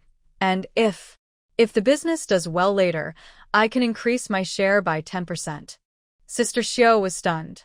Now, everyone in her family had skills, and she didn't want to just stay at home taking care of children and cooking. But besides sewing, she didn't have any other skills. Today, mother-in-law only said that Han Qinghe liked her embroidery and wanted to meet her. She was very excited inside. Someone from another family liked her embroidery designs. It seemed she could once again use embroidery to help support the family. Who wouldn't want to be useful at home? But she only embroidered a picture in front of Han Qinghe, and now Han Qinghe wanted to do business with her, even giving her 20% of the shop's profits for free. This made her feel like she was floating in clouds, unreal and distant.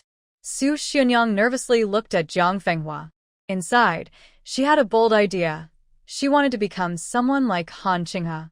Jiang Fenghua frowned, looking at her daughter-in-law with a complicated expression. She was happy if her daughter-in-law was capable. But now, the family seemed short of help. The eldest was leading a hunting team and also digging black soil to farm the other side of the hill. The second was teaching every day, and the third was running a business. The fourth was busy making medicinal dishes every day. Right now, she was the one watching over the medicinal fields on that hill. The family was still small, and someone needed to watch over everything. Tianbao's clinic also needed family help. Because of this, arrangements were difficult. Seeing Jiang Fenghua's expression, Su Xunyang knew her mother-in-law was thinking about how to organize the family's work. She buried her disappointment inside and forced a small smile. Mother-in-law, are you really thinking about letting me do business with Madame Han? I don't have that ability. Besides, everyone in the family is busy with their own work, and I can't do without managing things. Hearing this, Han Qinghe showed a hint of disappointment, but understood that this was a big matter. Every family had its own plans, and she couldn't agree immediately. Jiang Fenghua looked at Su Xunyang and asked seriously, Xunyang, I'm asking you honestly, do you want to do something meaningful? Han Qinghe's eyes lit up, and she turned to look at Su Xunyang. Su Xunyang's face flickered for a moment, and she struggled to tell the truth. Mother, I envy Madame Han. I want to be someone like her, but... Hearing her daughter-in-law's words, Jiang Fenghua's expression settled with a decision. Good. I understand what you're worried about. The family can't be neglected. But with so many of us, we can find a way to balance everything. Still, your talents shouldn't be wasted. She then looked at Han Qinghe and said, Madam Han, thank you for recognizing our daughter's talent. However, she has 2 children, so we need to go home and discuss how to arrange things for the family before giving you an answer. That's only right. If you need my help, just ask. My family only has my mother and me, so it's easier for us to make arrangements. Han Qinghe nodded repeatedly, showing she was willing to cooperate with the Yu family and that nothing else mattered. Su Xunyang looked a little touched but also uncertain. Mother, our family doesn't lack money now. Actually, whether she earned money or not didn't matter much. For the big picture of the family, taking care of the household is more important. But for you personally, this opportunity is even more important, isn't it? Our Yu family children, as long as they can shine and be bright, shouldn't hide or suppress their talents. Jiang Fenghua's voice was gentle yet firm. Let's go home and discuss everything together. There's always a way to find a perfect solution. Su Xunyang's eyes welled up with tears, feeling more at ease because of the old lady's words. Mother, thank you. Jiang Fenghua smiled and patted her hand. The mother-in-law and daughter-in-law exchanged a look, understanding each other without words. Han Qinghe felt a sudden wave of envy. She hadn't expected that in this world, there could be a mother-in-law and daughter-in-law who got along like real family. But she quickly suppressed this feeling. Although she was unlucky and loved this life, if she could earn a lot of money, that would be a good thing. Seeing that Jiang Fenghua and Su Xunyang had made up their minds, Han Qinghe called Yu Quanan and Yu Jiutian into the room.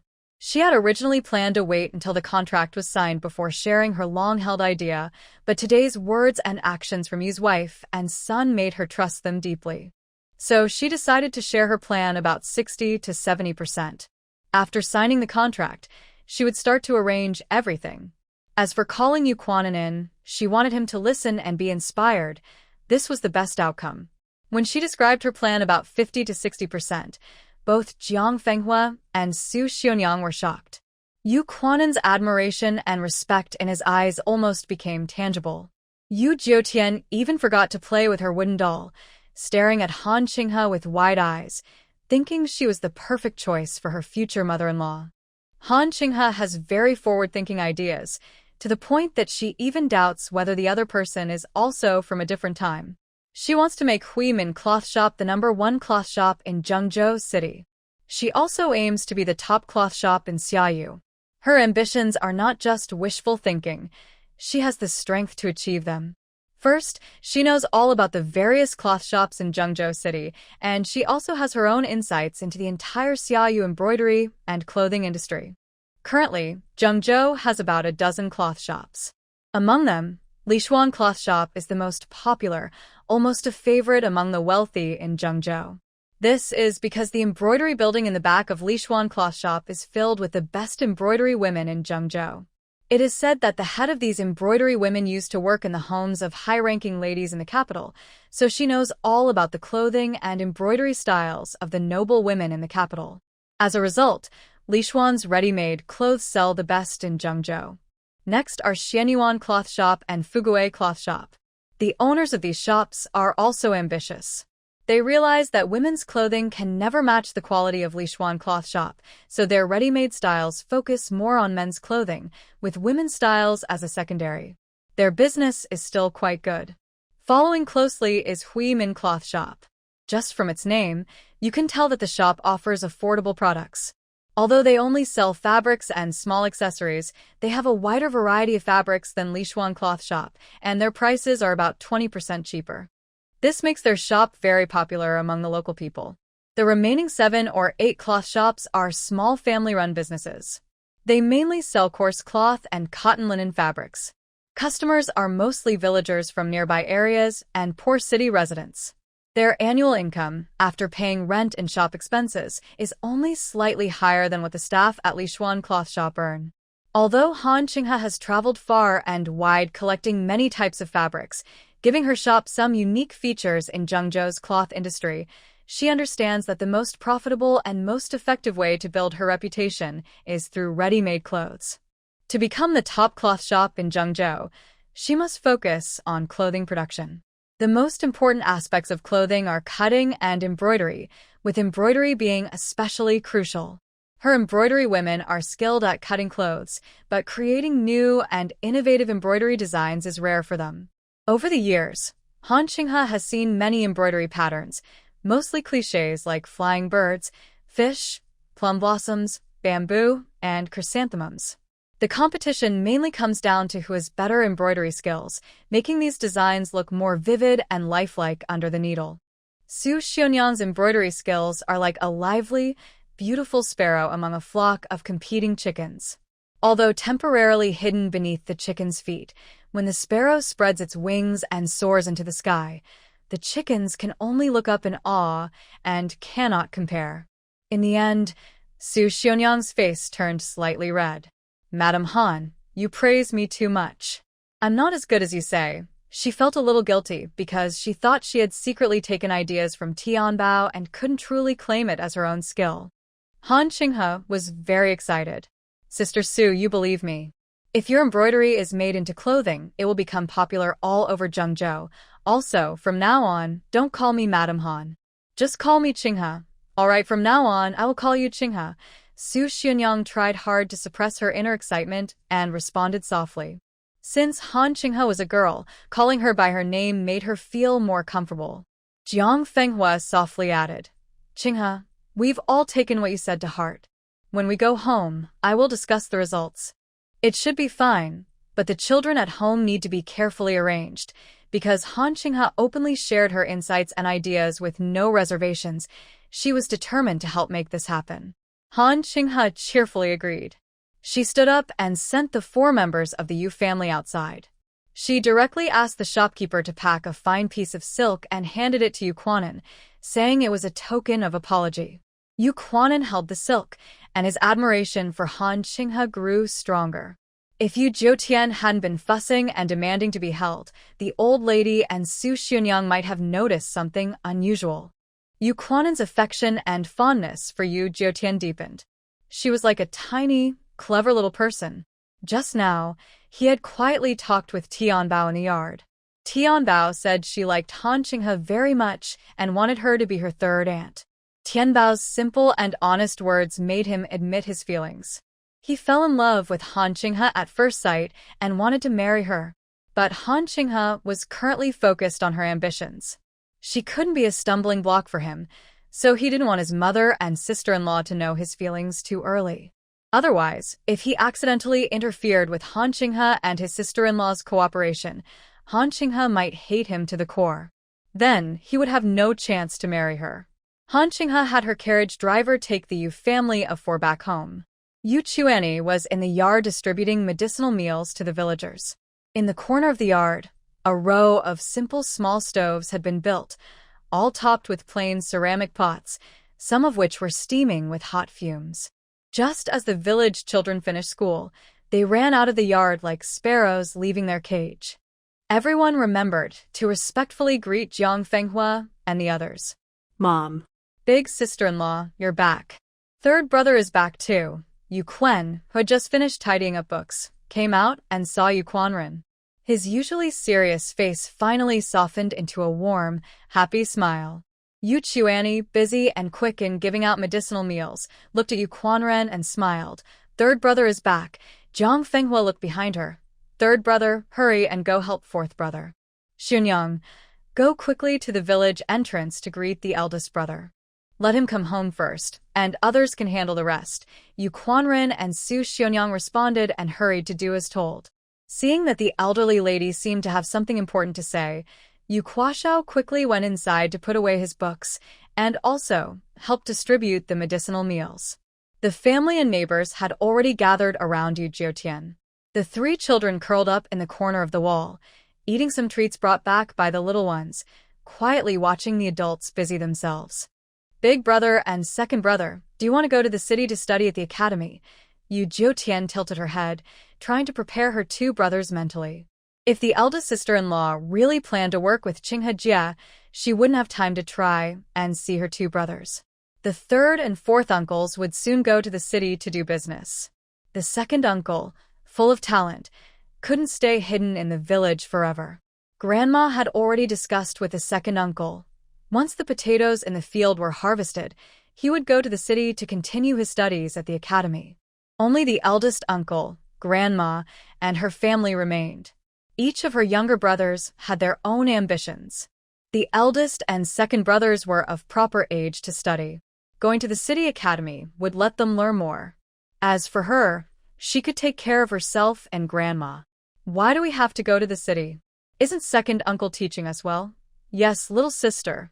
I heard that studying in the city costs money.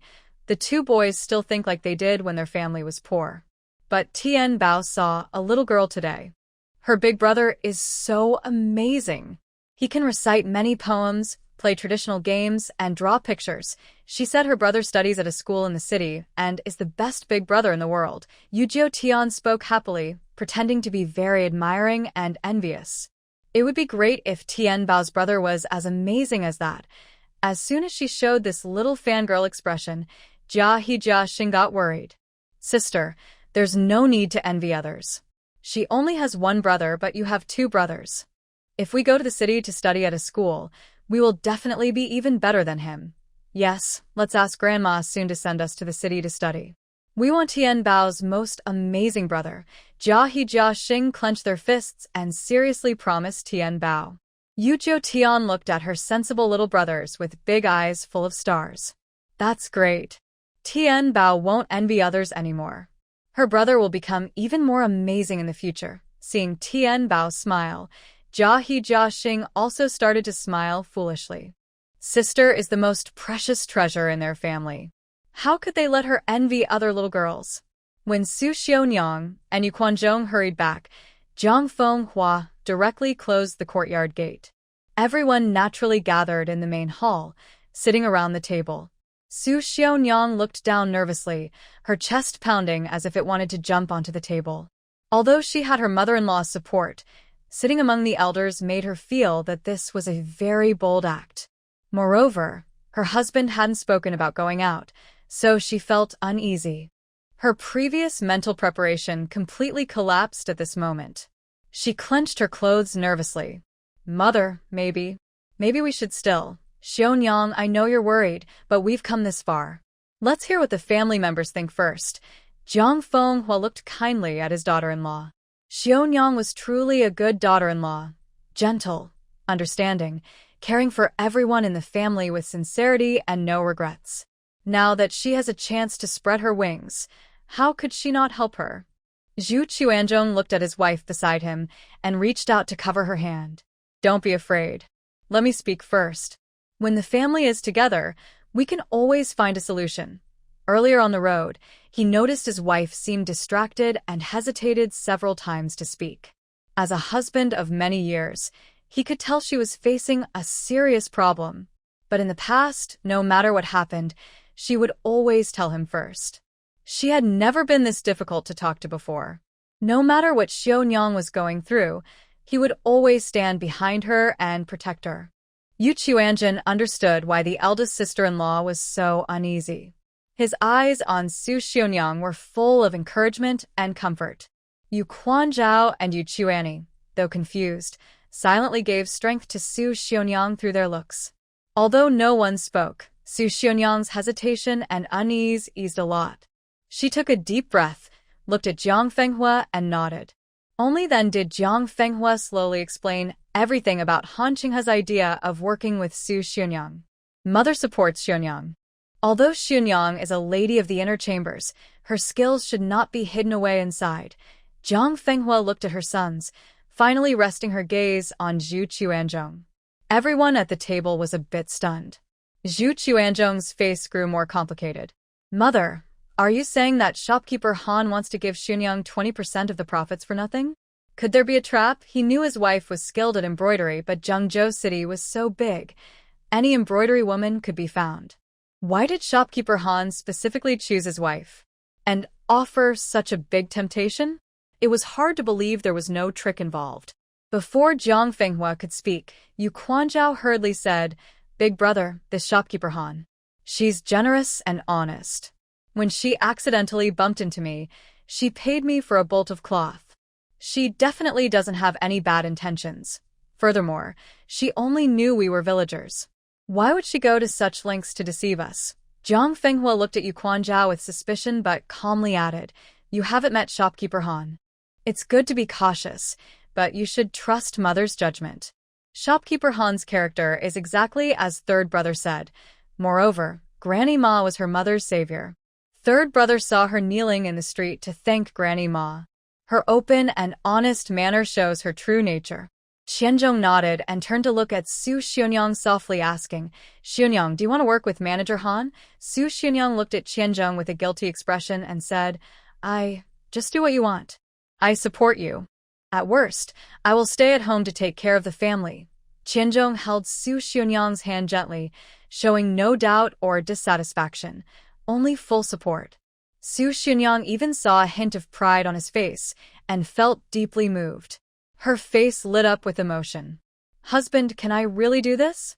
But no married woman would ignore her family and do business outside.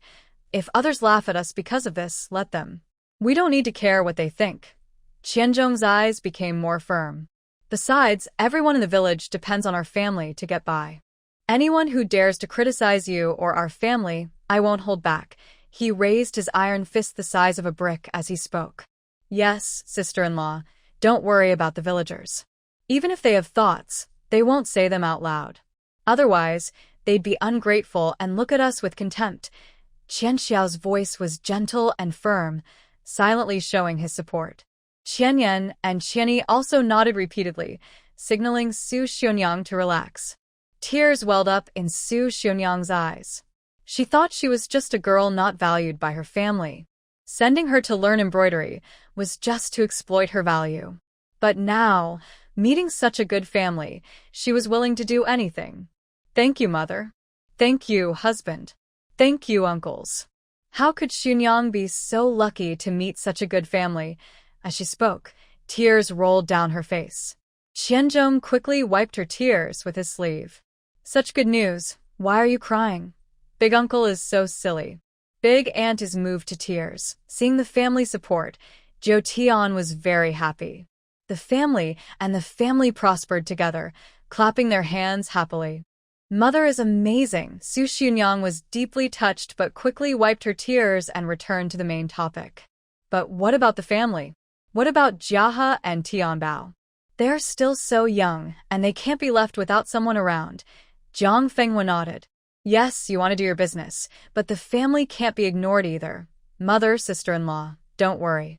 Since I'll be learning business skills from Manager Han, why don't you let me handle all the errands?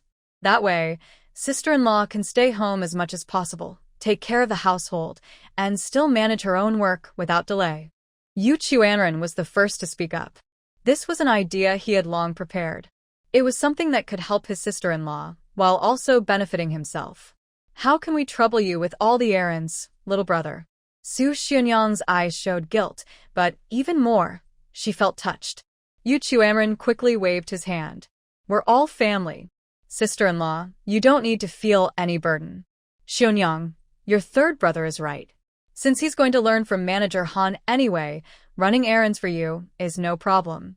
But I think things won't be as simple as you imagine. Jiang Fenghua gently continued, if it's about making clothes, one embroiderer alone won't be enough. Manager Han will surely ask you to teach the embroiderers under her as well. That means you'll still need to go to the city often. Su Xianyang had thought of this too. Looking at Jiahe, Jiaxing, and little Tianbao, she felt troubled. But then, what about the children? If my wife can earn money, then I can stop going hunting. I'll stay home and look after the children. It'll give me more time to bond with them. Yu Chuanzhong patted his chest boldly, hiding the faint sadness in his eyes. But Yu Chuanxiao shook his head. Eldest brother, the village hunting team still needs you to lead them. I have to teach anyway, so I can also take care of the children at home. You don't need to stay back, just for that. I can help too, Yu Chuanyi added. If I plan my time for preparing medicinal meals better, I'll have plenty of free time to watch the children as well. Su Xianyang felt both moved and guilty, not knowing what to do. Everyone was sacrificing their own time for her sake. How could she ever repay such a loving family? Jiang Fenghua looked at her united and caring children, her heart warmed. Smiling, she shook her head. It's good that you all support Xianyang, and I'm happy to see it. But you are all men. How can you think of staying home forever, falling behind your sister-in-law? Eldest, you are strong and capable. You should serve the country. Find someone in the hunting team who can take your place, and then go to the city to join the army and follow General Hua. Second brother, you are full of clever ideas and talent. You should not waste your time at home. Choose a good day to go to the city's academy to continue studying, take the imperial exams, and serve the country. Third brother, you are smart and smooth-talking since childhood. Be kind to others. Learn from Han Qinghe about business, and in the future, develop the herbal medicine trade well. Fourth brother, your cooking skills are excellent. Don't waste them. Think about opening a restaurant. Your medicinal dishes can also help people.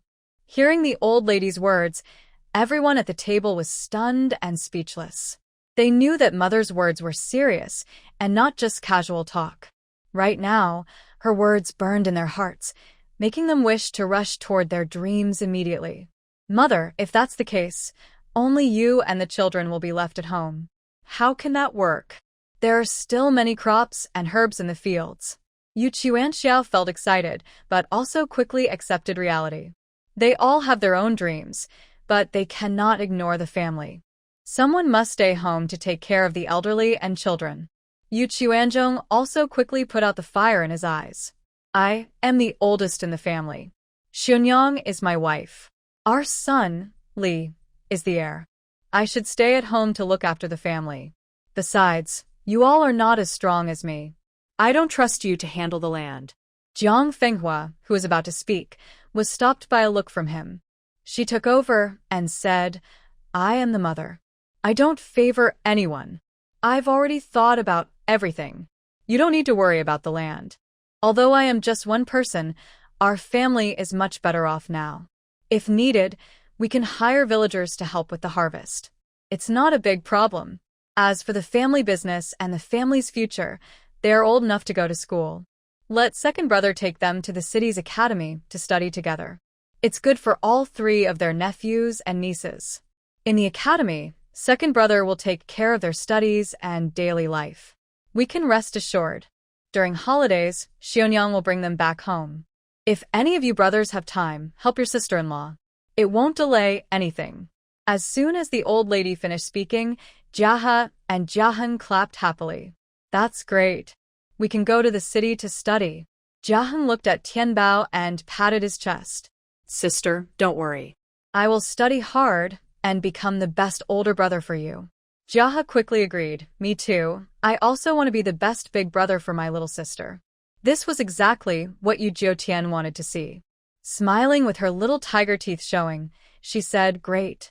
If second uncle and my brothers all become top scholars, then I'll have one uncle and two brothers who are the best. No other girl will be able to compare with me. Everyone laughed. Who would have thought our little sweetheart has such big dreams? 3 top scholars in one family. This has never happened before. Maybe she'll be right in the end. At first, everyone worried that Jiahe and Jiaxing wouldn't want to leave home, but to their surprise, the 2 boys were eager to study in the city. Just like that, a big problem was solved. Yu Chuanxiao's eyes lit up. Mother, this is wonderful. Leave Jiahe and Jiaxing to me. You can rest assured. But with 3 of us going to the academy, the tuition will be no small amount. He was the only one not bringing in money for the family, yet he still needed to spend their silver to study. This made him uneasy. Second brother, just focus on studying with Jiahe and Jiaxing. The money I earn from selling herbal dishes should be enough for the 3 of you, said Yu Chuanyi, quickly calculating in his mind, wanting to shoulder the cost himself. Jiang Fenghua smiled and scolded gently, 4th brother, save your money for opening your restaurant. Right now, our family isn't short of money for studying. Even if all of you go to school, we can still afford it. As she spoke, she looked at Yu Zhoutian. But you all know, the reason our family is doing so well today is thanks to our little sweetheart. When you succeed in the future, don't forget her contribution. You must take care of her for me. The brothers all nodded and smiled at Yu Zhoutian. Her big eyes sparkled like stars. Puffing out her small chest proudly, she said, Grandma, I can take care of myself. Everyone couldn't help but laugh. It was true, she wasn't just supporting herself, she was supporting the whole family. All right, Grandma knows you're very capable. But no matter what, you're still a little one. You need your family's protection to live safely. Jiang Fenghua gently patted Yu Zhoutian's head, her eyes full of love. Yu Zhoutian nodded seriously and said, That's why the money I earn should be kept safe by Grandma and my uncles, otherwise bad people might try to take it. Ha ha. The atmosphere in the main room suddenly became joyful. The little girl was worried about how to earn money for the family, which made the adults feel full of determination. All right, it's settled. Tomorrow, our whole family will go to the city together. First, we will talk with Manager Han about the cooperation. Then we will find out about the academy so that the second child and the family can start studying as soon as possible. The eldest will go to the military camp to find General Hua and join the army. The third will accompany the 4th to see if there's a suitable shop to open a restaurant.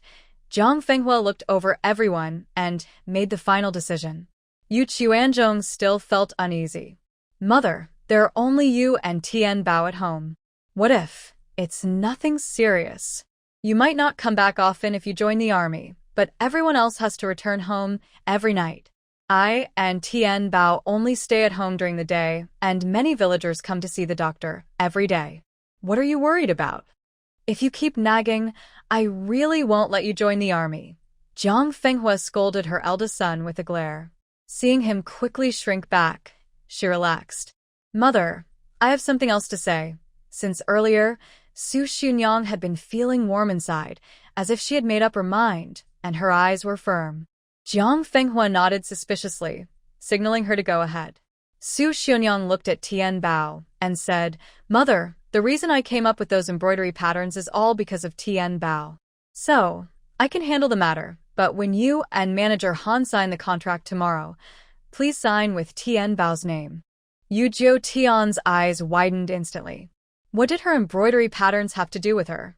Her aunt worked hard, but she was just lying in to win the boss's favor? Not only was Yu Zhoutian confused, but everyone else was stunned too.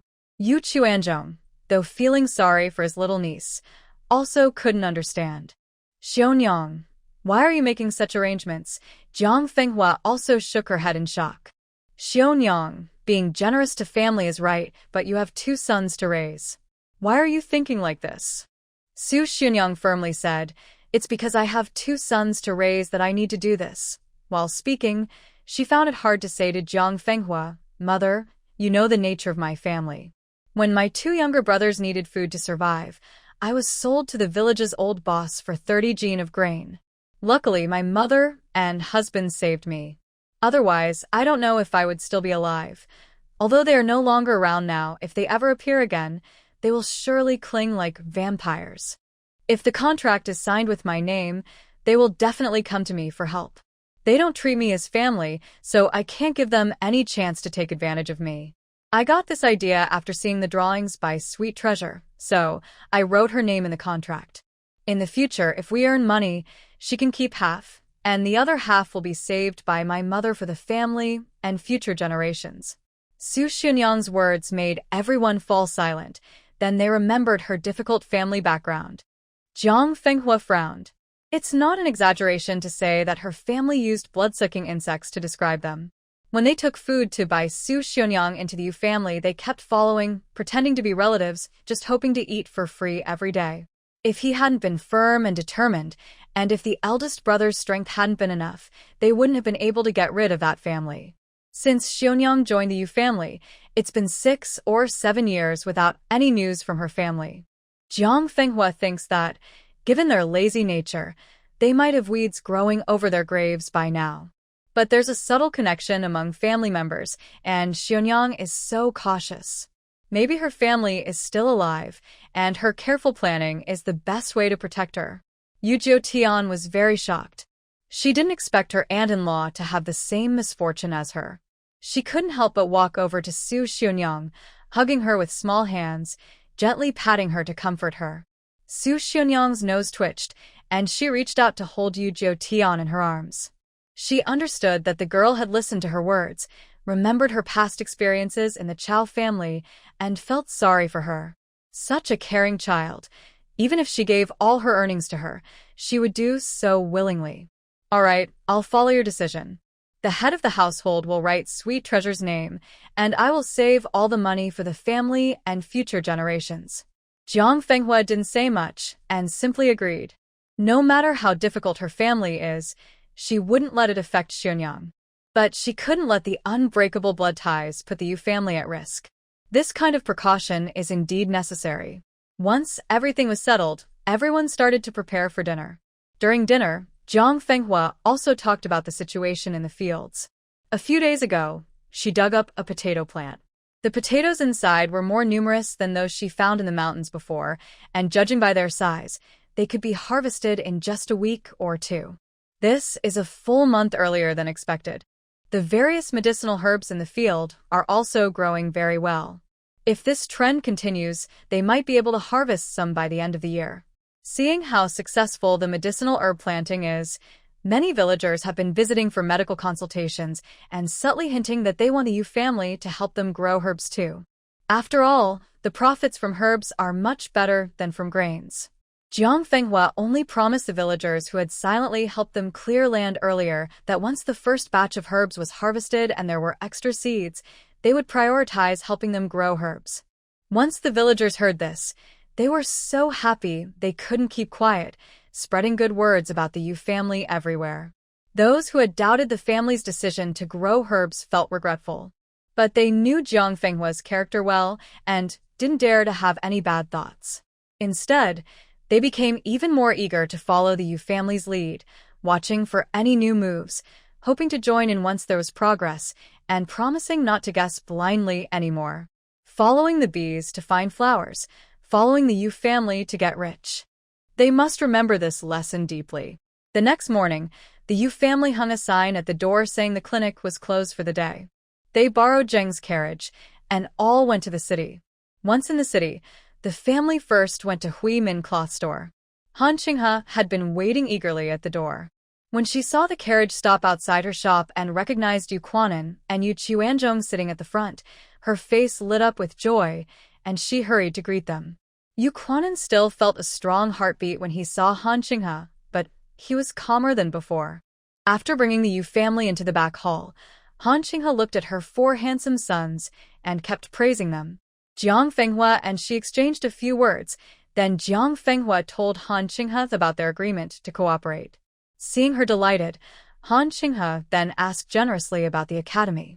Han Qinghe understood that the old lady wanted to arrange her children properly so that Su Xunyang could focus on her work, and she shared everything she knew. In Zhengzhou City, there are 2 academies, Jushin Academy and Shoan Academy. Compared to other options, Jushin Academy is the best choice. Not only because the dean is Jiang Jiwen, a retired scholar returning to his hometown, but also because the teachers are carefully selected top students. The academy teaches not only the usual subjects for exams, but also music, chess, and painting. Even if students don't become officials, they can easily find work as teachers, clerks, or lawyers.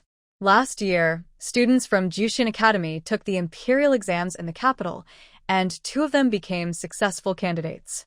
The number of successful candidates each year from this academy is the highest in all the provinces. However, there is one big problem: the high cost of tuition. A student needs 10 taels of silver each month for tuition fees. If they live and eat at the academy, it costs even more, 15 taels per month.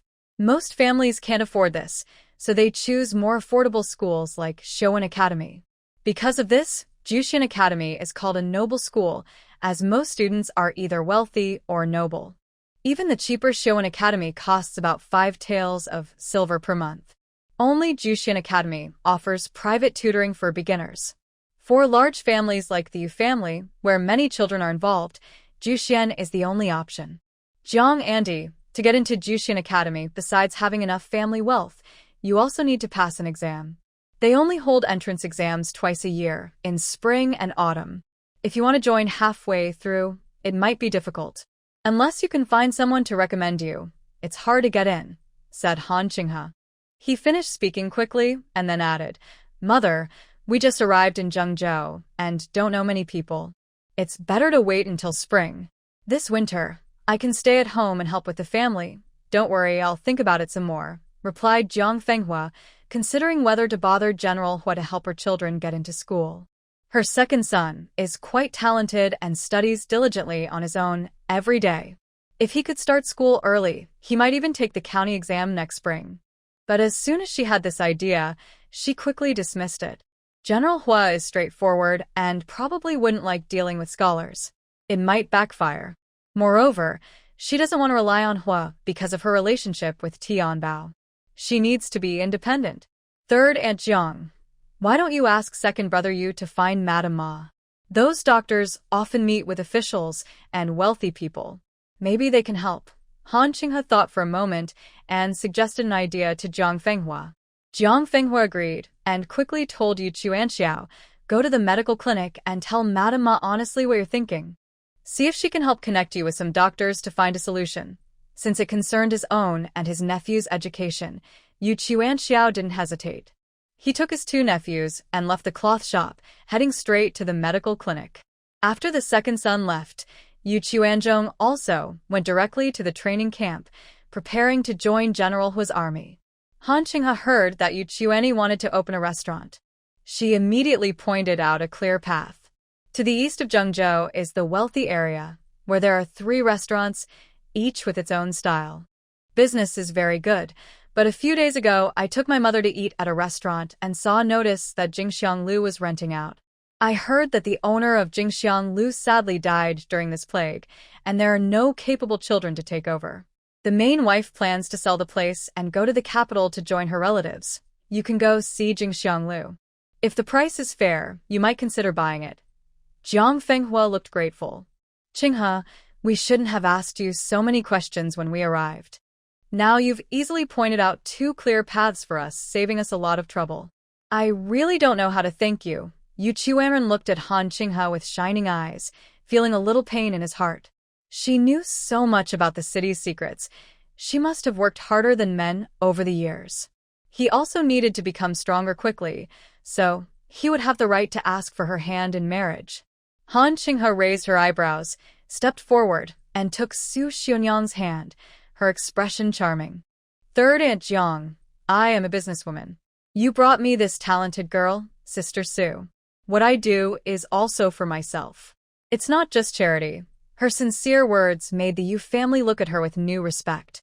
After learning the exact location of Jingxiang Lu, Yu Chuanren and Yu Chuanyi set out to check the place. Once they left, only Han Qinghe, Su Xianyang, and Jiang Fenghua's family remained in the house. Han Qinghe clapped his hands, and a young maid brought out a set of ink pads, and 2 prepared contract documents.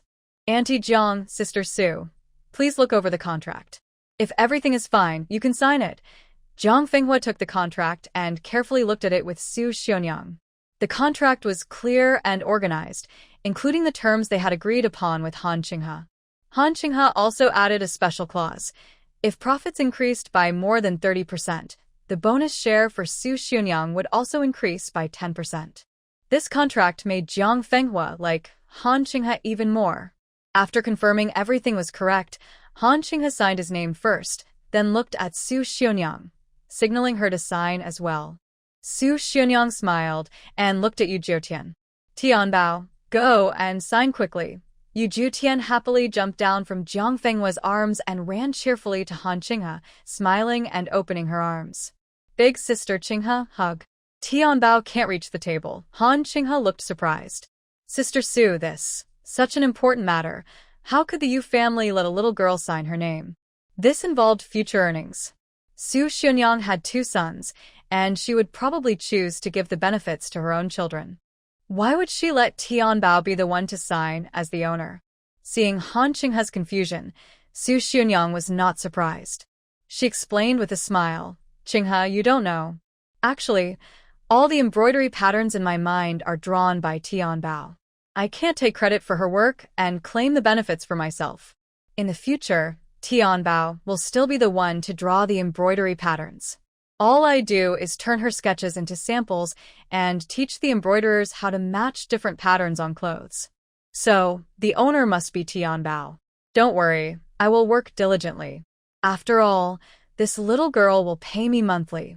As she spoke, she looked at Tianbao with overflowing affection and trust in her eyes. Han Qinghe was shocked inside, but didn't hide her feelings. The embroidery patterns were actually drawn by Tianbao? The Yu family valued a girl so much? Indeed, people are different. She remembered how much her grandmother despised her as a girl. If her father hadn't been so firm in his love for her mother, she might have had countless half-sisters and stepsisters. Fortunately, her parents loved her, which made her grow up with a heart as bright as the morning sun, fearless and confident. Thinking of this, she smiled broadly. She reached out and gently lifted Yu Jiutian onto a small stool, then handed her a tiny brush. Can you write your own name? Future little boss. Yu Jiutian's big eyes curved into a smile, showing her little teeth proudly. Of course. Little sweetie can write lots and lots of words. She carefully took the brush and, following Han Qinghe's instructions, wrote 3 characters. Han Qinghe looked at the crooked characters and praised generously. No wonder I am the owner of Hui Min Cloth Shop. Even at such a young age, you can write such complicated names. Yu Jiutian happily hugged Han Qinghe with a big smile. That's great. From now on, little sweetie and sister Qinghe are family. She hoped that in the future, they would truly become one family. Yes, from now on, we are one family, and we will make a lot of money together. Han Qinghe smiled and hugged Yu Jiutian back. She also understood why the Yu family cherished this little girl so much. Such a clever, sweet, and well-behaved little treasure. Who wouldn't love her? Meanwhile, inside the main hall of Juren Medical Hall, Yu Chuanxiao had just finished telling Grandma Ma about the plan for Yu family to cooperate with Hui Min Cloth Shop and that he would take his 2 young nephews to study at Jushin Academy. Grandma Ma was both surprised and happy to hear this. She had just agreed to give the medical hall's uniform medical clothing to Hui Min Cloth Shop, and now the Yu family was practically becoming a part owner. This way, the benefits wouldn't go to outsiders. Since Yu Chuanxiao needed a recommendation, Grandma Ma immediately called all the doctors from Zhengzhou to the backyard to brainstorm. Master, the young master from the Yu family really found the right person. Dr. Zheng previously treated Director Zhang's leg problem, so maybe he can help speak on our behalf. Right after Grandma Ma finished speaking, Dr. Liu shared what he knew.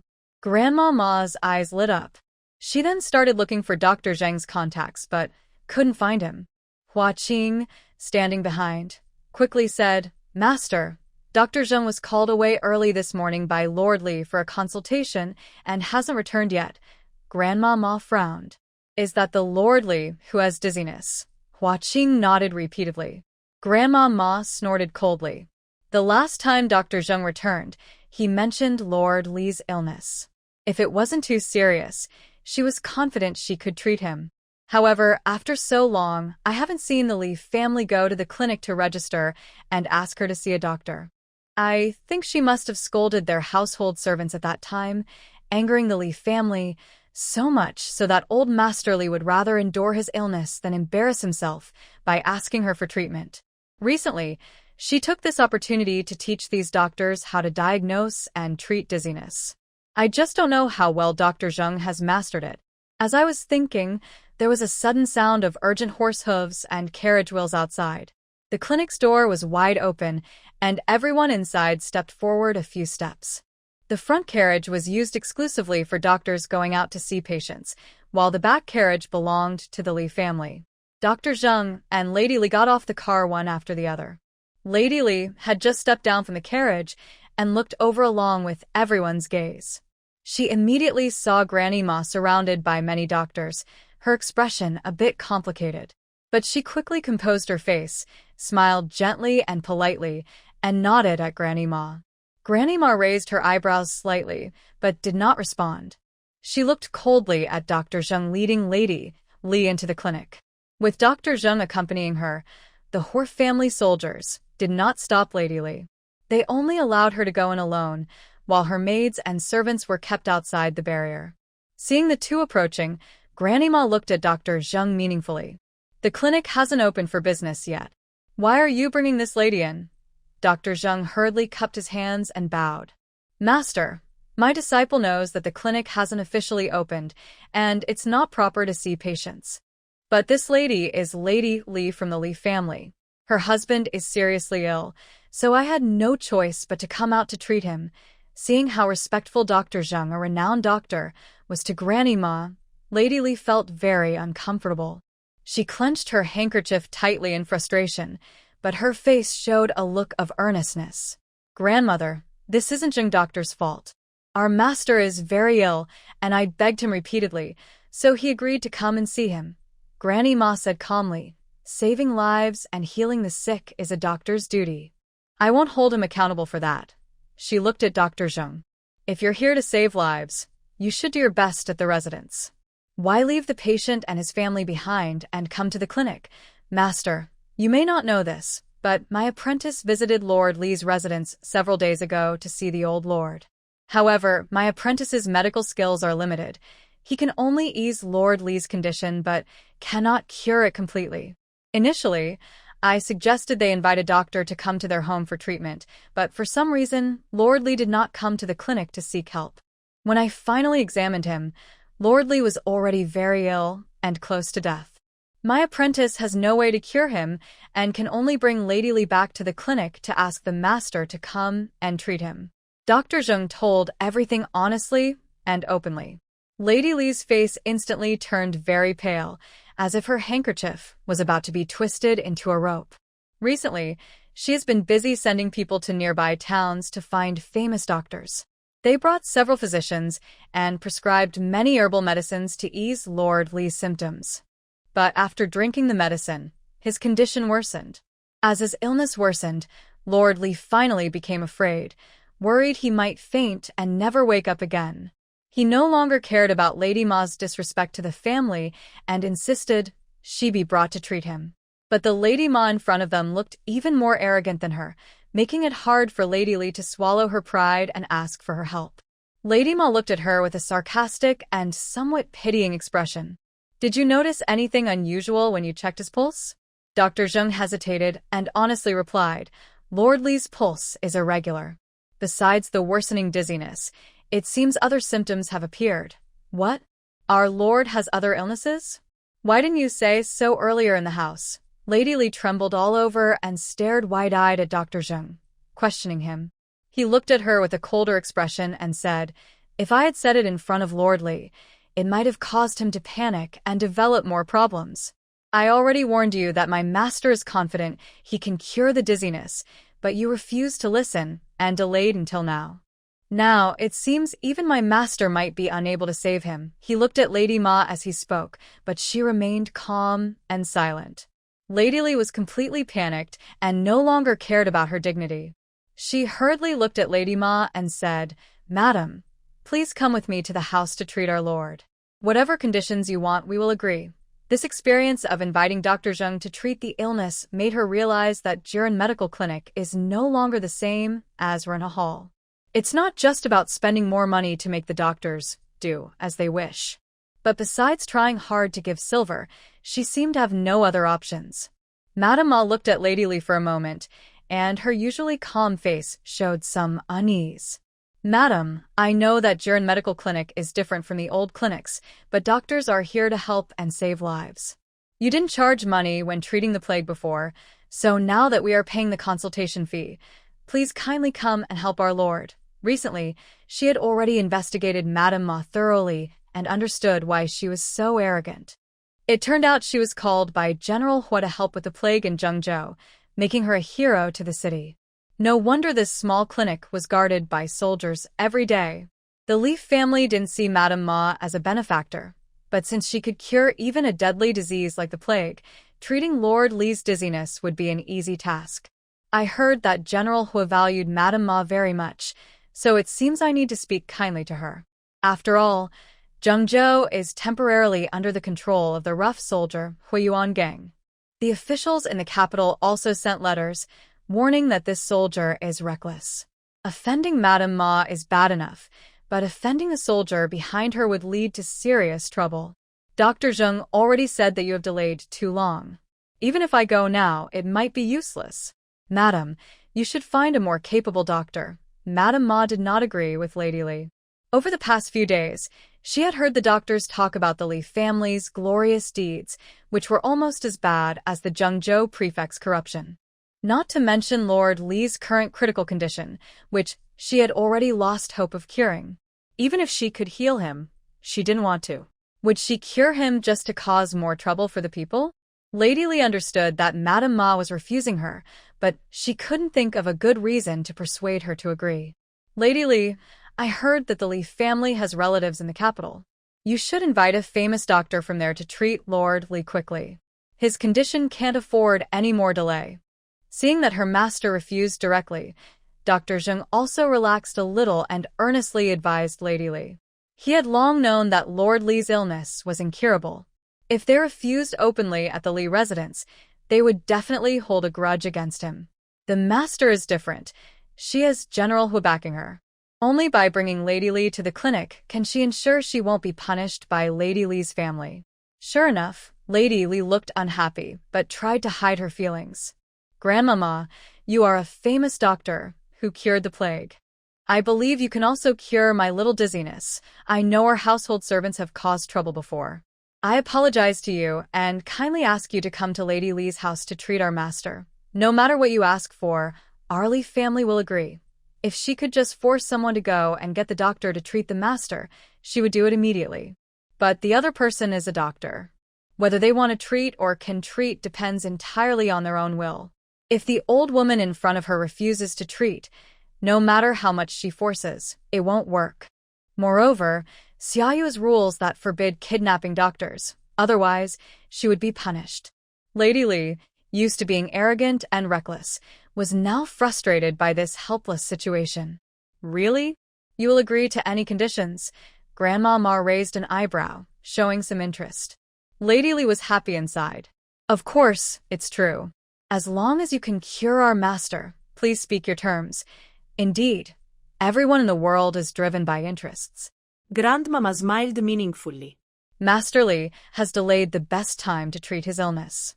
I can't completely cure him, but with my skills, I might help him live a few more years.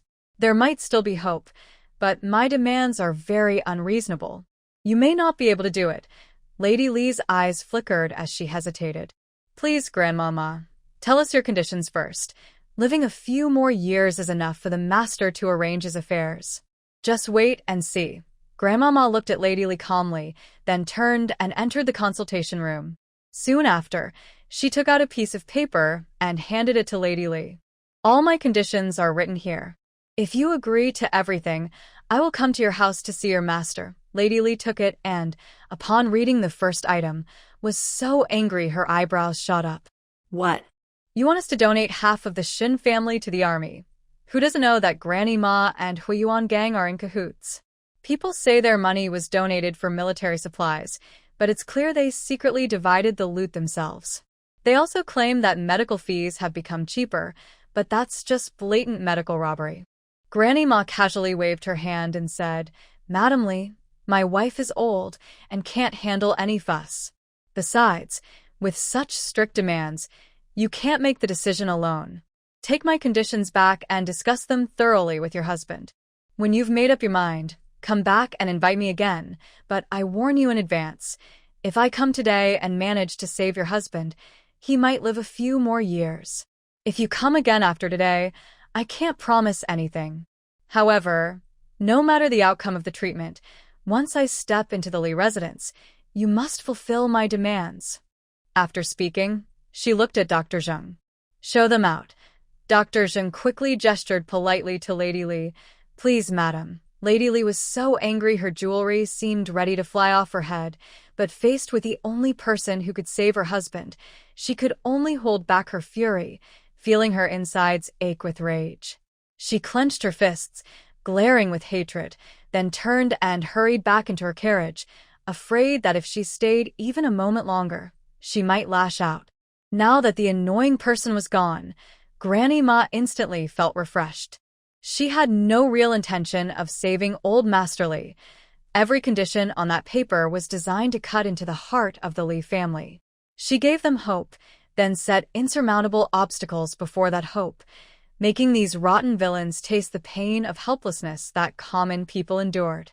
Just thinking about it made her feel very pleased. Dr. Zheng was still a bit worried.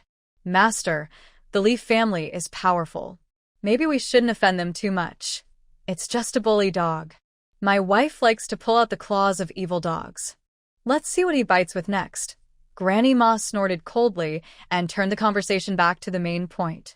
"All right, with Xia Yue here, even if they're bold, they won't dare to act against us. Forget about the Lee family for now. I heard you once treated the director of Jushan Academy. Can you help me connect my nephew with him? Family harmony leads to prosperity." I imitated Uncle Second's manner and bowed to Dr. Zheng. Dr. Zheng was stunned for a moment before reacting. He quickly helped Yu Chuanxiao and his nephew to their feet. "It's not a big deal. Director Jiang comes to the clinic at the end of every month for pulse checks and health advice. I can still say a few words to him." Yu Chuanxiao stood up grateful. "Thank you, Dr. Zheng." Dr. Zheng looked at Granny Ma with a cheerful smile. "You're the nephew of the master. Your matter is also the master's matter. I will do my best to help. Go back and wait. I will visit Director Jiang in the next few days. As soon as I get news, I will tell you immediately." Seeing how smoothly everything went, Granny Ma was very happy. She nodded repeatedly at Dr. Zheng. "Once you help my nephew, pick a nice item from my medicine box as a thank you gift." Dr. Zheng's eyes lit up. "Really? I can choose." Granny Ma's smile deepened. "Really, really? You can pick whatever you like." She wasn't a generous person for nothing. After helping the Yu family, she also wanted to ask her young apprentice for more thanks.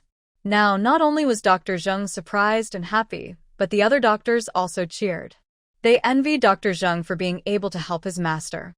They knew the master's medicine box contained rare and valuable treasures. Leaving the clinic, Yu Chuanxiao felt very relaxed. Her enthusiasm grew stronger. She couldn't wait to go to Jushan Academy today to learn more. In the backyard of Huimin Cloth Shop, Yu Tian sat at a table, holding a small brush, doodling freely on paper. She drew cute animals from modern cartoons with simple lines. Su Xionyang was sewing, slightly modifying the doodles and embroidering them onto handkerchiefs. Han Qinghe kept looking at Yu Tian and Su Xionyang, her face full of excitement. Suddenly, a bright idea flashed in her mind. "Sister Su," I decided. "We should start making clothes for children." Su Xionyang paused her needlework, her mind quickly following Han Qinghe's words. "Yes, I was just thinking. The animals Tian drew are unique, but embroidering them on women's clothes might seem a bit childish. However, on children's clothes, they would be very popular." Han Qinghe became even more excited. Children's clothes for ordinary families are usually made by sewing fabric at home. Nobles' children often have custom-made clothes, so now in Zhengzhou City, There are ready-made clothes for women and men, but children's ready-made clothes are not yet popular. We need to plan this carefully. It's best to make a big splash right away. Su Xunyang nodded excitedly. Yu Jiutian looked at the two confident women and praised them silently. No matter what the world is like, women's and children's money is always the easiest to earn. Seeing this clearly is like finding a gold mine. Busy days always pass quickly. Besides Yu Chuanxiao, who is at home with his family waiting for news, everyone in the Yu family is busy beyond measure. The village's potatoes were ready for harvest. Jiang Fenghua had entrusted Su Xunyang with the care of the sweet treasure these past few days, while he focused on harvesting potatoes himself. Since there was no labor force at home, he discussed with Zhou Chongsheng about hiring some people from households with more workers. They planned to pay daily wages, have them harvest the potatoes, and also help the Yu family with other farm work. However, as soon as Zhou Chongsheng announced this, every household in the village refused. It wasn't that they didn't want to help the Yu family, but they didn't want to be paid. Everyone's lives had improved now, and no one cared about a few cents of daily wages. More importantly, they remembered the kindness the Yu family had shown over the years, and they were willing to help without pay. Moreover, everyone was thinking about how the Yu family would lead them in planting medicinal herbs. They finally got a chance to help the Yu family, and they were so happy they couldn't wait. Why would they care about a few copper coins? On the day of the potato harvest, each household sent a worker to help harvest the crops at the Yu family's fields. The fields were crowded with people, and Jiang Fenghua had no space to intervene. Reluctantly, Jiang Fenghua went home to brew tea and brought it to the fields to quench everyone's thirst. Meanwhile, in Zhengzhou City, the long-awaited Jiren Medical Hall was opening today. News of the simultaneous opening of 5 medical halls spread through the streets and alleys. Over the past few days, men and women of all ages discussed this event. The news even reached merchants traveling to nearby prefectures. It was truly a moment of great attention. During the 3 days before the opening, notices were posted at the entrances of the 5 Jiao-run medical clinics. Did you see the notice at the clinic's door? Yes, I saw it. Is it really true? It feels like a dream. There's the official seal of the local magistrate and the clinic's big stamp. It can't be faked. So, it means ordinary people can now get medical treatment too? Exactly. I saw clearly, no matter what illness, the consultation fee is only 100 coins. It seems each clinic also has an experienced doctor for special consultations, which costs a bit more, about 150 coins. Wow, special consultations are so cheap? Before, the simplest illnesses cost 2 or 3 silver coins. Look at who owns the clinic. It's Granny Ma. She even treated the plague for free before. Granny Ma opening a clinic in Zhengzhou is truly a blessing for us locals. Not only that, patients, whether rich or poor, must line up and take a number when the clinic opens and see the doctor in order. It's a fair system. But each doctor only sees 50 patients a day, so getting a spot isn't easy. That's much better than before. At least now we have a chance, right? Before, they only treated the wealthy and we couldn't even get inside the clinic. Yes. The day before opening, I queued up at dawn. My mother's cough might finally be cured, but dawn might be too late. I went to queue at midnight. The clinic was noisy every day. The doctors inside were busy preparing for the opening, but they could hear the lively discussions outside. The people's enthusiasm was like oil poured on a fire, fueling the flames of the doctor's sense of duty, turning into a blazing passion. Having survived a near-death experience in the military camp, they now understood how helpless ordinary people felt when facing illness, waiting to die. They also didn't know how many had died at home from sickness because of greed and selfishness. The master said that life is long, and they can still repay the sins caused by greed. Today is the day we open. Is everyone ready?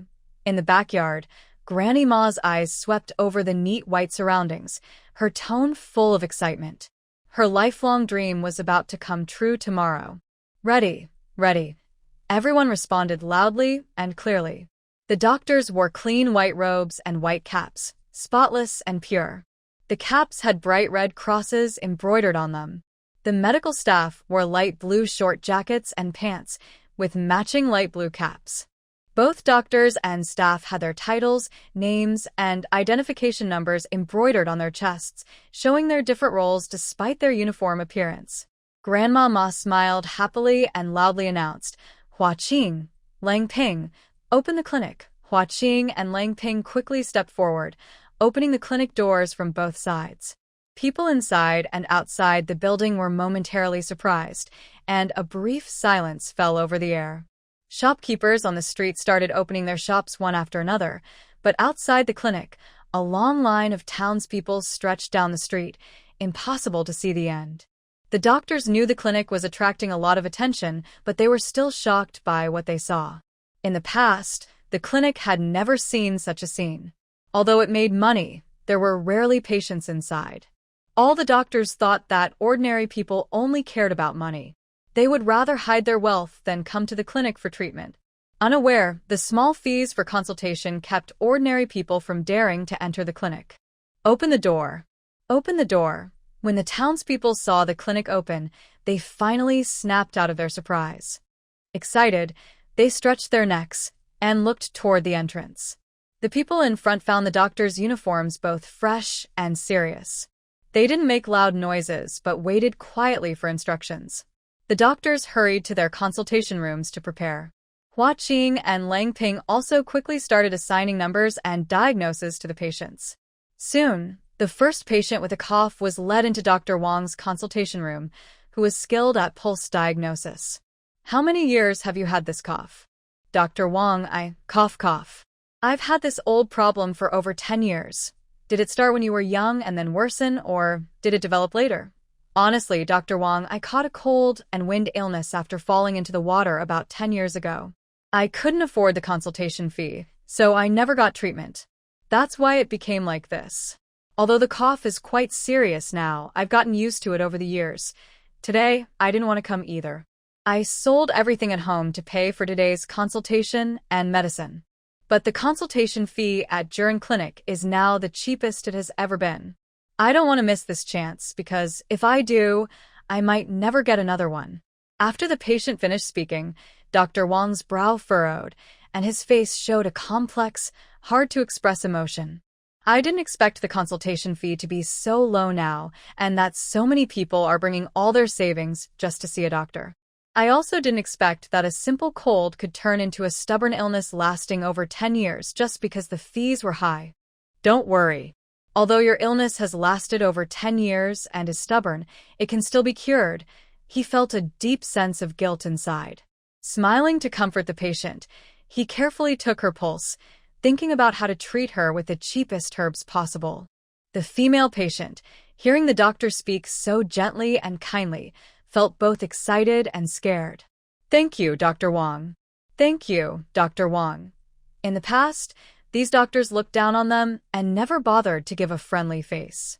Now that the consultation fee is cheaper, they thought that as long as they could be treated, they could endure the cold looks and scolding from the doctors. But it was completely different from what she imagined. Dr. Wang seemed genuinely attentive and careful in diagnosing her. She became excited, but soon felt uneasy. "Dr. Wang, is the medicine for my illness very expensive? If it's too costly, I'm afraid. The consultation fee is so low, and the doctors are so kind. It's hard to believe. Could it be that they are deliberately charging less for the consultation, but making up for it with high medicine prices?" Seeing the patient tense up, Dr. Wang understood what she was worried about. He quickly explained, "The medicine for your illness isn't expensive, but to cure it completely, you need to take medicine for at least half a year. Then I won't treat it. Doctor, can you please refund my consultation fee?" Before he finished speaking, the patient suddenly stood up in a panic, trying to leave without paying.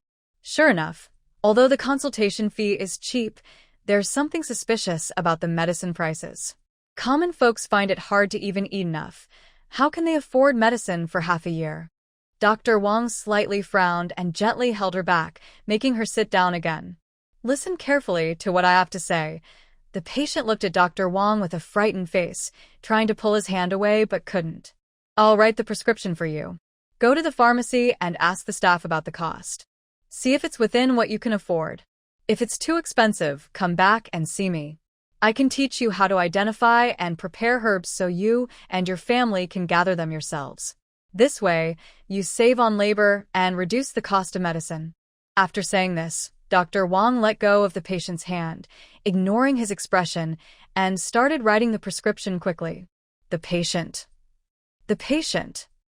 What did the doctor just say? He said if I can't afford the medicine, he will teach me how to recognize and prepare herbs myself? Is the doctor this kind-hearted? Does that mean the clinic only makes money from consultations? The consultation room was separated from the next by a carved wooden screen, and other patients could hear their conversation clearly. The other patients were surprised and widened their eyes. The Jiren Medical Clinic is willing to teach patients about herbs for free? Usually, preparing medicine is a big source of income for clinics. Everyone was doubtful, but the doctors ignored their reactions. Dr. Wang even urged the patient, hurry up and take the prescription to the pharmacy. If you have questions, come back later. The next patients are waiting. The patient snapped out of his surprise and hurried to the pharmacy. A young staff member carefully examined the prescription, quickly calculated on an abacus, then smiled and looked up. This set of medicine costs 30 coins. You can buy 3 sets now. Do you want to buy them here at our pharmacy or go back and gather the herbs yourself? But I suggest you buy 7 or 8 sets to take home, since gathering herbs takes time and your condition can't be delayed. The patient asked in shock, how much was one set just now? The young staff's smile grew warmer, and he patiently repeated, ma'am, one set costs 30 coins. Hearing the price, the patients waiting outside the pharmacy became very excited and couldn't hold back their words. One set costs 30 coins. Xiaoyu's medicine has never been less than 1 tael of silver per set. How is Jiren Medical Clinic's medicine so cheap? Is Jiren Medical Clinic running a business or a charity? This feels like a dream. Please pinch me to see if I am really awake. The female patient excitedly took out a handkerchief from her pocket. Inside was a small amount of silver coins that her family had saved with great difficulty. Usually, this amount would only cover 2 prescriptions. But she knew her illness wouldn't be cured with just 2 doses of medicine. She had prepared herself. If the medicine was too expensive, she would give up treatment. To her surprise, 1 dose of medicine only cost 30 coins. She eagerly took out a small silver piece and handed it to the young doctor. Please help me get 10 doses of medicine. Thank you. 10 doses cost only 300 coins. Even if she didn't buy herbs herself and tightened her family's budget, they could barely afford it. Her hope for recovery was finally within reach. Soon, the other patients in line had collected their medicines and returned to thank the doctor repeatedly. One elderly man even pulled his son and knelt before Dr. Liu, tears streaming down his face as he bowed in gratitude. Dr. Liu, you are truly a savior for our family. This elderly man depended on his sick son for support. The son's illness had been untreated for years because they lacked money. Although the consultation fee at Jiren Medical Clinic was only 100 coins, it was still a large sum for their family. But he sold everything he could, his tools, his belongings, and was ready to sell himself into servitude at the dock to earn money for his son's medicine. Just earlier, Dr. Liu saw their ragged clothes and asked a few questions. When he learned they planned to sell themselves to buy medicine, he didn't hesitate. He simply had them sign a contract and put their thumbprints, then arranged for the pharmacy to prepare enough medicine for them. Moreover, Dr. Liu found a literate local to read the contract aloud. It stated that they could pay back the medicine costs in installments, and when the clinic needed help with work, they could work in exchange for medicine. This act by the clinic undoubtedly helped many poor families in urgent need. Despite their poverty, the elderly man and his son refused to leave until they bowed 3 times to Dr. Liu, full of gratitude, before finally leaving. Watching the father and son walk away, the other doctors felt moved. This patient hadn't earned much money, but he received genuine gratitude in return. Such selfless care and kindness brought a deep sense of happiness and fulfillment to everyone. Feeling more optimistic, the doctors are now more energetic than before. The patients are also very cooperative, and the consultation process has become much faster. Although some poor patients still need to sign contracts and buy medicine on credit, most people can afford the medical fees. However, seeing 2 or 3 patients sign and then leave with their medicine, some people start to think about taking advantage of the situation. Later, several patients came for treatment, each tearfully claiming how difficult their family situation was, saying they had sold everything to pay for the consultation. The doctors are not fools. They naturally understand that some are trying to cheat. But since they set this rule, they also expected such situations might happen. Without hesitation, they told the patients to go to the innermost consultation room to see Granny Ma for a check. If someone is truly too poor to pay and has no bad deeds, they can sign and take medicine at the pharmacy first. Those who were trying to cheat didn't expect this test, and their expressions quickly changed to surprise and worry. But in front of everyone, they had already played their part. If they backed out now, they would offend the clinic and the doctors, and they might not receive proper treatment anymore. For a moment, those who tried to cheat felt stuck, but under the doctors' and staff's urging, they had no choice but to go to the innermost consultation room. Granny Ma specializes in diagnosis, and her consultation fee is 50 coins higher than other doctors, so she is relatively more relaxed. From afar, she heard the doctors talking and straightened her back, ready for the examination. Seeing a few nervous patients approaching her, she kept a calm expression, showing no emotion. The clinic's rule of credit was created to genuinely help poor people in need, but it would never allow anyone to cheat and take even a penny from the clinic. "Please extend your hand," she said calmly, gesturing politely. The leading patient sat down and extended his hand. Granny Ma placed her fingers on his pulse and began to carefully ask questions. When someone lies, their heartbeat and pulse can become irregular. Usually, people don't notice, but trying to fool a doctor is asking for trouble. Every doctor can detect false pulses, but Granny Ma is the most relaxed and has the strongest presence. No one can fool her under her watch. Sure enough, after Granny Ma told the patient about her testing method and asked a few questions, the first patient became nervous and quickly tried to pull back his hand. The next few people also looked worried and hesitated, afraid to step forward. Granny Ma raised her voice sharply, saying, "The reason our clinic keeps the consultation and medicine prices low is so that all common people can afford to see a doctor. Setting up the credit and debt system is to give truly poor people a chance to breathe when they need treatment.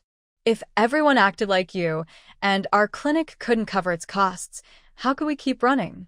My wife and I might as well give up these difficult rules and just treat only the powerful, like in the old days." Her voice was very strong, and everyone in the consultation room felt uneasy. Since the founding of Xiaoyu, no one has truly cared for the people like Jiren Clinic does.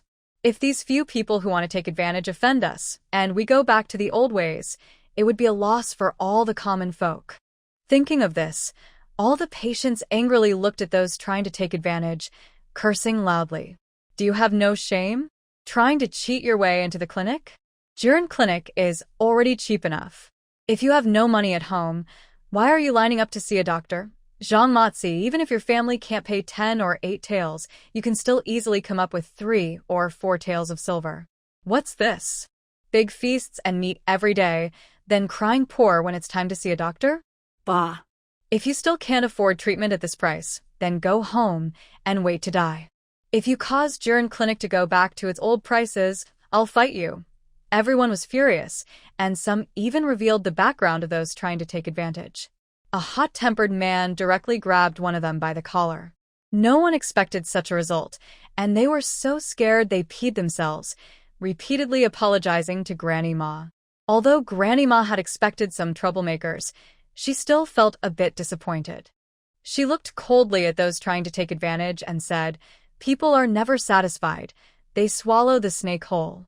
Our clinic has done its best to help you, but you refuse to be grateful." Then she stood up, looked at everyone, and said, "Every doctor here can treat the powerful without worry, just by giving them a quick diagnosis.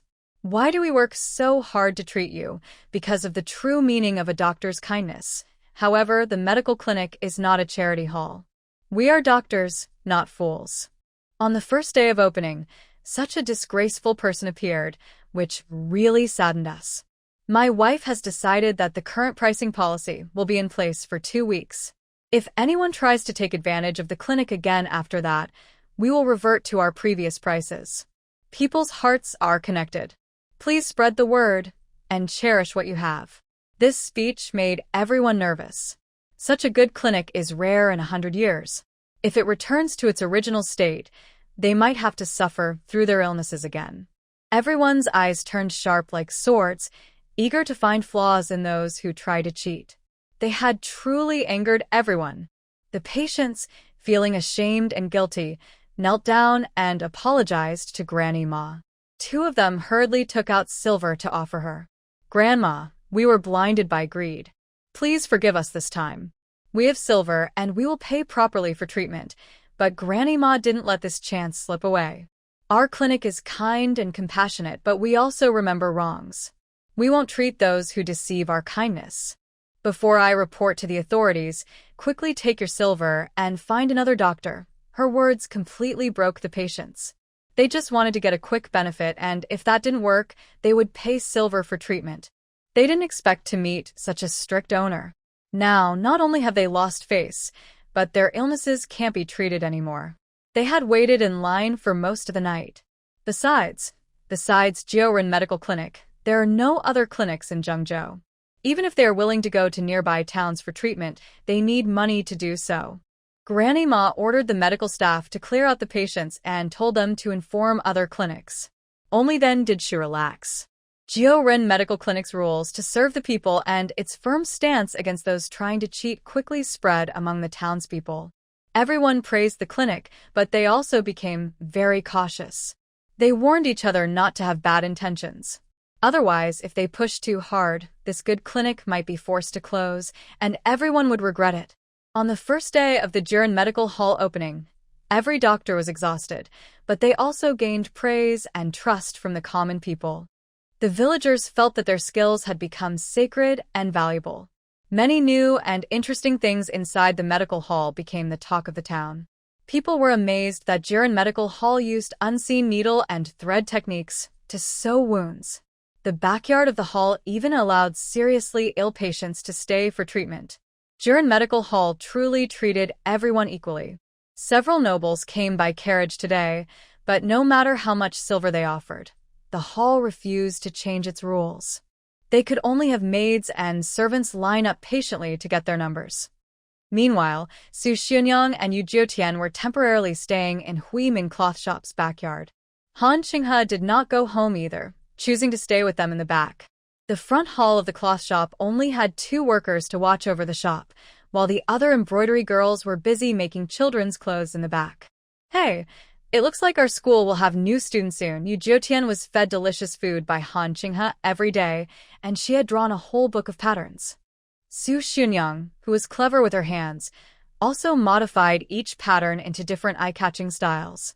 Han Qinghe felt like she had found treasure. Her mood was full of excitement every day, eager for the day they would launch the children's clothes. But everything had to be prepared carefully. Nothing could be rushed. Seeing some free time, Han Qinghe didn't forget to advise Yu Quanan and Yu Chuanyi, helping them negotiate with Jingxiang Tower. The 2 grown men now looked at Han Qinghe as if bees saw flowers, eagerly learning her business secrets.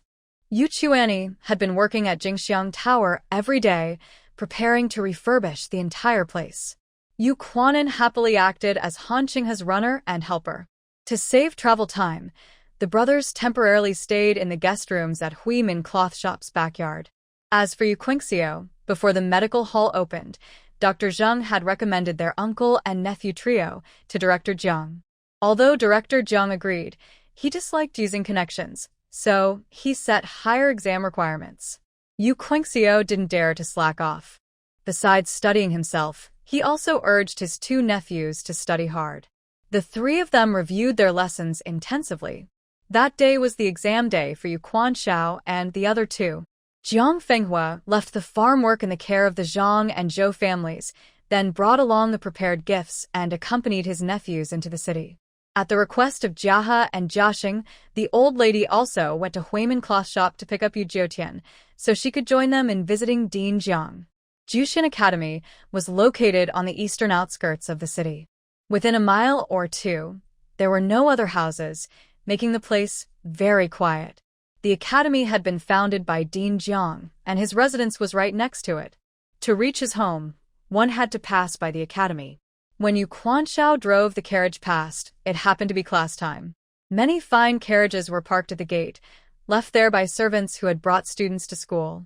In an instant, Yu Quanxiao drew the attention of the students. Many of them looked over curiously. At the end of this road stood only the academy and the dean's home. Anyone who came here was either a student or a friend of the dean. But Yu Quanxiao, who was driving the carriage, was clearly too young to be a friend of the dean. He also looked unfamiliar, not like a student of the academy.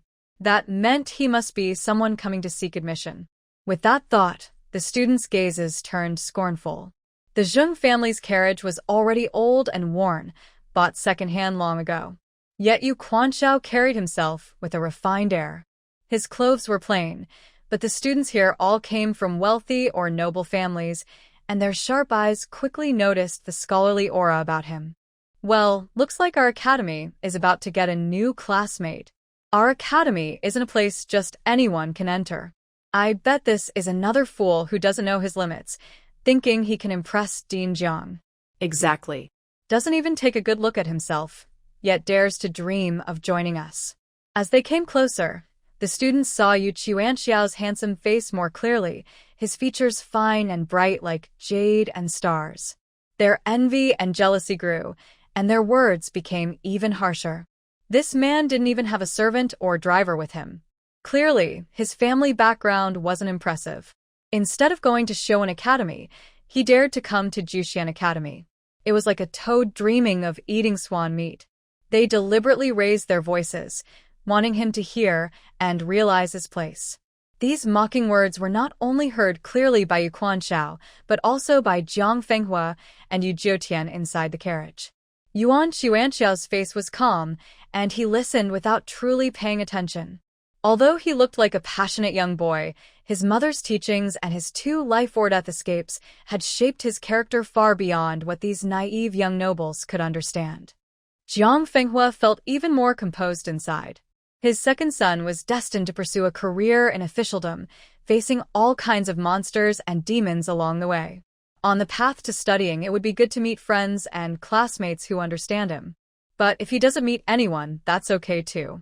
He has loving brothers and family who don't care about the flashy students' praise. These boastful students can be used to strengthen his second son's mind. When the students saw the carriage not stopping at the academy gate, but slowly halting at the dean's house, they all stared wide-eyed. They couldn't understand this. The Jushan Academy valued knowledge most.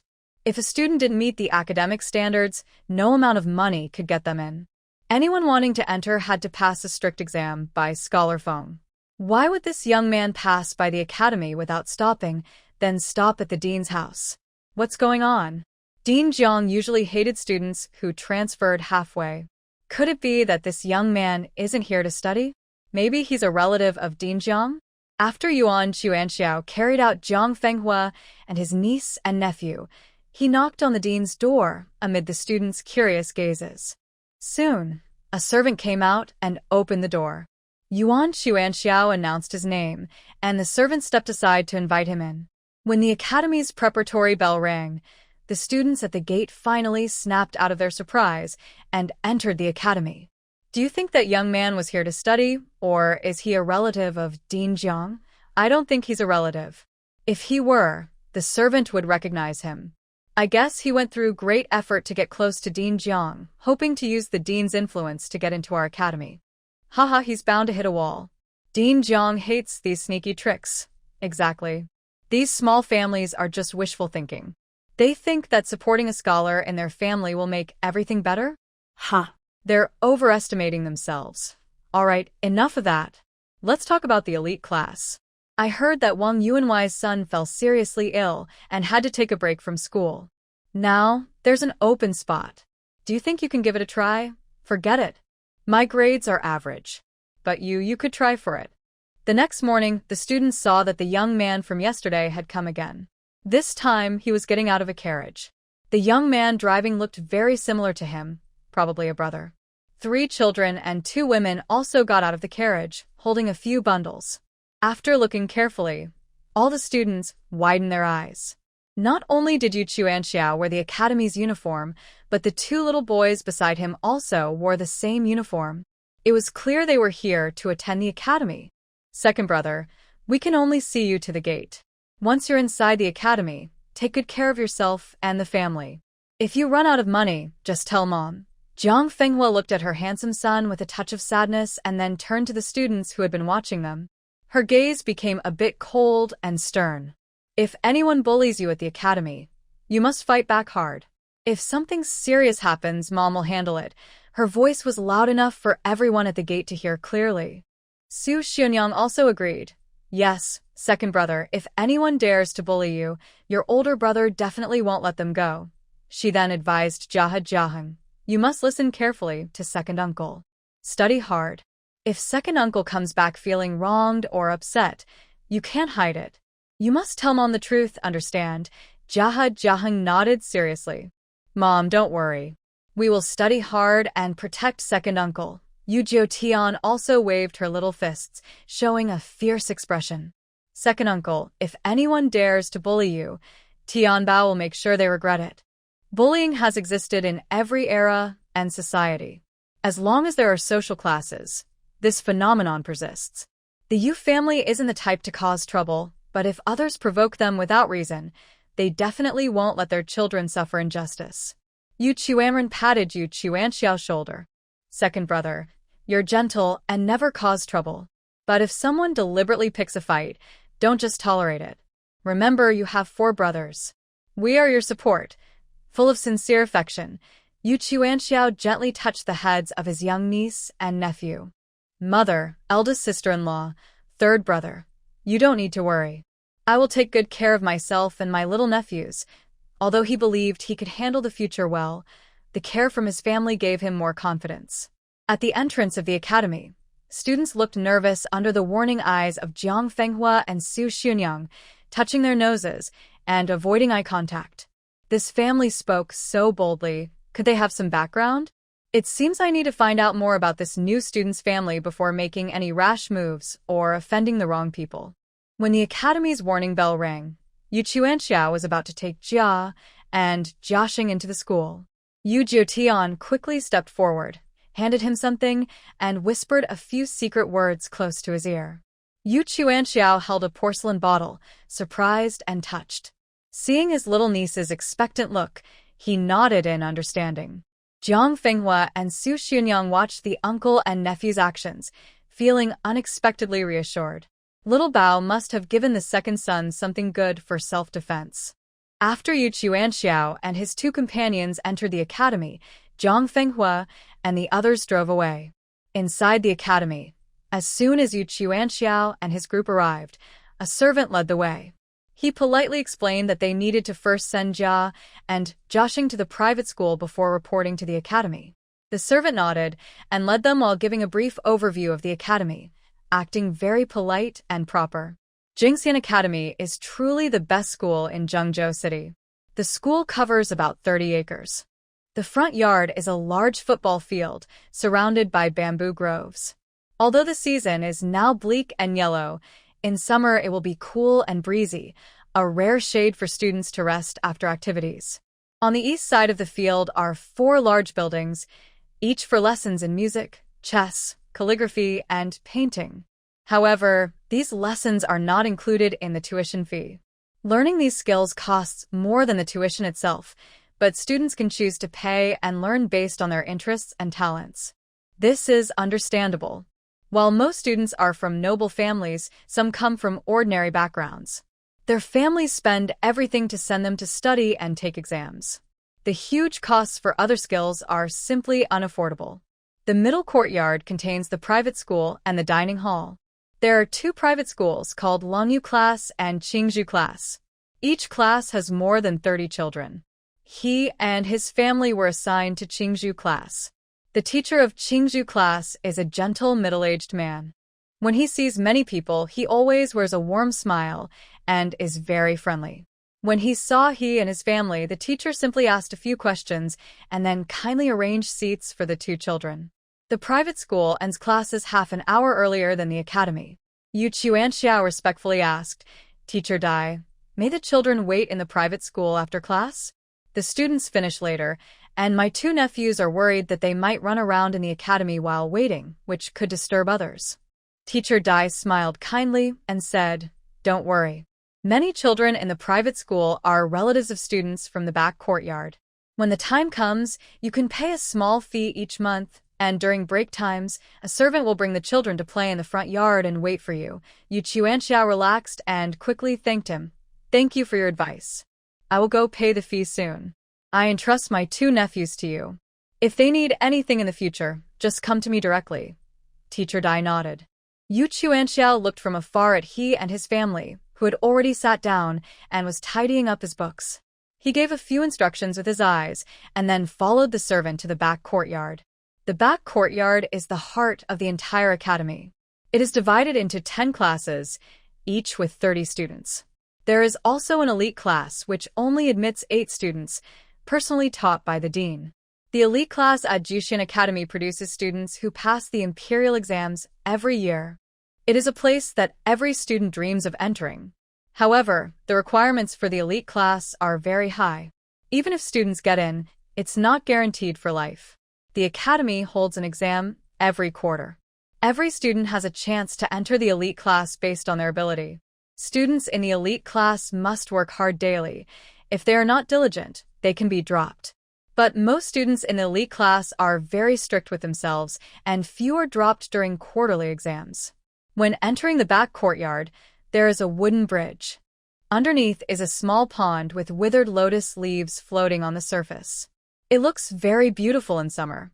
On both sides of the pond, several large willow trees are planted. After crossing the bridge, there is a long row of classrooms. The windows are wide open, allowing students inside to see the scenery and activity outside clearly. At this moment, someone entered the backyard, and many students in the classroom instinctively looked over. Look, it's that new student. Really, I wonder which class he'll be assigned to. Our class still has 2 empty seats. Do you think he might be placed here? Hey, no way, the attendant is leading him east. The attendant led Yu Chuanxiao past several classrooms, finally arriving at the last classroom on the east side. As they approached the door, the noise inside suddenly stopped. The students looked up, their faces showing slight surprise. Through the windows of the classrooms opposite, the students could clearly see Chuanxiao, and they were all shocked, their expressions full of amazement. Why is this new student in the elite class? Could he really get into the elite class? Jiang Jiwen, who was teaching, turned his head and saw Yu Chuanxiao. His previously serious face suddenly brightened with a smile, like a blooming flower, and he waved to him. Come in quickly. He also looked behind Yu Chuanxiao. Hey, little girl, didn't you come to see him off? Yu Chuanxiao quickly responded with a respectful bow. Teacher, my family was worried that coming might disturb the students studying here, so they just saw me to the door and left. Jiang Jiwen's expression quickly showed a hint of disappointment, but he soon waved his hand. All right, come in quickly. Hearing this, Yu Chuanxiao hurriedly bowed to thank the attendant behind him, gently brushed his clothes, and calmly walked toward Jiang Jiwen. As he entered the classroom, the 7 students inside couldn't stay calm. This is the elite class. None of them got in without real skill, yet this new student was so easily accepted. Seeing how comfortable he was with the dean, could he be a relative? But the dean's own grandson also got into the elite class through his own ability. The dean only looks at grades, not connections. Who is this new student really? They thought they were pretty calm, but in the classroom opposite, all the students couldn't help but stand up and stretch their necks to look over here, their faces full of shock, as if struck by lightning. Students greet the teacher. After approaching, Yu Chuanxiao bowed solemnly to Jiang Jiwen. Jiang Jiwen's smile grew wider, and his eyes revealed a deep appreciation for talent. He remembered vividly the scene of meeting Yu Chuanxiao yesterday. His academy has strict rules and never accepts students who join halfway through. He especially dislikes students who try to get in through connections. However, he can refuse most people but not Dr. Zheng. Dr. Zheng healed his leg illness, and if he hadn't, he would have become a. He feels he cannot refuse this favor. Still, he is very straightforward and honest, worried that if the person introducing the student is not talented, he can explain to Dr. Zheng why he didn't accept him. Yesterday, when he heard that the Yu family was coming to visit, he felt quite annoyed. But when he saw the Yu family members, he was stunned. He didn't recognize any of them, but he immediately recognized the little girl in the arms of the elderly lady from the Yu family. She was the sweet little doctor who was always around Granny Ma. In the past, Granny Ma had treated the common people for free during a plague, and he was one of those helped. At that time, because he was old, he almost lost his life. He was a refined man, but during the plague, he was covered in dirt and felt ashamed of himself. Granny Ma, however, didn't mind at all. She cared for him sincerely, treating his illness and gently exposing his pretensions. He vowed that if he survived, he would repay Granny Ma. Besides his academy and a few hundred taels of silver, he sent all his money to the Hor family army to deliver to Granny Ma. He was deeply impressed by the little girl because General Hu personally took care of her. Although she didn't come inside, she patiently watched from outside, looking at the patients inside. Her kindness and worry were genuine. When Granny Ma fainted from exhaustion, everyone was panicked. But surprisingly, this little girl was the calmest. She quickly helped save Granny Ma, with just a few stitches. Such a clever and capable child, Jiang Jiwen had never seen anyone like her in his life. He remembered her face very clearly. When the Yu family brought the little girl to visit, he was stunned. After a few polite words, he learned that the girl was the youngest granddaughter of the Yu family. With Jiang Fenghua's confident and composed manner, Yu Chuetian's extraordinary temperament, and even the two boys' intelligence and politeness, his impression of the Yu family instantly changed for the better. When the Yu family noticed his sudden change, Jiang Jiwen quickly explained a reason. Yu Jiutian also recognized him and cheerfully called him Fierce Grandpa. Initially, he was unable to control himself due to illness, and he was covered in dirt.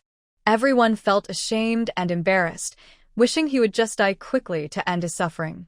When facing Granny Ma's treatment, he was very rude and unkind, so the little girl kept calling him Fierce Grandpa. Jiang Jiwen was very happy and immediately called out to the lady to warmly welcome the Yu family. Although they owed him a life-saving favor and had a good relationship with Dr. Zheng, he still clearly explained the rules of the academy. The assessment for Yu Chuanxiao was still set very high because they couldn't let their relationship break the rules of the academy. He thought the Yu family might feel uncomfortable, but surprisingly, the elderly lady of the Yu family agreed very much and didn't make any demands just because they had connections. Yu Chuanxiao was even more confident and considerate of the bigger picture. He said that even if Jiang Jiwen made an exception to let him into the academy, he would still take the exam. Otherwise, if he entered the academy, he would be criticized, and even the dean would be criticized. In the future, the academy would no longer manage him. Jiang Jiwen's good impression of the Yu family grew quickly. He took out 2 sets of test papers. One was a regular test, and if he passed, he could enter the academy. The other was an elite class test. He asked Yu Chuanxiao to first take the elite class test because he had such a clever niece, and his own talent as an uncle was not to be underestimated. Even if Yu Chuanxiao didn't pass the elite class test, it was okay. He could just take the regular test again. Understanding Jiang Jiwen's good intentions, the Yu family was very grateful. It turned out that students who wanted to enter the academy normally had to study for at least a year before they could take the elite class test. And Yu Chuanxiao, who joined halfway, was even less qualified. Jiang Jiwen intentionally gave Yu Chuanxiao this opportunity. He didn't have high hopes because the elite class test was very difficult and most students found the questions confusing and hard to understand. Passing on the first try was almost impossible. But he was willing to make an exception to help the Yu family. After Yu Chuanxiao finished the test, Jiang Jiwen could no longer stay calm. He insisted that the Yu family stay for dinner, and during the meal, he praised Yu Chuanxiao repeatedly. Yes, Yu Chuanxiao not only passed the elite class test, but also wrote better poetry and essays than other students in the elite class. He was even comparable to the children of noble families in the capital. Since the founding of Jushian Academy, He had never met such a talented student. He thought that with good training, he might become one of the top 3 students. Teacher, may I ask where the student should sit? Jiwen looked at Yu Chuanxiao, who was lost in thought, and waited a moment before speaking. Yu Chuanxiao snapped out of his trance, slightly smiled, and glanced below. The students all looked surprised. He cleared his throat and pointed to an empty seat at the end, saying, "You can sit there."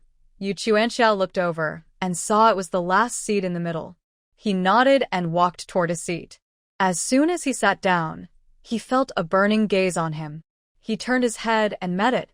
A well-looking student was staring at him with curiosity, and the faint beauty mark on his forehead, under his brow, looked a bit strange and dark in the shadows. Seeing Yu Chuanxiao look at him, the student's eyes showed a hint of amusement. He asked, "What trick did you use to get in? Do you have some secret with the dean?" His voice was quiet, only for the two of them to hear. Yu Chuanxiao frowned but ignored him and simply packed up his desk and sat down. He was working hard to learn from the teachers, but his words showed no respect for them. Just one sentence revealed his character, so Yu Chuanxiao didn't bother to reply. The handsome student's playful look turned dark when Yu Chuanxiao ignored him. He clenched his fists under the desk. Jiwen saw Yu Chuanxiao sit down and didn't explain further. He continued his lesson smoothly. But during the whole class, only Yu Chuanxiao listened carefully, while the other students felt restless. It wasn't because they weren't calm enough, but because since the academy was founded, no new student had ever been admitted and immediately placed in the elite class. And he was a transfer student halfway through the term. This made them feel their hard work was almost a joke. When class ended, Jiwen smiled from afar and said, "The lessons in the elite class are a bit deep. If you don't understand anything, feel free to come to my room." Then he looked at a slim student in the back left, saying, "Zhengqing Yu Chuanxiao is new here. Show him around the academy." The student named Zhengqing nodded slightly and said, "Understood, sir." Hearing this, Yu Chuanxiao quickly stood, bowed to Jiwen to thank him, then turned to Zhengqing and bowed, saying, "I may trouble you a lot in the future." Zhengqing looked calm and expressionless. "Just fellow students, no need to be polite," he replied. Seeing this, Jiwen smiled and left the hall gracefully. "Tell me, how did you get in here?" Just as he walked away, the handsome man with a beauty mark stood up and approached. One hand rested on Yu Chuanxiao's shoulder, and his eyes and words showed he was not someone to be messed with. While speaking, 2 students came over. They no longer looked obedient and serious like in class, but instead showed a mischievous attitude. One said, "You're the only one who got into the academy and directly joined our class. Come on, tell us, what sneaky tricks did you use?" As he spoke, one of them snatched Yu Chuanxiao's pen and played with it casually, while the other accidentally knocked over Yu Chuanxiao's ink. "Oh, I got too excited seeing the new student. Sorry, I didn't mean to. You classmate, you wouldn't mind, would you?" They spoke with exaggerated apologies, but their eyes and smirks were full of teasing and mockery. A few other students, though not present, looked over from their seats with amused and expectant expressions. The handsome man with the beauty mark was Li Maokai, the legitimate son of the Li family. He was not only excellent in his studies but also had a wealthy and powerful background in Zhengzhou City. No student dared to offend him. The one holding the pen was Ji Yoji, the son of the Qingping County Magistrate, and the ink spiller was Huang Buixue, the son of the Luyang County Magistrate. These two usually followed Li Maokai, enjoying a luxurious life. Definitely his loyal followers. Yu Chuanxiao looked at his carefully prepared notes, now stained with ink, but his expression remained calm and unhurried. He slightly raised his eyes, a hint of a dangerous smile on his face, and looked over the 3 troublemakers' faces, finally settling on Huang Buixue's desk. Then he walked over, picked up Huang Buixue's notebook from his desk, and turned to him with a smirk. "Since this classmate accidentally made a mistake, I naturally won't mind. I was just worried my notes weren't thorough enough. Your notes can make up for that, so I feel quite pleased." He then tucked Huang Buixue's notebook into his own pocket, acting confident and unbothered, as if he didn't need anyone's permission. The atmosphere suddenly froze. Everyone stopped their actions, eyes wide with disbelief. This new student was really bold. Huang Bushue was stunned for a moment, then became angry and embarrassed. Who told you to take my notes? Put it back. Yu Chuanxiao's face remained calm. I'll put it back. He reached out to Huang Bushue. In that case, just pay me 10 taels of silver. Everyone gasped in surprise. 10 taels of silver? He must be crazy. Maybe he doesn't know who Huang Bushue is. That's why he dares to challenge him. I think he's just a reckless young man.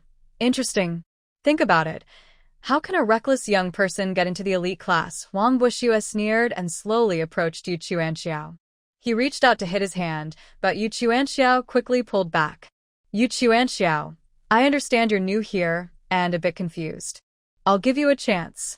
Put my notebook back in its place, or I'll make sure you regret it. Huang Bushue looked at Yu Chuanxiao with a fierce, threatening gaze, every word a warning. Yu Chuanxiao's voice grew colder. So, you refuse to apologize? Huang Bushue chuckled. Usually others apologize to me. Do you want me to apologize to you? Maybe next time. Fine, I won't apologize. Yu Chuanxiao withdrew his gaze, took his notebook from his pocket and slowly placed it back where it belonged. Seeing this, everyone showed expressions of disdain and mockery. Huang Bushue's eyes gleamed with arrogance and pride. But in the next moment, his arrogance collapsed. Because Yu Chuanxiao casually knocked over his inkstone after putting away his notebook. The ink spilled onto the notebook and even stained the book itself. Sorry, I just accidentally knocked it over when I was putting away my notebook.